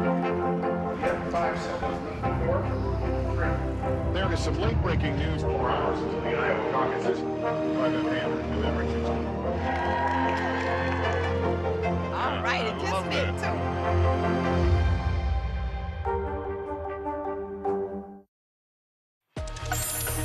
Hello, everyone. I'm Kate Snow. And I'm Zinklea Samoa. NBC News Daily starts right now.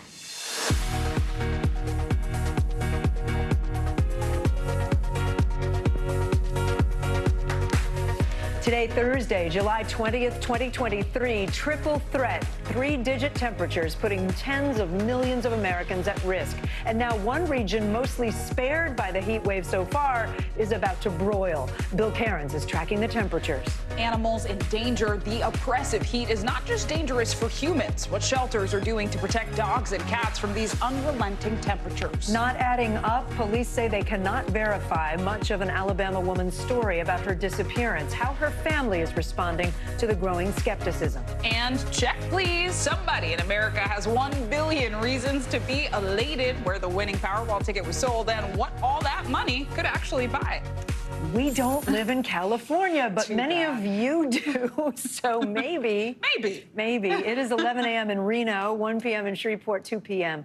in New York. We're going to begin this hour with the weather extremes upending life from coast to coast. Yeah, the scorching heat wave that has lasted for weeks now, it's baking even more people today than it did yesterday. Today, more than 85 million people are under heat alerts from Florida, and you see the map now all the way to the West Coast, Northern California, all also under heat alerts today. That's new. Until now, that part of the state had really been spared from the worst of the temperatures. In the southeast, a new round of severe storms is set to hit Mayfield, Kentucky. The community of 10,000 people was hit hard by flash flooding on Wednesday. This is the very same town that was decimated by a destructive EF4 tornado in December 2021. More than 50 people died there. Yeah, it's a place that both Zinkley and I visited, actually, and covered when the tornado hit and as the town recovered. And now, after rebuilding from that tornado, they are coping with too much water. It's so true. We have complete coverage for you this hour on that. We're going to begin with NBC News correspondent Maggie Vespa. She's in Mayfield, Kentucky. We'll begin here in Mayfield, Kentucky with something of a hopeful sight. The water definitely receding overnight, but make no mistake, this break is not expected to last very long. As we speak, scientists say another round of severe showers and storms is headed this way, potentially producing more flooding, also possible severe winds, even potentially tornadoes. Knowing that there could be a round two, Kentucky's governor yesterday declaring a state of emergency, helping people get the funds they need to clean up and then brace for a potential repeat system again today. It's also worth noting yesterday's system is the same one that also pummeled parts of North Carolina. An EF3 tornado confirmed about an hour east of Raleigh yesterday with wind speeds topping 150 miles per hour. 4 people there sent to the hospital, and a massive manufacturing plant from the drug maker, or owned by the drug maker Pfizer, sustained severe damage. And then kind of also in the array of severe weather we're tracking, that brutal extreme heat wave continues to tighten its grip on millions of Americans from California to Florida. In fact, Phoenix is set to hit three straight weeks of temperatures above 110 degrees and counting. Maggie Vespa, NBC News, Mayfield, Kentucky. Maggie, thank you. Let's bring in NBC News meteorologist Bill Cairns now. Bill, it's pretty unbelievable that Mayfield is dealing with a natural disaster again in such a short time span. What do people there need to prepare for with this next round of rain? We got our fingers crossed that it misses them, because it's, summertime thunderstorms. They hit some areas and they miss others, and we don't like them to go over the same areas time after time again. So here's the severe threat map for today. We actually got a lot of people in a slight risk and 2 enhanced risk areas, one in Colorado and Kansas, and another large one with a lot of big population centers, including areas like Detroit, Toledo, Cleveland, Erie, just south of Buffalo, and including Pittsburgh. And so all together, everyone that's in the slight and enhanced risk, that's 68 million people. And we could get some very strong wind gusts, especially with those storms in areas of Kansas and that little area there around Detroit, too. We're going to watch that. As far as the worst weather out there right now in the country, the Nashville area, you have severe thunderstorm warnings near you and over the top of you. These storms are coming down. Gusty winds and some small hail are possible. And we'll definitely get some airport delays out of that. And then tomorrow, we watch the area south of this, Tupelo, Atlanta included, for a risk of severe storms. So a busy afternoon is underway. Yeah, and hoping it's not too bad. Bill Cairns, thank you so much. Now to the heat. Let's bring in NBC's Marissa Parra. She's in Coral Gables, Florida. Marissa, the forecast today down there, I think, could be the 40th straight day of a heat index over 100 in Miami. How is that streak affecting people and the climate there? Yeah, I mean, at this point, I have jumped from the frying pan into the fire because I was just in Phoenix within the last couple of days. We spent several days there where temps, as we've talked about, 110 or higher. And that's not a heat index. That's just the straight heat. That's the 40th a consecutive stretch we haven't seen in roughly half a century. But then over here in Miami, yes, the 40th consecutive day of the heat index being in the triple digits. And of course, 2 very different types of heat, right? You have the humid heat there, the humid heat here, the dry heat over there. But either way, people trying to stay cool the best that they can. There's certainly a lot more people out and about here in Miami than we saw in Phoenix. But the cooling shelters are still open for those vulnerable populations that needed that access to air conditioning. And one thing, guys, we know that there is a concern about the coral reefs here, how this is affecting the water and the plant life that's in there. So we know that there's a big concern with the long-term effects of this heat as well. All right, Marissa Parra, thank you for being out there in the heat again. Appreciate it. Yeah.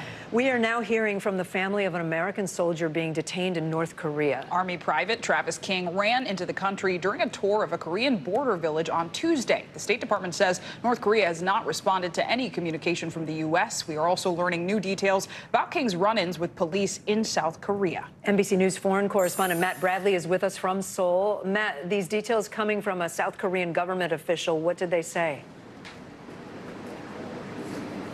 Yeah, we heard some new interesting details today. We had thought for a while that that there were 3 assaults potentially, but it turns out that this young man hadn't been arrested for any assaults. He hadn't been charged. He had been detained for some of them. And the reason why he was in prison wasn't because of yet a 3rd assault. We spoke with a South Korean government official who actually told us that during one of those assault arrests, Travis King was put in a police car, and that while he was in this police car, during this, he kicked the car, and in that time managed to do about $500 in damage to the police car. He was then fined $5,000 for doing that and decided not to pay that off. Instead, in lieu of paying off the money with cash, he spent 48 days in prison, essentially doing labor in exchange for paying off the fine. He was released on July 10th, and a week later joined a tour to the DMZ, and that's when he decided to essentially race across the border. And, you know, as they say, the rest is history. Now he's lost in North Korea, and we don't know his current status. But that was an interesting new detail coming out of the South Korean government. And Matt, I mean, there's still so many questions. I know we've heard from King's uncle and grandfather. They actually spoke with us in Wisconsin. What are they saying about the situation? Yeah, I mean, one of the really interesting things is that they were surprised by not just his behavior of dashing across the border. I don't think, you know, there's no family in the world that wouldn't be surprised by that. There's no troubled child who wouldn't surprise their family by dashing into North Korea. They were surprised by some of the legal issues that I just finished describing, and also by the fact that it sounds like a lot of these legal issues occurred while he was drinking and out partying late. Apparently, that is behavior he didn't engage in when he was in the United States. He mostly often read the Bible. And here's his uncle describing his behavior. I want to know what was going on in his mind, because I can't see him doing that. I'm praying for him, and I hope that everybody else will pray for him too. And I hope he come home soon and can start back over. So as you can hear, the family is shocked, not just about the fact that he's now in North Korean custody, but about the fact that he was, you know, engaged in activities that was sanctioned by the police here in South Korea. He just wasn't that kid back in the States, apparently. Yeah. A lot of mystery. Matt Bradley, thank you.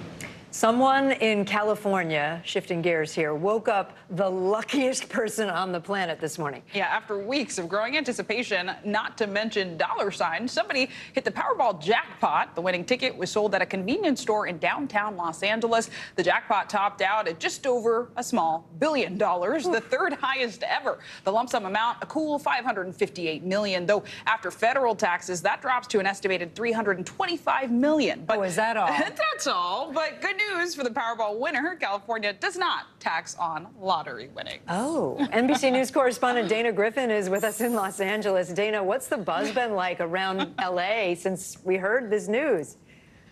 Well, we're feeling pretty lucky considering just in November, the largest Powerball jackpot also went to someone else in the Los Angeles County area. So people are either very happy for whoever won it or they're feeling a little disappointed because they were just this much closer. So we know that the winning Powerball ticket was sold at a Los Angeles mini mart. Las Palmitas is the mini mart that sold that winning ticket, and the owner is also speaking about finding out that it was sold at his store. Listen. Somebody told me you win some bonus. I don't know. What will you do with $1 million? I have to make a good business. Yeah. Go. So a good business bet, what that bet will be, still unknown. I can tell you when the Altadena store owner won, he said that he was actually giving that money to his co-workers who helped, you know, support his business. So he was obviously very generous. The big question now is who won or who is holding that ticket right now. You know, it could be up to a year before someone has to come forward. They will be named, but maybe they're trying to get all their ducks in a row before they actually come out for sure with that ticket. I mean, it's always fun to hear what people might do with the money. And I do want to put it in context, Dana, because we did a little number crunching, our team. And the most expensive hotel in the U.S. is the Penthouse at the Palms Casino in Las Vegas. That would set you back about $100,000 a night. And the winner could actually live there for about 9 years. Or the winner can get around in style with enough money to buy 1,800 fully loaded Mercedes G-Wagons. Not bad. Or if they want to share the wealth, I know you talked about someone sharing the money. They, Kate, so we could do this, they can order soup, salad, and breadsticks from Olive Garden for about half the population of California. They're unlimited breadsticks, too. Unlimited, so it doesn't get better than that. Of course, those are all estimates, but Dana, we got to know, what would you have done with the money? I mean, I don't know if it gets any better than Olive Garden, but I actually know the answer to this because my best friend and I have made a pact. If either of us wins the lottery, we are buying a compound and moving our friends and family that we like to hang with. They get to come to the compound, and we're just going to travel the world and just have fun. I love that. That's amazing. We got to get in with Dana then. We can all dream. We can all dream. Dana Griffin, thank you. A new payment system could be a game changer for your bank account, and Chipotle wants to help you score some free food. Sounds good. Christina Partsinevelos joins us now with today's CNBC Money Minute. Hey, Christina. Hi. Well, let's start with the Federal Reserve. They just launched a new instant payment system today. It's called FedNow, and it's supposed to get rid of the several-day lag it can take for cash transfers to show up in bank accounts. Fed officials say so far you've got 41 banks on board and 15 service providers that are certified to use this service. That means you get a check, you can get it right away, get paid versus having to wait for it to settle. We also are upon a new era expected to begin for Washington football. NFL owners are voting today on the sale of the Commanders. The team could change hands from longtime scandal-plagued owner Daniel Snyder to Josh Harris, owner of the Philadelphia 76ers and the New Jersey Devils. The record-setting $6 billion sale could close today or as soon as tomorrow. Last but not least, we seem to end on stories about food. Chipotle's exchanging goals for bowls during the Women's World Cup. Whenever the U.S. women's team scores a tying, go-ahead, or lead-extending goal during the tournament's group stage, a unique code will show up on the team's Twitter page. The first 2,500 fans, 2,500, to claim the code will get a free Chipotle entree. I love that. That's pretty cool. Yeah, I'm tempted because I love free stuff. Look, bowls for goals. Love to see it. And I love watching the female teams play. So me too. So do we. We're going to talk about that a little later. Christina, thank you. Well, coming up, why the password sharing crackdown is really paying off for Netflix. You're watching NBC News Daily.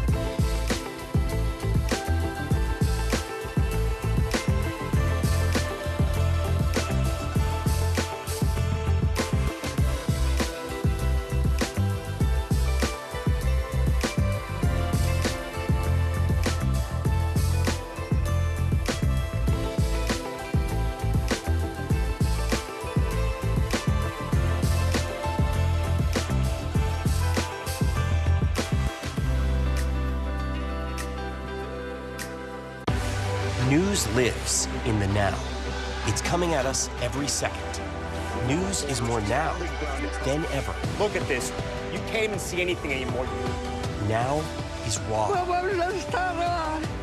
Now is real. The Fed's decision today, help us translate that into very plain English. Now is constant. You gotta see this. The future is now. News for the generation of now is NBC News Now. As Netflix subscribers know all too well, the days of password sharing are over, but the crackdown doesn't seem to be hurting the company's bottom line. Here's NBC's Kaylee Hartung.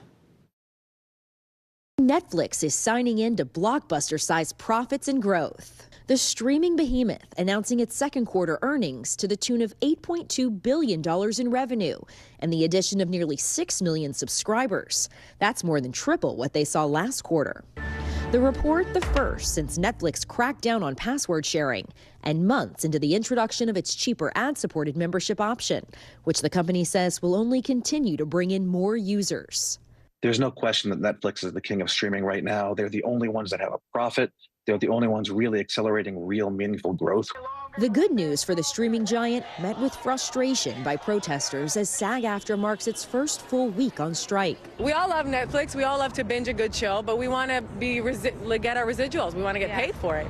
Actors joining writers who have been on the picket lines for nearly 3 months. We're here to make a living. The battle is over wage increases, residuals in the streaming era, and the use of artificial intelligence. Sometimes I feel like we're treated like products rather than human beings. Famous faces on the front lines, including actress Mandy Moore, telling The Hollywood Reporter about the streaming residuals she's received for her hit show, This Is Us. I was talking to my business manager who said he's received a residual for a penny and 2 pennies. The 2 major strikes have effectively shut down productions around the world. The sets and writers' rooms of hit shows like Stranger Things, Yellow Jackets, and Hacks, as well as highly anticipated movies like Deadpool 3 and the latest installment of Mission Impossible, are all dark. And it could begin to impact consumers, as well as streamers and studios, in the coming months. Kaylee Hartung, NBC News. One of the biggest entertainment events of the year is happening right now in San Diego. We're talking, of course, about Comic-Con. If you're unfamiliar, it's an annual event celebrating comics, movies, TV, and a whole lot more. But there won't be as much star power this time around. That's because, of course, of the ongoing writers and actors strike. NBC's Jake Ray joins us now from San Diego. So, Jay, Comic-Con is known for its panels, where actors and studios promote their biggest movies and shows. So who will not be there this year because of these strikes? No, you won't see any of the major stars here, and that's frustrating for some. It's definitely going to be a bit of a different show, but it's no less enthusiastic. This is opening day. I want you to take a look at the convention center here. It is packed. I mean, there are people lined up for miles outside trying to get in. It's going to be over 130,000 fans here, many of them in costume, their favorite superheroes, anime, comic book heroes. All of the costumes you would expect to see, and about, for me anyway, 20% that I actually know who they are. Yeah, it's going to be frustrating for some that they won't get to see those stars, that there won't be the panels with writers and things like that. But what you hear from a lot of the veterans here, Zinkley, is that they really enjoy it that way, at least for a year, to kind of get back to the roots, the comic roots of this international pop festival. Should be a lot of fun. It's 4 days long. That's about it for now. I'll throw it back to our superwoman in Gotham. Oh, Jake, great. Thank you so much. Enjoy Comic-Con and stay with us. We've got a lot more news ahead.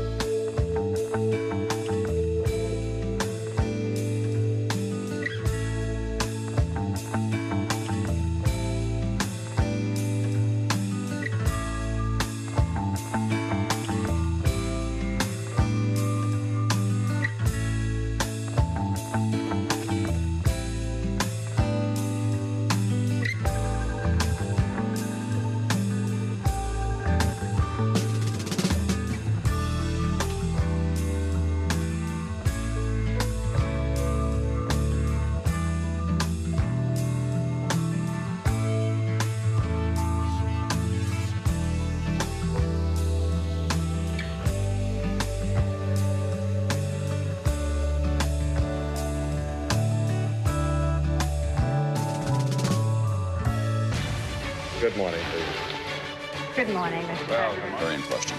We pride ourselves on the ability to turn on a dime. We've got breaking news. Sometimes there are no words. The flashbangs are continuing to go off. What emotions go through you as you're watching these girls? These are really important moments in our history, and people remember who shared that news with them.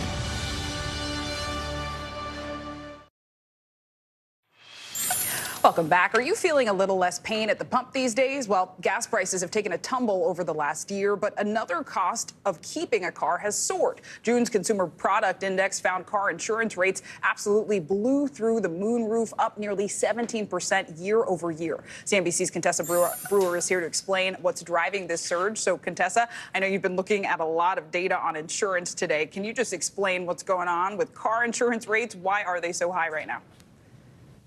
Well, Zinkley, it's a great question, and it's probably top of mind for a lot of people. Let me start with the headline. Allstate announced today that it had catastrophe losses of more than $1 billion in the second quarter. There were 18 weather catastrophes in June alone that Allstate needed to pay out on. Now, we often think of natural disasters and their impact on homes and property insurance, but auto insurers also take a beating, especially with hailstorms, and there's been a lot of those. I use Allstate as an example because it's one of the biggest car insurers, but Progressive announced June results, spending more money on claims and expenses than it is taking in premiums. Travelers announced earnings for the second quarter this morning and talked about the challenges in turning a profit in its personal auto insurance business. And where regulators allow it, insurers are raising car insurance premiums. During the month of June, Allstate said it hiked auto insurance rates by 11.6% across 12 locations. But if you take California alone, Allstate was awarded its first rate hike in years. Insurance commissioners have been unwilling to grant those increases, guys. All right, Contessa Brewer, with that breakdown, thank you so much. Well, we all think of summer as a time to slow down, enjoy a little bit of sun. As well you should, but it's also a great time to get down to business and make sure your financial house is in order. Yeah, lucky for us, CNBC's senior personal financial correspondent Sharon Epperson is here with smart money moves to help keep our financial lives on track. Great to see you. Good to be here. Thanks for being here. So you say the middle of the year, even though maybe we're not thinking about it, is a kind of a good time to take stock and really get your financial house in order. Exactly. Why should we be doing that now? What do we do? Well, you have another 6 months to go to kind of look at where you are now and where you want to be by the end of the year. And now you can make some adjustments so you can get there, starting with the B word, your budget. Make sure you're looking at the income you have coming in, the income that's going out. Very important to take a look at that budget and make sure that you are making more money than you're spending. So you want to review that. Tax withholding, that's key because you don't want to get a big refund or have to pay a lot come next April. Change that tax withholding. Take what you do, get the latest pay stub, the tax return that you just filed for 2022, and go to the IRS website to their tax withholding estimator. Make sure you're paying the right amount. And then also your investments, your 401k, or if you have retirement investments, you want to make sure that they're in line with where you want to be, because we've had a pretty good run here so far this year with the stock market. Maybe you want to kind of take some of those profits off the table. Yeah, so far so good. And I know you say it's not just mid-year checkups we should do, but month to month too? Month to month. Start with having a clear money mindset. That means clear your wallet out. All those receipts. If you have carrying around six credit cards, I was going to say, you don't need six credit cards. You only need 2 credit cards. And tell them to email you the receipts. You don't need that paper in your wallet. You do not need it. I know. You don't need it. And plus, it's going to be on your credit card statement anyway. So you may not want all the itemization. Yeah. The other thing is to check your credit card and bank statements. Make sure there are no errors or anything. Identity theft, fraud, all of those things. Red flags when you see something that's not supposed to be there on the statement. And then you also say there are some aspects of financial planning that we should assess every year, every 2 years. What are they? Well, every year, take a look at where your insurance premiums are, where the insurance rates that you're getting. You might be able to get a better rate, whether that's your home insurance, renter's insurance, car insurance. If you don't have disability insurance, you want to make sure you have that and maybe get some supplemental insurance, even if you have it through work. And then also, 3 credit reporting agencies will allow you to get 1 credit report a year. And so you want to do that at annualcreditreport.com. Look at that every year. And every couple of years, review the estate plan. Your health care proxy, the person who makes health care decisions for you if you can't. Your financial power of attorney in case that person you can't make decisions, that person can make them for you. And then this is key, your beneficiaries, whether that's on your life insurance, your retirement accounts, make sure that the people that are on there are people that you really want to be. Sounds like so important. So important. Sounds like the big thing is keeping up the hygiene to just make it easier over time. Exactly. Sharon, Baby steps. Baby steps. We love it. Thank you so much. Sure. Taking a lot of that to heart. Thank you, Sharon. Coming up, kicking off the Women's World Cup, how Team USA is hoping and preparing to take home their 3rd championship in a row. You're watching NBC News Daily. We're also streaming free 24/7 wherever you stream live. Keep watching us. The news continues after this.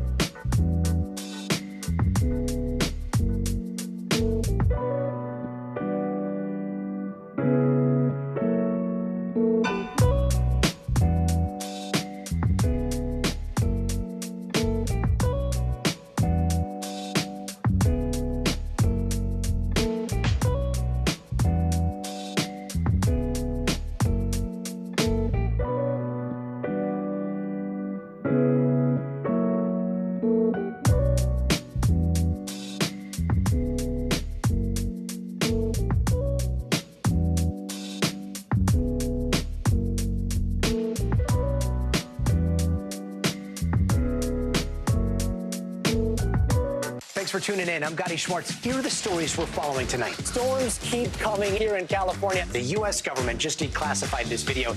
A lot more stories trending like crazy on social media. A controversy pitting lawmakers against young voters. What's the state of crypto today? What is going on when we're looking at trends there? Another mind-bending story on artificial intelligence. This is what my voice sounds like when I clone it. That wasn't me. You gotta see this. Stay tuned now, weeknights at 8 Eastern, 5 Pacific on NBC News Now. Bottom of the hour now. Here are some of the stories making headlines on NBC News Daily. Rudy Giuliani is denying accusations that he flipped on his old boss, former President Donald Trump. A representative confirms Giuliani did meet with special counsel Jack Smith twice over the last year. It's unclear what Giuliani told investigators, and as of now, he is not a target in this investigation. Giuliani served, of course, as Trump's lawyer who oversaw an investigation into unfounded fraud claims after the 2020 election. Another Trump ally is meeting with the special counsel today. William Russell currently works on Trump's campaign and was with him on January 6th during the Capitol riot.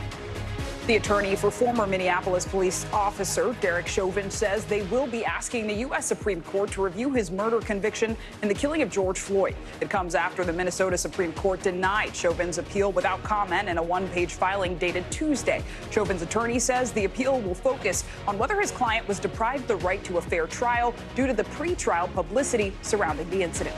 And New York City is rolling out new technology to make sure people are paying for their subway rides. According to public documents and government contracts obtained by NBC News, the city has implemented surveillance software that uses AI, artificial intelligence, to spot people evading fares. Right now, it is active in 7 stations, with plans to expand to 24 more by the end of the year. Well, today we're continuing to track the dangerous heat wave gripping a huge part of the country. More than 85 million people are under heat alerts at this very hour. We've talked about the ways the extreme temperatures can affect people, but it's important to think about your pets and the dangers these record high temps can pose to them, too. NBC News correspondent George Solis joins us now near an animal rescue center in Philadelphia. And it looks like in good company, George. So to state the obvious, pets can't exactly talk. So how can owners know if their pets are struggling with these record temps? And please tell us who you're joined by.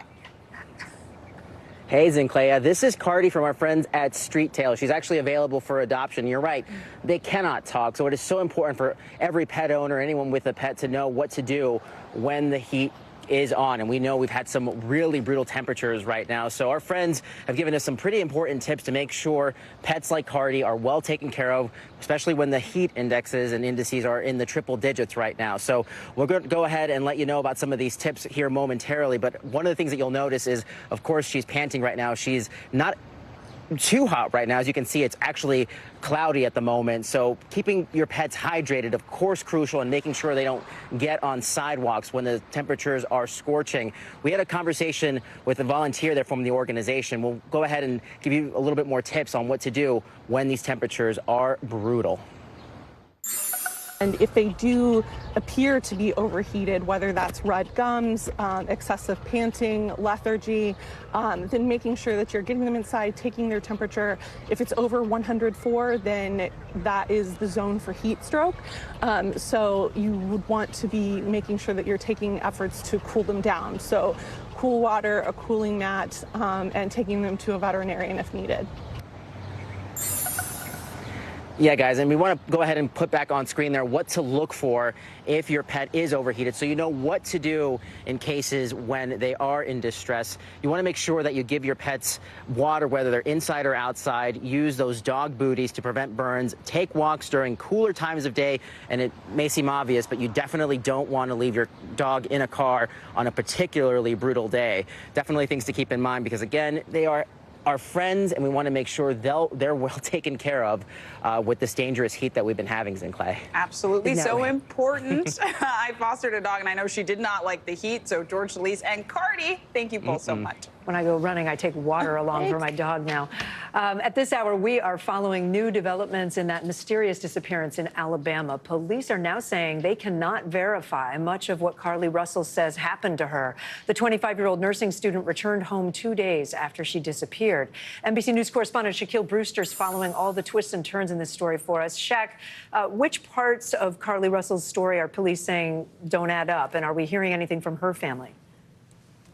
Well, Carly's mother tells NBC News that the family is not commenting at this point. We haven't heard any updates from police today, and we haven't heard from them since yesterday when they really went through and, as you mentioned, said that they couldn't verify many parts of her initial claim. They said that they pointed, I should say, to questionable Google searches that she made in the days leading up to her going missing. Google searches that looked into things like a bus ticket to a different city, include questions about how to pay for an Amber Alert, excuse me, and also about taking money out of a register. You see one of them on July 13th, also about the movie Taken. They also emphasized that there was never, and they have not received any reports of a missing toddler. So many questions that they brought about, but they did say that an investigation is still going on despite there being no current or existing threat to the public, Kate. Shaq, I really wonder, and Zinclea and I have talked about this, is there concern that this case might make people pay less attention to other missing people stories, or especially women of color? There is certainly that concern, because the issue that you raise about missing women, especially women of color, that is a real issue. If you look at studies, while black women make up about 13% of the population, about 35% of missing women are black. And that's a concern that our colleague who is down in Alabama heard from members of the community. I want you to listen to this exchange with Sam Brock. I mean, when you look around, the national attention that usually is paid to non-blacks, and then this happens, and then this gets this worldwide attention, and then it's like, wait a minute, was this a joke? Was this a hoax? Is this another Jussie Smollett situation? So I think this community has really felt just a little dismayed. And it's not just in that community. These are also concerns that you're seeing play out on social media. But again, the problem of missing black women is a real issue, even if there are serious questions about this individual case, Kate. Shaq Brewster, thank you so much for that. A second day of emotional testimony is underway as part of a Texas lawsuit challenging the state's abortion ban. The lawsuit was filed by the Center for Reproductive Rights on behalf of women who experienced serious pregnancy complications but were denied abortions. It takes aim at the ban's medical exceptions, and the plaintiffs argue those exceptions are unclear and unworkable for doctors. Our own Lindsay Reiser is following this hearing for us. So, Lindsay, a lot of the testimony yesterday was really tough to hear. What have we heard so far today? Yeah, Zinkley, even one of the women yesterday, one of the plaintiffs, got physically sick on the stand. It was so traumatic, relaying what had happened to her. But today we're hearing from doctors on the plaintiff's side. We're going to hear from one doctor who's one of the state's witnesses. And Dr. Aaron Coy, who's a maternal fetal medicine doctor in the Pacific Northwest, he testified to the fact that anencephaly, which is a condition that many of the babies of the plaintiffs had, for that condition, termination would be the standard of care. And we also heard from an emergency room physician in Boston who testified on behalf of the plaintiffs about the vague language of that 6-week abortion ban in Texas. This is what he said. The laws as they're currently written, the medical exceptions, they're confusing. And that confusion, that lack of clarity, is keeping physicians from being able to exercise their good faith clinical judgment in the treatment of patients. Zinkley, the state is saying he doesn't practice in Texas, isn't familiar with Texas abortion law, and also pointed out the fact that there is a medical exception law in Massachusetts for which the state said there didn't seem to be confusion around that wording, Zinkley. Yeah, and Lindsay, I mean, let's talk about the stakes here. If the judge ultimately decides to rule in favor of the plaintiffs, the women, what would that effectively do? So the judge is going to decide on whether to grant a temporary injunction blocking this abortion ban for cases of risky pregnancies, like the dire situations that we've been hearing from on the stand. Conversely, the judge could also just decide to just dismiss the lawsuit altogether, which is what the state wants. The state is arguing that these plaintiffs, first of all, their blame is misplaced. It actually should be at the hands of the doctors who would not perform those abortions. But Zinkley, keep in mind, those doctors, they fear revocation of their license, a fine, or even jail time, Zinkley. Yeah, really high stakes there. Lindsay Reiser, thank you. July is Disability Pride Month, recognizing the achievements and experiences of people with disabilities. It's also an opportunity to shine a spotlight on the advances that are helping the community. For a long time, clothes weren't designed for wide-ranging needs of people with disabilities, but that is changing. Now, even popular fashion lines and retailers are designing adaptive clothing lines. For Mindy Shire, clothing was always a source of joy. She loved her work in the fashion industry. But when her son Oliver was born with a rare form of muscular dystrophy, her perspective changed. Oliver struggled to get dressed in the morning. For Oliver, it was a daily reminder of what he could not do, which are buttons and zippers, putting pants over leg braces, putting on shoes, tying shoes. As a kid, Oliver wore sweatpants every day. But one day when he was 8, he asked his mom if he could wear jeans to school the next day. Why was it so important to you to wear jeans? Because everyone else was, or everyone else could, so like, why was I any different? Here I was solidly in the fashion industry, and I needed my 8-year-old to remind me how powerful clothing is to who you are as a person. So I ripped out the zipper. That night, Mindy stayed up late, replacing buttons and zippers with Velcro, opening the legs to make room for his braces. The immediate transformation that I saw come over him was palpable. I just felt like, finally. That moment changed everything. Mindy launched the nonprofit Runway of Dreams, which partners with big-name brands like Tommy Hilfiger, Zappos, Target, and JCPenney to develop adaptive clothing lines. There are clothes that work for people in a wheelchair, adjust for shorter limbs, or are comfortable for people with sensory issues. It looks like buttons. Exactly. But it actually opens with what, magnets? Magnets. Clothing that's stylish and accessible. If we can put time back into somebody's life because it's easier to get the product on and off the body, that's the greatest gift we could give anybody. Oliver and others with disabilities help with designs. It's not a bunch of able-bodied people saying, this is adaptive. Nope, it works. It's part of a larger trend. 5 years ago, 27-year-old Erica Cole lost her leg in a car accident and had trouble finding pants that would fit over her prosthetic leg. I started altering clothes for myself, and then I started altering clothes for my friends in the amputee community. That need evolved into her clothing line, No Limits, with a B. Our clothing is the first chance that we have to tell someone who we are without saying a single word. That's an opportunity that hasn't been given to people with disabilities because of the accessibility in fashion. Scientific studies have found what we wear impacts how we behave and feel. Confidence shines through on the Runway of Dreams catwalk. An adaptive clothing empire, all inspired by an 8-year-old's simple request to wear jeans. Do you feel pride? Yeah, I have so much pride. I feel like being disabled is cool. We have such an incredible outlook on life. We are like the coolest people I've ever met, honestly. Reclaiming identity and independence. If this is my part in making his life a little bit easier, I will work till the day I die to make it happen. I just loved meeting them. New York is so great. New York Fashion Week is actually coming up, right? And they're going to be there with their runway yet again, Runway of Dreams. Yes. They now partner with 9 major retailers and mainstream brands, I should say, this year. And that's a big step from where they were like 10 years ago. Yes. Also wanted to mention, this is not just great for the people who are in that community and need the clothes. It's a good business decision because there are millions of people out there, who consumers, need this product. who need the product. So a lot of brands are getting into the space for good reason, but also making money. Absolutely. They talk about accessible design, right? Thinking about so many different communities, and this touched on that perfectly. Yeah. So, Kate, thank you. Yeah, absolutely. Really moving. Well, coming up, we're going to talk about more people posting online about reinventing themselves. But can you really do that? We'll ask an expert. You're watching NBC News Daily.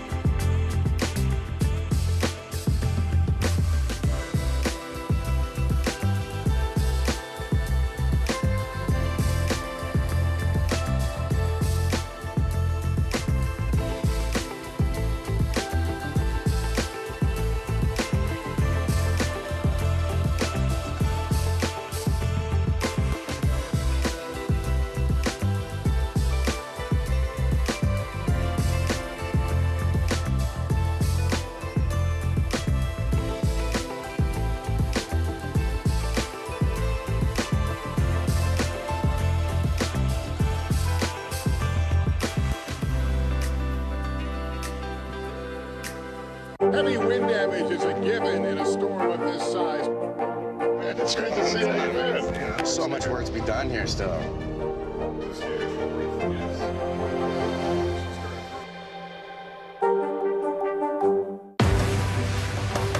Just behind me, hundreds, if not 1,000 migrants waiting under the blazing sun. All these people here are going to be asking for asylum. It's a very critical situation.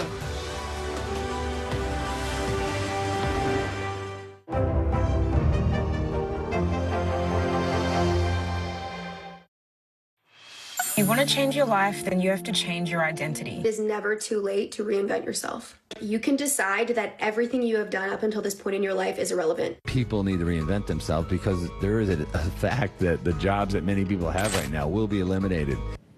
There are lots of videos like that all over TikTok and other social media talking about reinventing yourself. But let's face it, change is not easy. In today's mental health, we're going to talk about how to make that change actually stick. And according to some experts, that includes letting go of that old version of yourself in order to make room for the person you want to be. Joining us now to talk about this is certified life coach Ryan Haddon. Thank you so much for being with us. So releasing the old can be hard. How do you let go and move forward?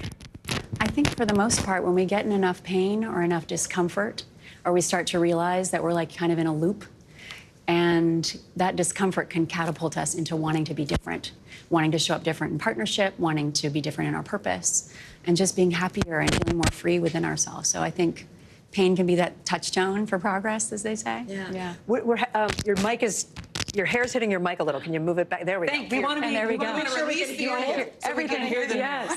So when we talk about change, what kinds of changes are we talking about? Because I think sometimes people around you might see that you're stuck more than you see it yourself. How do you know if you're kind of stuck and need a change? Well, I think if you're having repetitive outcomes that are unfavorable, that's a good sure sign. If you're bored, if you feel like you're doing your best, if you feel like people are saying the same things over and over again, if you're attracting a lot of drama, it might mean that maybe it's time to show up a little differently. Maybe it's time to listen. If you trust the people around you that are holding up the mirrors, maybe it's time to listen in. And, you know, this adage of I'd rather be happy than right can really be a great navigator through change. I like of that. Like, I want to be happy instead of being right, because the ego wants to keep things as it is. There's the programming that we have wants to keep things on course, in our comfort zone, because it's scary to change sometimes. We don't know what can happen. Yeah. But that's the nature of being a human being, is changing and living in a changing world. And there's that expression, insanity is doing the same thing, expecting different results. Right. You're kind of speaking to that. I wonder, what about someone struggling to practically make a change? How do they do it? You know, I think first off is just noticing. Just take a notice that your life isn't working. Something in your life isn't working. You're getting the same results, like we said. And then being willing to make that and see what you want to be different. So get very measurable, actionable goals that you can move towards. Let people know around you that this is what you're doing if they're supportive. Or get a coach, get a therapist, someone who can keep reminding you why this is important to you, because sometimes we'll lose track of that motivation. Yeah. And we'll slide back into what's comfortable, what we know, what's familiar. And so it really requires a great deal of courage and a lot of compassion for ourselves, and really noticing how we speak to ourselves while we're trying something new, a new behavior, a new action, you know, a new goal that we're working towards. So being kind and loving to ourselves is always important. Does positive reinforcement help? Because I've been learning about that in my outside world, especially for parents and kids, you know, like giving motivation to your kids to make a change by giving them a reward. Does that work with friends, with partners? I think so. I think, you know, working with kids and kind of just highlighting the behaviors that we do want. Oh, I love how you just did that. I loved how you picked up the pencil. I have to do that with my husband. When you notice that the trash, oh, thank you so much for taking out the trash. I feel like gratitude and highlighting and spotlighting things that in our partnerships and with our children is how we can grow these behaviors, because we're doing the positive reinforcement. I love how wonderful you are. And I think then people want to keep showing up for that. Yeah. Ryan Haddon, great to have you. Thanks so much. Appreciate it. Thanks for watching NBC News Daily.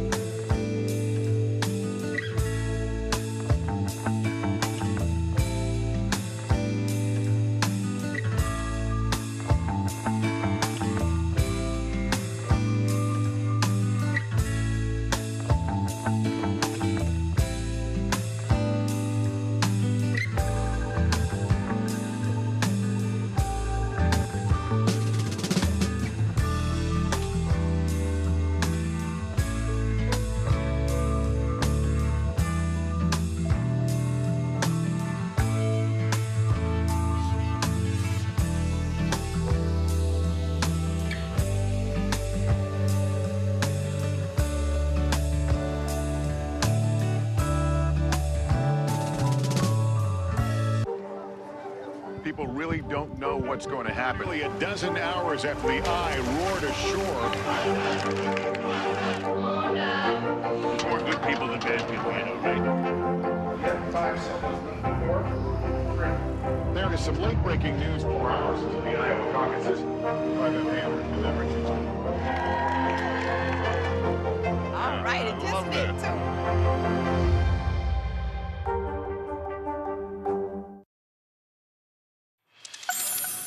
Anybody who's seen the Jaws movies, it's pretty easy to understand why people are afraid of sharks, but one diver is trying to change that perception. She's trying to use the power of TikTok to help her followers better understand the creatures and their behavior. Savannah Guthrie explains.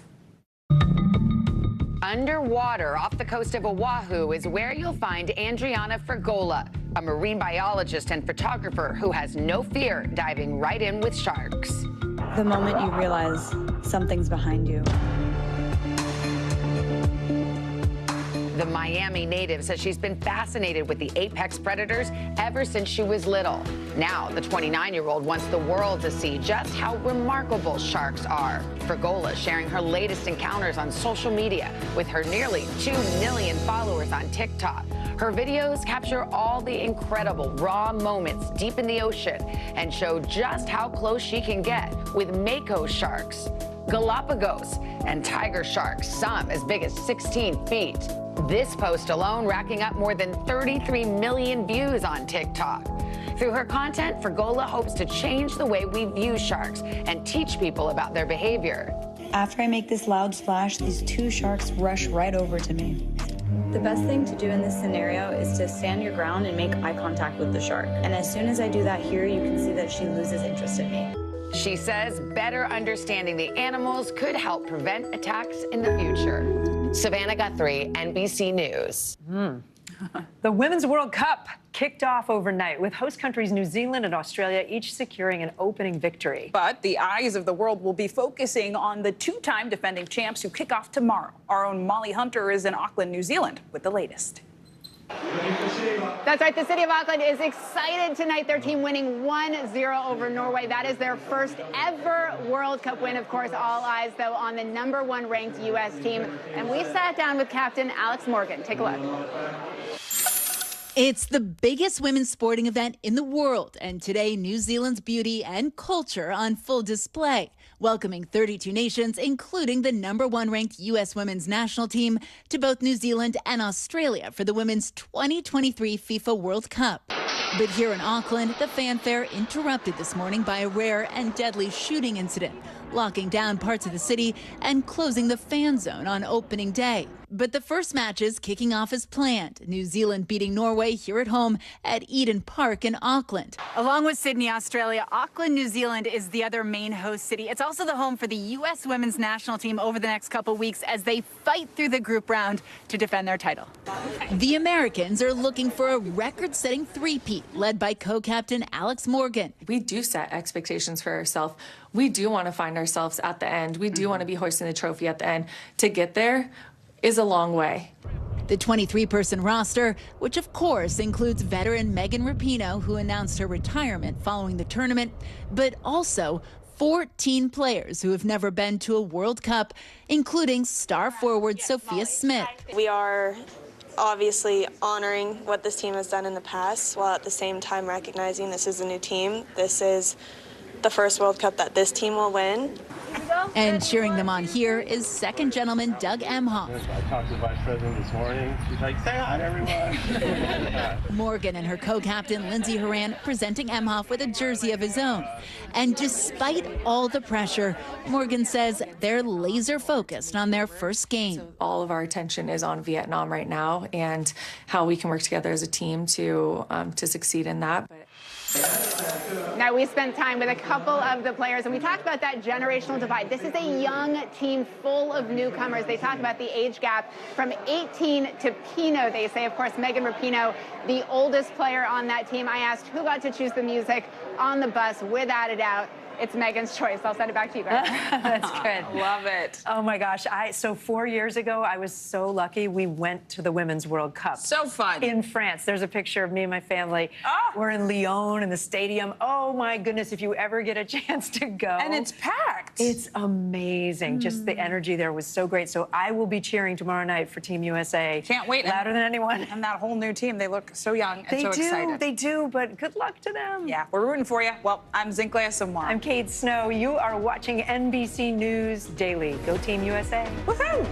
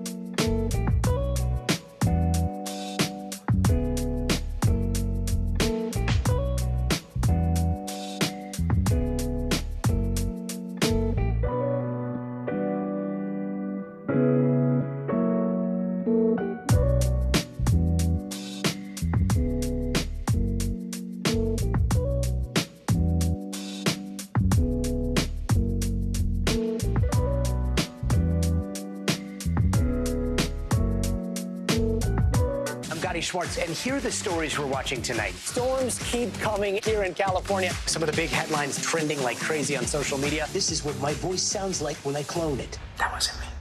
You gotta see this. Stay tuned now, weeknights on NBC News Now. Heavy wind damage is a given in a storm of this size. Man, it's good to see you again. So much work to be done here still.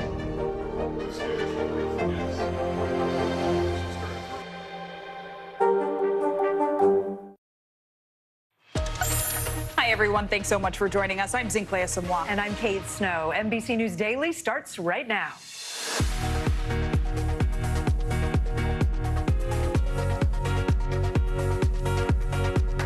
Today, Thursday, July 20th, 2023, we have a winner. One lucky Powerball ticket worth over $1 billion was sold in California. Now the countdown for the winner to come forward begins. Mercury rising, tens of millions facing heat in excess of 105 degrees.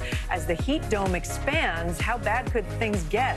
Plus, how shelters and vet offices are working to help keep our furry friends out of the heat. Detained American South Korean officials reveal why a U.S. soldier spent nearly 50 days in jail before he tried to run into North Korea successfully. Now his family is speaking publicly for the first time. And nailing it. Are you a nail biter or a finger picker? The new trick studies say can stop some of the most common nervous tics. We do begin this hour with some good news for a change. One person in California having over 1 billion reasons to smile today. Yeah, after weeks of growing anticipation, not to mention dollar signs, somebody hit the Powerball jackpot. The winning ticket was sold at a convenience store in downtown Los Angeles. The jackpot topped out at just over $1 billion, the third highest ever. The lump sum amount, a cool $558 million. But after federal taxes, Kate, that drops to an estimated $325 million. But good news for the yet unnamed Powerball winner, California does not tax on lottery winnings. Ooh. Joining us now to talk about this is NBC News correspondent Dana Griffin in L.A. Dana, sorry you didn't win, but what's the buzz been around the city since the numbers were drawn last night? You know, I'm very disappointed, but they don't call us the Golden State for not a good reason, because clearly we are pretty lucky considering just in November we had the largest Powerball jackpot winner ever, just about 30 miles from downtown Los Angeles, where the latest billionaire has essentially been born. Someone bought that winning ticket at Las Palmitas Mini Mart, and it's creating a lot of buzz. People are excited to know that, hey, after all these weeks, the winning ticket was finally sold here in California. And it wasn't just that one winner who got lucky. There were about 7 others in California that matched all 5 numbers and not the Powerball. So they walked away with at least $1 million. Obviously, that's going to be taxed. They're going to have to, get their federal taxes from there. But like you mentioned, California does not take taxes from your winnings. So, hey, everyone wins here. Dana, let's get into some context here. Like, we did a little number crunching. The most expensive, so to see how far the money would go. The most expensive hotel in the U.S. is the Penthouse at the Palms Casino in Las Vegas. That'll set you back about $100,000 a night. On the left there, the winner could live there for about 9 years. The winner could also get around in style with enough money to buy 1,800 fully loaded Mercedes G-Wagons. Or, on the right, you could order soup, salad, and breadsticks from the Olive Garden for half the population of California. Not bad. So, Not bad. I'd take some breadsticks. Right? Dana, what would you do? Yeah, me too. I definitely take the breadsticks. And I know I told you guys this before. Me and my best friend, we've got this pact going. So whoever wins the lottery, we are going to build a compound somewhere and invite our closest friends and family. So I had to FaceTime her during the break to say, like, we haven't really decided on a city. So yeah, where? To set the record straight, it is Maui. So once we win the lottery, you guys can catch me there. Well, catch you there. Can I be one of your friends? I think we'd like to be one of your friends, Dana. Is that fair? Is that fair? You guys can join. Amazing. Thanks, well, thank You're you more so than much. welcome. Well, this hour, we're also tracking the extreme weather, upending life from coast to coast. The scorching heat wave that's lasted for weeks is baking even more people today than it did yesterday. Today, more than 85 million people are under heat alerts from Florida all the way to the West Coast. Northern California is also under heat alerts today, and until now, that part of the Golden State had been spared from the worst of the temperatures. NBC News correspondent Marissa Parra is in Coral Gables, Florida for us. Also with us is NBC News meteorologist Bill Karen. So, Marissa, I'll start with you. Today is forecasted to be the 40th straight day of a heat index over 100 in Miami. How is this streak of extreme heat affecting people and the climate there?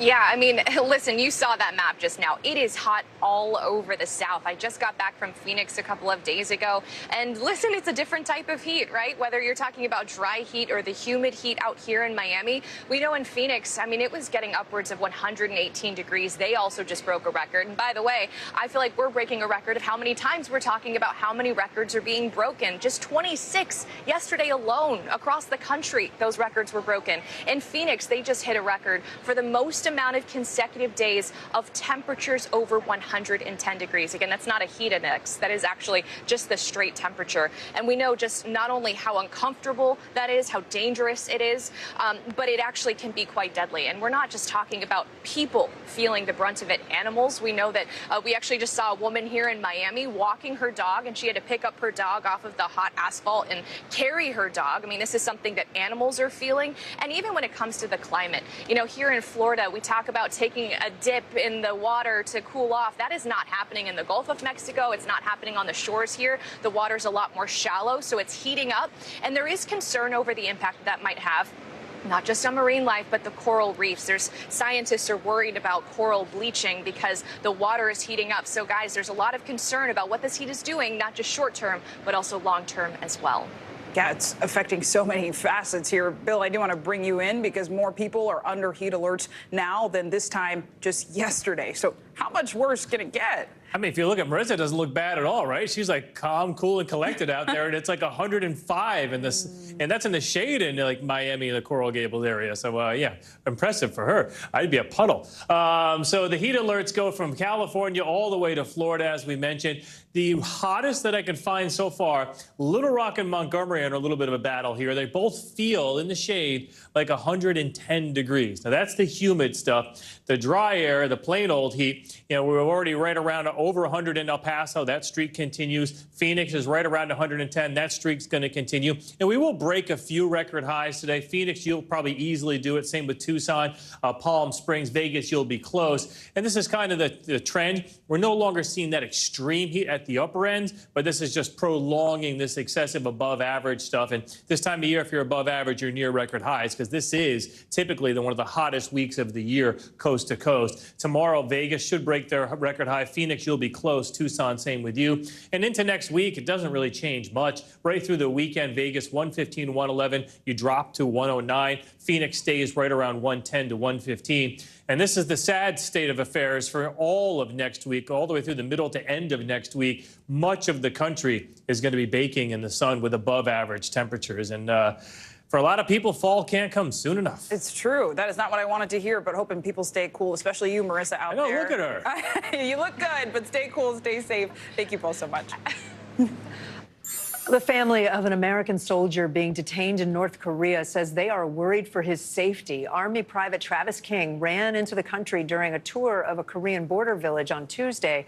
The White House says it has reached out to North Korea through several different channels, but has not gotten any response. NBC News foreign correspondent Matt Bradley is in Seoul, South Korea for us. Matt, we're learning more about King's legal issues in South Korea as a soldier. What can you tell us? Yeah, well, we already knew that he had been implicated or sort of detained for at least 1 or 2 assaults. Now it seems as though he was not charged in either of those. And we knew that he was also serving a prison time in a South Korean jail, again, while he was a serving U.S. soldier, which is a curious little conundrum. But he wasn't serving that for an assault. What turns out is that during one of those assaults, he was placed, or afterwards, he was placed in a police car. He erupted in anger, started cursing at the police officers and yelling epithets against Koreans. And then he started kicking the car. He incurred about $500 in damage. He was fined $5,000. Instead of paying that fine, he made the choice to serve prison time in lieu of actually paying. So he served 48 days. He was released on July 10th, about a week before. He then decided to join that guided tour, which took him right up to the border with North Korea, and that's where he made that bold move to dash across the border, presumably into North Korean custody. So now his whereabouts are unknown, but his legal troubles that preceded this are months of very difficult legal problems and might have tipped the balance. We really don't know his decision-making, but they might have made him decide that he was going to move over into North Korea. We heard from U.S. government officials just today that he was almost certain to face further punishments once he got back stateside at Fort Bliss, Texas. So we don't know what his motivations were. If he was trying to avoid justice back in the States, well, he definitely jumped from the pan into the fire. Guys. Yeah, Travis King's uncle and grandfather, I know, have spoken with us now with NBC News. What are they saying about this whole thing? Yeah, well, the overriding expression that we've been getting from the family is shock and surprise, not just because this young man decided to throw himself over the border with North Korea. I mean, that's shocking behavior, even for the most troubled of young people. They're also surprised by all of those legal details that I just mentioned, the run-ins with police, and just the fact that he was drinking and partying. You know, a lot of these incidents, or the incidents that I'm describing, all happened late at night at bars and nightclubs. His family members said he didn't drink or smoke. He spent a lot of his time reading, specifically reading the Bible. So there's a lot of surprise that this man might have been leading a different life here in South Korea than he was in the U.S. Now, we spoke with his uncle. Here's what he said. I want to know what was going on in his mind, because I can't see him doing that. I'm praying for him, and I hope that everybody else will pray for him too. And I hope he come home soon and he can start back over. So again, a lot of surprise from these family members. They just didn't know this young man, their son. Guys? Matt Bradley for us in Seoul. Matt, thank you. Turning now to our financial headlines, Tesla has issued another recall, and you will soon be able to buy groceries with a wave of your hand. Pippa Stevens joins us now with today's CNBC Money Minute. Hi, Pippa. Hey, Kate. Well, Tesla is recalling 16,000 Model S and X cars because of concerns some front row seatbelts might not work properly. The affected models were made between 2021 and 2023. There have been 12 warranty claims related to the issue, but no crashes, injuries, or deaths have been reported. Microsoft is rolling out new beauty filters for people just getting out of bed and getting on video calls. The new AI-powered feature will offer 12 makeup looks inspired by Maybelline products. The beauty app is available in Microsoft Teams for enterprise customers. And paying for groceries could soon be as easy as a flick of the wrist. Amazon is bringing its Pay by Palm technology to all Whole Foods stores by the end of the year. Shoppers have to connect their credit card to their palm, and then they can check out by swiping their hand over a scanning device. I do have some questions about how this actually works. Right. Yeah. Like The technology of it. it's moving a little too fast, but we might want to back up for a minute. Yeah, you caught us both. We were both looking at each other about the face putting on Teams, putting your face up, but then having makeup placed over your face.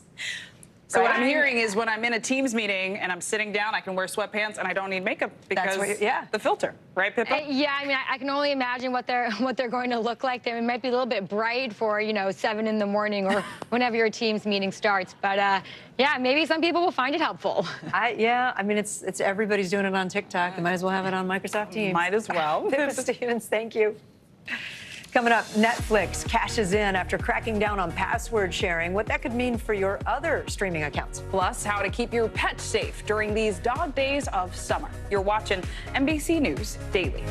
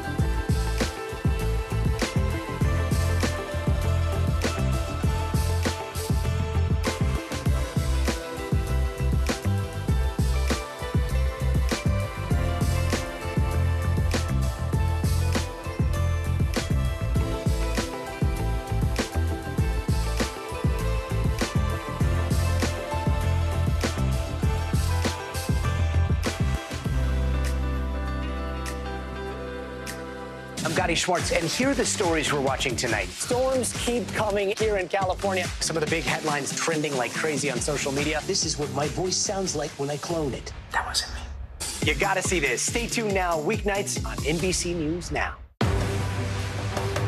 Just behind me, hundreds, if not 1,000 migrants waiting under the blazing sun. All these people here are going to be asking for asylum. It's a very critical situation.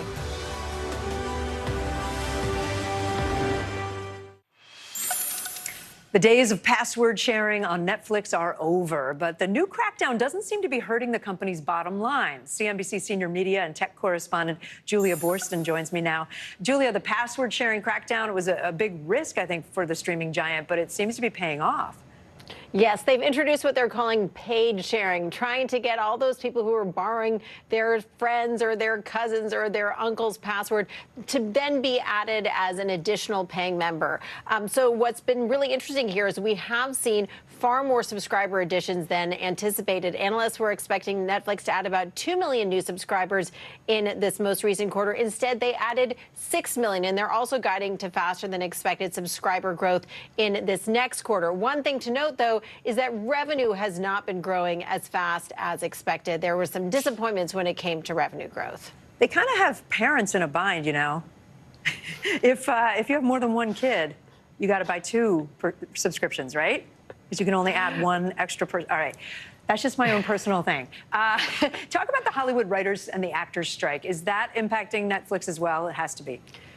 Yes, of course. Every studio, anyone who creates content is being impacted by the writers and the actors strike. Co-CEO of Netflix, Ted Sarandos, said he does want this to be resolved as quickly as possible, and they understand how hard a strike can be and have big impacts on not just the person striking, but on their whole family. But in terms of the actual impact on Netflix, it hasn't impacted the kind of content that we're seeing on Netflix yet. It has impacted how much money they're spending on content. They have a lot more free cash in the quarter because they have not spent as much in this past quarter due to shutdowns of shows because of the writer's strike. We're going to see them spending even a lot less in this current quarter because they're not producing things because of the actors' strike as well. So I think in the future, we'll start to see it impact the types of shows they're rolling out, but they do have some flexibility and a backlog of content. All right, Julia Boorstin, thanks so much. One of the biggest entertainment events of the year is happening right now in San Diego. We're talking, of course, about Comic-Con. If you're unfamiliar, it's an annual event celebrating comics, movies, TV, and a whole lot more. But there won't be as much star power this time around. That's because, of course, of the ongoing writers and actors strike. NBC's Jake Ray joins us now from San Diego. So, Jay, Comic-Con is known for its panels, where actors and studios promote their biggest movies and shows. So who will not be there this year because of these strikes? No, you won't see any of the major stars here, and that's frustrating for some. It's definitely going to be a bit of a different show, but it's no less enthusiastic. This is opening day. I want you to take a look at the convention center here. It is packed. I mean, there are people lined up for miles outside trying to get in. It's going to be over 130,000 fans here, many of them in costume, their favorite superheroes, anime, comic book heroes. All of the costumes you would expect to see, and about, for me anyway, 20% that I actually know who they are. Yeah, it's going to be frustrating for some that they won't get to see those stars, that there won't be the panels with writers and things like that. But what you hear from a lot of the veterans here, Zinkley, is that they really enjoy it that way, at least for a year, to kind of get back to the roots, the comic roots of this International Pop Festival. Should be a lot of fun. It's 4 days long. That's about it for now. I'll throw it back to our superwoman in Gotham. Oh, Jake, great. Thank you so much. Enjoy Comic-Con. Coming up, a mom and her son on a mission to transform the fashion industry. Why they say clothing for everybody means styles for everybody. But first, it's time for today's Daily Snapshot. It's been 54 years since one giant leap for mankind. Astronauts Neil Armstrong and Buzz Aldrin became the first men to walk on the moon on July 20th, 1969 on the Apollo 11 mission. July 20th is now known as International Moon Day to celebrate the progress made in space exploration. That photo never gets old. No. Really cool. Humans are kind of impressive. More NBC News Daily right after this.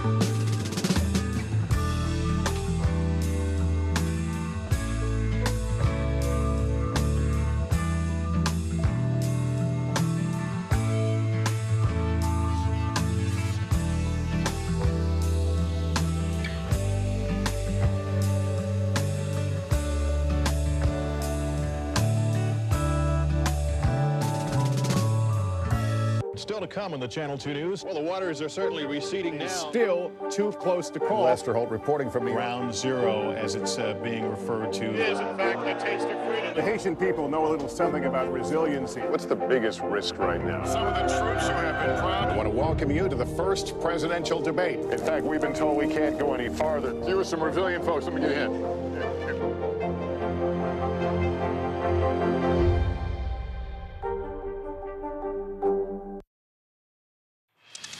If you're looking for a new home right now, you are not alone. Experts say there are plenty of buyers looking, but not enough homes for sale. And that's keeping prices high and sales low. Here's CNBC's Diana Olick.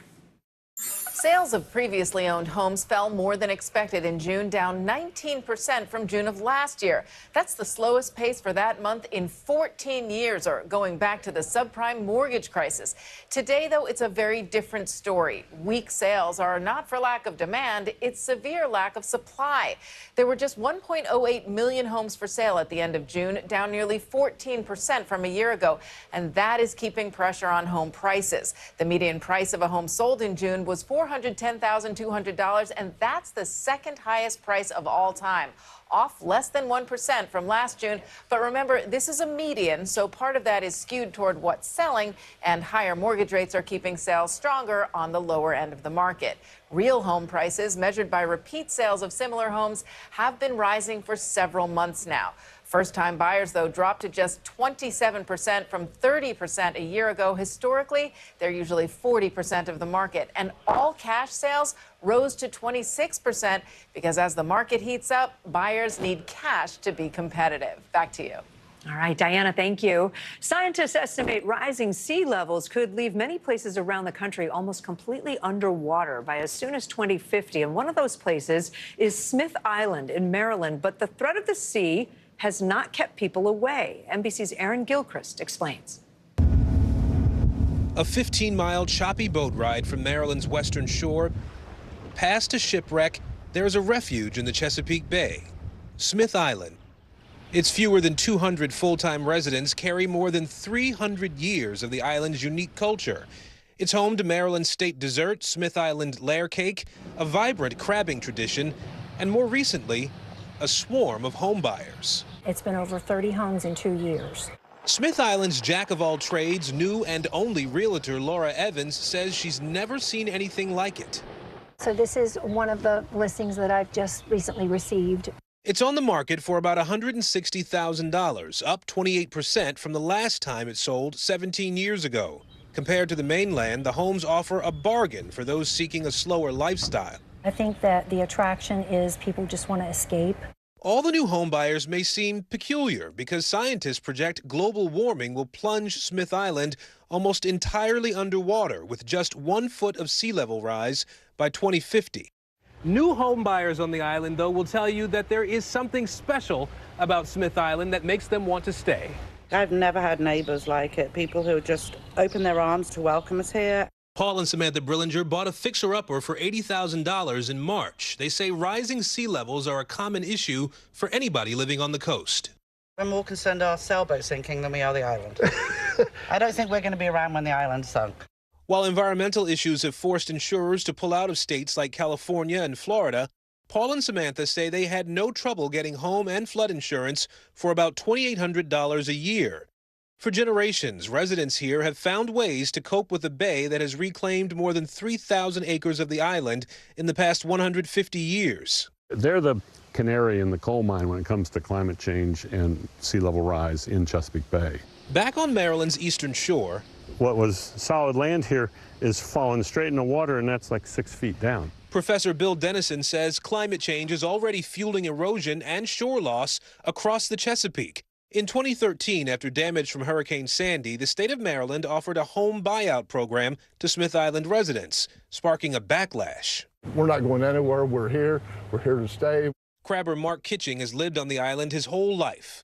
We started seeking funding through, whatever agencies were available to us. Since then, Smith Island has received millions of government dollars for new elevated roads, a sewer plant, a jetty, and dock repairs. And now the state's buyback program is history. Still, some on the island harbor climate skepticism. To the folks who say in another 30 years, 50 years, Smith Island won't be inhabitable. What do you say to those people? I think their numbers is skewed. For Smith Islanders old and new, the future has always been uncertain. They say what's important is preserving their little slice of heaven on earth and the rock-solid community that comes with it. Aaron Gilchrist, NBC News. Coming up, the Women's World Cup officially kicking off. How Team USA is looking to make history again. You're watching NBC News Daily.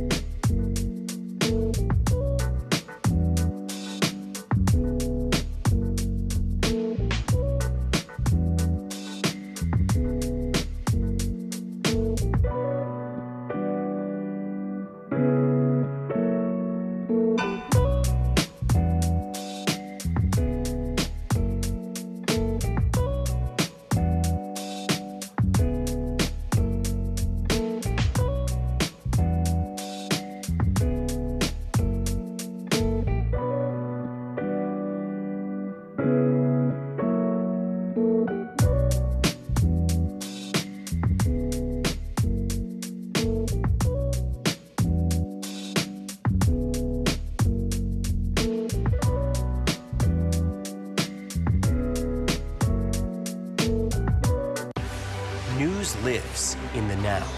It's coming at us every second. News is more now than ever. Look at this. You can't even see anything anymore. Now is raw. Now is real. The Fed's decision today, help us translate that into very plain English. Now is constant. You gotta see this. The future is now. News for the generation of now is NBC News Now.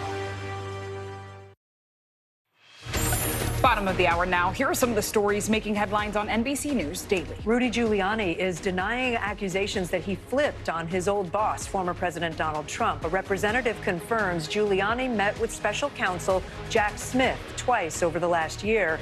It's unclear what Giuliani told investigators, and as of now, he is not a target in that investigation. Giuliani served as Trump's lawyer who oversaw an investigation into unfounded fraud claims after the 2020 election. Another Trump ally is meeting with the special counsel today. William Russell currently works on Trump's campaign and was with him on January 6th during the Capitol riot.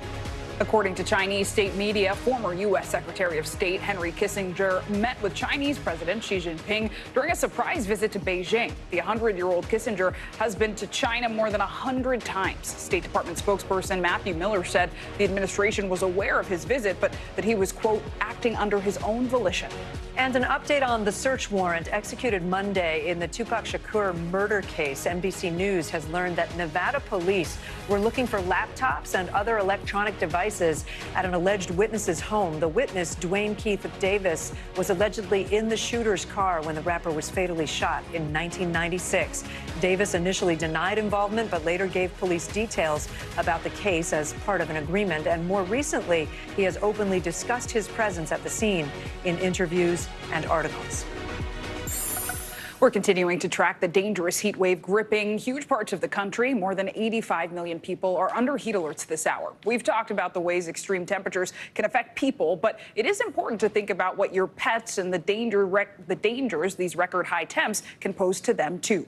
NBC News correspondent George Solis joins us now near an animal rescue center in Philadelphia, and it looks like in pretty good company, George. So to state the obvious, pets can't really talk, but how can owners figure out if their pets are struggling with these record temperatures? And tell us who you're with right now.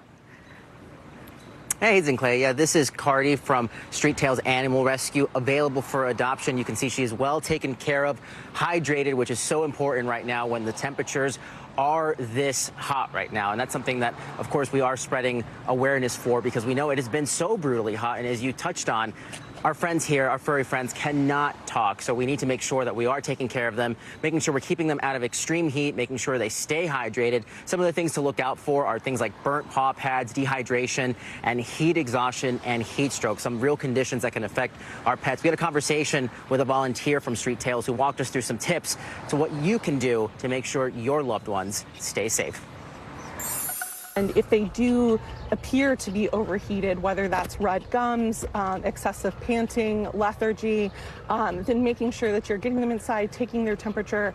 If it's over 104, then that is the zone for heat stroke.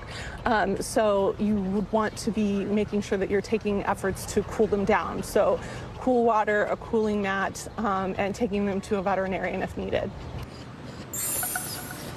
And of course, keep in mind that every pet's a little different, so some things that may work for one pet may not work for another. But again, some other tips that we want to go ahead and quickly mention when it comes to making sure that your pets are safe. Again, just making sure that you give your pet lots of water, whether they're inside or outside, using dog booties to prevent burns, taking your dog on walks when the temperature is slightly cooler. And it may seem obvious, but something people forget, make sure you do not leave your pet in a hot car, because those temperatures can get pretty hot fairly quickly inside of a locked car on a hot day. But outside of that, we are in good company here with Cardi. She is good, she is safe, and we hope that all of your pets stay safe too. We hope so too. George Solis and Cardi, thank you both so much.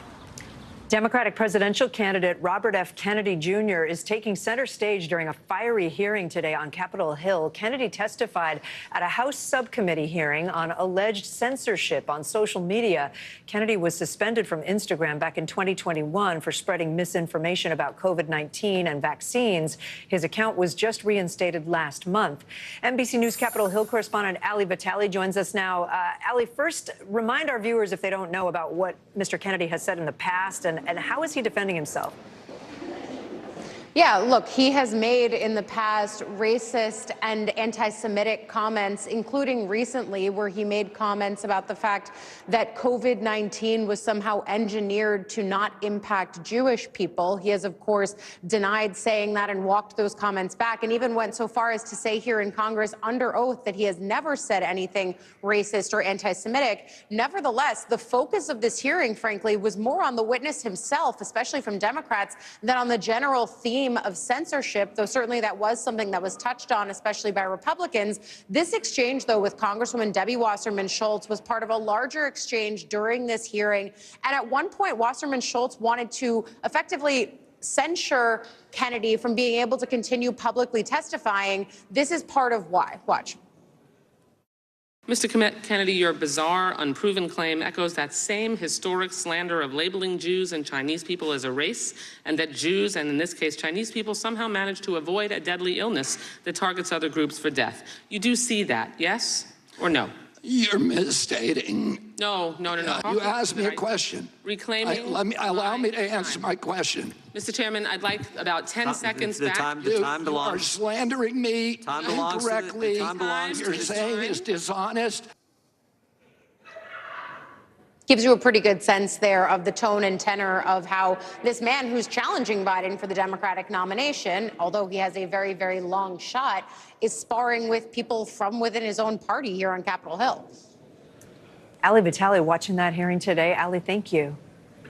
A second day of emotional testimony is underway as part of a Texas lawsuit challenging the state's abortion ban. The lawsuit was filed by the Center for Reproductive Rights on behalf of women who experienced serious pregnancy complications but were denied abortions. It takes aim at the ban's medical exceptions, and the plaintiffs argue those exceptions are unclear and unworkable for doctors. Our own Lindsay Reiser is following this hearing for us. So, Lindsay, a lot of the testimony yesterday was really tough to hear. What have we heard so far today? And Zinkley, some of it has been very hard to hear today as well. You're going to hear some of that in a moment. But we've been hearing from doctors today who are witnesses on behalf of the plaintiffs. One doctor testified that the condition anencephaly, which several of the babies of the plaintiffs were diagnosed with, is a fatal condition, and the standard of care would be offering termination. We heard from a Boston-based emergency medicine physician who said that the language of the 6-week abortion ban in Texas is unclear. The state, though, pointed to the fact that Massachusetts has its own medical exception law, and there doesn't seem to be confusion around that. And then we heard Zinkley from an OBGYN who herself had to travel across state lines to receive abortion care. This is what she told the court. Had envisioned having a third and realizing that this pregnancy was not going to end in another little blonde toddler running around my house. It was hard. I need another abortion, and we're going to have to leave Texas. And how are we going to do that? So, Zinkley, the state is arguing that the plaintiffs don't have standing. And while what happened to them was tragic, it is in the past, and any future harm would be hypothetical. They also say the blame is misplaced and that it is the fault of the doctors who did not perform this abortion care. But, Zinkley, if we can put up some of the consequences here for these doctors who violate this state law, they face a $100,000 fine, up to life in prison, and their license revocation. So the judge right now is going to decide once she gets this case, either to issue this temporary injunction blocking the abortion ban for high-risk pregnancies or to dismiss the case altogether. Zinkley. Yeah, those are not small consequences. A lot of eyes on this one. Lindsay Reiser, thank you so much. July is Disability Pride Month, recognizing the achievements and experiences of people with disabilities. It's also an opportunity to shine a spotlight on advances that are helping the community. For a long time, clothes weren't designed for the wide-ranging needs of people with disabilities, but that is changing. And now, even popular fashion lines and retailers are designing adaptive clothing lines. For Mindy Shire, clothing was always a source of joy. She loved her work in the fashion industry. But when her son Oliver was born with a rare form of muscular dystrophy, her perspective changed. Oliver struggled to get dressed in the morning. For Oliver, it was a daily reminder of what he could not do, which are buttons and zippers, putting pants over leg braces, putting on shoes, tying shoes. As a kid, Oliver wore sweatpants every day. But one day when he was 8, he asked his mom if he could wear jeans to school the next day. Why was it so important to you to wear jeans? Because everyone else was, or everyone else could, so like, why was I any different? Here I was solidly in the fashion industry, and I needed my 8-year-old to remind me how powerful clothing is to who you are as a person. So I ripped out the zipper. That night, Mindy stayed up late replacing buttons and zippers with Velcro, opening the legs to make room for his braces. The immediate transformation that I saw come over him was palpable. I just felt like, finally. That moment changed everything. Mindy launched the nonprofit Runway of Dreams, which partners with big-name brands like Tommy Hilfiger, Zappos, Target, and JCPenney to develop adaptive clothing lines. There are clothes that work for people in a wheelchair, adjust for shorter limbs, or are comfortable for people with sensory issues. It looks like buttons. Exactly. But it actually opens with what, magnets? Magnets. Clothing that's stylish and accessible. If we can put time back into somebody's life because it's easier to get the product on and off the body, that's the greatest gift we could give anybody. Oliver and others with disabilities help with designs. It's not a bunch of able-bodied people saying, this is adaptive. Nope, it works. It's part of a larger trend. 5 years ago, 27-year-old Erica Cole lost her leg in a car accident and had trouble finding pants that would fit over her prosthetic leg. I started altering clothes for myself, and then I started altering clothes for my friends in the amputee community. That need evolved into her clothing line, No Limits, with a B. Our clothing is the first chance that we have to tell someone who we are without saying a single word. That's an opportunity that hasn't been given to people with disabilities because of the accessibility in fashion. Scientific studies have found what we wear impacts how we behave and feel. Confidence shines through on the Runway of Dreams catwalk. An adaptive clothing empire, all inspired by an 8-year-old's simple request to wear jeans. Do you feel pride? Yeah, I have so much pride. I feel like being disabled is cool. We have such an incredible outlook on life. We are like the coolest people I've ever met, honestly.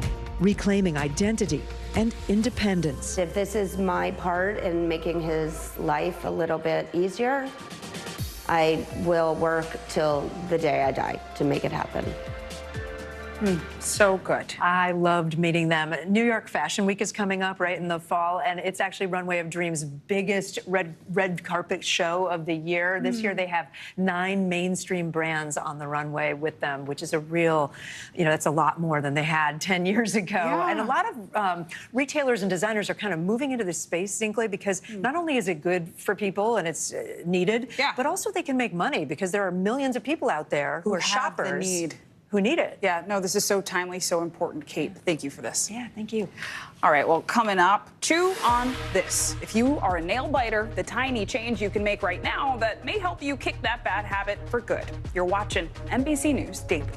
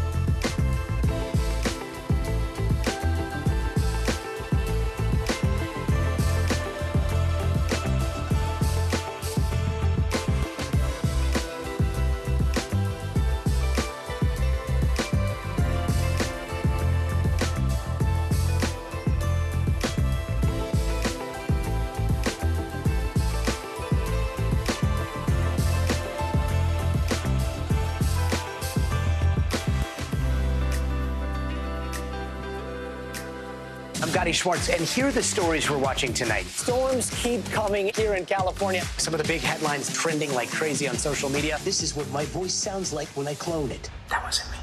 You gotta see this. Stay tuned now, weeknights on NBC News Now.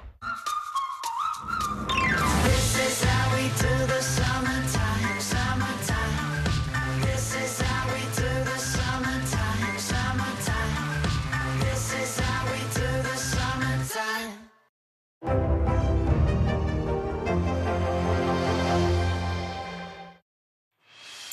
In today's mental health check, new research finds more teenagers nationwide are winding up in emergency rooms for suicidal attempts and ideations. According to the findings, nearly 66% of those cases were girls. The average age was 15 years old. Joining us now to talk about this is family and clinical psychologist Dr. Jennifer Hartstein. Thank you so much for being here with us. So teenagers, and especially young girls, are under so much pressure from social media and friends and school, and those are just a few things to name. And it may not always be easy to tell when someone is really struggling, right, beyond just a bad day. So what are some of the warning signs to look out for in young people? Well, I mean, I think the thing we think of first and foremost, right, is are they talking about dying? Are they kind of talking to you about not wanting to live anymore? So we want that to be any major change in behavior. So something that they used to want to be with friends and do all of that, and now they're withdrawing. They're not engaging in those same things.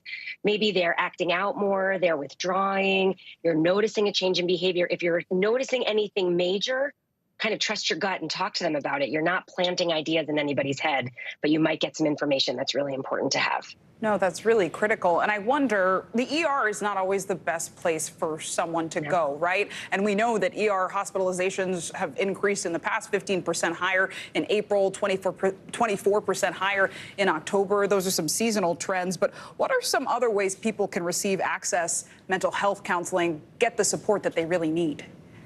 I mean, I think we don't want to go to the ER as our primary, but if we're really afraid for safety, it may be our best and fastest option, right? So if you can't do that, call your pediatrician. If you have the availability, reach out to trusted counselors at school if that's available to you. Talk to your friends. Chances are other people are in need of the same thing, and they might have resources that you can lean on. Call your insurance if you have it. Their panels might have availability. So there are resources we don't think of that we need to lean into, but the ER, if safety is really the primary issue, is your first line of defense. Yeah, so important, Dr. Jennifer Hartstein, with that really critical information. Thank you so much. And if you're watching this, struggling or considering suicide, help is always available. You can call or text the National Suicide Prevention Lifeline at 988. Let's switch gears now in today's daily health. There is some good news for people who can't stop biting their nails or picking at their skin. There's a new study, and it suggests that a simple technique called habit replacement may help reduce these repetitive behaviors. Joining us now to talk about this is NBC News medical fellow Dr. Akshay Syal. Thanks for joining us. So how exactly does habit replacement work, and who might it actually help? Hey, yeah, so I think what makes this really brilliant is how easy it is to do, actually. So, it's for people who are doing things like picking their nails or biting their skin or even biting their cheek. But in order to do this, what you want to do, Zinclay, is you can actually just take your palm here, and every time you have an urge to bite your nails or do any of those compulsive behaviors, just do something like this. Just lightly stroke your palm. That's one way. Another way is you can go right here and take 2 fingers and tap it to your thumb. And another way, lastly, is if you have a lot of arm hair like I do, you can kind of just stroke the arm hair gently. But the key here, guys, is you don't want to put too much pressure, because if you do, you could scratch yourself and actually cause an infection. But anytime you have the urge to do one of those things like bite your nails, you want to try to do that instead. And so far, it seems to have really promising results, guys. Sounds like the center of that is mindfulness, like a mindfulness presence technique. I'm going to be open here. I used to bite my nails as a kid, really badly. So why do some people like me struggle with that more than other people do?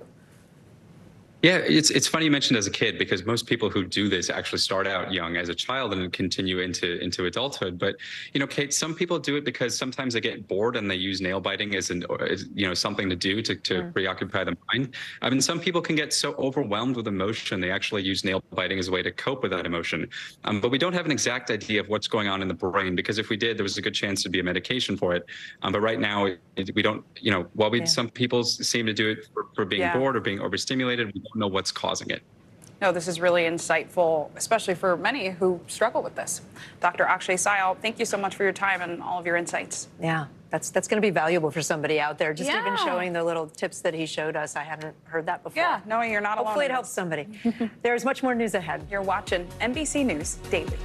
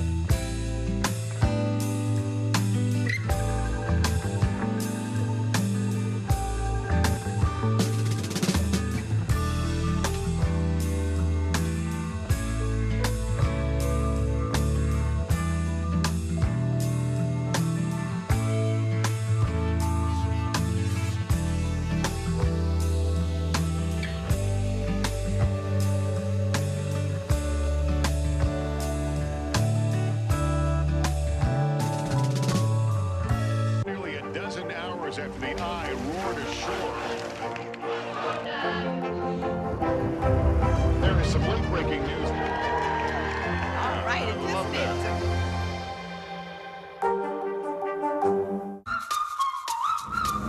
This is how we do the summertime, summertime. This is how we do the summertime, summertime. This is how we do the summertime.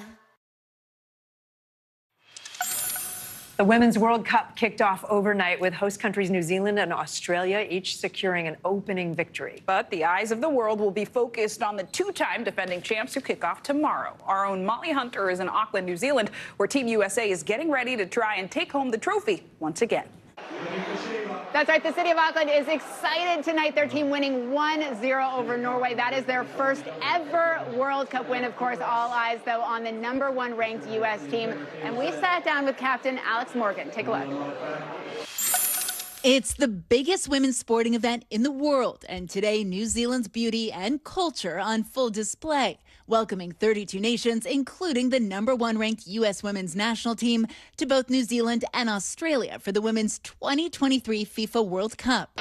But here in Auckland, the fanfare interrupted this morning by a rare and deadly shooting incident, locking down parts of the city and closing the fan zone on opening day. But the first match is kicking off as planned. New Zealand beating Norway here at home at Eden Park in Auckland. Along with Sydney, Australia, Auckland, New Zealand is the other main host city. It's also the home for the U.S. women's national team over the next couple weeks as they fight through the group round to defend their title. The Americans are looking for a record-setting three-peat led by co-captain Alex Morgan. We do set expectations for ourselves. We do want to find ourselves at the end. We do want to be hoisting the trophy at the end. To get there is a long way. The 23-person roster, which of course includes veteran Megan Rapinoe, who announced her retirement following the tournament, but also 14 players who have never been to a World Cup, including star forward Sophia Smith. We are obviously honoring what this team has done in the past, while at the same time recognizing this is a new team. This is the first World Cup that this team will win. And cheering them on here is second gentleman Doug Emhoff. I talked to the vice president this morning. She's like, say hi to everyone. Morgan and her co-captain Lindsay Horan presenting Emhoff with a jersey of his own. And despite all the pressure, Morgan says they're laser focused on their first game. All of our attention is on Vietnam right now and how we can work together as a team to succeed in that. Now, we spent time with a couple of the players, and we talked about that generational divide. This is a young team full of newcomers. They talk about the age gap from 18 to Pinot, they say. Of course, Megan Rapinoe, the oldest player on that team. I asked who got to choose the music on the bus. Without a doubt, it's Megan's choice. I'll send it back to you guys. Oh, I can't wait to see those girls play. Oh, my gosh. I am such a fan of the Women's World Cup. We actually went 4 years ago to France. I think we have a photo. That's my family. And just watching them in person in Lyon, France, was unbelievable. And it Trip looks of a so lifetime. packed. Oh, my gosh. Yeah. It was like the energy and the excitement. So I will be watching. Will you be watching tomorrow night? I'll be watching tomorrow night. All right. Tuning in. Speaking of what we're watching, let's take a look at some of the other stories trending right now. The circus is in town, and Harry Styles fans can't seem to get enough. The star just released his new music video for the song Daylight. Styles takes fans to the circus in the video, the tightrope and clowns. He's got all of it. Styles is even shot out of a cannon in one scene. Yep, the song is off his Grammy-winning album Harry's House, which was released last year. He knows how to do that. Keanu Reeves and his band Dog Star are reuniting after a more than 2-decade hiatus. The band dropped a new music video for their single, Everything Turns Around. The group says it plans to start touring next month. I'm not sure I knew he was in a band. Okay, the last album the trio released together was back in 2000. Oh, so wow. it's been a while, so that's why we didn't Definitely been a while. All right, good for him. There's this new trend taking over TikTok. It's been around for maybe a couple weeks now, I think. It's basically taking over fast food menus too now. It's called Girl Dinner. You've heard of this, when people throw together a meal made up entirely of snacks. Yeah, it's become so popular that Popeyes, you know Popeyes, has actually added it to its menu, allowing customers to select only sides for their meal. Everyone knows the sides are the best, of course. Of course. And if you're going to hop on the trend, make sure you're getting enough nutrients, though, for your body. So, Kate, I got to ask you, since you knew about this before me, what is your girl dinner? Yeah, I was actually talking to my mom about this. Cheese, for sure. Like cheese, crackers, hummus, olives. Okay. I go Mediterranean. I like it. For It's my like a girl little dinner. charcuterie moment. We'd love to see it. I haven't done it yet, so I'll report back on that one. All right, well, look up the videos. I'm Zigwe Samwa. I'm Kate Snow. You're watching NBC News Daily. We are also streaming free 24/7 on NBC News Now. You can watch us wherever you stream live. The news will continue all those places. Yeah. All those places on your screen. The Don't news miss it. continues right after this.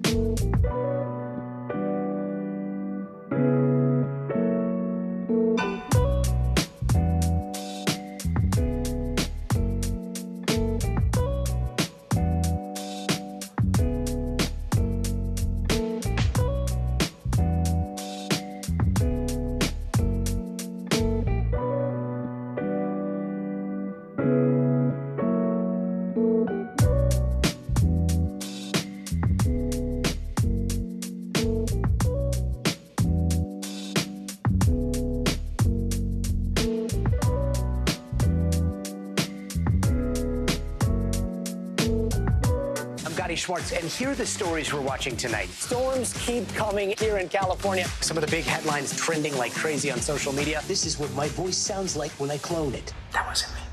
You gotta see this. Stay tuned now, weeknights on NBC News Now. This is how we do the summertime, summertime. This is how we do the summertime, summertime. This is how we do the summertime.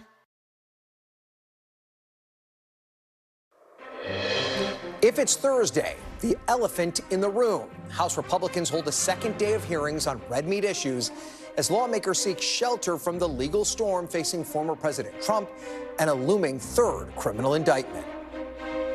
Plus, President Biden heads to battleground Pennsylvania amid slumping support in the polls, the threat of more labor strikes, and whistleblower testimony tied to his son, Hunter. And addressing America's mental health crisis, as a new report shows a staggering surge in mental health needs for cities across America and a potentially devastating lack of resources.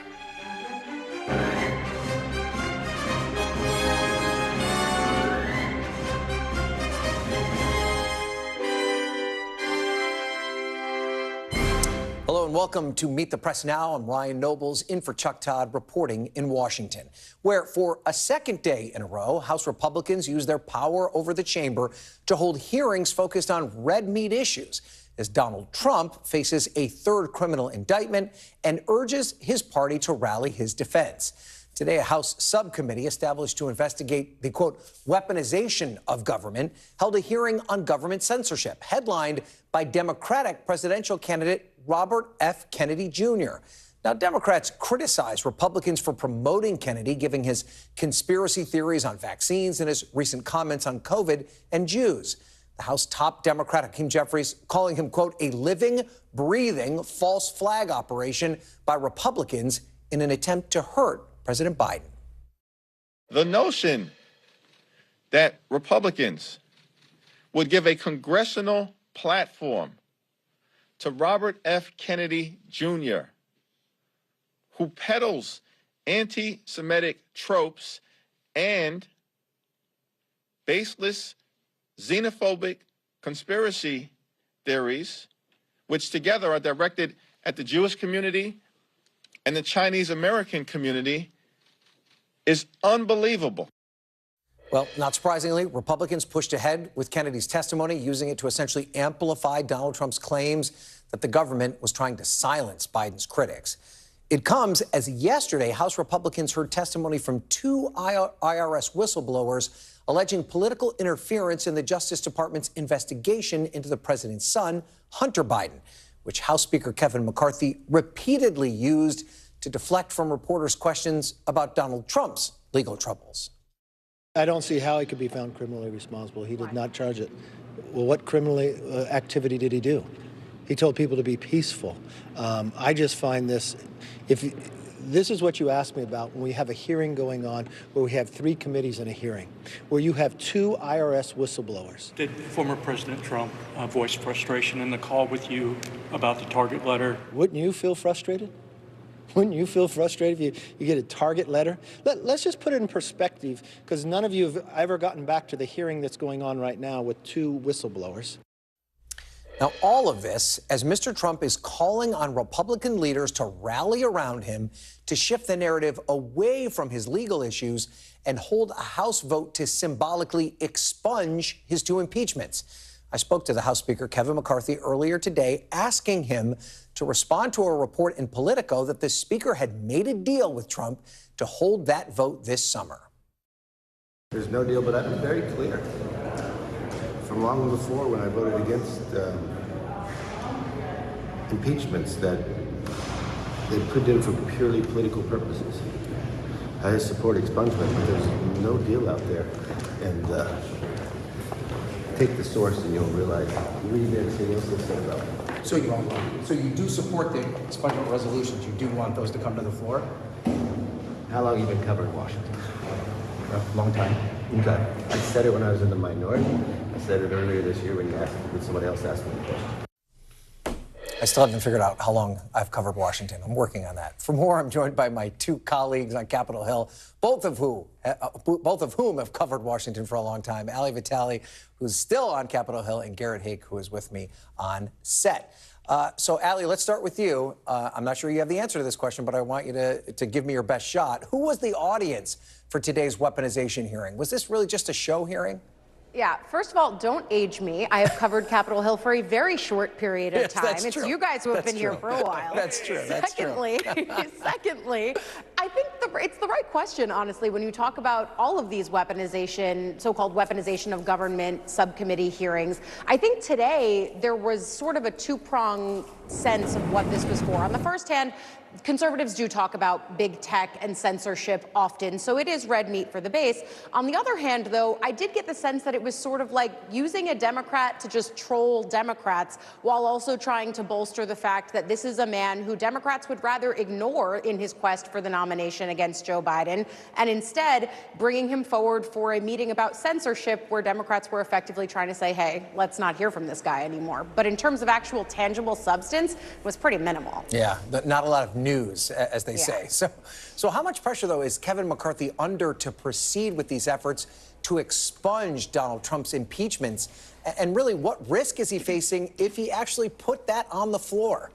Yeah, because there's pressure in 2 directions here, right? Guys, I mean, we know this well. We know members who would love to see the president's past impeachments expunged. Doesn't change the fact that he was actually impeached, but they would love to do that from a PR perspective, show that he's still the front runner of the party, show that he's the guy that they're all behind. But there are just as many moderates, especially in those Biden districts, who would rather not talk about former President Trump at all. Each time he comes into the news cycle, you and I can find these folks in the hall. They would rather not talk about him. Putting votes like this central on the floor puts them in a really tough political spot. But that's the pressure that McCarthy is under, this constant push and pull between the far-right factions of his conference and the more moderate sides of his conference. And my sense is that if it failed, Donald Trump wouldn't blame himself, but would probably blame Kevin McCarthy. So let's now talk about what Chuck Grassley, the senator from Iowa, did just a few minutes ago. He released a redacted FBI informant document related to Hunter Biden's business dealings that some Republicans claim could implicate President Biden.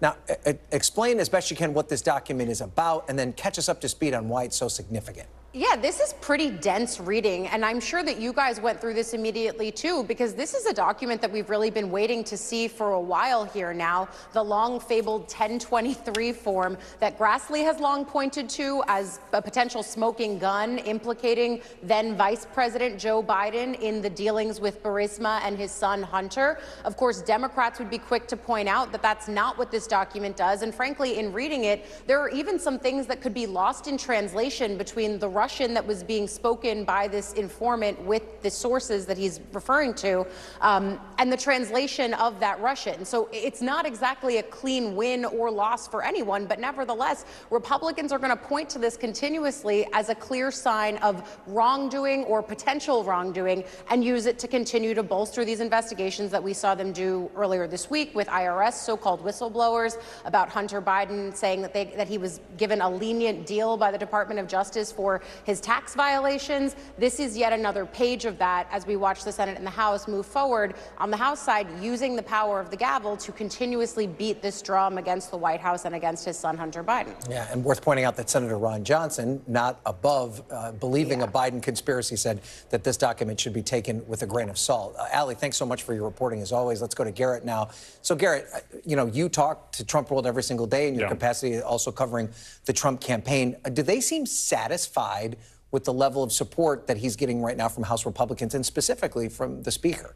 They're never satisfied. I mean, I had one source, an ally of Trump, explain it to me like the quote from The Office where they asked Michael Scott if he'd rather be loved or feared, and he says, I'd rather people fear how much they love me. I mean, that's kind of the attitude that Trump World takes towards this, right? There's never quite enough lawmakers who can go on TV and defend him publicly on all of these things. He is very interested in getting this vote in expungement taken care of, although my sources both inside and outside of Trump World dispute the idea that there was ever some specific date certain or some deal with McCarthy to get it done. They want more. They want him to be treated like essentially an incumbent president running for re-election. That's what he basically believes he is, and that's the way they think the rest of the party should be responding to him right now. Do they seem nervous about that vote going to the floor and the potential that it might not pass? Is that a concern at all? I don't know that it's been that well thought through in that sense, right? The idea that it would go and not pass. I think to Trump World and certainly to Donald Trump, this is an opportunity where he believes basically every Republican thinks at least the first impeachment was political, right? There was not a single Republican vote for it in the House last go round, that they ought to be able to clear these things up. I don't know that anyone's kind of gamed out all the steps of what happens if you vote for this. And probably the Trump thought process on this to McCarthy is get this vote on the floor and get it passed. Those are the two things. Right, exactly. There's not a lot of thought to process. It's more about result here. Right. Get this thing done. Yeah. So let's talk about the legal issues the president facing. His former White House aide, William Russell, set to testify before a D.C. grand jury today. What should we take from this? Why was he there, and what does it mean for a potential indictment? It's an interesting little mystery. I mean, as best we can tell, this is at least the third time Russell has spoken in front of the grand jury, whether that means he's got to clean something up or that there's more information that's come out between his appearances that they want information on. He was a trip director, a special assistant to the president. It's not a particularly high-ranking role in the White House, but he's been photographed standing, as you see there on your screen, next to the then president on January 6th. He was around. And we know from some of what we heard in an unrelated court case today that he was getting asked questions today that potentially got into the realm of executive privilege, which would mean conversations that he either had or heard with the president himself during the time that he was president. So there's a lot of mysteries surrounding this. It seems to be relatively narrowly focused, but beyond that, nobody's saying. All right, and we also learned that Rudy Giuliani met with the special counsel's team earlier this year. What do we know about those meetings? What's the significance? Yeah, these were meetings that apparently took place in New York. It's not clear whether they were pursuant to a subpoena or whether these were voluntary meetings, but Giuliani, given his role in the whole broader Stop the Steal movement, was always going to be of interest to prosecutors. I mean, I think to me the bigger question is he of interest as a witness against Donald Trump and others, or is he of interest because he himself is a potential target? Remember, he's been disbarred. We know he was a target in the investigation in Georgia. He is a central figure in this. So prosecutors have some of his side of the story. It's an open question whether they believe it or whether they're looking at him as somebody who could potentially also face charges. Okay, going to continue to be busy for you, Garrett Haig. Thank you so much for being here. We appreciate it. All right, we're going to talk more about this now with Congressman Jerry Connolly, the Democrat from Virginia. who was part of today's hearing as a member of the House Select Committee on the Weaponization of Federal Government. And he was also there for yesterday's hearing with the IRS whistleblowers because he is, of course, a member of the House Oversight Committee. Congressman, thank you so much for being here.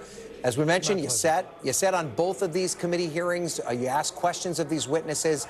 Now, if Republicans are trying to distract from Donald Trump's indictment, were they successful at all over these 2 days with these hearings?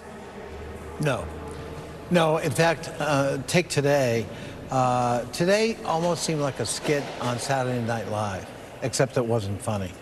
I mean, they got three pitiful, crackpot witnesses who sound half crazed, with theories and conspiracy arguments that don't resonate with the American public.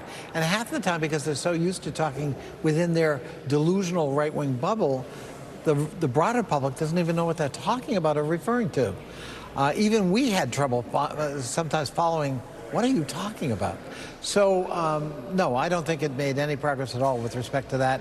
And, that's a steep hill to climb to overcome the headline of Trump about to be indicted. Yeah, and Do you have the same impression from the Oversight Committee hearing that you were part of the day before? I mean, what was your impression of the witnesses that you heard from in that hearing? I don't imagine you put them in the same class as Robert F. Kennedy Jr.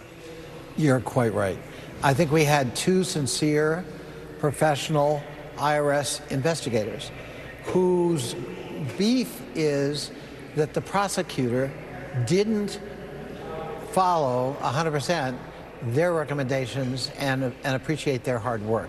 And at a human level, you can understand that, but there is such a thing as prosecutorial discretion, and these two, I think, sincere employees of IRS simply didn't seem to appreciate that. There are lots of pressures and dynamics going on in any prosecutor's office as they try to make determinations about which are viable cases, what parts of the case do we bring forward, if any, how do we gauge a jury's reaction to the arguments, and that may be very different than what an investigator finds or believes at the investigative stage. And that was kind of painful and sad to witness, but I don't think they're crackpots at all. I think they were sincere, but I think they just didn't understand the dynamic. Okay, so let's get back to Robert F. Kennedy Jr. He's, of course, running as a Democratic candidate for president. Do people in your party take him seriously? Could he be a potential liability for Democrats? I know he's not polling competitively with the current president, but 14% is not something to ignore. There aren't very many Republican candidates polling that well. Yeah, let's not get carried away with 14%. And that's all about his last name.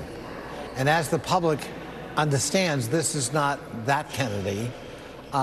This is kind of a wayward sheep in the family who's been denounced for his views by that family.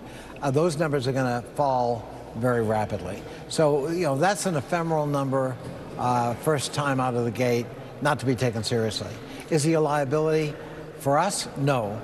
I believe, in fact, he could probably help President Biden over time in terms of the contrast. But more than anything, I just think he's a sad case. I think it is a tragic and sad development that somebody with that kind of storied name, with an iconic figure for a father, would descend this low in terms of intellectual content and, fabricated belief systems and conspiracies. Just a very sad state of affairs. Just from a strategic standpoint, when it comes to the president and his campaign, he's indicated he may skip the New Hampshire primary. He wants South Carolina, for the diverse background of South Carolina voters, to be the first primary. But what if New Hampshire just decides to hold their primary first anyway and he skips it? Is there any risk of embarrassment if Robert F. Kennedy, for instance, goes there and campaigns and the president doesn't? Well, I'm old enough to remember Eugene McCarthy embarrassing Lyndon Baines Johnson in New Hampshire in 1968. I don't think that's going to be Joe Biden's fate. And especially in New England, I think there will be an awareness of and sensitivity to who this Robert F. Kennedy Jr. really is. So I don't think that's going to be a materialized threat, But look, I run every election like the devil's at my heels, and I recommend Joe Biden do the same. Yeah. Let's go back to the whistleblower hearing now. And you mentioned that you did believe the credibility of these whistleblowers, but you just think that their assessment of the situation wasn't necessarily correct. Your leader, Minority Leader Hakeem Jeffries, said today that there was, quote, not a scintilla of political interference with respect to the Hunter Biden case. How do you reconcile your perception of what the whistleblowers had to say versus that particular point?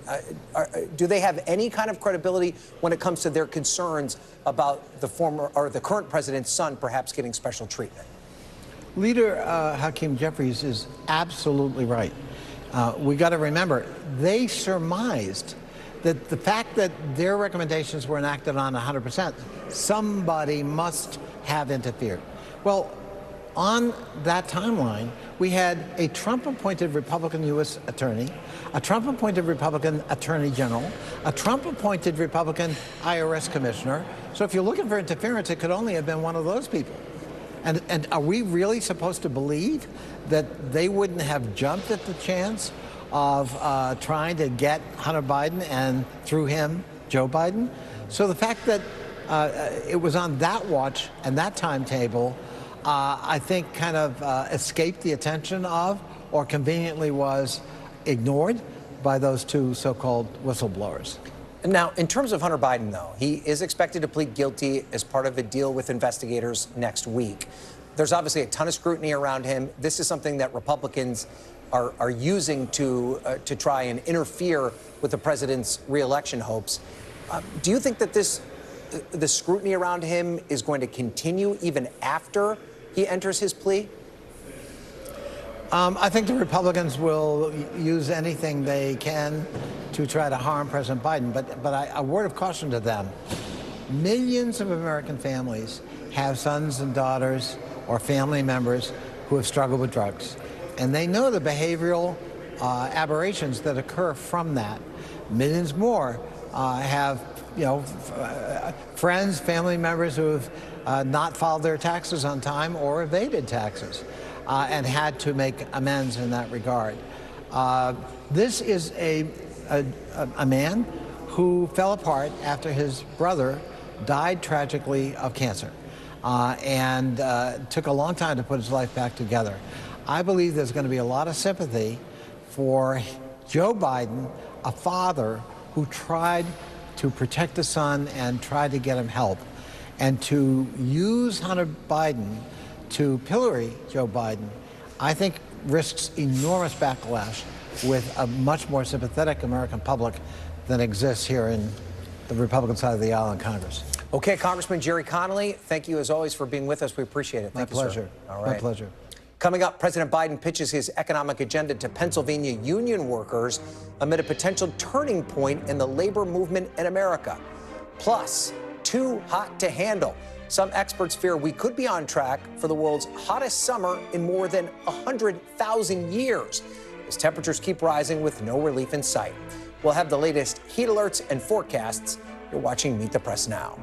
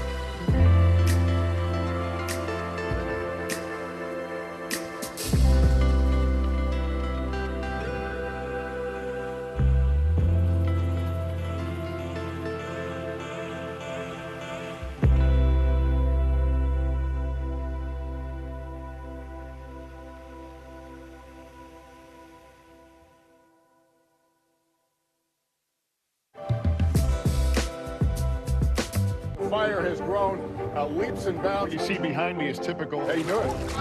Pretty bad. News for the generation of now is NBC News Now.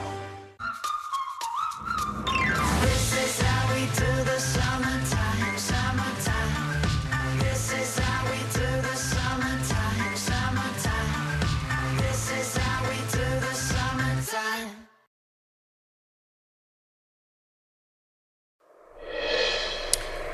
Welcome back. President Biden was in battleground Pennsylvania today, touting his Bidenomics agenda. In Philadelphia, he spoke to shipyard workers about his administration's investment in clean energy and how that will create new union jobs.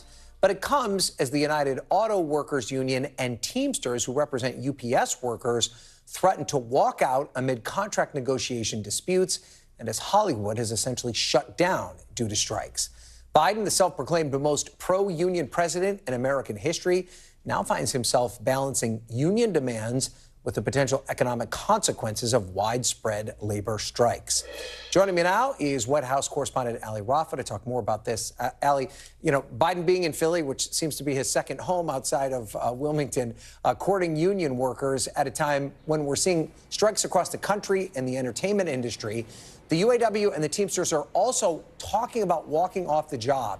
Is there any sense as to whether or not the administration is going to try and step in and resolve this? Well, remember, one of those unions has actually publicly asked the president not to intervene and get involved in these negotiations. And so for now, we're seeing this sort of hands-off but still concerned approach from the president and the White House. They're trying to keep a safe distance from this, not particularly getting too involved, but also expressing how supportive the president is, as he's continued to be throughout his political career, of these unions who have gotten him to this point. Remember how heavily he relied on them during the 2020 election, and he's counting on that same support to get him through 2024. So White House officials right now are signaling that, at least for now, this involvement is going to remain, like I said, concerned but not too involved. They say that we shouldn't expect something similar to the situation we saw last year with that near catastrophic national rail strike that the president had to intervene in to prevent some national crisis. He did get some criticism for doing that because he was able to prevent that rail strike from happening, but it did not appease the concerns of the union workers that were involved. So right now the president plans to remain in the loop, but for now still keeping sort of a hands-off approach as this continues, Ryan. And Ali, this comes at a time where he currently doesn't have a labor secretary. His Julie Su, who's the acting secretary, who he has appointed, has not even received a vote on the Senate floor. Has she been empowered to take the lead on dealing with these issues and talking to these labor organizations? Yeah, as you know, that confirmation vote has been really in purgatory for months now, and it's still unclear. It's pretty unlikely, as you know, covering this on Capitol Hill, that she'll ever get enough support to be able to be officially confirmed. But as you know, there's technically no federal law that would prevent her from continuing to work as an acting position. So as of right now, the White House is saying that they are heavily relying on her to continue in this acting position. One White House official telling me that she's been involved in these union talks, one saying that she's, quote, indispensable to the administration's outreach to these labor unions, but it's still unclear at this point how much of an impact she'll be able to make as these negotiations continue, Ryan. Okay, Ali Rafa, thank you for that update from the White House. Ahead, another moderate Republican chooses not to run. What New Hampshire Governor Chris Sununu's decision means for his state and Republicans everywhere. Panel's next. You're watching Meet the Press Now.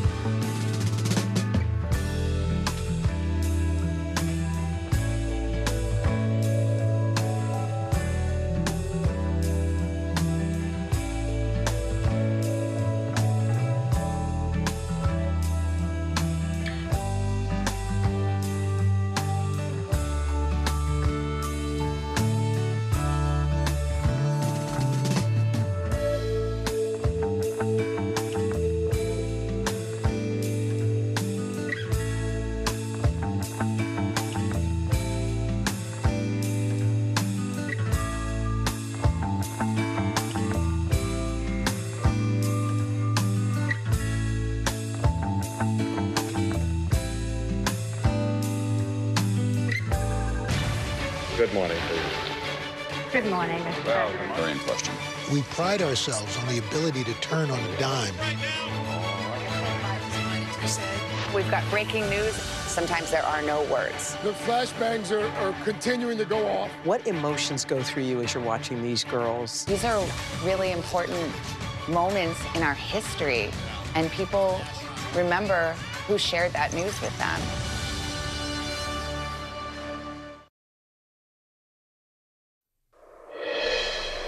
Welcome back, and we're going to turn now to a startling trend in American politics, the purge of elected moderates inside the Republican Party in the age of Donald Trump.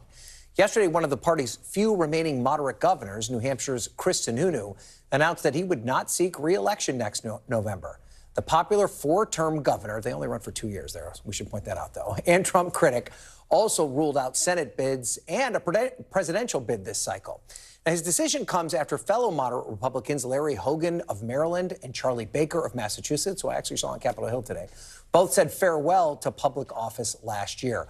You can blame the polarization of our politics, the conservative echo chamber, or Donald Trump's incessant attacks on what he calls rhino Republicans. But right now, there just isn't much room for Republicans to run from the middle. So let's talk about it. Joining me now on set, Rhonda Colvin, senior congressional reporter for The Washington Post, former Michigan Democratic Congressman Andy Levin. He's also a distinguished senior fellow at the Center for American Progress Action Fund, and Republican strategist Doug Heye. Rhonda, just a few years ago, the state's political parties looked a little bit different.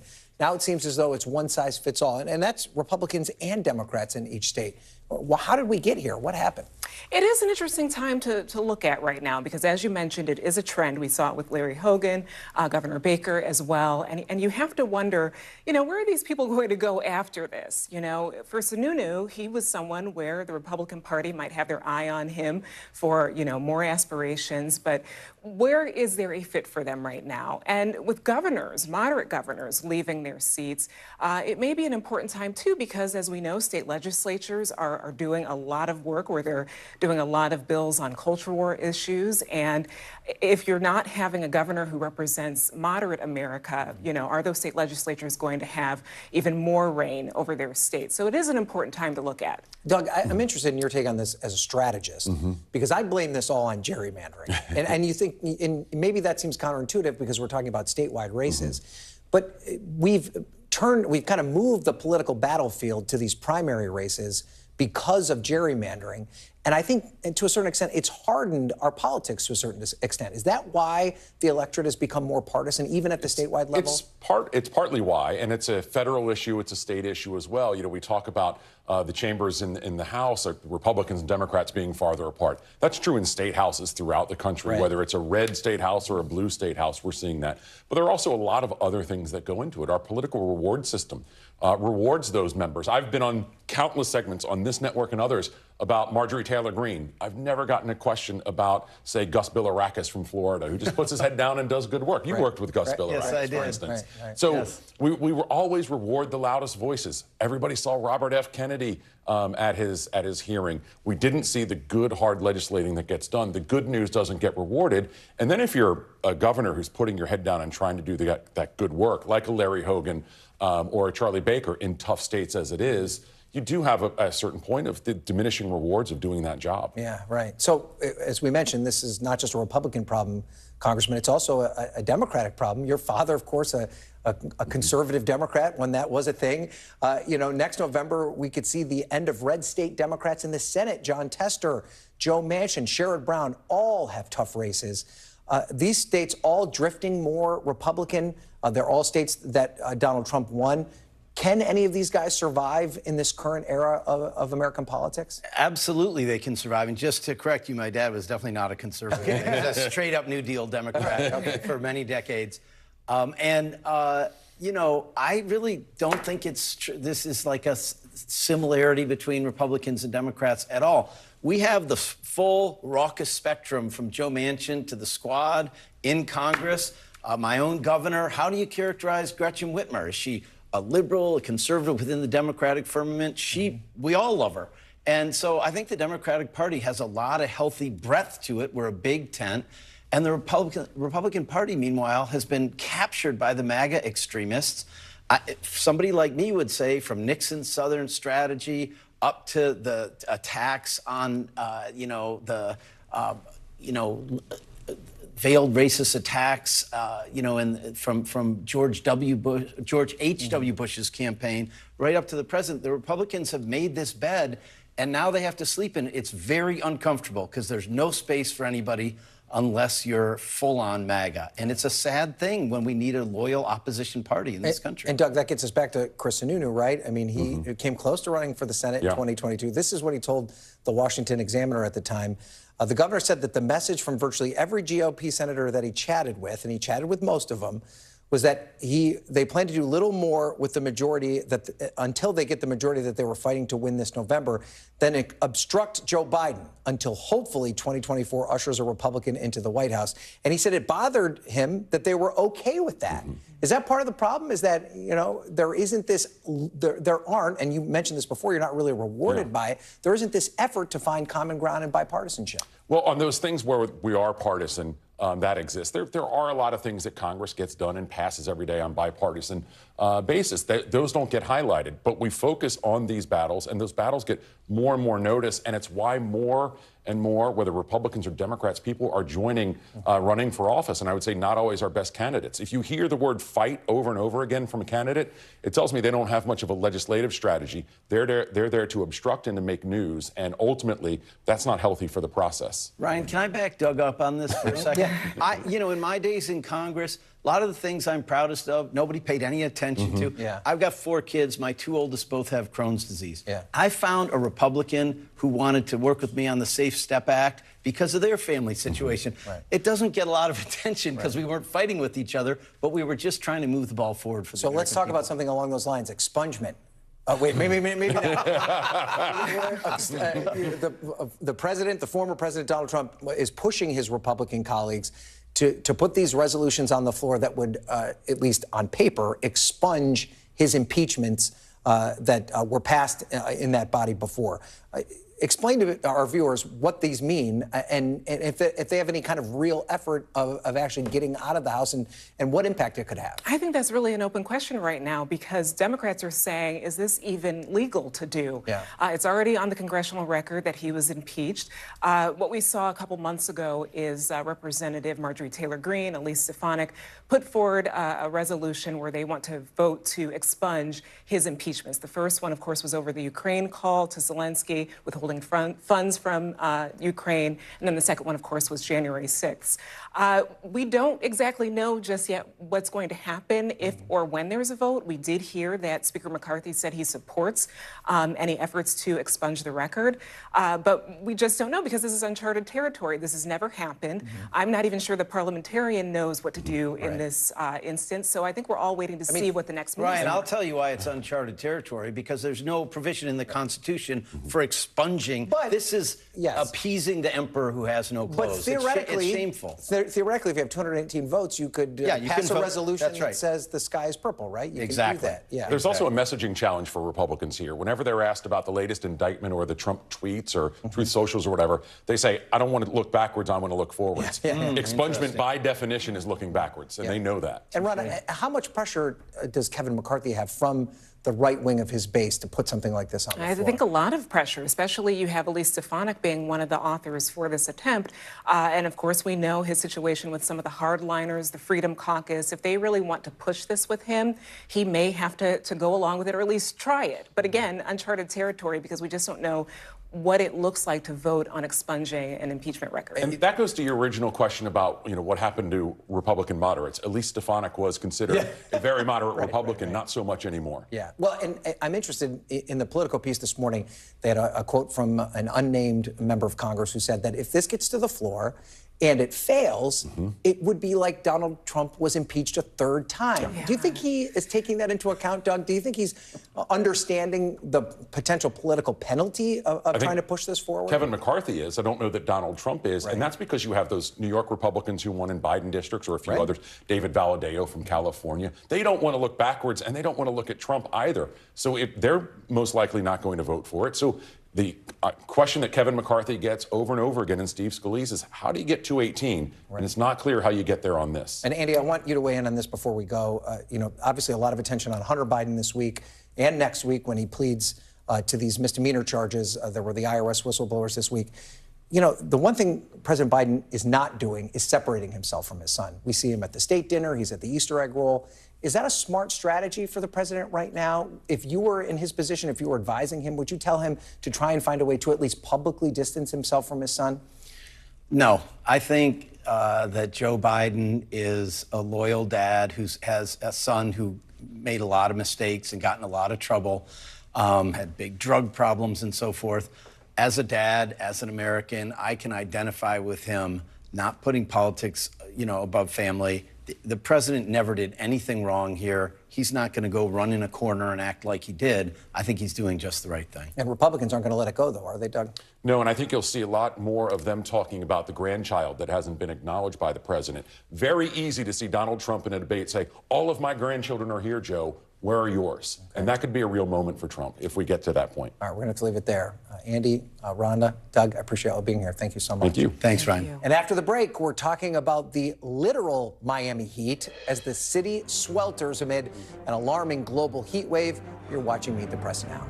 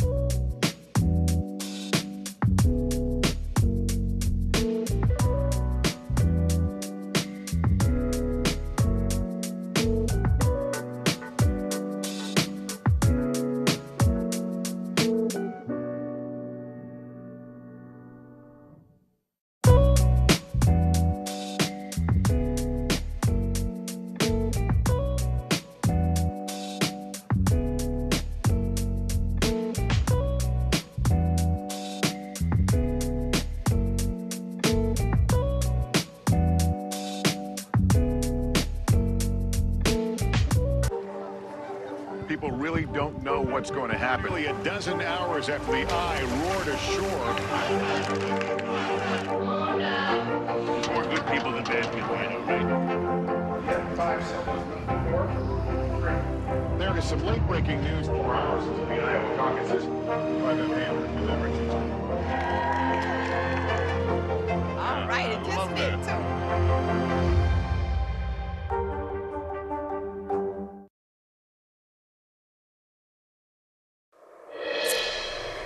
Welcome back. If it's Thursday, it's yet another hot day in the United States as temperatures across the country and the world break even more records.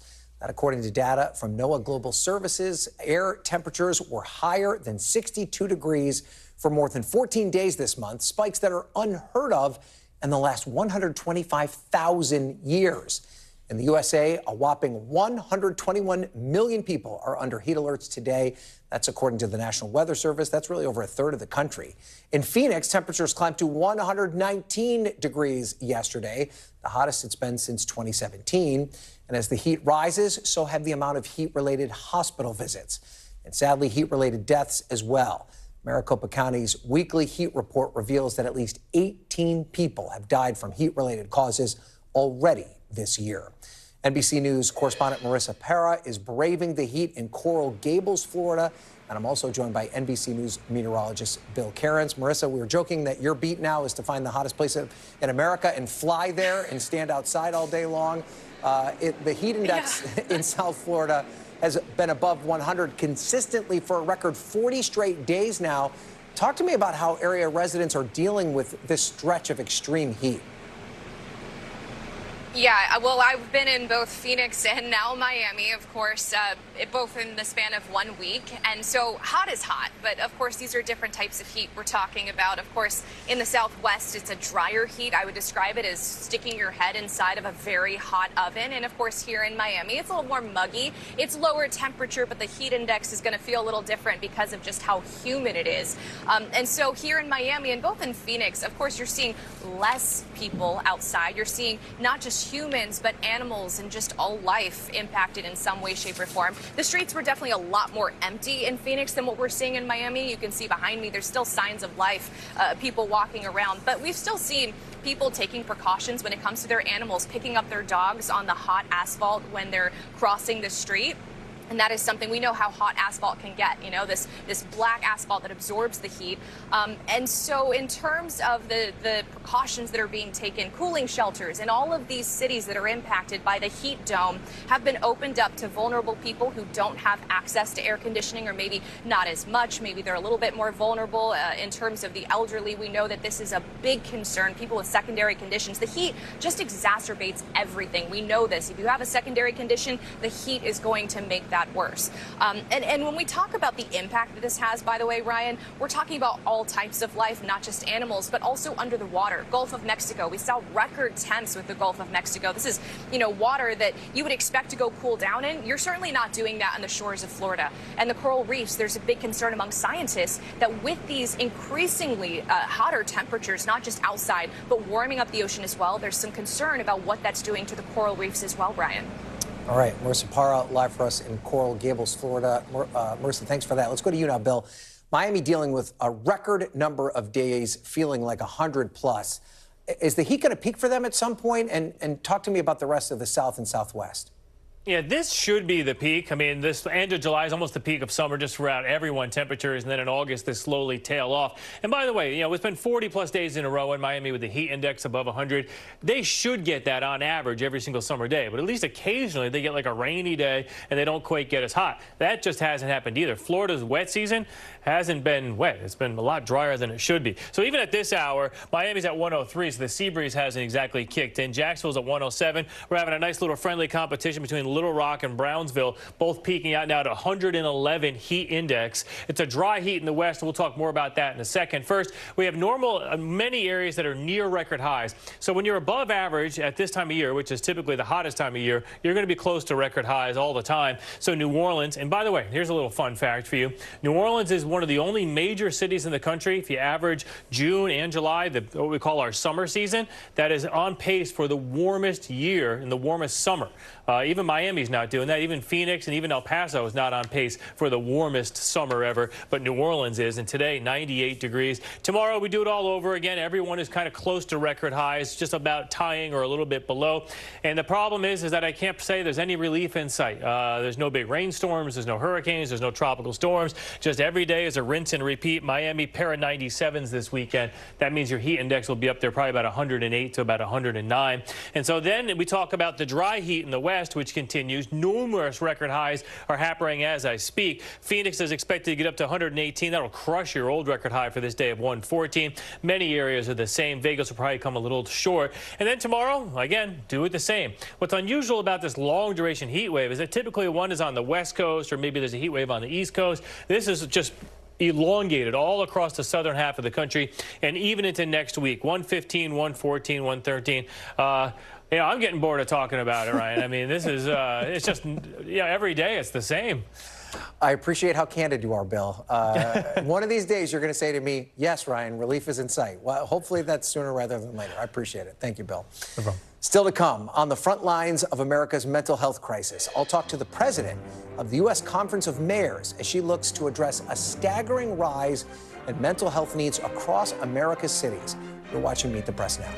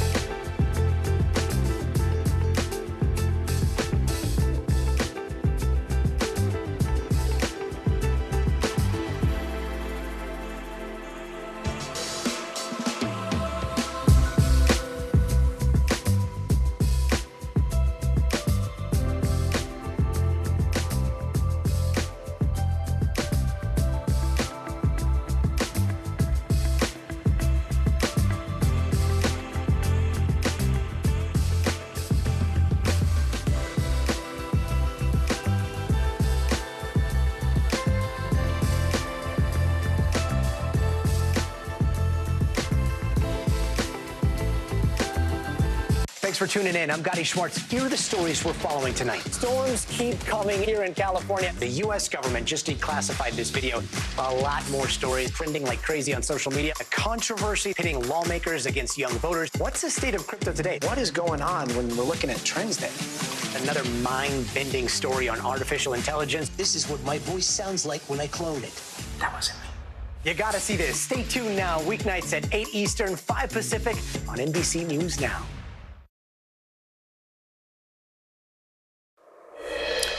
Welcome back. America's mayors are sounding the alarm about this country's growing mental health crisis. The issue of mental health cuts across all demographics and has been exacerbated by the COVID-19 global pandemic. According to a survey of cities conducted by the U.S. Conference of Mayors, 97% say requests for mental health services have increased over the last 2 years.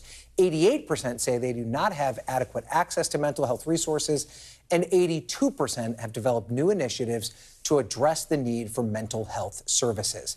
Joining me now on set is Reno's mayor and the president of the U.S. Conference of Mayors, Hillary Sheevey, who has made addressing the mental health crisis a priority of her presidency with U.S. Conference of Mayors. Mayor, thank you so much for being here. And this is such an important topic, so I'm so glad that we've got the chance to talk about it. From your perspective, what's the biggest challenge in dealing with and addressing mental health issues here? Is it awareness? Is it a funding issue? Worker shortages? Where's the biggest problem? Well, actually, it's all of that. That's what's so hard about tackling this crisis. And I've been with mayors all week long on the Hill, addressing our representatives, letting them know that we truly believe this is the #1 crisis in our cities, mental health and addiction. And it's very, very complex, but we shouldn't have to have our loved ones arrested to get mental health help. And that's what's happening. Lack of access, lack of healthcare workers, lack of transparency. It's not just one thing, but the infrastructure is incredibly broken. The policies we've been making have been failing dramatically. I think there's a big myth out there that there's a place to take those who are severely mentally ill, and actually there's not. And even if they're seen in our ERs, they're just right throughout this revolving door that we've seen, and we've allowed them to die on our streets, and it's incredibly inhumane. And I think the other myth is people believe there is some place to take them. We do not have the infrastructure in place, and usually that is through our states. And I've been working with my state for 6 years to get a crisis center, a 24/7 crisis center, because mental health issues are not 9 to 5, and cities are 24/7. So we need help now. We need better infrastructure in place. We need better healthcare workers, and we're in trouble because we know we're going to lose healthcare workers. And talk to me a little bit about this effort that you've made to open these community crisis centers. I mean, I'm just thinking, listening to you talk about it, the resources needed to staff something 24 hours a day, 7 days a week. You need professionals that have the licenses and all the skills to handle this. I would imagine that's a very expensive endeavor. Absolutely. And it's kind of interesting. Mayor Dyer from Fresno, he's a really great mayor, but he's also a previous police chief. And we were all talking as mayors the other day, and he said, you know, I remember in the 90s, whenever Bill Clinton said, you know, we're seeing such high rates of crime in the 90s, and said we need 100,000 police officers. Well, mayors are now going to be saying we need 100,000 mental health clinicians in our cities. But we have to figure out how do we attract and maintain those workers, Because it's not an easy job, right? No, and we're going to be losing a lot of healthcare workers because we saw during COVID-19 there was so much burnout. So this is another reason why mayors are on the Hill. It's very, very bipartisan. I took Democratic mayors and Republican mayors, and I'm a nonpartisan mayor, and let them know that this is not a political issue. This is a people issue. And, you know, we continue to treat, you know, mental health in our ERs where we fix broken bones, not broken brains. And so it's a true crisis in this country, and something that we've neglected for far too long. And you know, have talked at length about the lobbying effort that you and your fellow mayors are doing here in Washington on Capitol Hill.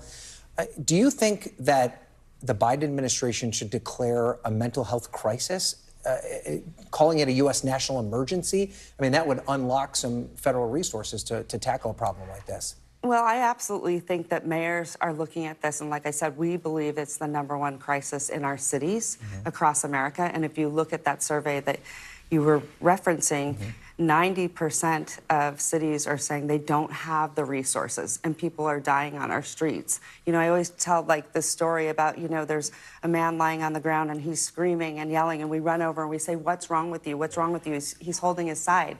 Well, what do? We take him to the hospital and they say it's appendicitis. We're going to operate on you. The next week, there's the same man lying on our streets, and we run over there and say, what's wrong with you? And, you know, he's suffering from bipolar and schizophrenia. And what do? We walk over them. It's horrific.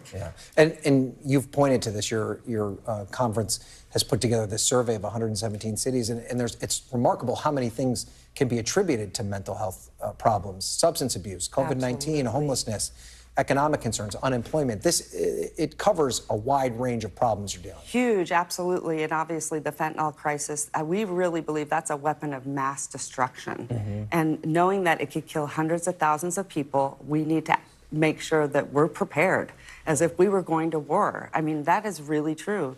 The drug crisis is really severe because those drugs are so strong now. And so we're always talking about we need to get in our schools early and often and talk about the dangers of one pill kills with fentanyl. There's a lot we can be doing to be proactive, but we also have to give the cities the power to do that. We're 24/7.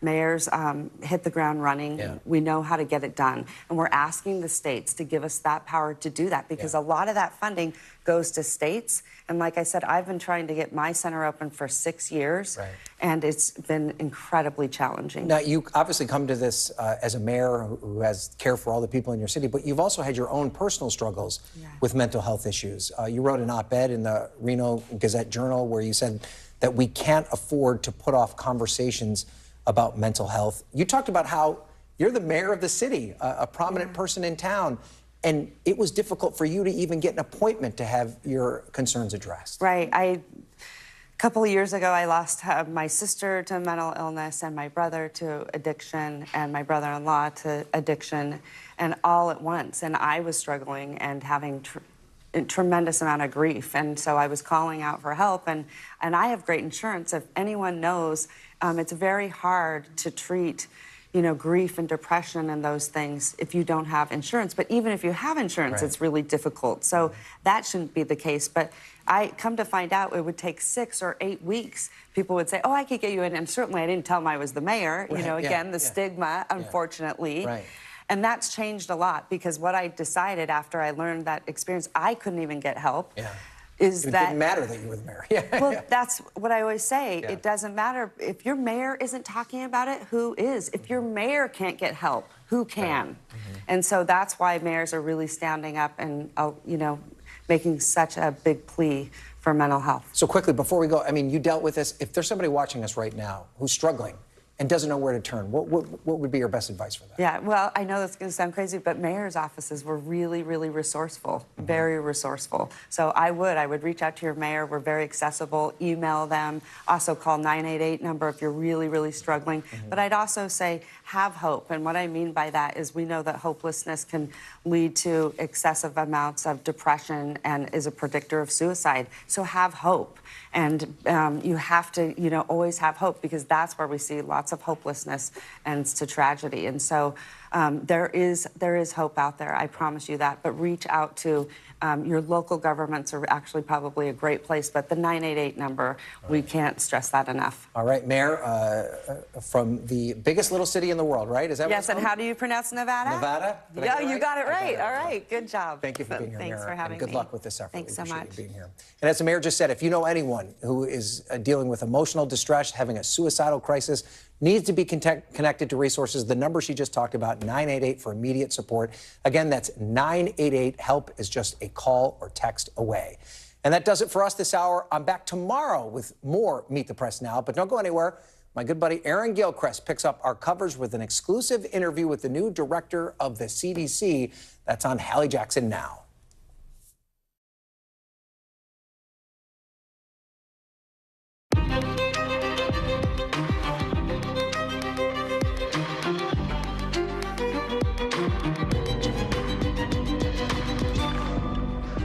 And we are coming on the air with this global heat wave turning deadly now. New reports of a man who died in a California national park as hospitals in Europe brace for what they're calling a week of hell.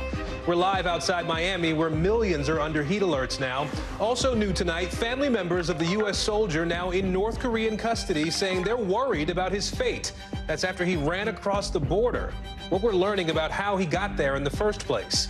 Then in The Newsmaker, our team speaking exclusively with the new director of the CDC.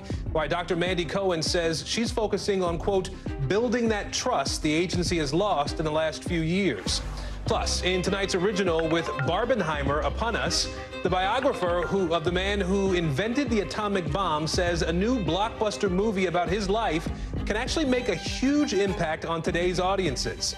And a deep dive with our Keir Simmons on his day with Britain's most famous train spotter. Why Keir thinks he's the real deal. That's later in the show. Hey, everybody, I'm Aaron in for Hallie, and tonight this never-ending scorching heat wave is now expanded to include Northern California as this heat wave becomes even more deadly. A man in his 70s died at the trailhead in Death Valley National Park. That's as temperatures there soared above 120 degrees.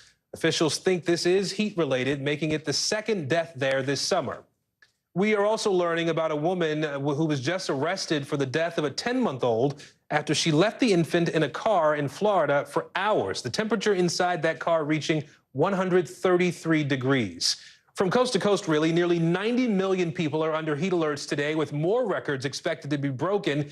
That's after more than 24 were just smashed yesterday. And to North Carolina, too, where people are starting to pick up the pieces now after that tornado we told you about tore through a community there, ripping off roofs, knocking down power lines. The National Weather Service says it was an EF3 tornado. That's actually an upgrade. It was on the ground across almost 17 miles for about 30 minutes. And overseas, Southern Europe also can't seem to catch a break from the blazing sun. Another heat wave starting there today. Italian hospitals seeing a jump in emergencies as a result. Local media there describe it as the week of hell. And in Greece, wildfires raging through the country's forests, burning through houses, forcing people to evacuate. Italy, France, Romania, Poland, Slovakia, they've all sent either planes or firefighters trying to help battle the flames they're dealing with there. We have meteorologist Bill Cairns on all of this for us. First, let's go to Marissa Parra in Coral Gables, Florida, and talk a little bit more about the heat we're seeing. Marissa, it's been more than a month of these temperatures there in the Miami area where you are. Talk to us about just how bad it is and what people are doing to sort of beat the heat there for days on end. Yeah, well, I mean, listen, you look at that map and you'll notice a lot of these places are places that are no stranger to heat. But as Bill Cairns is probably about to say from his air-conditioned studio here, I think the big difference here is just the stretch, the consecutive days. I mean, we've probably broken records, the amount of times we're talking about records being broken, 26 records broken just yesterday across the country. We had a record for the consecutive stretch of days here in Miami that we saw a heat index in the triple digits. And then over in the Southwest, another record broken for consecutive days of temperatures, not the heat index, but just straight temps above 110.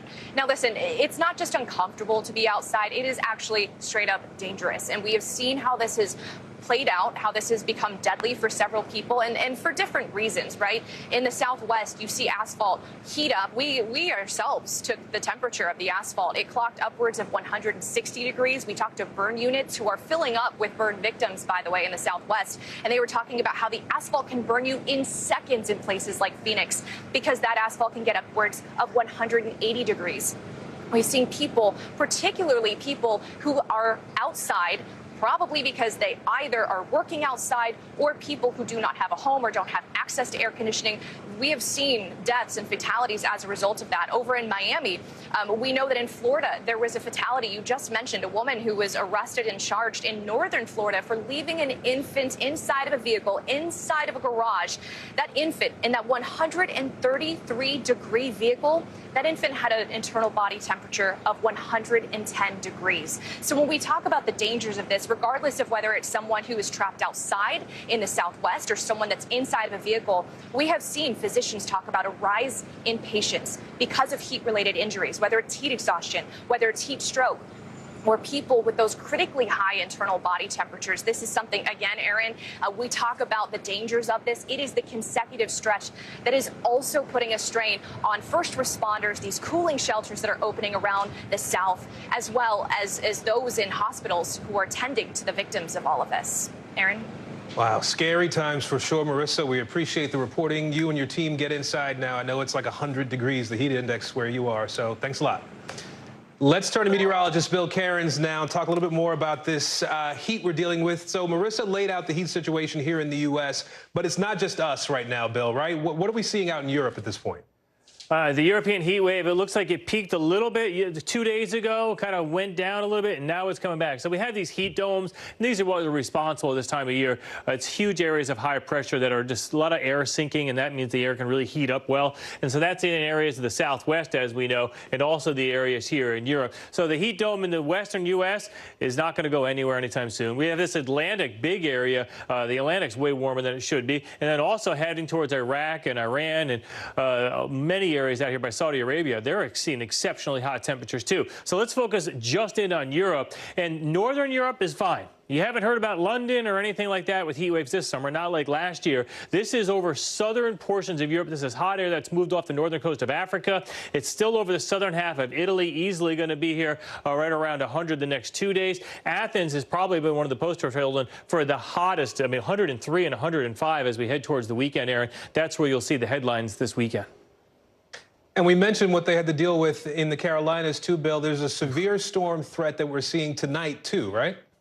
Yeah, we have a couple areas of concern. Mostly it's going to be a wind damage threat. We've already seen numerous reports of wind damage in areas of Tennessee. So we got this enhanced risk area. It includes a lot of big cities here, Detroit to Cleveland to Erie, Pittsburgh included, Columbus too. And later this evening, we'll get some really big storms out here in areas of western Kansas. And then we have a flash flood threat too. Don't be surprised to see some stories about flash flooding tomorrow morning, especially in areas of eastern Tennessee. So this is the areas for the wind damage threats, Detroit and Cleveland included in that, and maybe even some hurricane gusts. We do have 2 severe thunderstorm watches. We have a ton of rain that has moved down out of Tennessee through Chattanooga and now into northern portions of Georgia. And North Georgia has mountains too, and you don't like heavy rain training over those areas, so that's one concern. And then further up towards the north, a large severe thunderstorm watch. Looks like Detroit, you're in the clear after your thunderstorms just rolled through. Now we're going to wait and see how bad these storms are as they head towards Cleveland and Columbus later on tonight. So we got our hands full, Aaron, once again. Yeah, so much to keep an eye on. Bill Cairns, we appreciate you. Thanks. Let's take you overseas now, where we are getting new details about the American soldier who's in custody now in North Korea. That's after he bolted across the border with South Korea into really one of the most volatile regions anywhere on the planet. This is a bizarre story, And there are some members of Travis King's family now saying they're worried about the fate of the 23-year-old. I think his problem is that he need help. You know, that's not Travis. Out of his character, I never seen him get down like that ever. So something must be. So something's going on. Yeah. This isn't him. It's not his personality. And we're also starting to learn more about King's last months in South Korea. A South Korean official telling us he spent 48 days in prison there, being released earlier this month. He was supposed to come back to the U.S. when he got out, but he didn't have all the documents he needed to actually get onto a plane, apparently. Instead, King got away from military officials at the airport and ended up with a tour group headed to the border. He sprinted across the border, really shocking the tourists who were around him at that point. Matt Bradley has more now from Seoul. Yes, we just got some troubling new details about the events that led up to this young private's mad dash across the border into North Korea. Now, we knew that he was implicated, or at least had been detained or accused of at least one, possibly two, different assaults at two different nightclubs or bars. Now, we also know that he was serving detention in a South Korean prison while he was working, or while he was enlisted in the U.S. military here in South Korea. Now, he decided to spend 48 days, and right after that was when he decided to make his mad dash across the border. Now, what that was not a separate, yet another third assault. It turns out that he was deciding, he made a choice to go to prison and spend 48 days there in lieu of paying a fine for damaging a police car. And that was an altercation that occurred while he was being detained by police during one of those two previous assaults. So basically, this young man decided that instead of paying the $5,000 fine, he would do what some South Koreans are able to do, which is to spend 48 days in prison, essentially doing labor.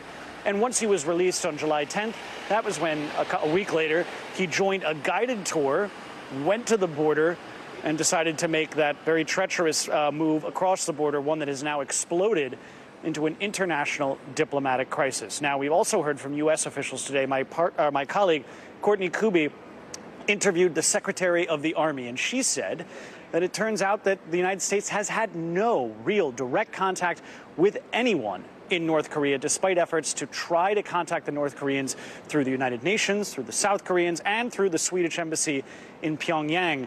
And the fact is that we're not going to know anything more about the fate of this young soldier, Private Travis King, before we hear from the North Koreans. And right now, the overwhelming sound we're hearing from North Korea is silence on this troubling matter. Matt Bradley for us in South Korea tonight. Right here in Washington, a close aide of former President Donald Trump, who may have unique insight on the days after Trump lost the 2020 election, is testifying today before a federal grand jury. We're talking about William Russell here. You see him here on Mr. Trump's left, just moments before he spoke to the crowd of supporters who would go on to launch that deadly Capitol attack. So here's what we know about Russell at this point. He's a former White House aide who helped organize the former president's trips. He is still in the Trump circle now. He's working for his 2024 campaign. He's also already testified more than once before Jack Smith's grand jury. But, and this is what's really interesting to us today, Russell is not mentioned a single time in the January 6th committee's final report. Garrett Hake is joining us now to talk a little bit more about this. So the January 6th committee didn't want to talk to Russell, but Jack Smith's grand jury wants to hear from him. What do we know about why that is? Well, look, it's a reminder that the federal government has powers to compel testimony that the January 6th committee lacked, and that they were able to go deeper with lots of folks. I mean, look, Russell is a relatively junior aide, or was in the Trump White House, but as that picture demonstrates, he's somebody who, as a personal aide to the president, would have had close proximity to him. So maybe he's somebody who overheard something. Maybe he's somebody whose version of events contradicts that of another witness. That's the kind of thing that might explain why he keeps getting called to testify over and over and over again. He's been hard to track down. He hasn't appeared in public, but he is still in the Trump inner circle. So he knows something of value to these prosecutors, and I guess we're all going to find out together if and when there's an indictment. Yeah, eventually we'll see, right? I understand that the special counsel also spoke with Rudy Giuliani. Yeah, look, this is another one that's not surprising that it happened. It's just a matter of nailing down the details. Giuliani was kind of the godfather of the whole Stop the Steal movement. We knew that from the January 6th 6th committee. To be sure, this is somebody who was in the president's ear all the time, saying you ought to fight this. He was filing lawsuits. He was traveling the country talking about these issues. He was a central figure. We learned that he talked to investigators back sometime in the early spring in New York City. What's interesting to me is, are they talking to him as a witness, or are they talking to him as somebody who they think might also potentially face charges? Again, we don't know the answers to those questions yet, but he has not received a target letter, at least as of right now. And since that last target letter went to the former president, we're, what, a little after 5 o'clock on Thursday, so he's not going to speak to the grand jury here in D.C. At the same time, he's asking the House to sort of remove the impeachments from his record, right? That's right. And it's not really a power that the House has. They can vote on what's called an expungement, but it doesn't do anything. I mean, impeachments happen, right? I mean, you can pass a resolution that says basically anything you want, but nothing will take away the fact that we all lived through those 2 impeachments. That said, my sources say Donald Trump is enamored of this idea. He wants to see the House take a vote on it. He wants the House leaders, particularly Kevin McCarthy, to be more vocal about it. But the oldest rule in Congress is if you have the votes, you take the votes. And what it tells me is House Republicans don't have a majority yet to make this happen, regardless of how much Donald Trump might want it. All right, so many more moves to see in this case. Garrett Hake, we appreciate the reporting. Thanks. You bet. Fireworks today at a Republican-led House committee hearing. This one centered around testimony from the 2024 Democratic presidential hopeful, Robert F. Kennedy Jr. Now, Democrats taking this opportunity really to torch this potential spoiler candidate. The hearing held by a committee focused on the so-called weaponization of the government, with today's focus on censorship in this country. Democrats using their time to go after a man known for conspiracy theories and potentially siphoning votes away from President Biden. Listen. There's no secret that this is an amplification of his own platform. One of our Republican witnesses encourages this appalling rhetoric and promotes anti-Asian hate with dangerous and unfounded claims. Extreme MAGA Republicans elevate a man who tells others that vaccines aren't safe. Now, Kennedy's gotten a ton of backlash in recent days from folks on both sides of the aisle after he implied that the COVID pandemic was somehow designed to spare certain Jews and Chinese people, which he says was taken out of context.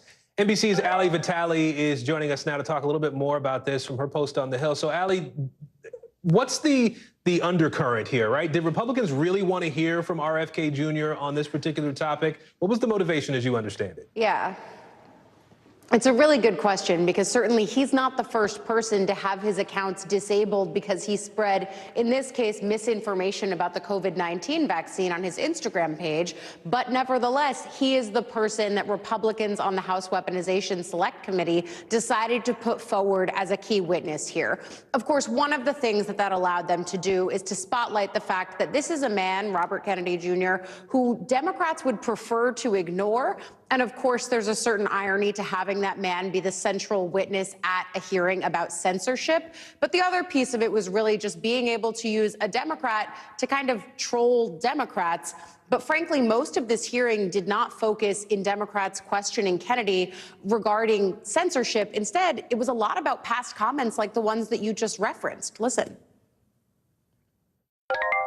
Do you think it was just as hard to wear a mask during COVID as it was to hide under floorboards or false walls so you weren't murdered or dragged to a concentration camp? Of course not. That's ridiculous. But that's a comparison that you made. And if this were a slip of the tongue, Mr. Kennedy, or a one-off comment, we would all move on. But there's a deeply disturbing pattern.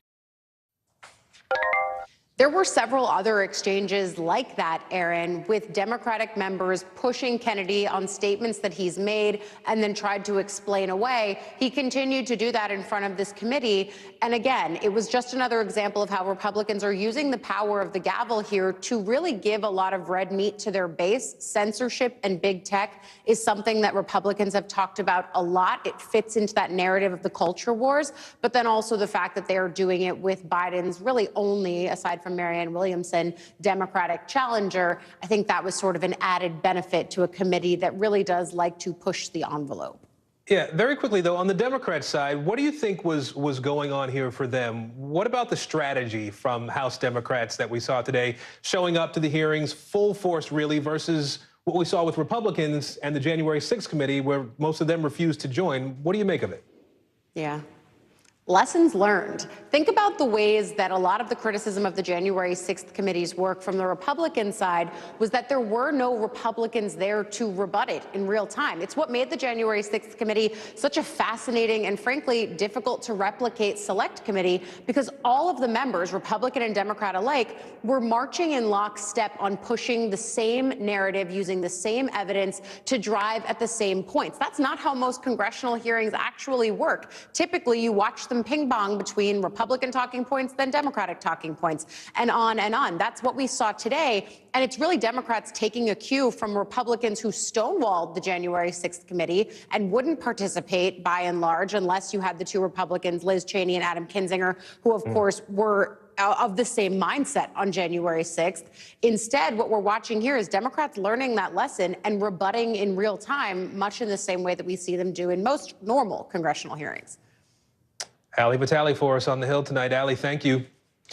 The murder of rapper Tupac making headlines again. NBC News today first to obtain a search warrant Las Vegas Metro Police served on a home, and it's giving us more details into exactly what they were looking for. Now, according to this warrant, on Monday, police searched the home of Dwayne Keith Davis. Now, police had previously said he was in the suspected shooter's car when Tupac was killed almost 30 years ago. Police found a USB drive, an iPhone, some iPads, and laptops, among other things, in the house.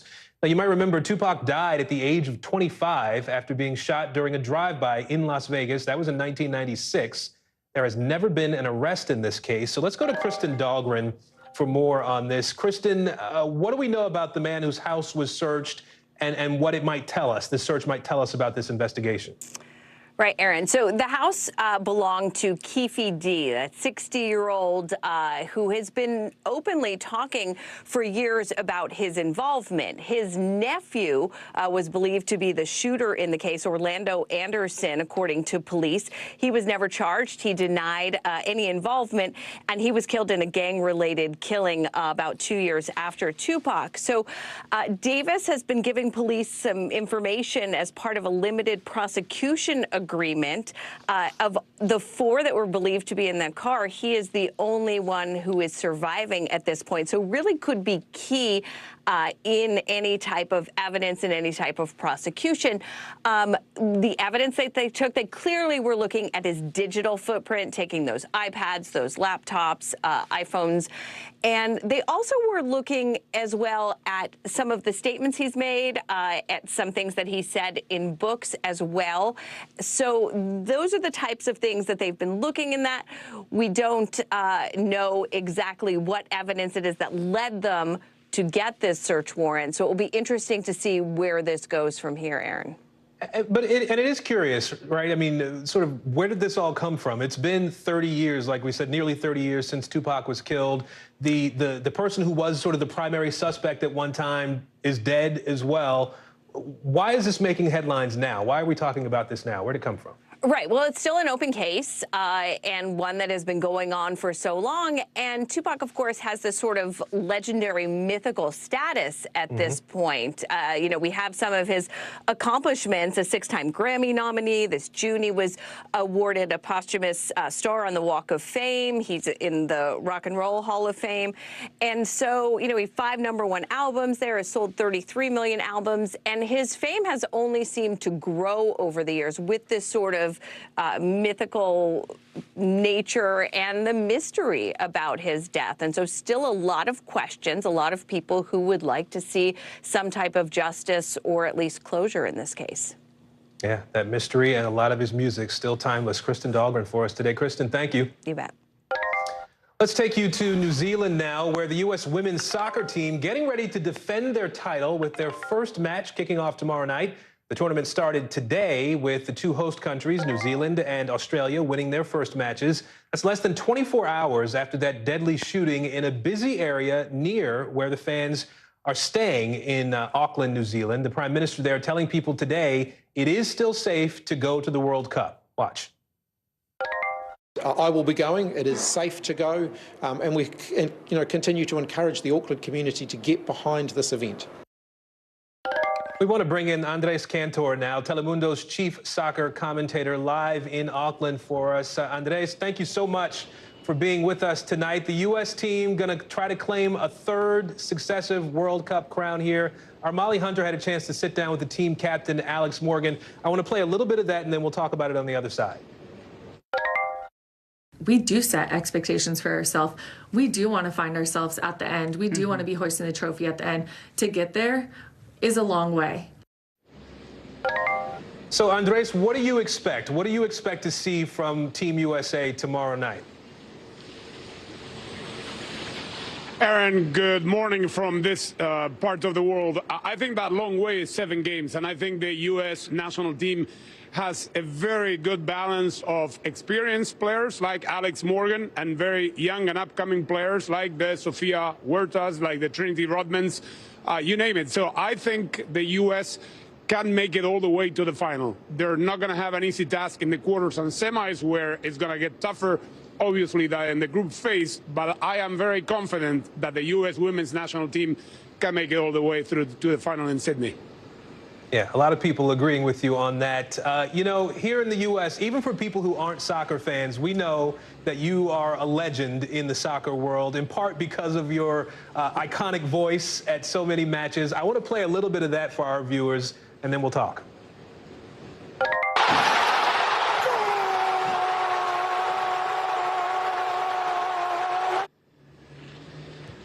You know, you love soccer. You love football. I know that people know that about you. What are you looking forward to the most? What matches are really going to generate the most excitement for you? Well, as a matter of fact, last night here in New Zealand, it was a great match, the opening match. New Zealand beat Norway 1-0, and, you know, the goal was a beautiful goal. And obviously, I'm looking forward to all the U.S. women's national teams. It's going to be very interesting to see how the competition is catching up to the rest of, the rest of the world is catching up to the U.S. I think England has a good team, so I'm looking forward to call their games. I'm looking forward to call the France against Brazil match, but obviously I'm pumped up and ready to go. Tomorrow, the game here is going to be at 1 p.m. local on a Saturday afternoon, which is not the usual kickoff time for a football, soccer match, but hopefully the U.S. women's national team will be ready, and so we will be in Telemundo and Peacock, where we will have the game prime time on Friday night at home. Yep, we will be watching the team and watching you for the commentary as well. Andres Cantor, we appreciate your time today. Thank you, sir. Well, stay with us. We have some breaking news. We are just learning about the NFL approving the sale of the Washington Commanders to a new owner. We're going to tell you why the old owner has to pay a multi-million-dollar fine on his way out the door. Stick around for that. Plus, how much money a Florida jury is awarding a little girl who was burned by a chicken McNugget. That's later in our 5 Things.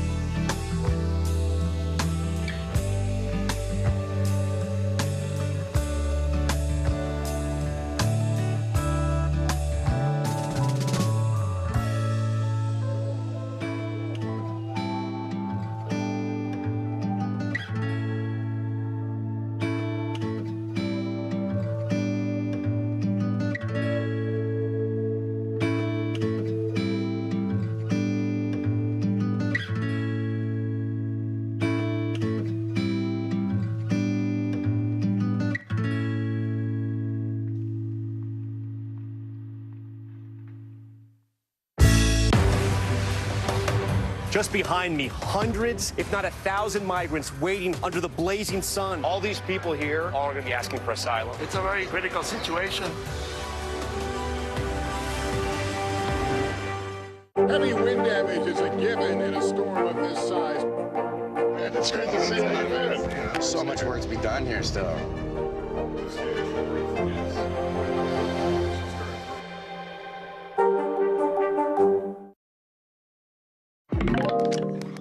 A possible new solution for people who want to kick a pretty common, kind of nasty little habit. We're going to tell you about that in a few minutes. First, though, we want to bring you tonight's Newsmaker exclusive.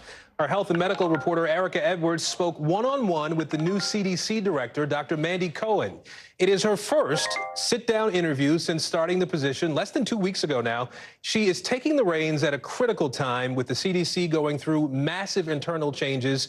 And Americans' trust in that agency is at an all-time low right now. Here's the story.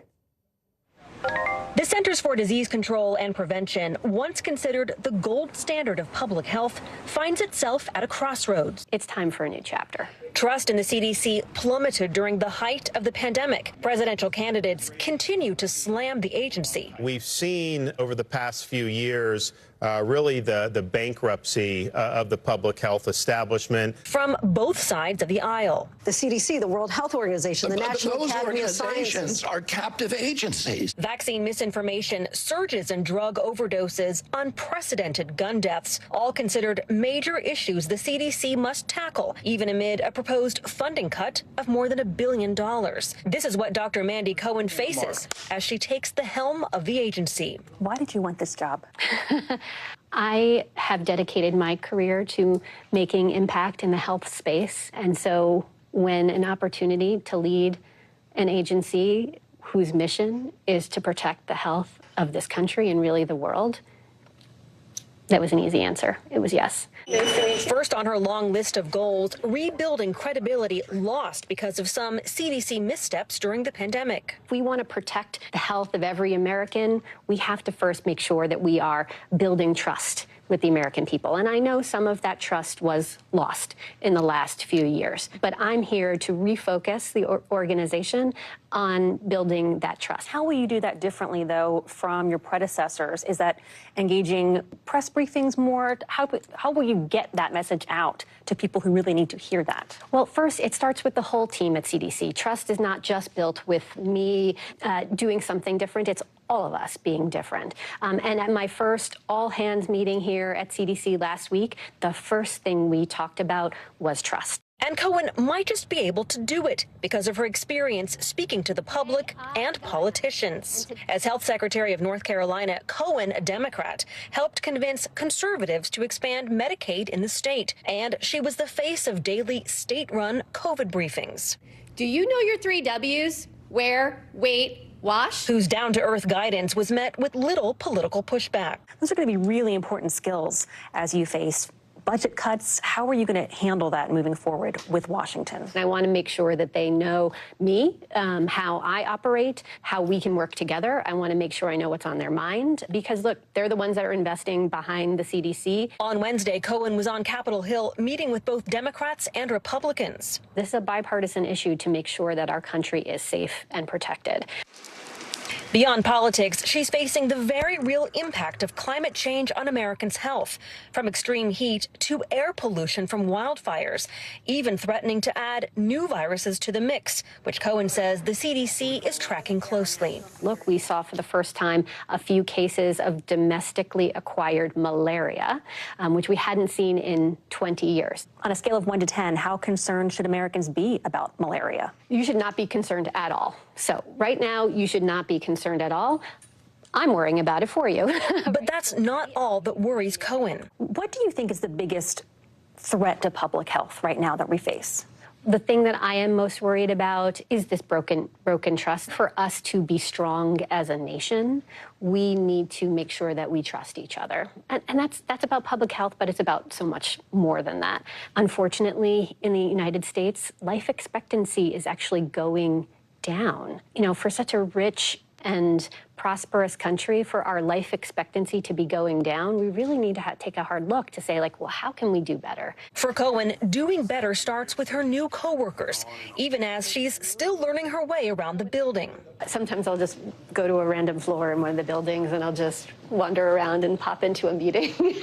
Her very first day on the job, greeting employees at the door with Alicia Keys songs playing in the background, all part of her plan to get the CDC on board with her goals. One of my values that I bring here to work is joy, right? We want to have joy at work. And that's not just about parties and celebrations, but it's about connecting with the mission. But you need to have a little fun at work in order to bring your A game. I really think the American people deserve everyone's A game. They deserve my best, and they deserve the best from this agency. And Erica Edwards joins us now. Erica, some really good insights into how this new director is going to operate and how she thinks there are a lot of big public health issues right now for the country to be focused on. You talked about so many of the issues. What did she say about gun violence, about the mental health crisis in this country?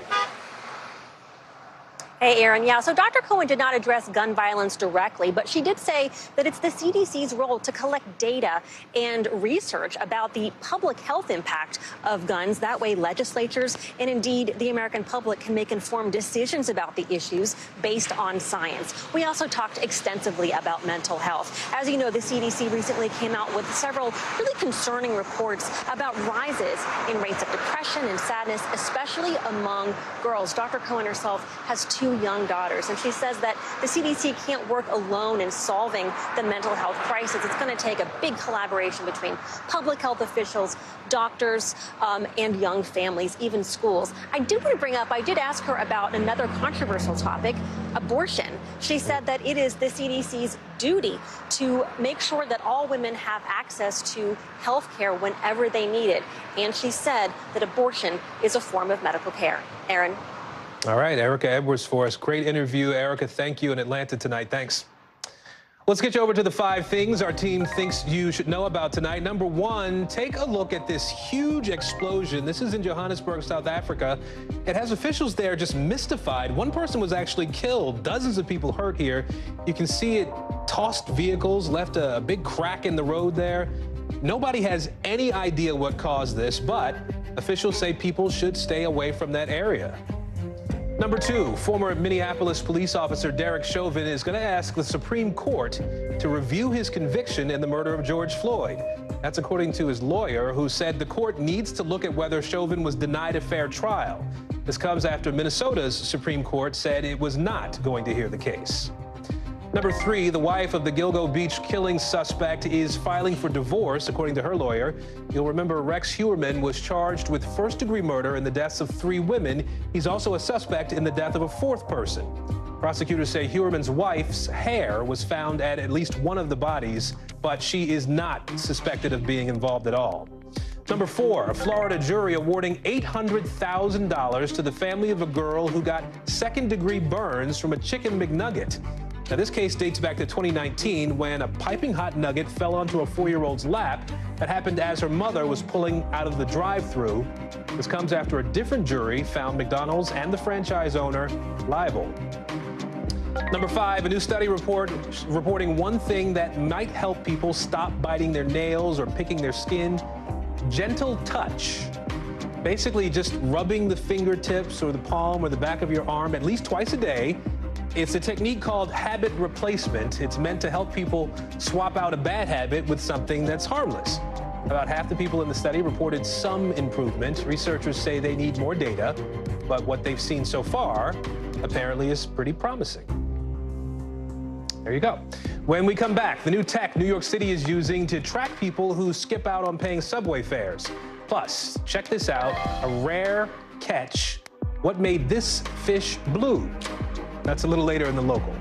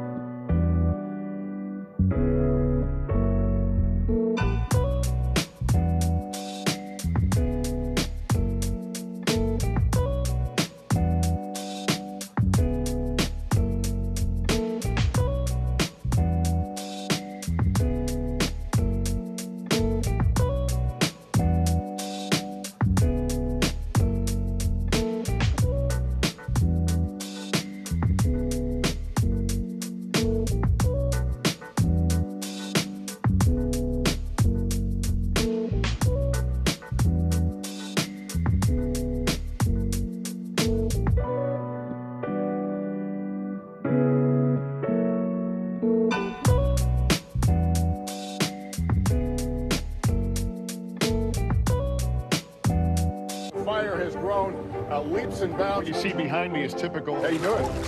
Pretty bad.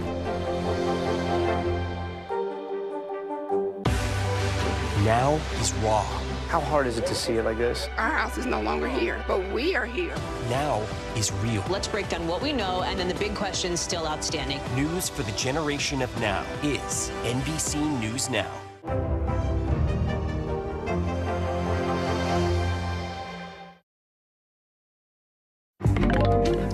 There is one winning ticket for that $1 billion Powerball jackpot. We're going to tell you where that person, that lucky guy, bought it after a little bit later this hour. First, though, if you are a fan of the Washington Commanders, you'll want to hear this breaking in just the last half hour. Daniel Snyder is out and Josh Harris is in. You see Harris there with NFL Commissioner Roger Goodell after the NFL owners unanimously approved the sale for $6 billion.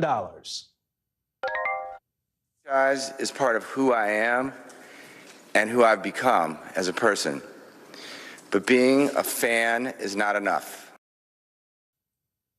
At the same time, it welcomed Harris, the NFL also dropping a bombshell on Dan Snyder. He now faces a $60 million fine. That's after a years-long investigation into his conduct corroborates an allegation by a former cheerleader that he sexually harassed her and that he deliberately underreported revenue by the club to the NFL. Corey Robinson from NBC Sports joining us now to talk a little bit more about this. So, Corey, walk us through more of what we're learning from this report that looked into the Commanders, or what the report that came out after this investigation into the team. Yes, the SEC chair, Mary Jo White, led the 17-month-long investigation, over 10,000 documents. And basically, like you mentioned before, it's not just workplace misconduct, there's also financial mismanagement, right? That led to this idea this punishment of a $60 million fine on Mr. Snyder. This is interesting, though, Aaron, because if we go back to one of the earlier reports, and I have to say earlier because there have been many investigations on this team and on the Snyders particularly, but back in 2021, after attorney Beth Wilkinson's report, the NFL fined Mr. Snyder $10 million, and he stepped away from day-to-day operations, and his wife took over as the head of day-to-day operations for the club. So, Corey, I want to play a little bit of what Roger Goodell had to say about this report. We'll talk about it after this. Listen. We had an obligation to release those publicly. We did. We shared those with the ownership today. Had a full discussion of that. The findings do speak for themselves. And, Corey, this report sort of underscores, in some ways, why the league wanted to push Snyder out so badly, right? Yeah, so, Aaron, this is interesting because the NFL is almost invincible, I would say. Mm-hmm. I mean, they basically survive any type of scandal and still make money. Yeah, it's amazing. But in this instance, I think there was just too much, right? I mean, after 3 years of scandals, congressional investigations, the NFL doing multiple investigations, leveling double-digit million-dollar fines, I think it got to the point where the rest of the NFL is, okay, we just got to move on past this. And then most importantly, when you think about the playbook, this is one of the best franchises in the league, in the world, most valuable franchises in the world. You have to own a stadium, and quite frankly, Snyder wasn't able to do that because of all his baggage.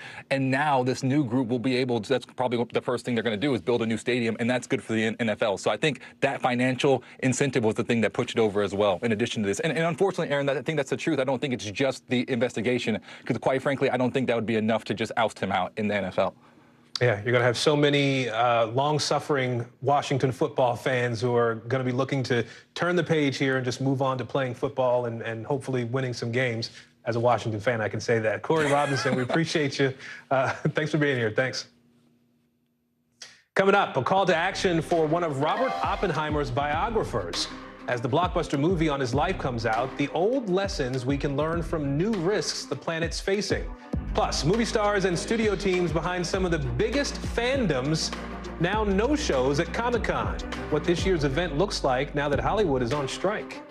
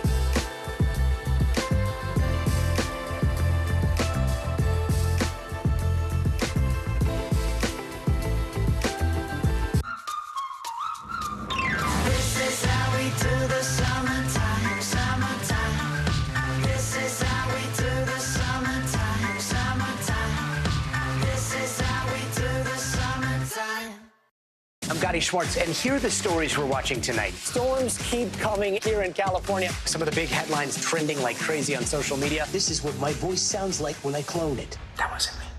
You gotta see this. Stay tuned now, weeknights on NBC News Now. Comic-Con kicking off today in San Diego. It looks a lot different, though, than what some fans are used to seeing. Normally, you'd have Hollywood A-listers involved in some of the biggest films of the year. They're a big draw for these things, but this year, many of them are sitting out because of the ongoing actor strike. That means fewer panels, fewer interviews, a lot less promotion. Stars like Timothée Chalamet, Zendaya, Quinta Brunson, Kenan Thompson, they will not be there. But a different, slightly less star-filled atmosphere doesn't necessarily mean smaller or even less enthusiastic crowds. Our Jay Gray is in San Diego tonight. Hey, Aaron. Welcome to the opening session of Comic-Con.